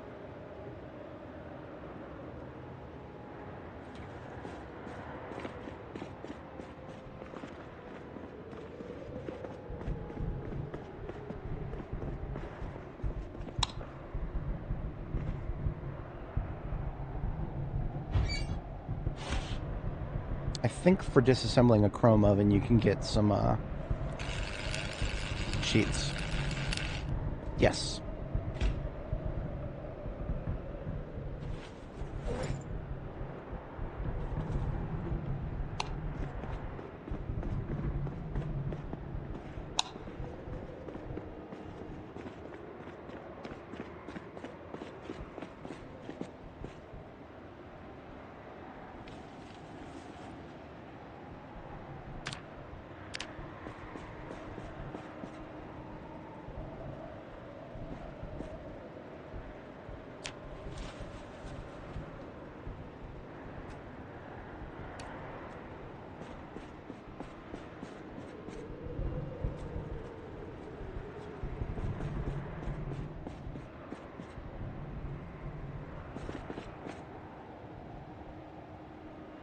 Some dub rods out.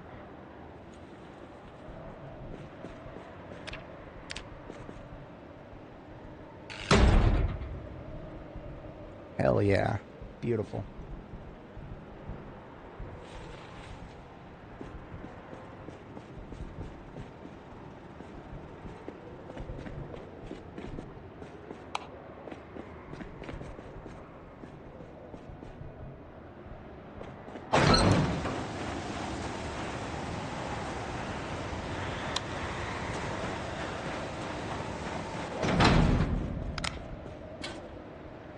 I love how it spawns in things.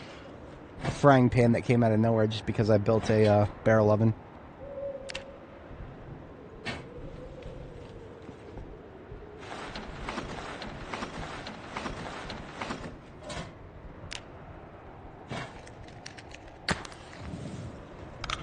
Beautiful.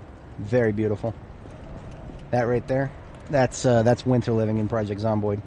We're going to have a very comfortable night's sleep with that up. That chilling right there.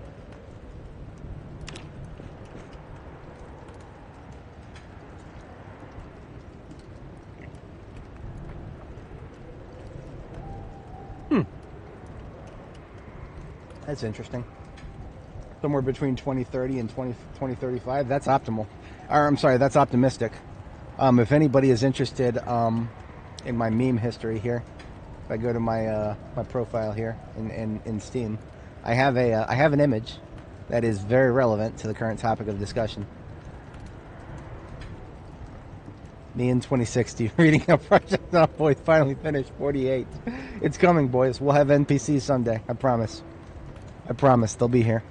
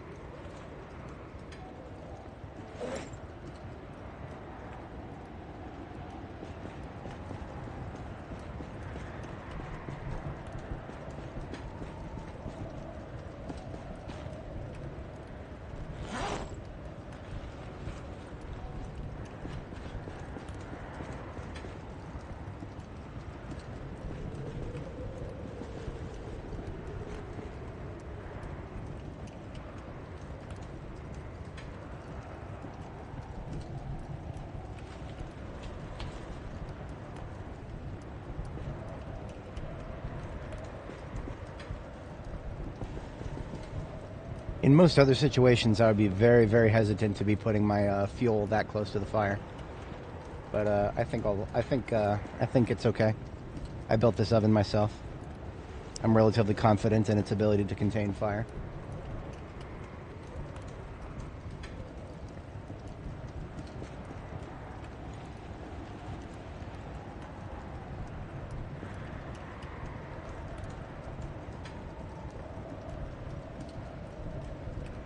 And if anybody wasn't here earlier, these short bats came from our carving practice. We made like 60 of them. And now we're using them as firewood.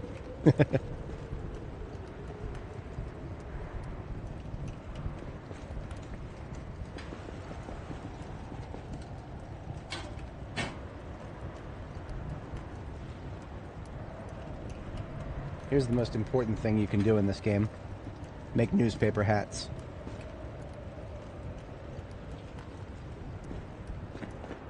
I do kind of like the fact that it spawned in a frying pan for me here.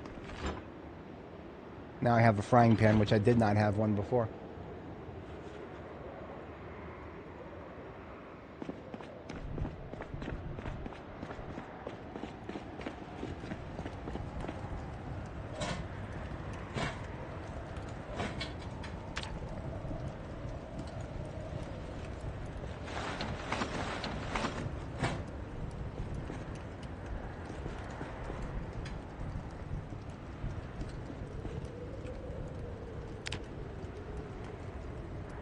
Mad Island. It's a very interesting game. My review for it is even more interesting. I've cited it in relevance to Zomboid several times.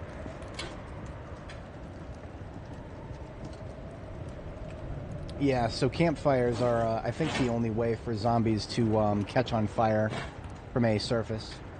Because most other things that could spread fire, the zombies will either avoid it or attack it. I don't know 100%. I've never tried. You can use masonry to make another fire pit. Oh, that's something I can level while we're stuck here.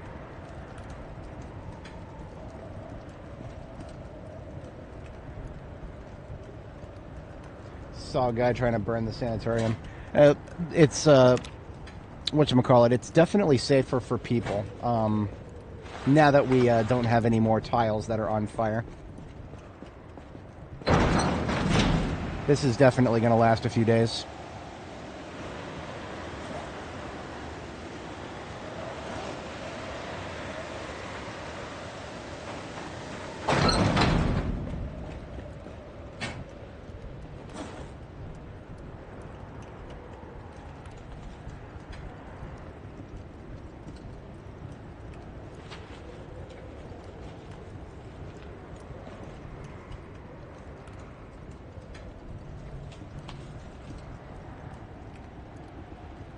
I'm going to go ahead and install my washing machine. I mean, I might as well.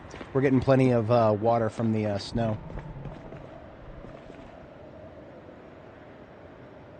So upstairs in this place, there is a washer and dryer. They're not exactly in... I mean, unless you want to build stairs to the third floor, they're not in the best spot to be fed by rain, so I like to move them to the other side. Which I actually already have some rain barrels put together for it.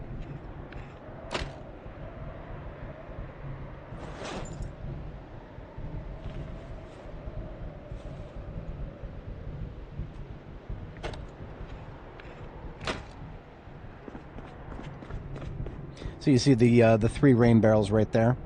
The one in the middle is supposed to be the closest to the washing machine, so the washing machine is inside from the door and then 2 tiles down.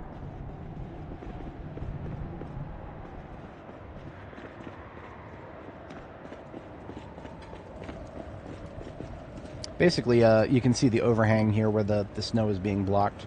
So the washer goes closest to the bed on this side. And the dryer, which is what I currently have, that is going on that side.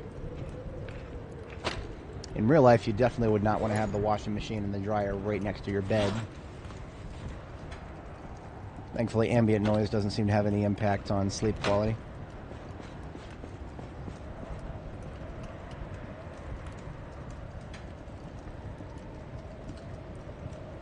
What happened to my pipe wrench? There was a pipe wrench in here.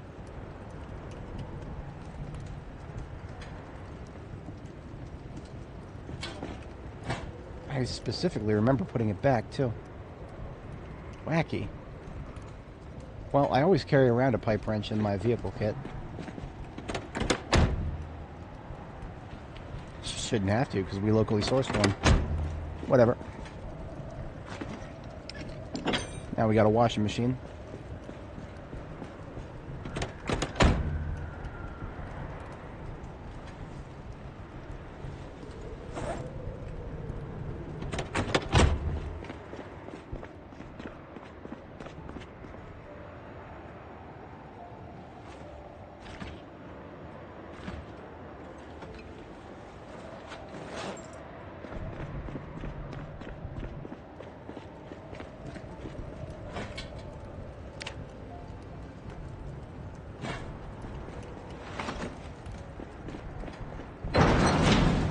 I'm gonna head out on foot for a little bit to screw around.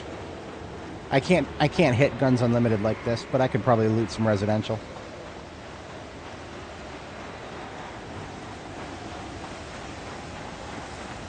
Even the dryer would make a lot of noise.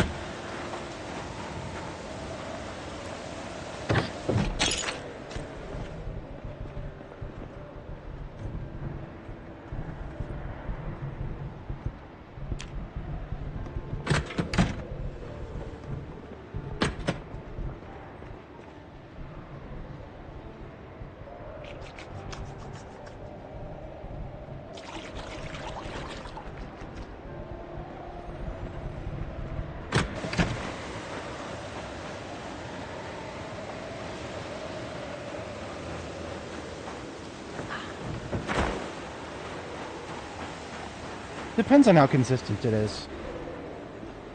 My dryer can sometimes be inconsistent. Whenever it comes to noise and becalming effect, I always feel like consistency is the is key. This house has a basement. I'm gonna check that out.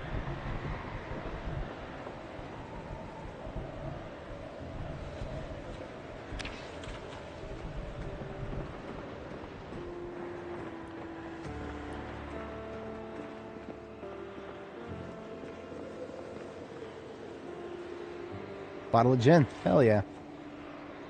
Roll credits. 2 bottles of gin. These people have good taste.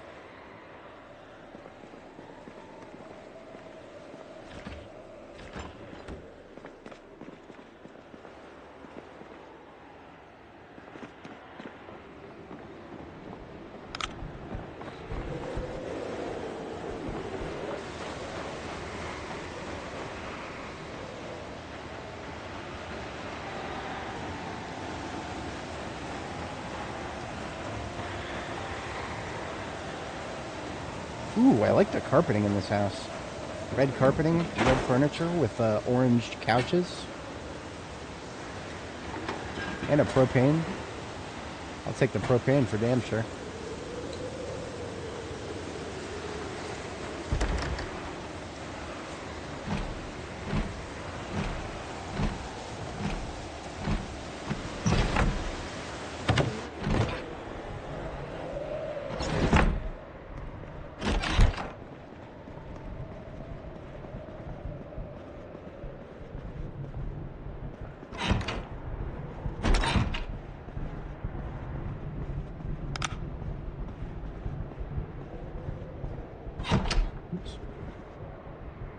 More rope.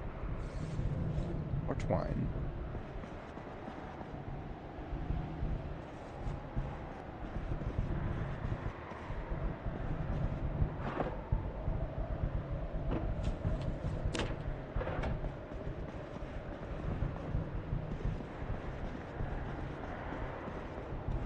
Could use some more cookware.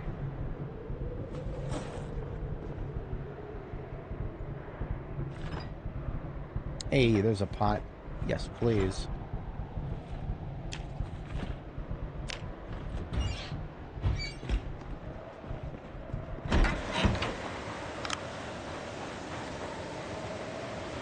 Now this house, you see the boarded up windows.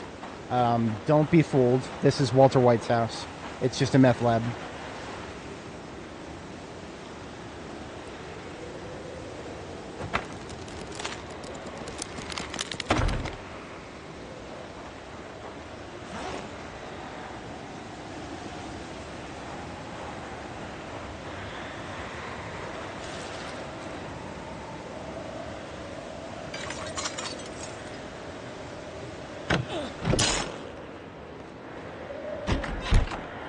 There's one.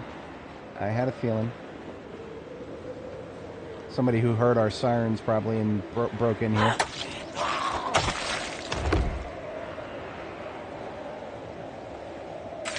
You can tell by the broken glass that people broke their way in here and then just went right through from one side to the other.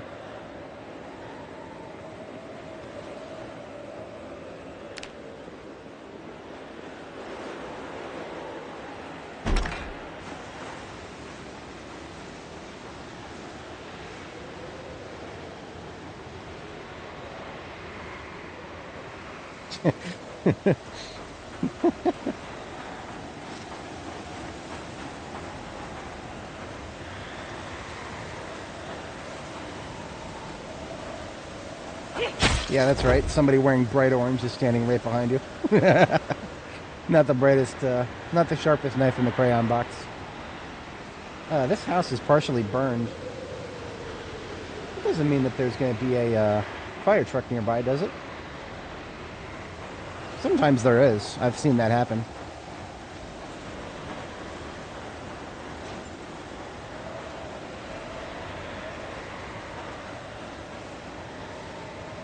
I don't see anything around here.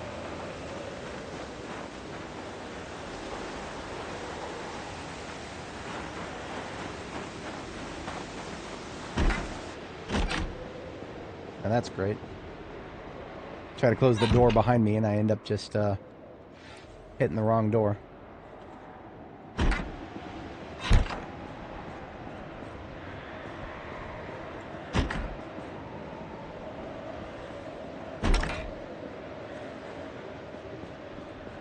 Definitely not the most structurally sound idea to be going in around a house that's been burned out for, like, what, 5 months now?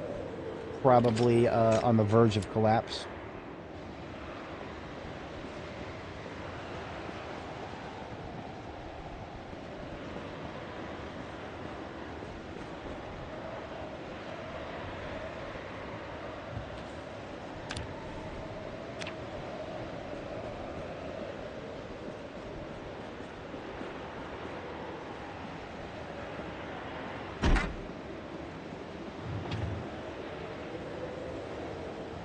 Sleeping pills.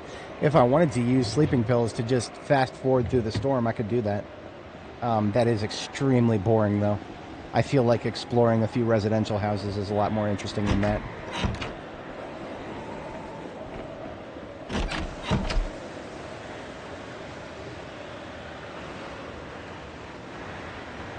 There's also the red generator up here, but I was hoping to come with a vehicle to pick that up.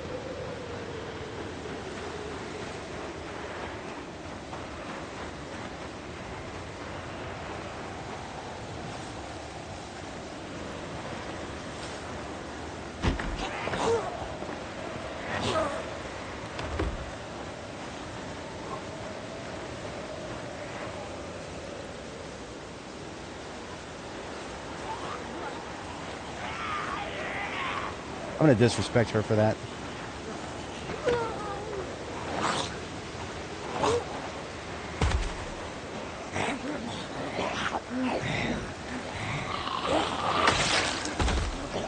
You can explain to me in one groan or less why you felt like it was necessary to stand in front of the door. I might let you go. Yeah? You want to do it? No? You just want to sit there and struggle?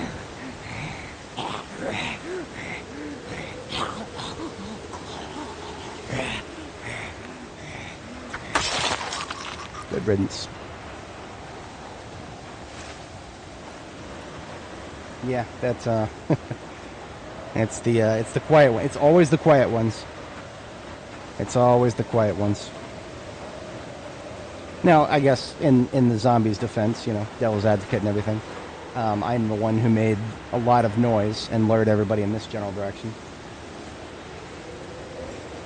However, in my defense, fuck you. The defense rests, Your Honor.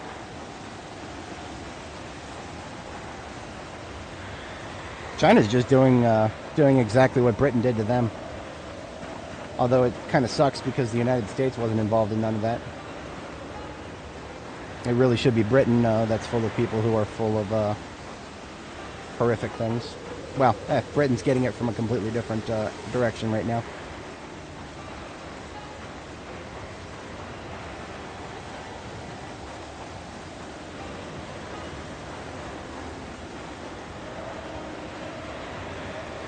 Yeah, that's a good policy. That is a good policy right there.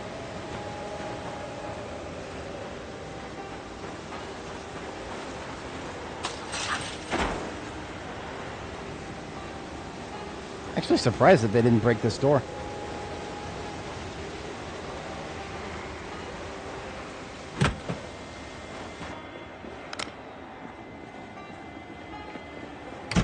I don't know if I've ever been in this building before. It's a garage of some kind, most likely.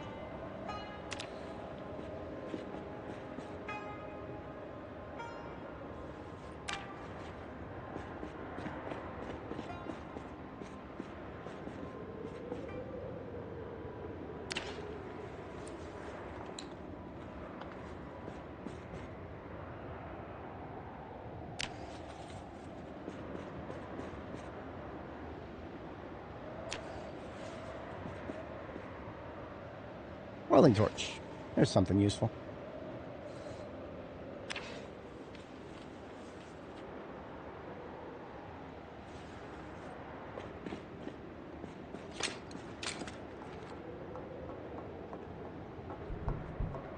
Ooh, generator. Ooh, an annotated map. Wasn't expecting to see that. No context. Just a circle. Okay, where is that? That is somewhere dense. That could be Muldra. That is Muldra. So that is the house with the little garage next to it, directly across from the pink, whatever.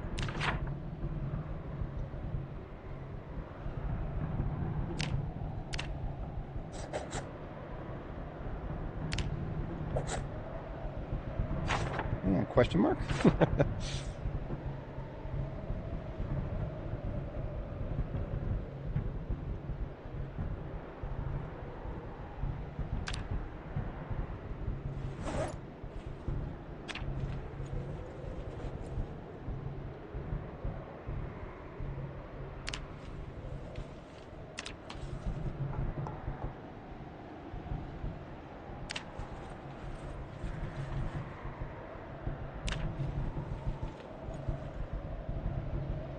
This place already has more car parts in it than the triple garage door shop down the road.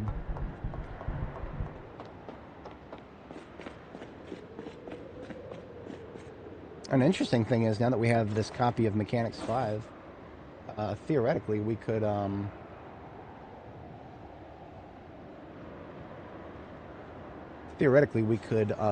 grind through Mechanics the next 2 levels while we're here.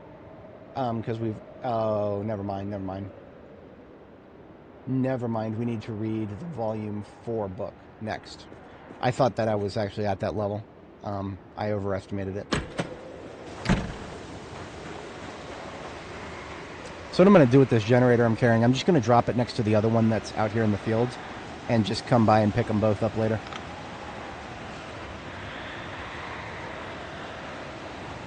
Yeah, it is. I read about politics all the time, but I just kind of take this really aloof approach to it, because trying to get emotionally or even, you know, like economically, any sort of investment in the political space right now just feels like a silly thing. It seems like people are simultaneously taking it way too seriously and not seriously enough. Somehow. Nobody ever said people were rational.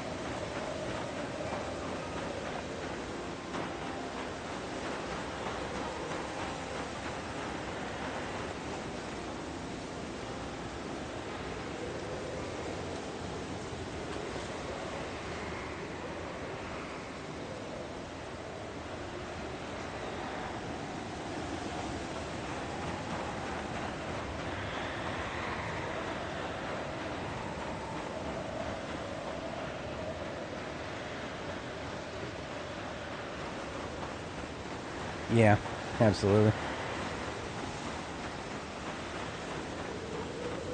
I am on nobody's side because nobody is on my side.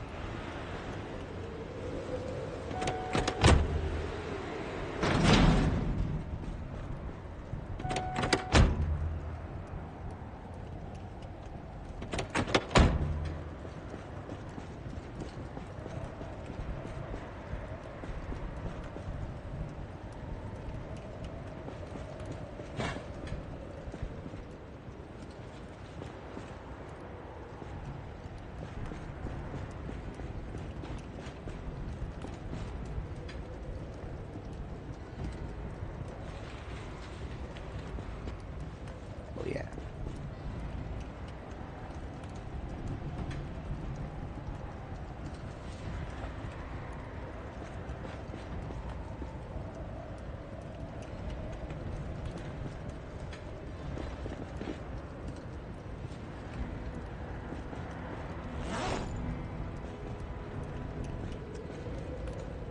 This. There we go. The new, whatever they did to placement, object placement, I don't know what they did to it, but it got messed up hard.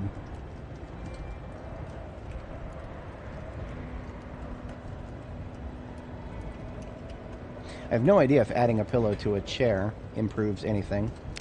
And sometimes I don't really care. Sometimes I just want it to look cool.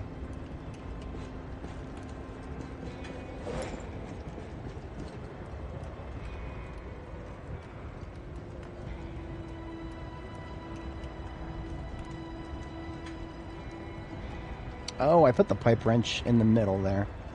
That explains everything.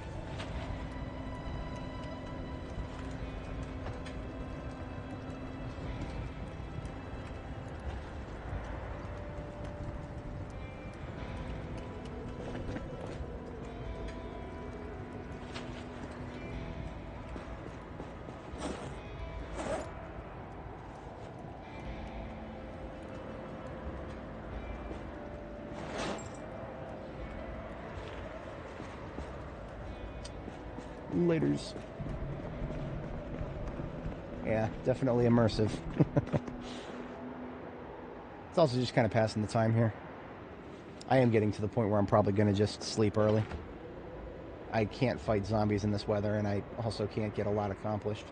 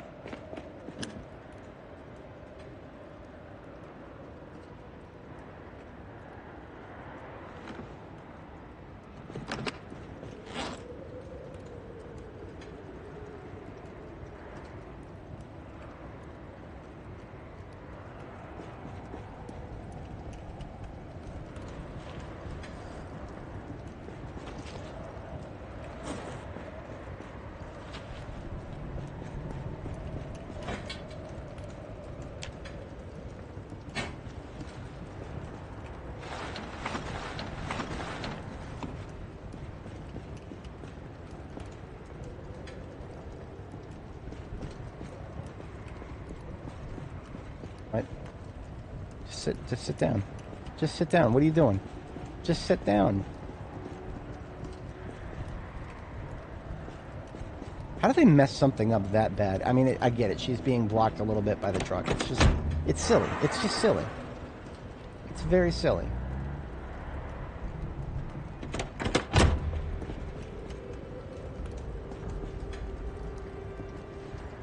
Alright, I'll have a read a book for a little ways until agriculture is done here.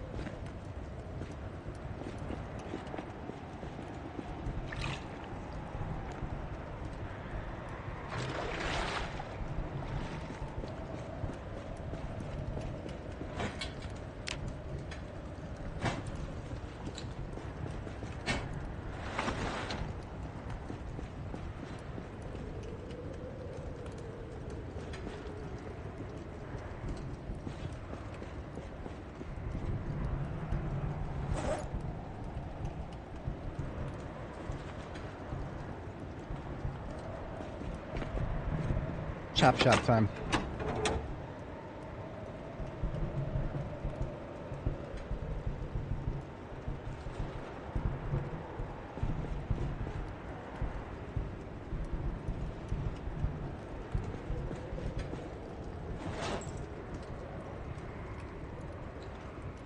Just do a little vehicle disassembly, maybe even reassembly. Get us a little bit of experience while we're screwing around here.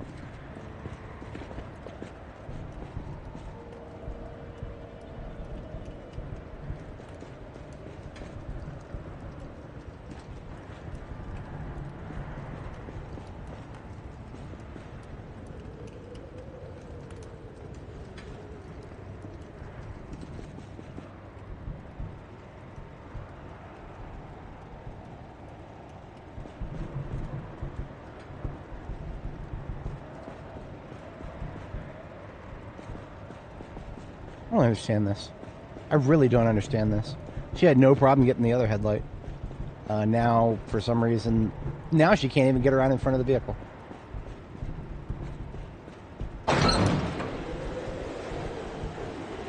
What a strange video game.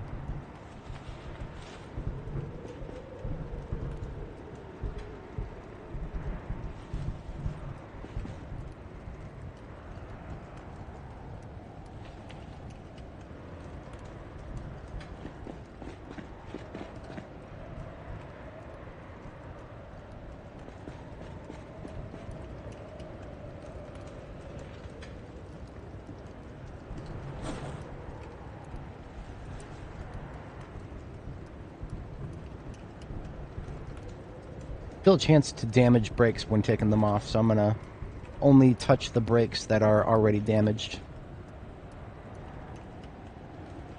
65% chance of success, because something like that could happen where it's just chain repeat failures. But we do get a little of experience every time, so that's cool.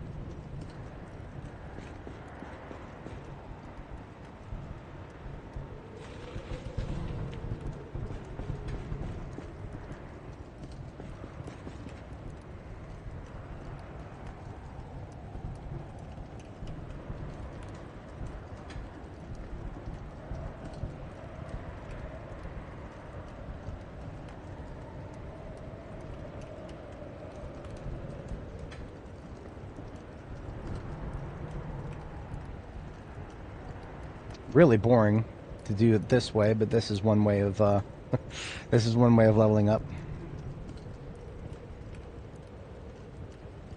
Just do a part installation that you're a little bit too low level to do perfectly, and put it in and out again until it breaks. Once it's broken, then it doesn't work anymore.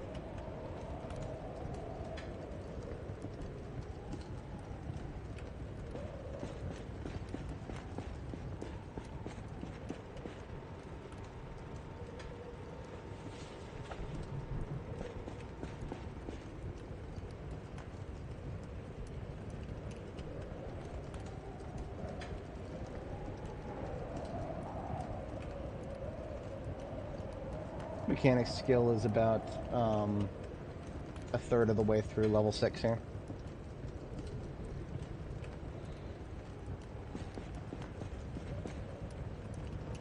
I really probably should just get over my trepidations of damaging parts.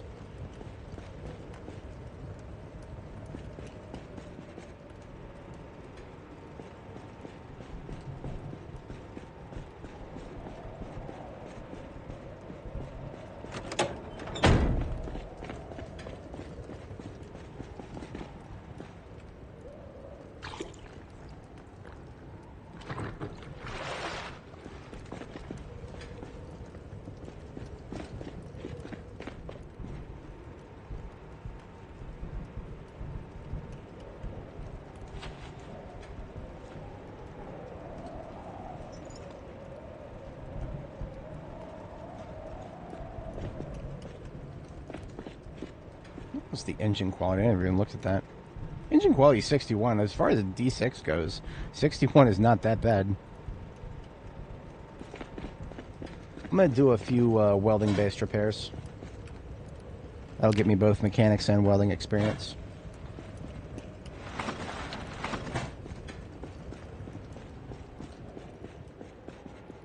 There's also a few things back here in the back room. That's a standard vehicle, standard performance. So, no, there's not actually anything left back here.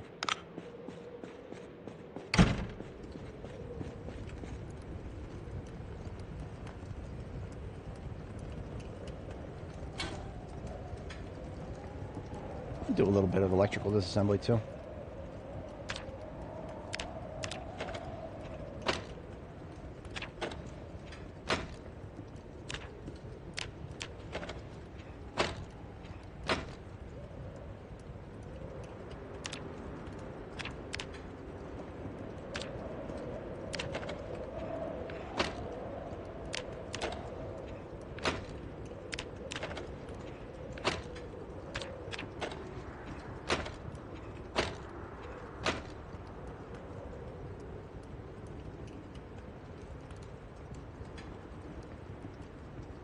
Feels really bad to dismantle an angle-headed flashlight, but I do have a lot of them. I have mine and I have plenty of spares.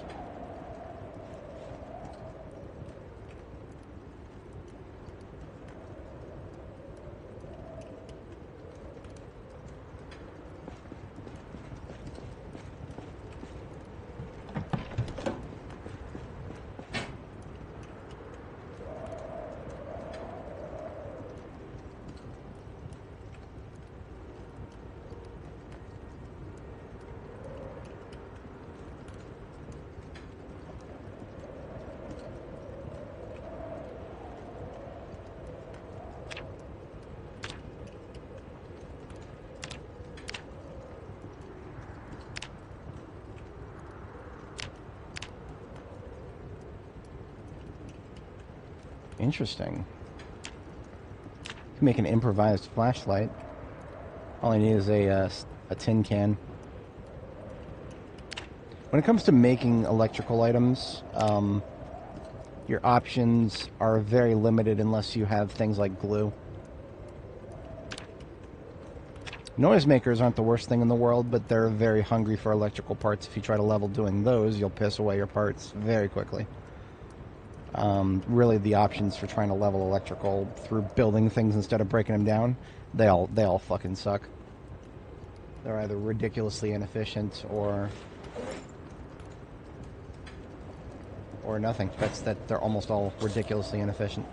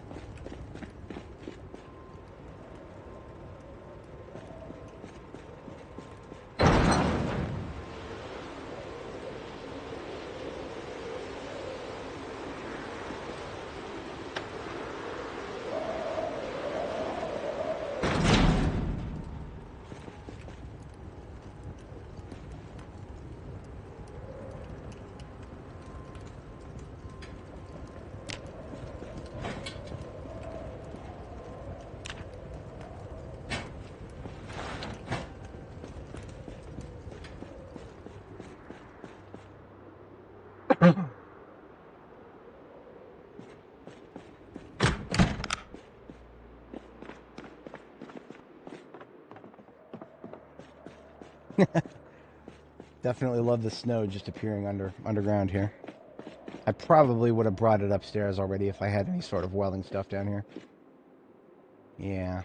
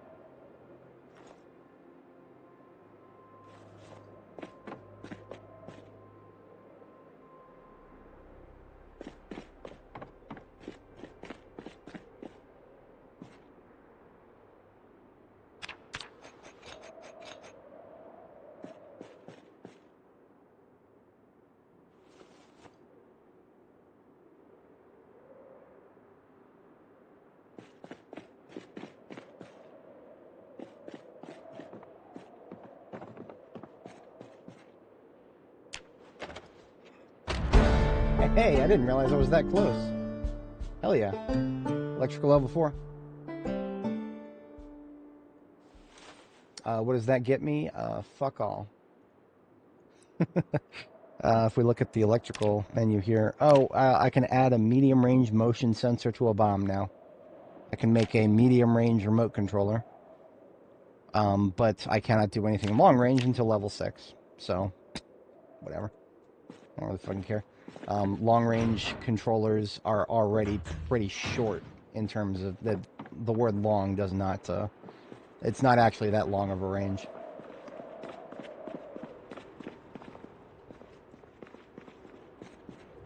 Yeah, the aerosol bombs are great if you have boxes of fucking sparklers.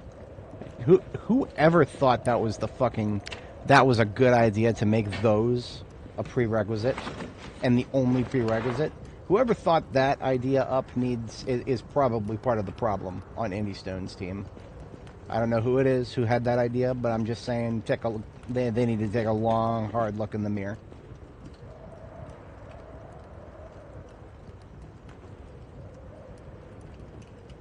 It's a little early for bed.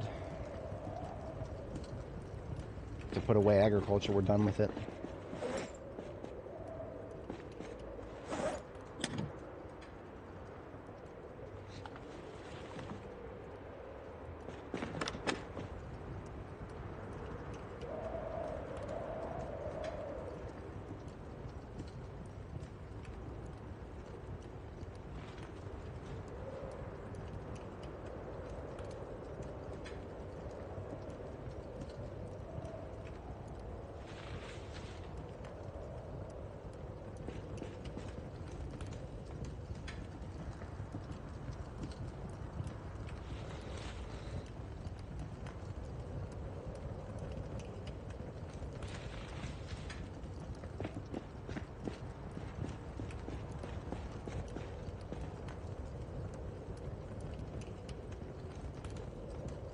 Yeah, we're about an hour early. It's whatever. I'm gonna go ahead and sleep now.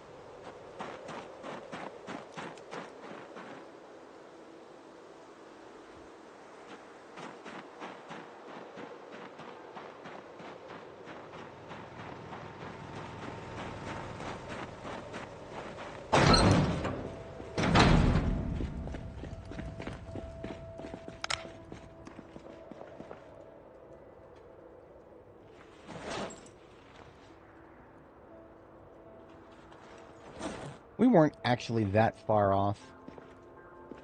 I am going to go ahead and finish leveling carpentry overnight here.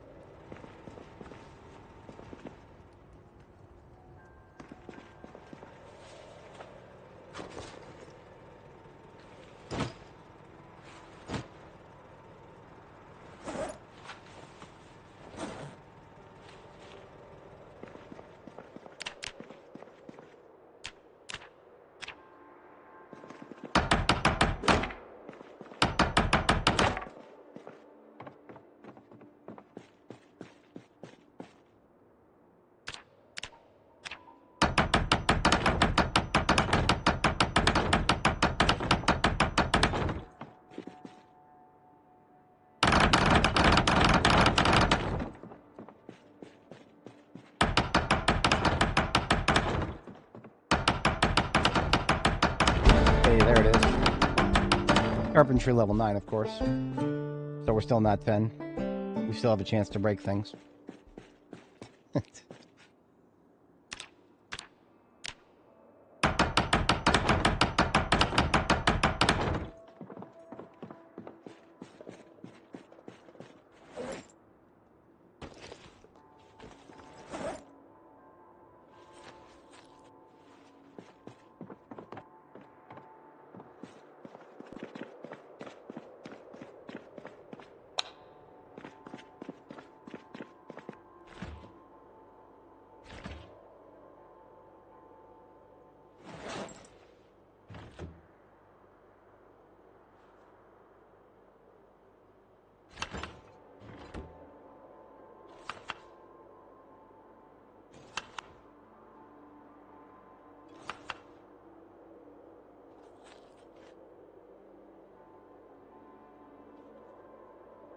Alright, that's all for the perishable food that I currently have. I'm going to go ahead and cook up the rest of these slabs of rabbit meat.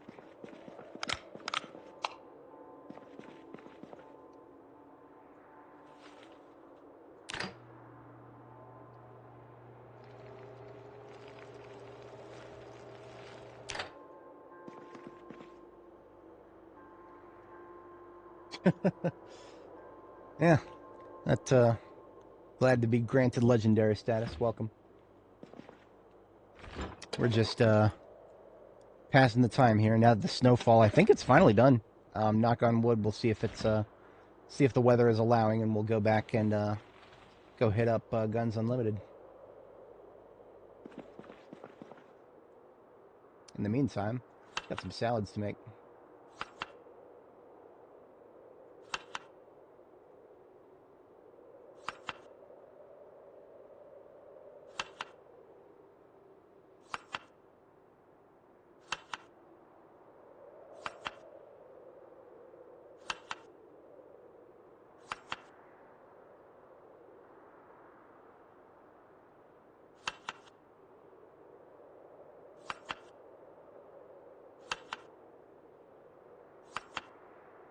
No, there's no multiplayer here.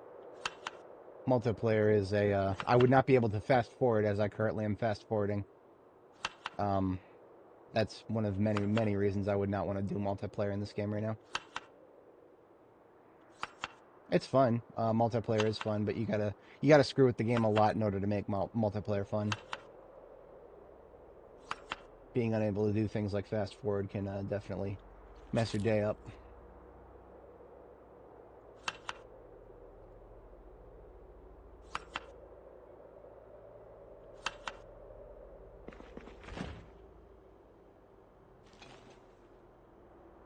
All these salads ended up being 30s. So these two will actually last me a full day.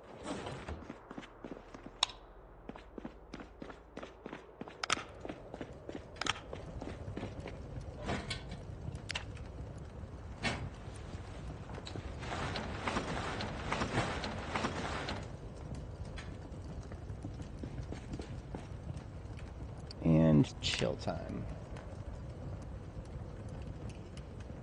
Alright, later, Frog. Look.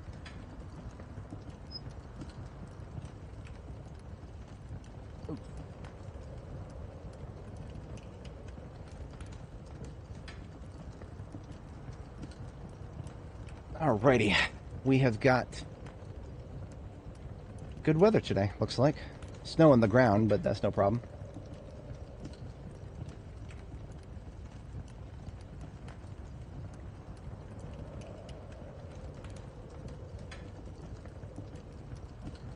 Yeah, stay safe. Peace out.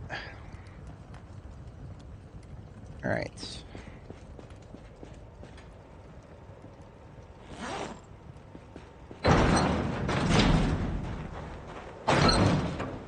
Got water on my mouse. Some kind of an idiot.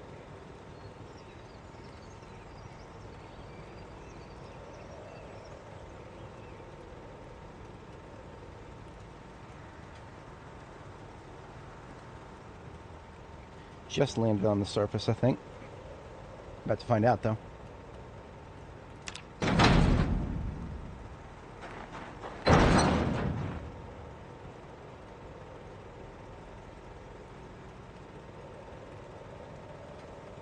Some action now. I mean, this weather's finally allowing.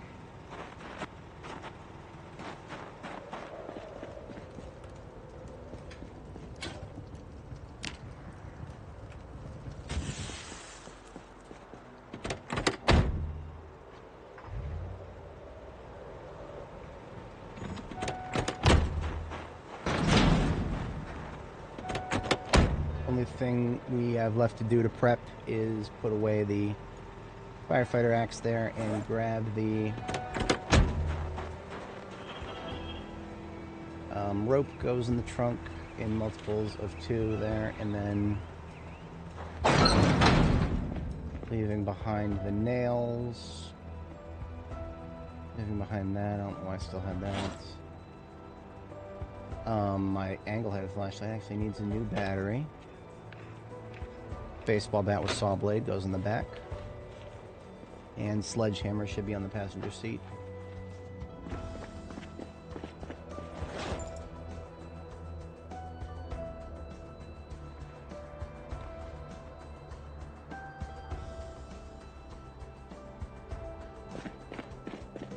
No, no bombs. I mean, I'm gonna be real with you guys. If I need to bomb a zombie, or if I need to bomb zombies, I will probably just set them on fire. But I'm here to level up some weapon skills in addition to killing zombies. So I'm okay with hand cranking them. It'll take a while, but it's worth it.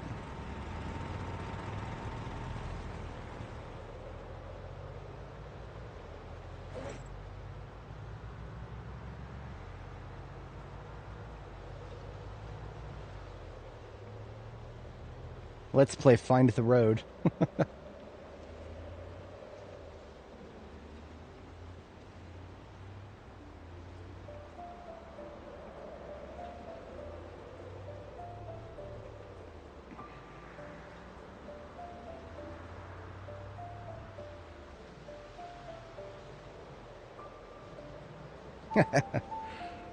Yeah, I mean, These things are not mutually exclusive. Your aerosol can bombs are a nice halfway point. An arsonarist.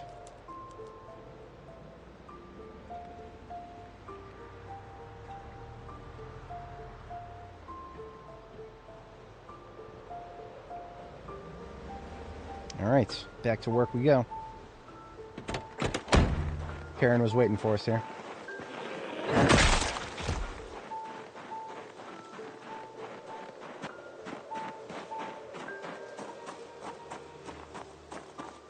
What up, homies?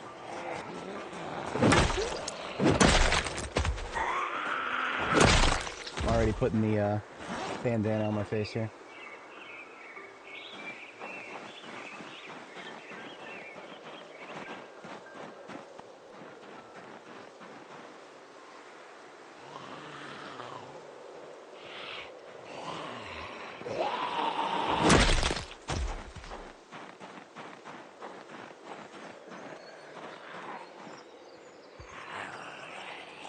We've already pulled a few, so I'm going to fall back just a little bit.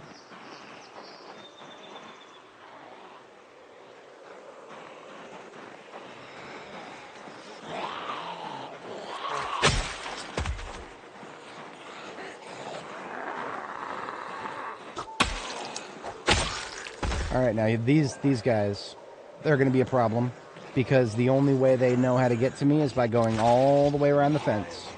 So those 4 guys that just walked past on the outside, they are going to be showing up behind me soon. Welcome to Guns Unlimited. Don't get too comfortable because you're going to be surrounded soon. So I'm just falling back now. That was one of the reasons I took it so slow there.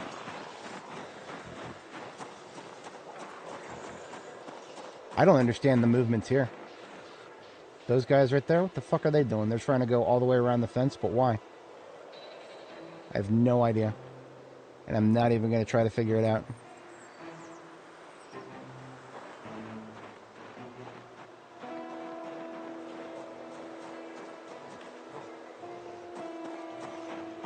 You know what? I'm just going to fall back a little farther. I cannot ensure that whatever I'm doing is not going to result in me getting flanked. So we're just going to deal with the guys coming around the corner here. And that's a lot of guys. And they're all fast shamblers. Let it never be said that Guns Unlimited is not complicated. 9mm coming out.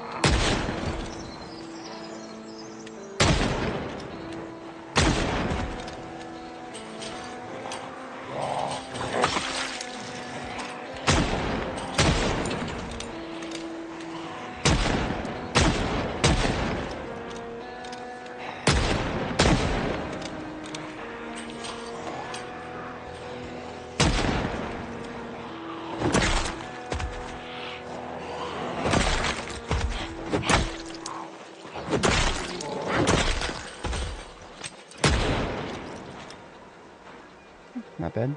We'll see how that plays out. There's probably still incoming, so I'm going to just give that a quick moment to stew. Got to be very, very wary of anybody coming from the not over the fence direction. Yep, I was waiting for that. See, these people up here to the north, they're coming from Guns Unlimited. They're just misattributing the direction of the sound of the gunshots that they're hearing. Whenever zombies hear gunshots, some of them are just horrific at echolocating, and they'll like move in like within 30 degrees of where they heard the sound. And that results in you getting flanked without even really realizing it, if you're not careful.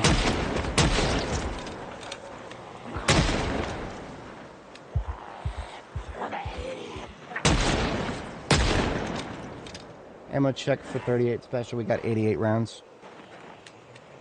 1088. It's a goddamn tank.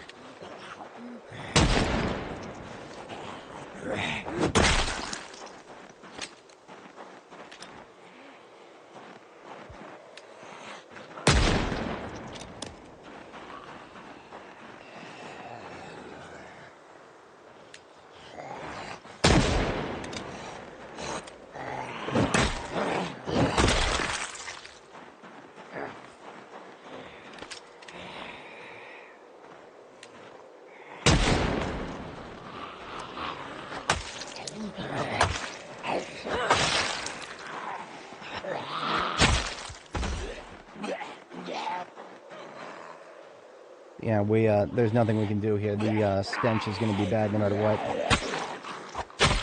Gonna go ahead and take the bandana down and put the respirator on. We never did find new filters for it, and that's fine. We're just going to deal with it.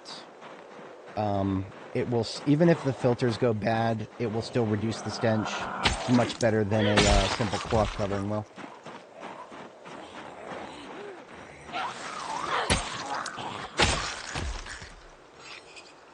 I don't think we're going to make this. That medium shambler up there might make it to us.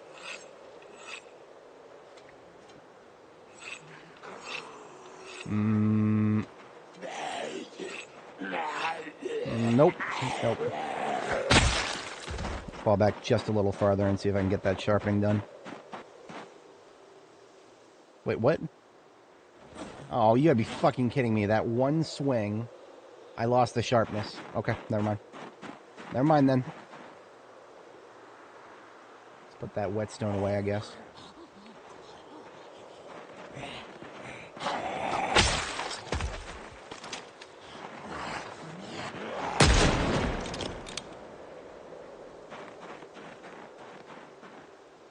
See these guys up here?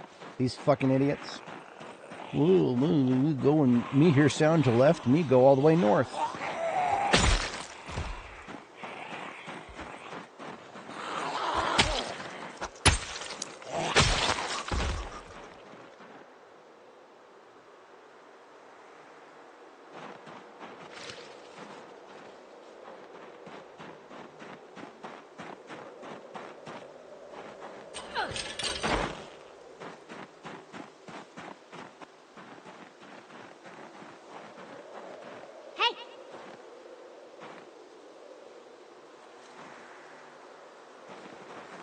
Yeah, that's right. Mosey on out of them trees.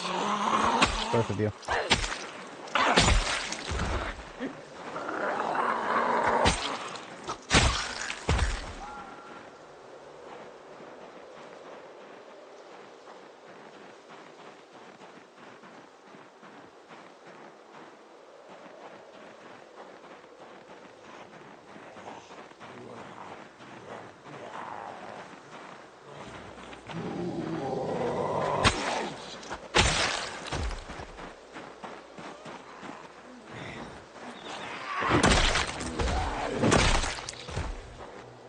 Switch off of Longblade back to Axe when I see multiple fast shamblers coming at me. Either that or I shoot them.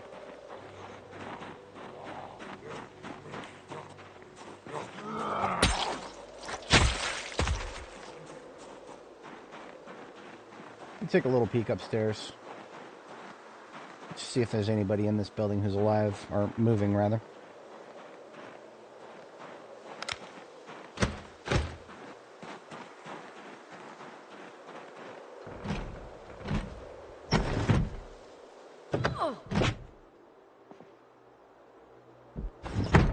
A nice little break room for all the killing zombies. We got some better cookware here than all the gas station over there did.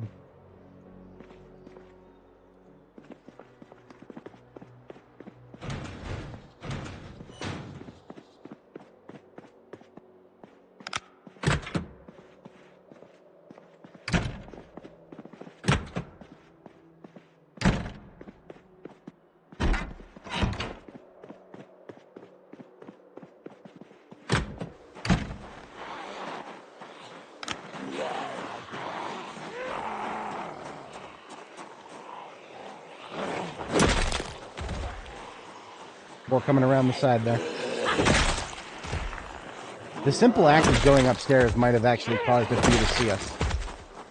When you go to second floors, sometimes they can see you a lot better from a distance. That works both ways. Sometimes you can see them better from a distance, too. Hey!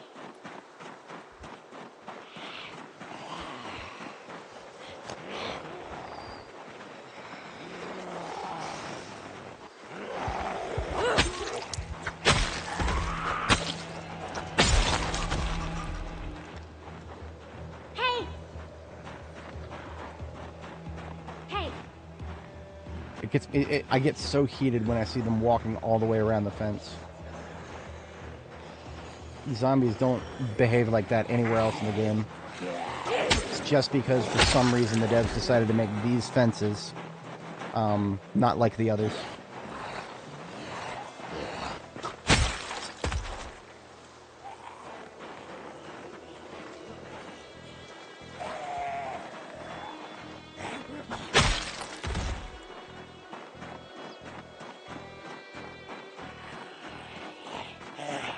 No, I'm perfectly okay with it.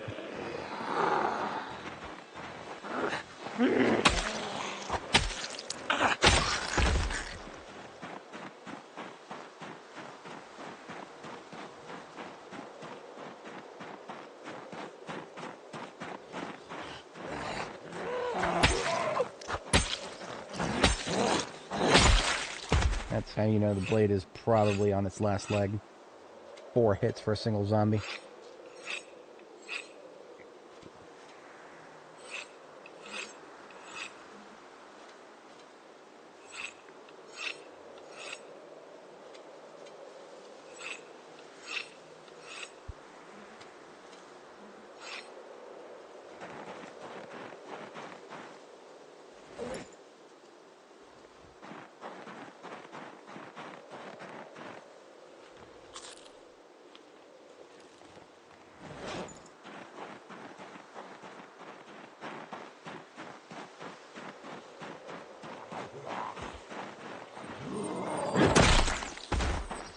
No, not this time, bitch. I'm gonna catch you. I'll catch you. Fuck you. One time that I would rather they attack the fence. Of course they won't.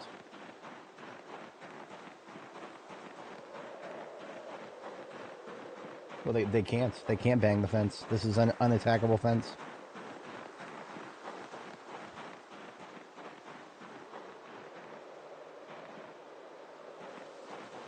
I kill these 3 quick like.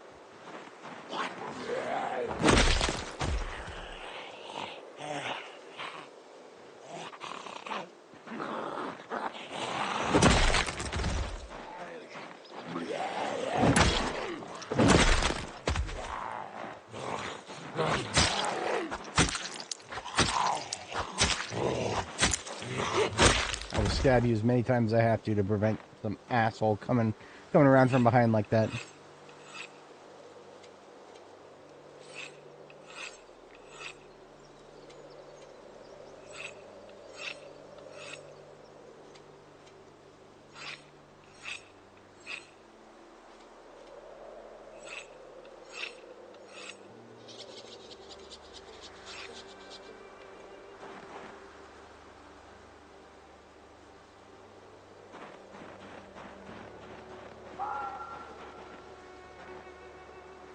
Nope, no zombie touchy-fencey. They find the fence to be truly offensive.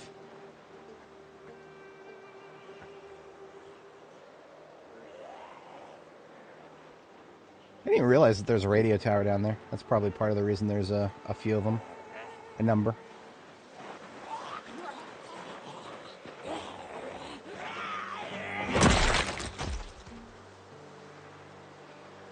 There is a part of me that actually wants to sacrifice a generator to deal with these things.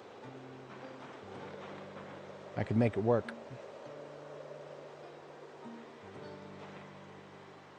I could probably make it work really well. I could probably make it work really well.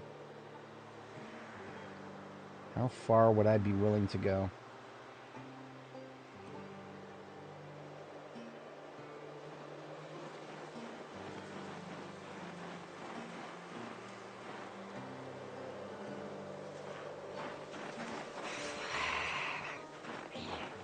No, don't do that. Bitch, don't do that. The fence is right here. Why did you go around? I can't stab you from this distance. Nothing I can do.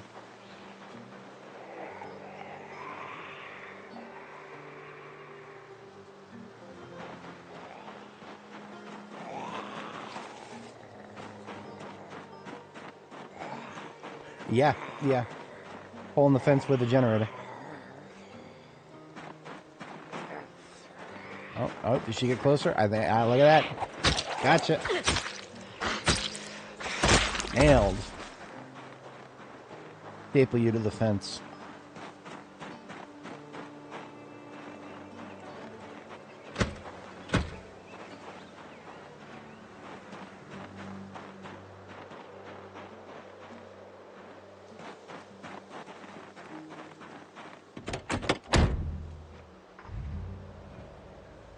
I have an idea.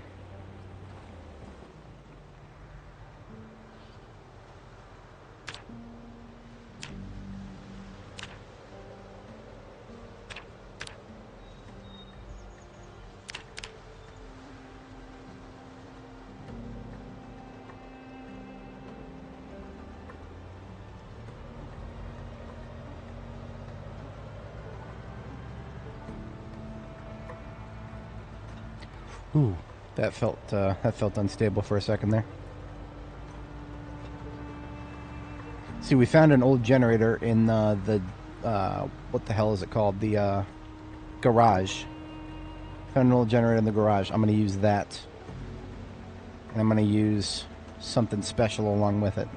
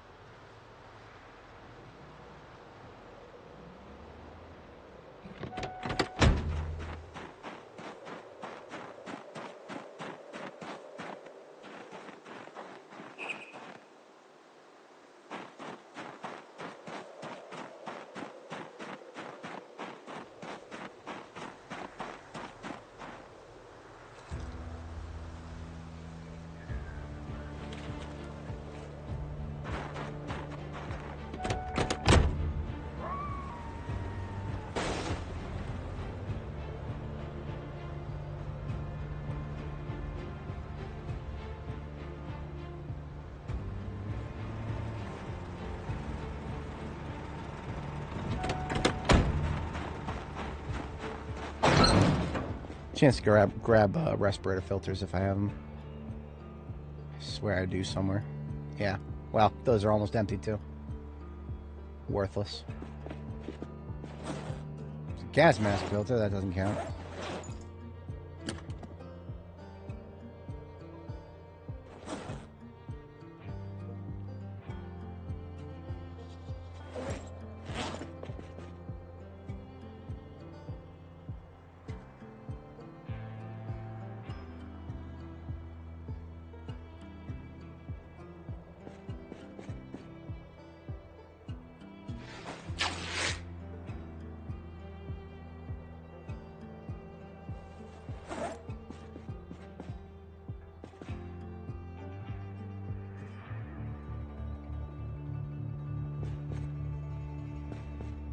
Got a couple of bottles of gin here.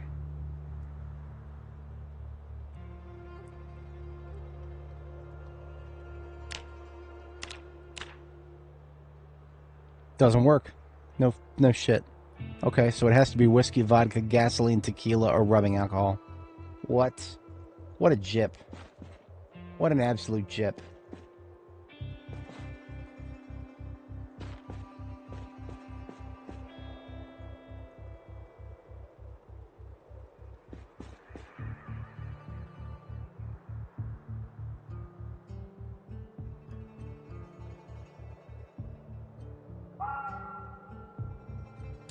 Alright, I'll have to use the bottle. I'll put gasoline in it.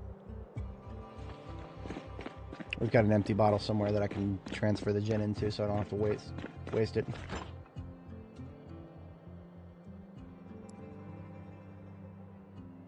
I actually don't have any plastic bottles, but I got an empty jar. It's a liter.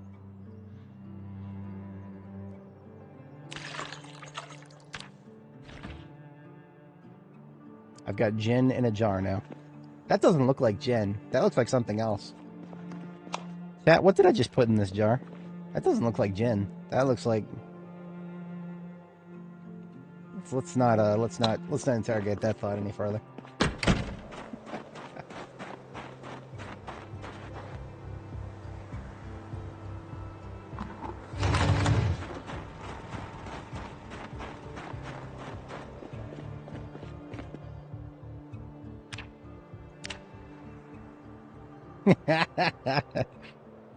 There's no horses in this game. How is that possible? So with the Molotov cocktail, you've got to light it before throwing it, I assume.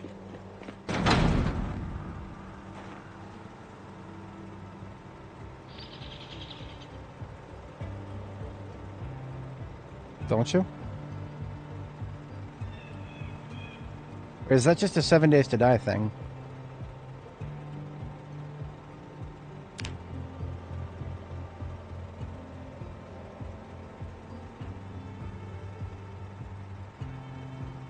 I've not used a, whatchamacallit. I have not used a, Molotov in this game in a very long time, so I don't know if it is a firebomb instead. No, I don't have the recipe for it.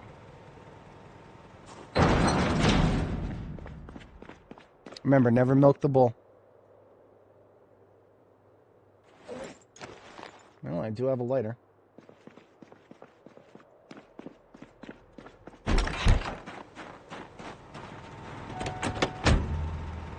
Is that all you need? You just need the bomb in your main hand and the lighter in your offhand and then throw, right?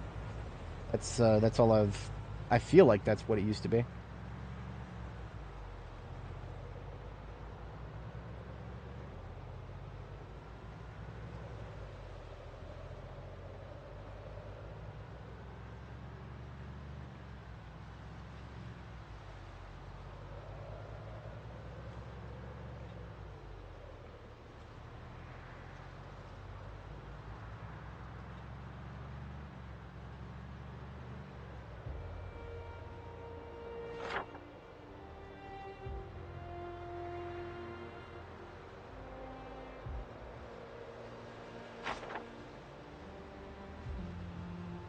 Well, I'm going to give it a shot.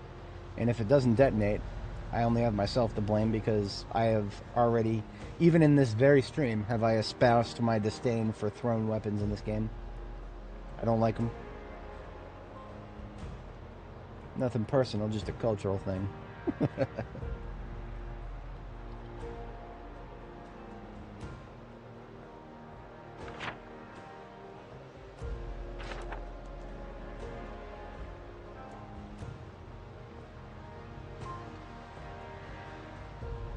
Alright, so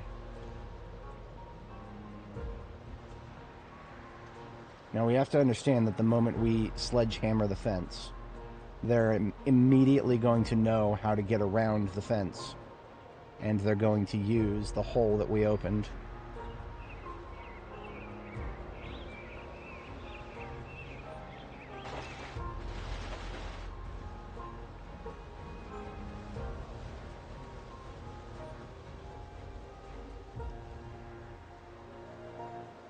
Sledgehammer into my backpack for now.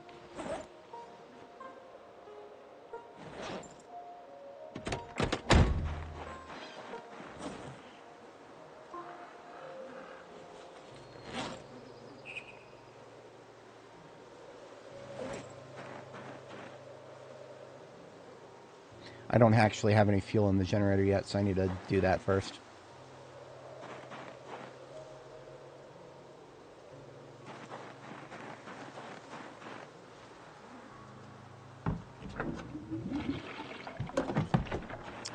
Yeah, winter can be well, you don't have any way of keeping yourself warm. That can be a dangerous time. I have camped in the winter before, and it was not an experience that I recall very fondly.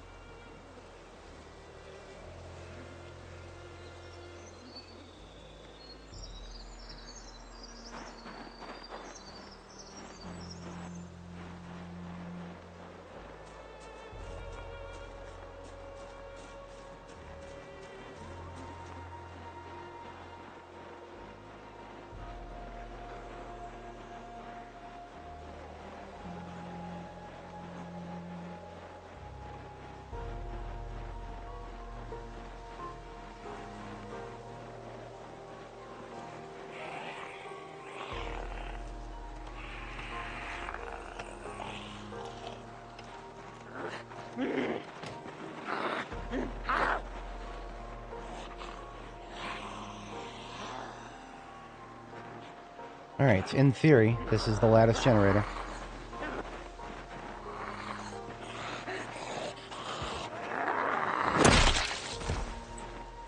Alright, now before we fire it up, sledgehammer, equip in both hands. Now the goal is to make it so that the people who are on the other side of the fence have no choice but to go through the hole that is going to take them closest to the generator. So whenever we're going to make some noise using other sources, and then have a generator to catch their attention once they try to go around.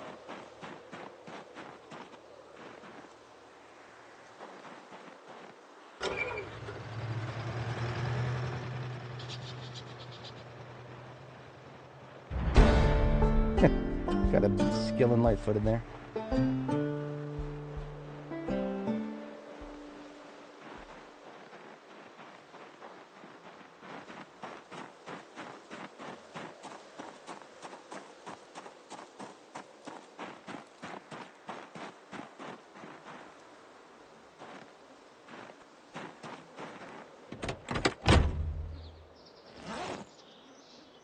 Sledgehammer is put away.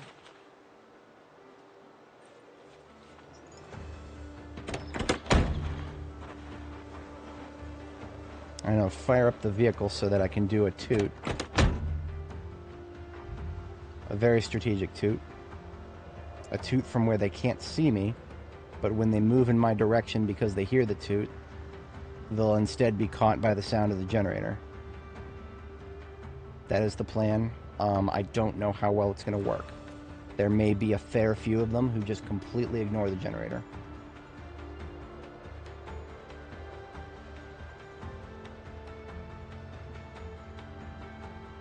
Yeah, it's the body heat generation. If you ever go to the temperature tab here, skin temperature, body response, insulation. When you go to skin temperature, you look at the body heat gen tab here.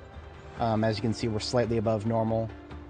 When you start running around a lot, it goes to high. And that's when body heat is venting out of your chest, neck, and head. And right now, we've got the shema over our face. So that the shema and its high insulation is like protecting both our neck and our face. Alright, here goes nothing. That's it, just one toot. And I'm completely out of line of sight of everybody.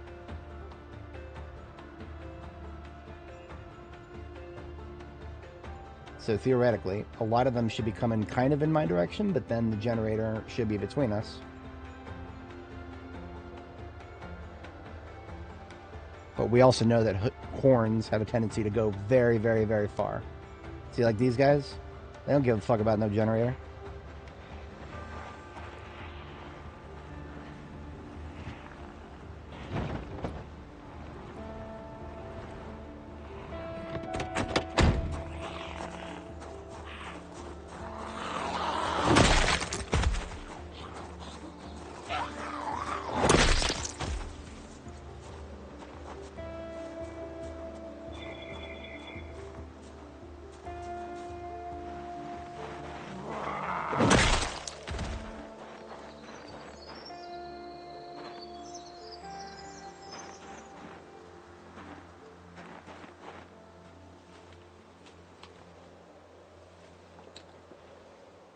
These things are sometimes helpful. This is not one of those times. I need to be able to drive around a little bit better here. I'm just taking out this little bit here.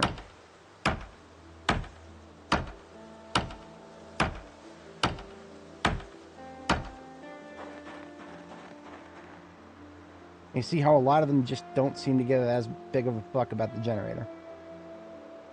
There's only so much we can do about that.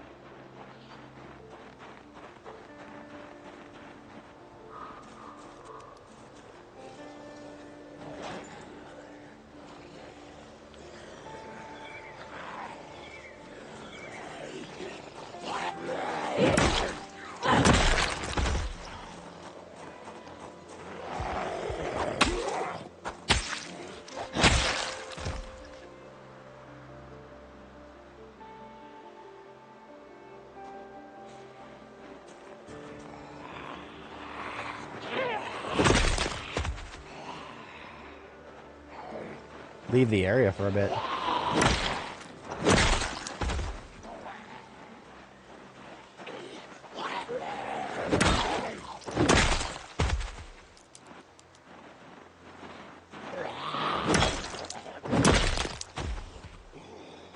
What's stopping them from doing it now?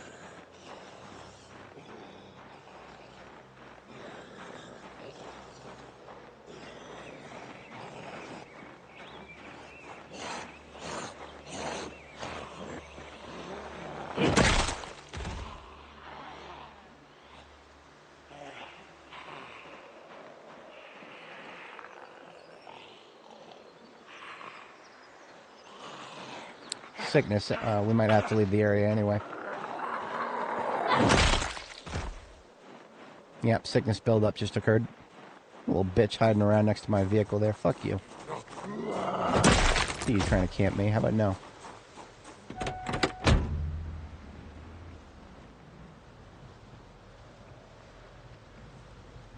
think if you're going below 5 miles an hour over a corpse, it doesn't actually bumpity bump you.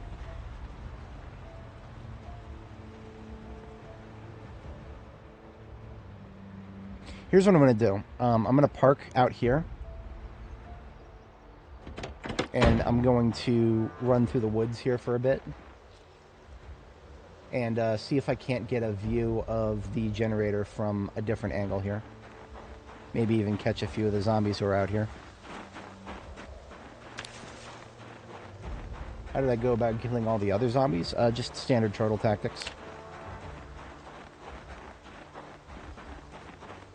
We didn't do anything overly special recently. Pulled just, you know, smaller sized chunks and took them piece by piece.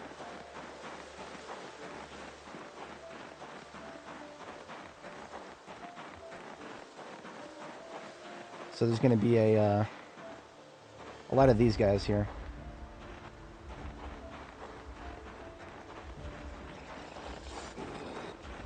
Didn't realize there'd be a chicken farm. Oh, you gotta be fucking kidding me. God damn it, I fucking hate fatigue. Here's out of fucking no. Alright, drinking coffee. It is 1700 hours, I should have expected that.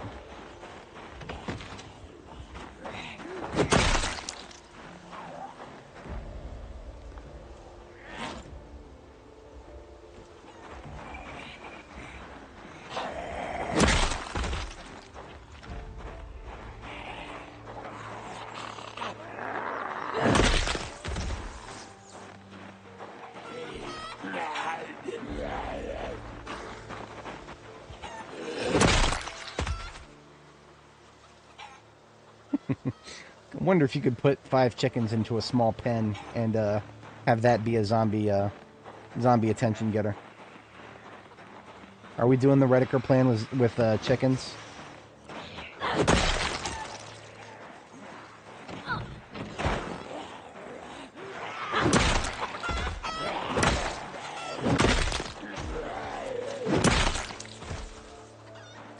Also be advised, stress roosters do sometimes attack people. In Annie Mae's former life, back in 42.7, she actually got a scratch on her lower torso from a fucking chicken. It was one of the only injuries she ever took.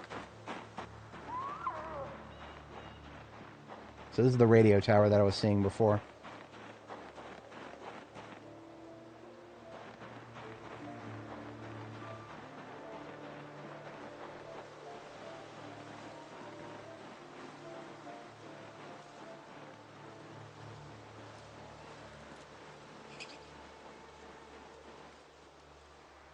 Ooh. I like it. Okay.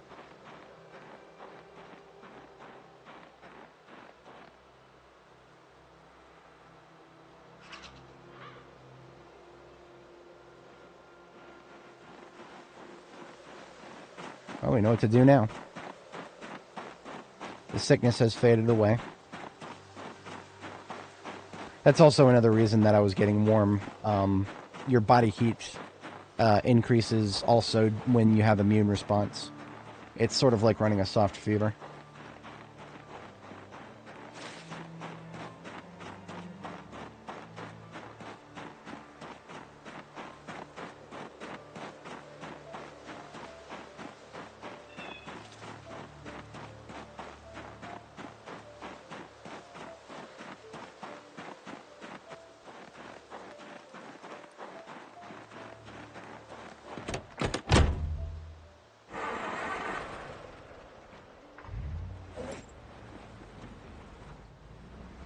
Alright, Molotov cocktail in the primary. Lighter. I'm going to set it to unfavorite because sometimes favoriting messes things up. Okay, never mind. Before we do that, let's kill these assholes.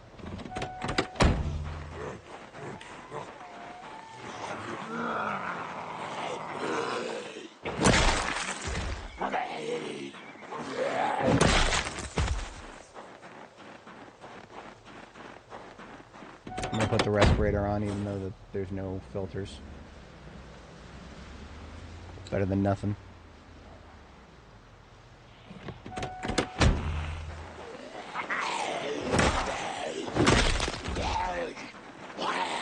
Come on.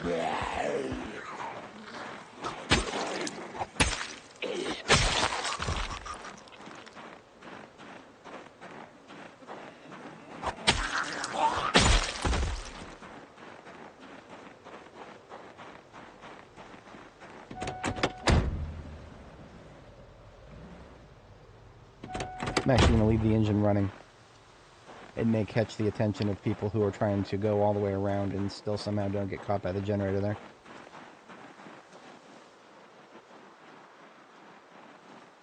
Once I confirm there's no threats on this side of the fence. Again with these assholes who somehow didn't get the memo that there's a way through the fence now. Whatever. At least I can poke you. Consider yourself poked. Alright. I see no further threats on this side now. Molotov cocktail in the primary. Lighter in the secondary.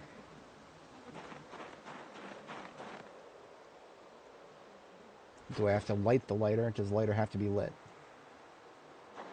There's no option in the menu to light it.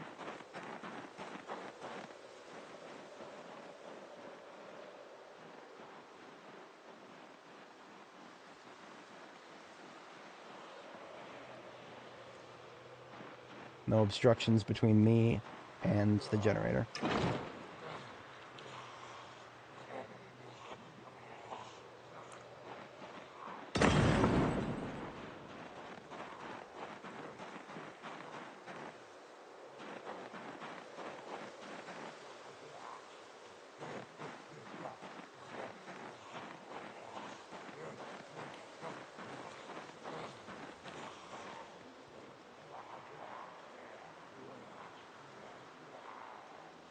So the fire's already out. That's no surprise. What should be happening now, though, is there should be zombies on fire. And they should be catching each other on fire, theoretically.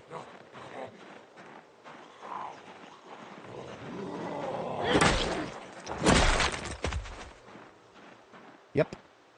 We got Zeds on fire.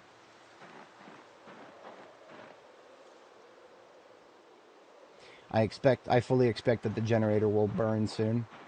There's nothing we can do about that.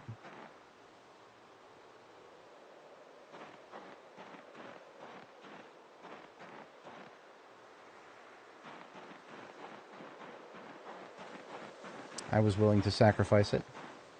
But I'm also happy if it doesn't burn. I'm okay with both eventualities. Though one is preferred more than the other. Imagine trying to hold your breath while eating something because of how nasty the smell is.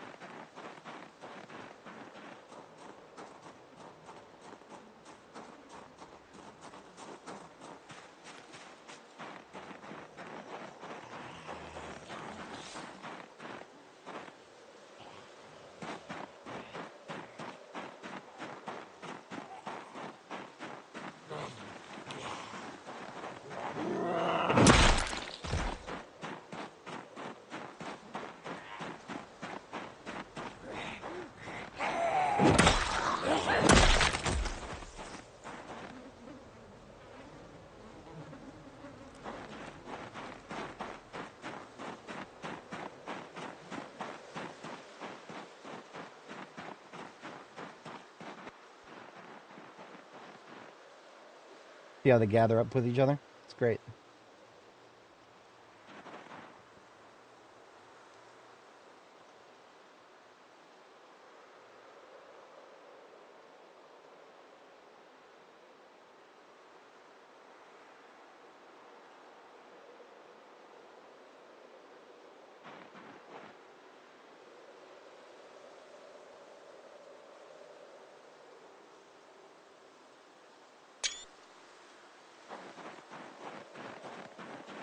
I wonder if I can actually watch them from up here.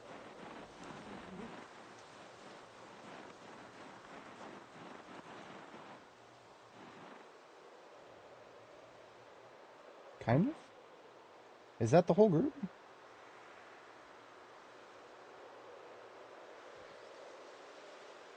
I feel like that's definitely not the whole group.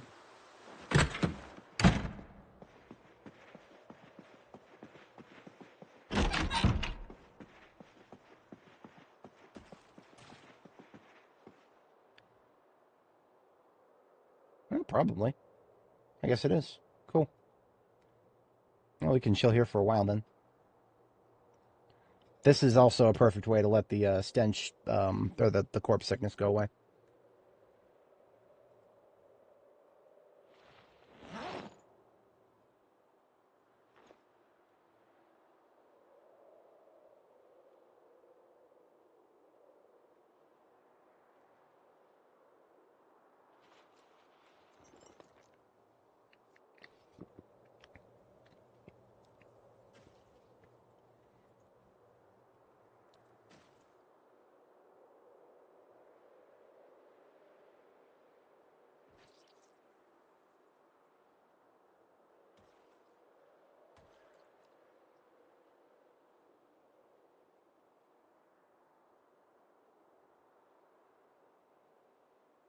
See how one of them is standing directly on top of the generator now? That almost guarantees it's gonna bust. Yeah, it is.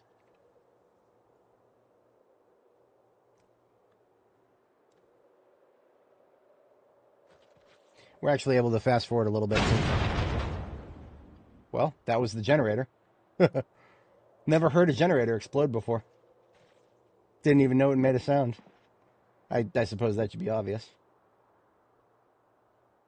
That's what it sounds like when you let your generator condition get, what is it, below 20%. There's just an increasing chance of that happening every so often.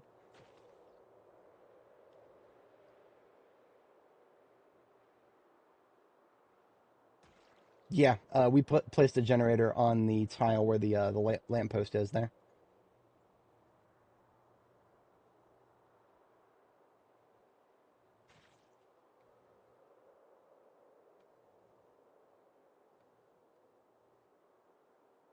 That last guy really does not want to die. There we go. All right.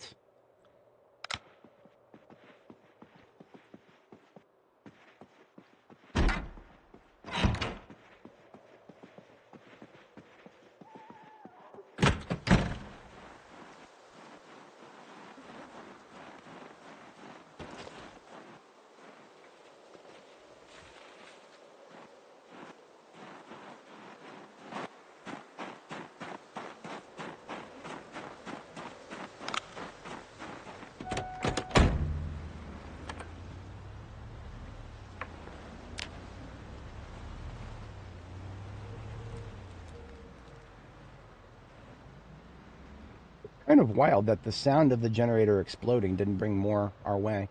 But I suppose we may have actually gotten the attention of a large chunk of anybody who would have heard it in this area.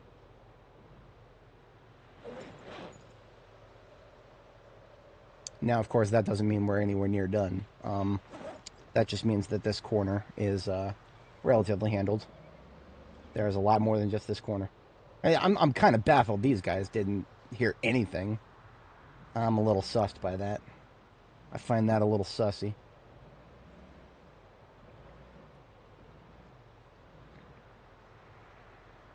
I'm probably going to go ahead and kill anybody who is in front of the doors here. And then I'm going to fall back for the night as an overnight task. I think what I'm going to do is try to steal one of the beds from the neighboring houses and bring the bed here so that I can sleep here and continue working here and not have to go back and forth.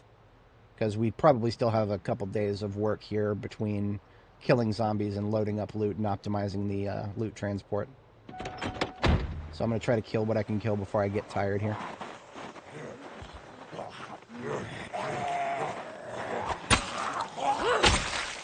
Oi. Yes, I know there's pretty lights, but you focus on me.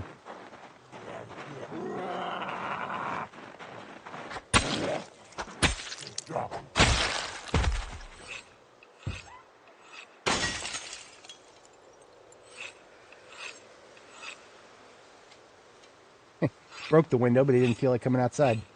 There you go, Yank. Are you going to be fast? Oh, no. She's fast. She just hadn't seen us. Zombies react to light, you guys. No, they don't. I don't give a fuck about no light.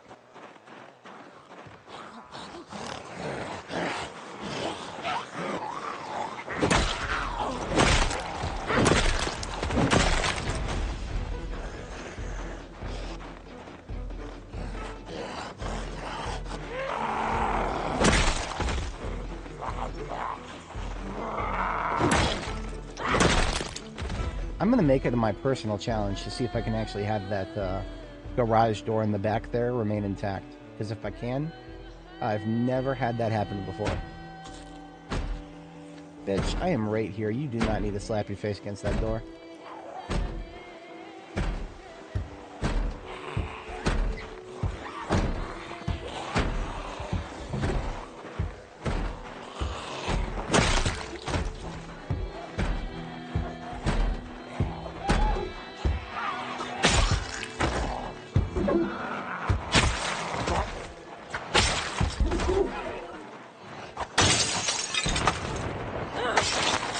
I don't know if y'all heard that. That was a meta event.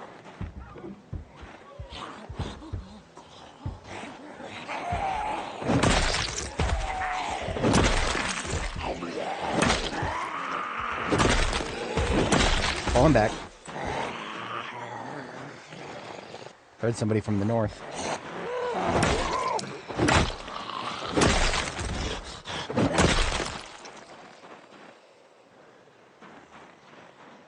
Yeah, I had a feeling the meta event might mix things up a little bit.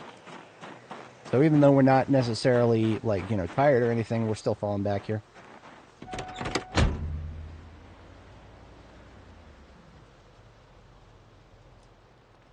Because the hole that I made in the fence is down here by this stoplight. So anybody who's coming around from below, like this guy here, they're all going to come over here.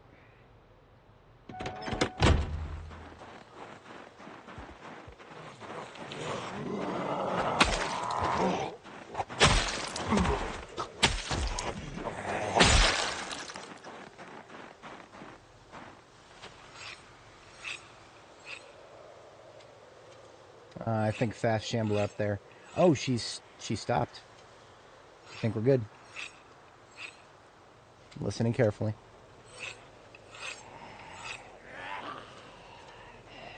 Medium there might get to us. No, we're good. It's essential to maintain your blades. Otherwise, you're just going to piss them away. I mean, we're probably already halfway through this one, but... It's already ready for another sharpening. I'm just going to sit down in the vehicle and do it. I can actually just tap reverse for a second.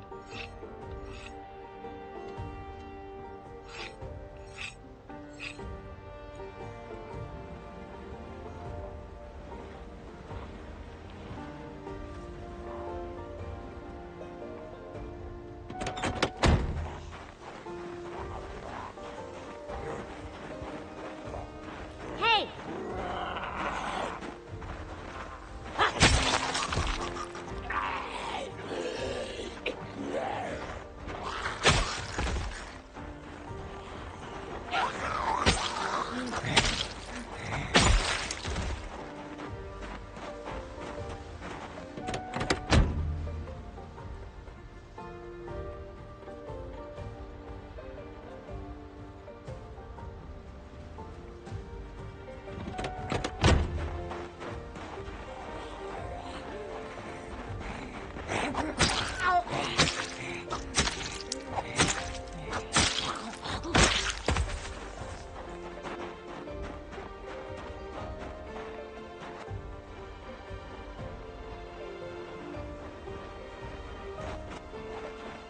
What's up?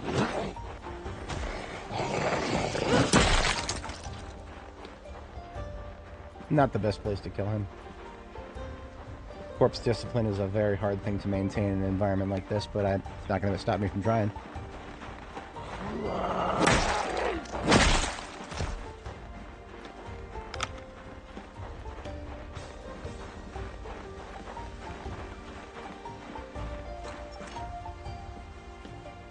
Saw somebody there behind the counter coming around now.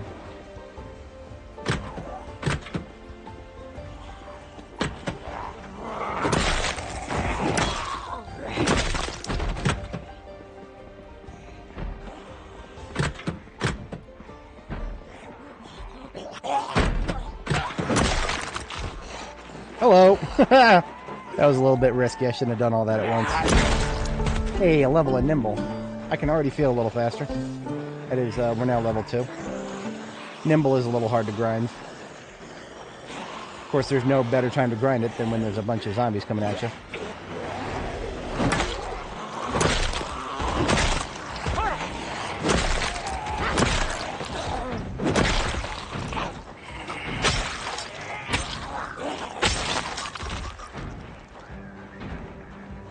Oh, they're hitting the inner garage door there.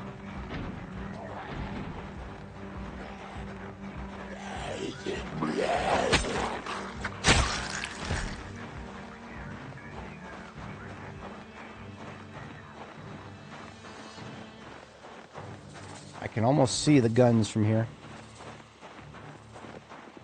Actually, I can see the guns. They're literally on display there.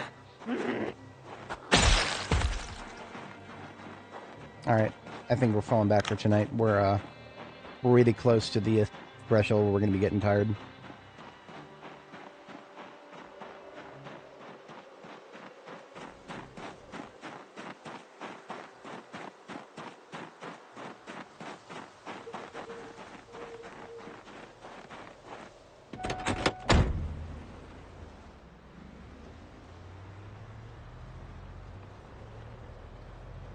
So I think I'm going to make it my overnight task to bring a bed up here, and then I'm probably... Well, we're already up to 10 hours and 20 minutes. I think I'm going to go ahead and call it here tomorrow morning, after we've established a safe place to sleep here.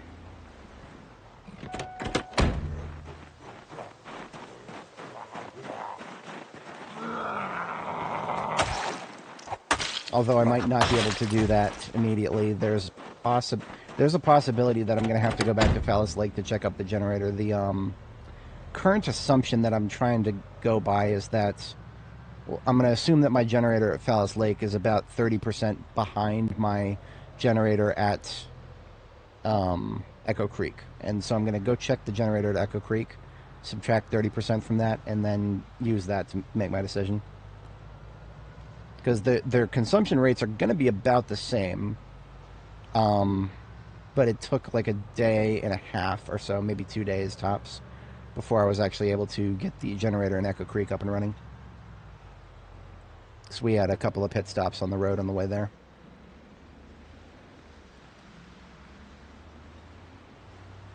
See, this is quite inconvenient having to go back and forth.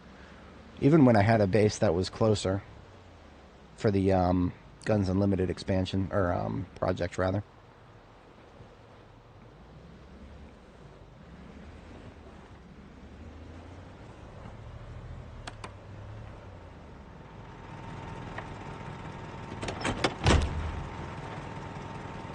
It's at 41% right now.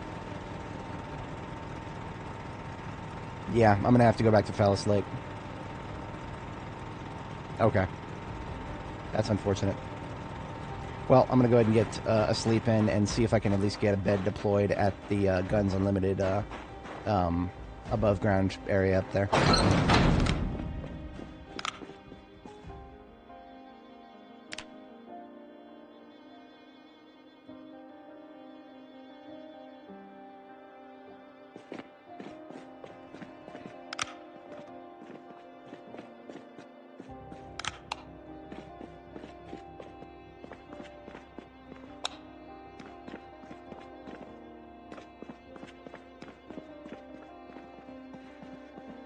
So I'm going to roll the dice on picking up, there's a blue bed in here. This is my chance to break. Level 9 carpentry, it is a 7.5% chance to break. Knowing my luck, definitely. That's basically 100% right there.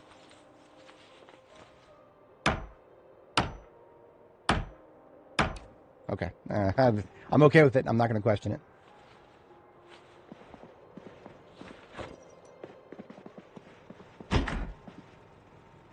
There was a shotgun on the shelf in here the whole time.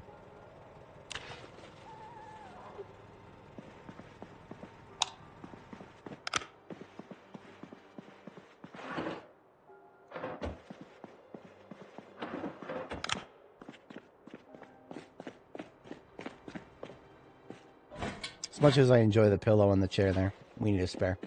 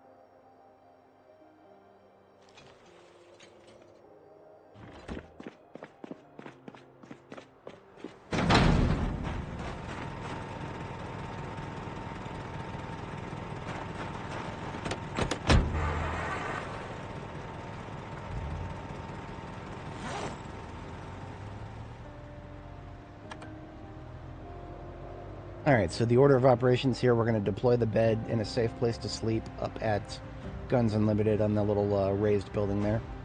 Probably in the bathroom, actually. I want to be able to sleep in a room that doesn't have any windows. And that technically, if I sleep in the bathroom, that means I'm behind two doors. The front door and or window, and the bathroom door. It's a rather spacious bathroom, all things considered.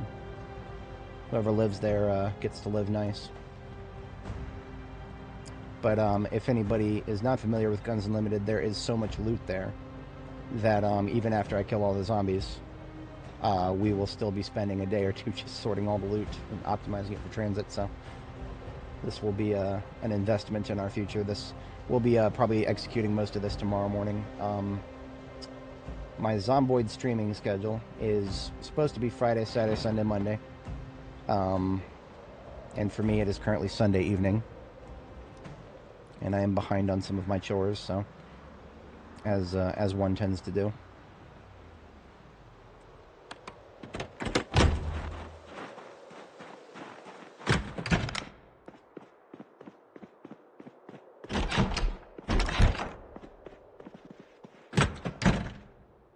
I like this a little better than the bathroom. Well, I don't know what I'm doing. I didn't bring the bed. Oops.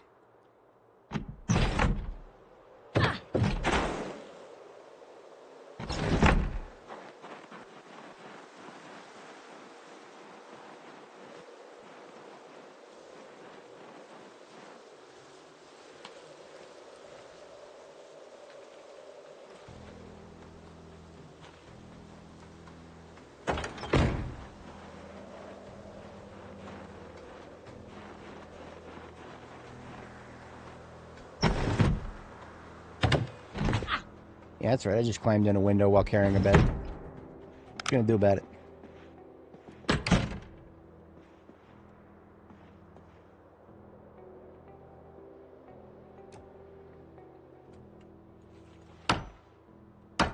Is it gamey? Yes. Does it also work? Hell yes.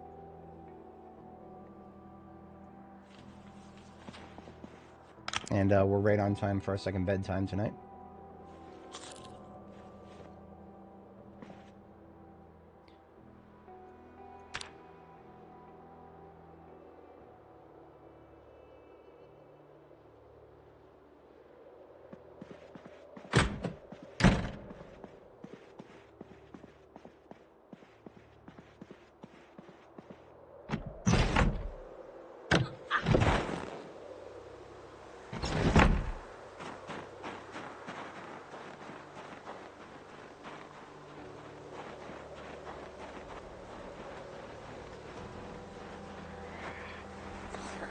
Yep. If we weren't built different, we'd probably be one of them. They wiped out the, I guess I shouldn't be surprised they wiped out the garage door up there. Okay, so there's nobody in immediate danger of moseying in our vicinity, so I'm going to go ahead and roll back all the way to Phallus Lake now. Because, well, we're going to stop by Echo Creek, top up the generator. Then we're going to go back to Phallus Lake, top up the generator. We'll end the stream there. And then tomorrow, the schedule is we come back here and finish off killing the zombies. And then get started with the looting operations. I'm mostly doing it that way because I know for a fact that if I get invested in trying to wipe out the rest of the zombies within the confines of today's stream, I'm just going to get tunnel visioned and I'm going to completely forget when we blow right past the 12-hour limit on YouTube streaming. Where the fuck did all you come from? I've gone back and forth on this road a dozen times. None of y'all fuckers decided to show up until now. I see how it is. Bonk you. That didn't last very long.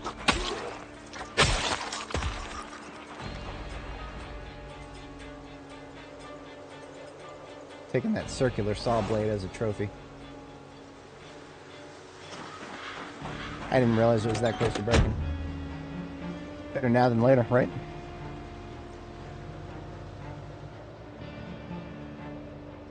That's another good idea. Before we redeploy from Phallus Lake, I'm gonna make 2 more of those saw blade bats because I got 2 regular baseball bats in my back of my truck here.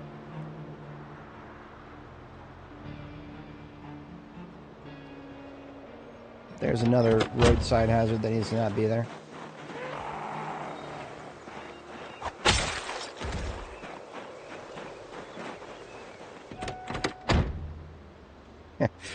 Thankfully, none of the generators that I have running are at risk of explosion. They are all yellows. Yellows will run out of gas long before they blow up, as long as you are actually vigilant about repairing.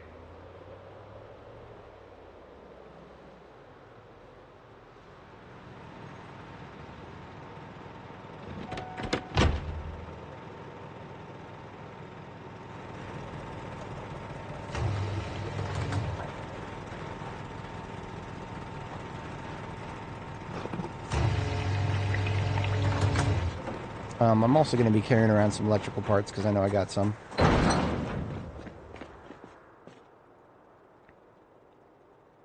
Yeah, we got a fair amount. That's good.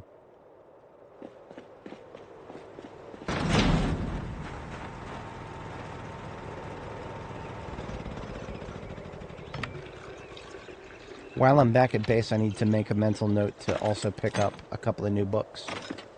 Because we did get to a couple of thresholds where we can read some new things.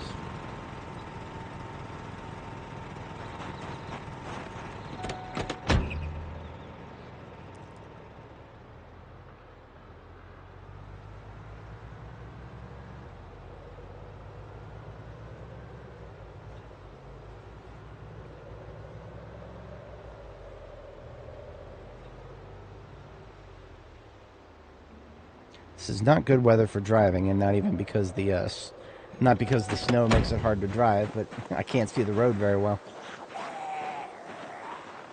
I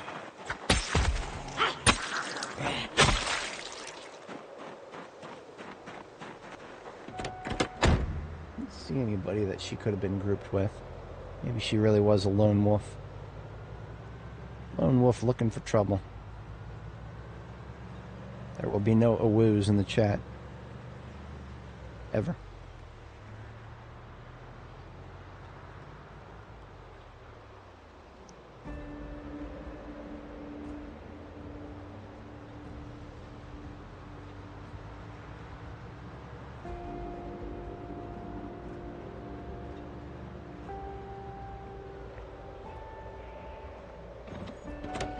I will have clean supply lines. Sup lines, as it were.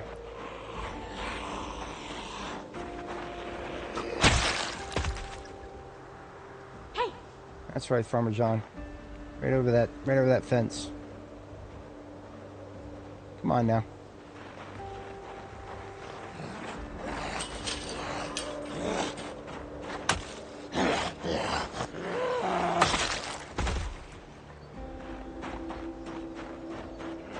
Hey, coming on out of that tree. Good job. You almost got me. Joke's on you, I treat every single tree as a potential zombie. Ever since Barb, we don't trust the trees. The trees are out to get us. You've had plants versus zombies, now get ready for plants and zombies versus people.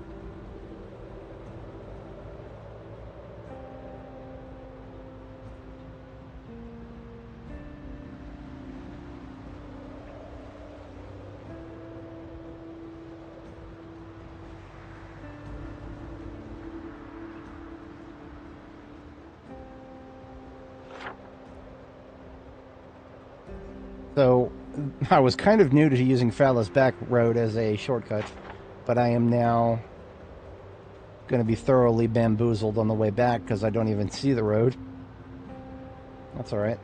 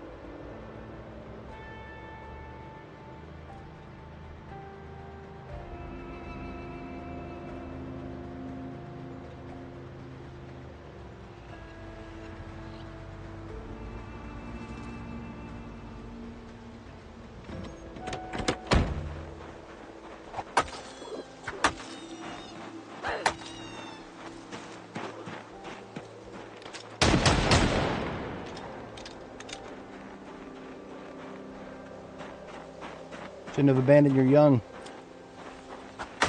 Now I'm getting long blade experience.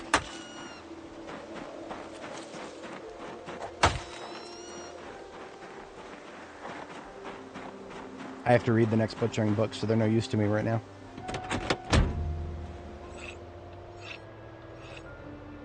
I warned them. I warned them last time. They got away last time. They actually ran out of the road, but then suddenly they were back in the road. Almost as if that's exactly what they're programmed to do.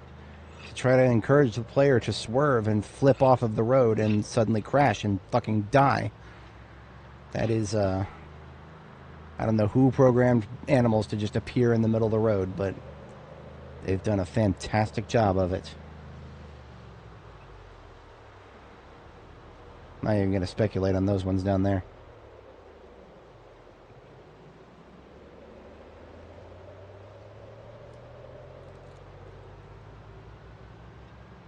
Wait a minute. Wait a minute. Did I go one step too far? No. Why would I have not removed this obstruction? What in the actual fuck?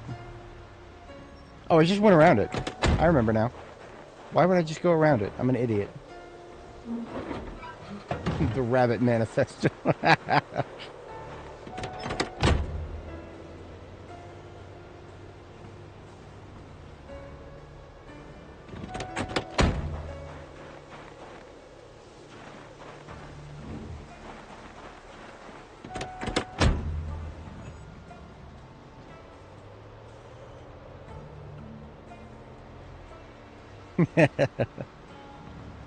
Yep.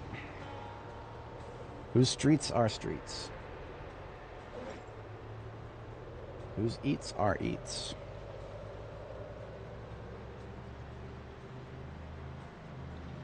Now, I would like to take the road that I didn't take last time after we get through Jamie-town here.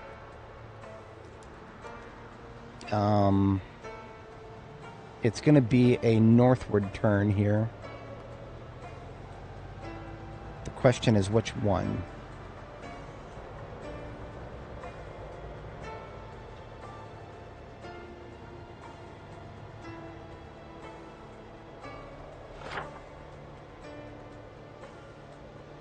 It's going to be the second one after the church up here.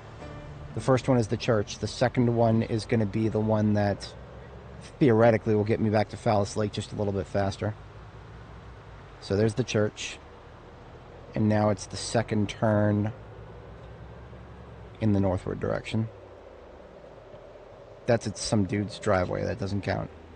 Right? Yeah, that's just some dude's driveway. It wasn't even on the map. It had the dude's got his own stop sign somehow. Imagine having a stop sign at the end of your driveway. Is this me? Yes, this is me.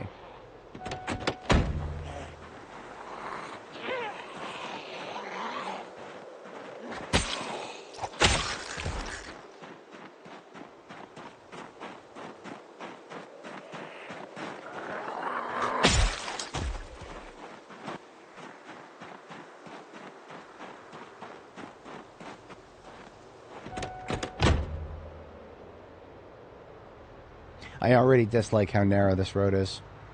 And, of course, it's not cleared of zombies. So, we're not going to be using this road. No, I'm not going to be using this road repeatedly. We're just going to take the safe route next time.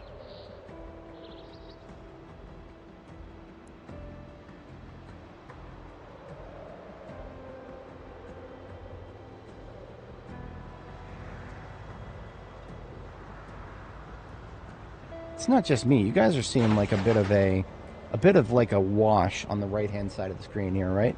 It's like it's almost trying to fade to white. I'm looking at my monitoring windows and I'm seeing it up there too. See, at first I saw that and I was like, for a second I'm like, is that my monitor? No, I don't think that's. I think that's the game. I don't know this area very well. We're turning north here. Yeah, Lick Skillet just goes off into infinity there. It's very weird. I think it's a symptom of Zomboid just driving around at with the snow on the ground. Yeah, thank you, folks. I'm not going insane. And it seems to get... I'm noticing it more when I drive a little faster. That's the... I barely noticed it there when I slowed down for a second. Some sort of like anti-aliasing. It's kind of what it looks like. Or blur. It'd be interesting if they added some like frost effect, like an overlay to our screen, because we're looking at the world through frosted glass right now.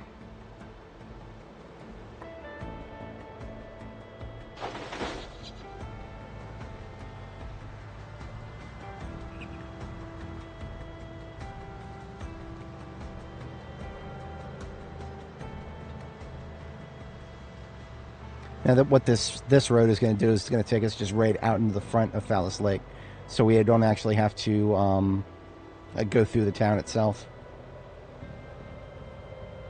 I am pleased to see that there's not actually that many zombies. Next time on our way back, if we take this road again, we can probably clear that little stretch there that had a few Zeds still upright.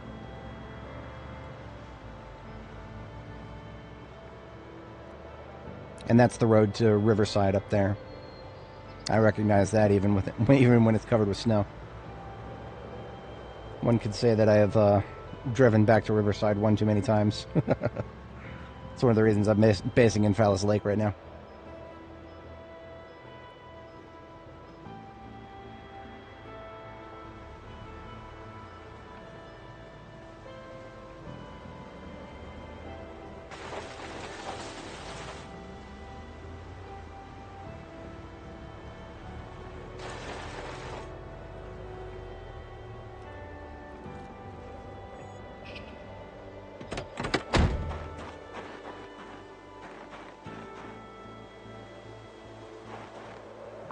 I'm going to assume that the gas can on the roof is not going to be able to cut the refill.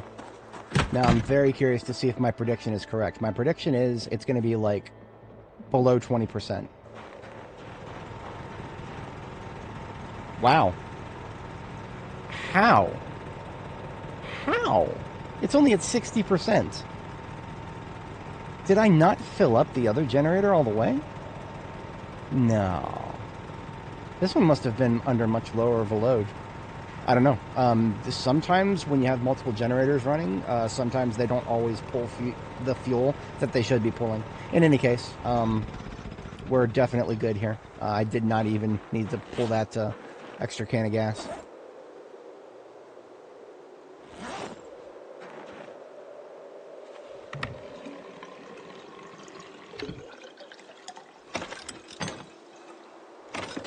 But while we're here, tomorrow morning we'll also make some more boards and whatnot. Do a little bit of blade work. So do a little bit of blade work. We'll pick up some more books. And then we'll return next time. Alright, folks. It has been a good one. I shall catch you guys in the next one. Our girl bid farewell here. And the last thing we always do here is back up our save. I'm going to quit the desktop here. And get all this other crap out of the way. We've got File Explorer here. I'm going to go to the C users, username Zomboid. Go to our saves folder here. Go to Apocalypse. Sorted by date modified. There's the most recent one right there. I'm going to Control-C, copy that entire folder. And you can put these wherever you want. Just copy the whole folder. In my case, I've got a backups folder here. And I've got it numbered based on what series it is. And then the parts here. So we're at part 12. Make a new folder called 12. And paste that entire folder in there. And that'll take a little while. We're up to about 740 megabytes across 300,000 files. All right, folks. I shall catch you guys tomorrow morning or whenever you catch the next one. Peace out and have a good one.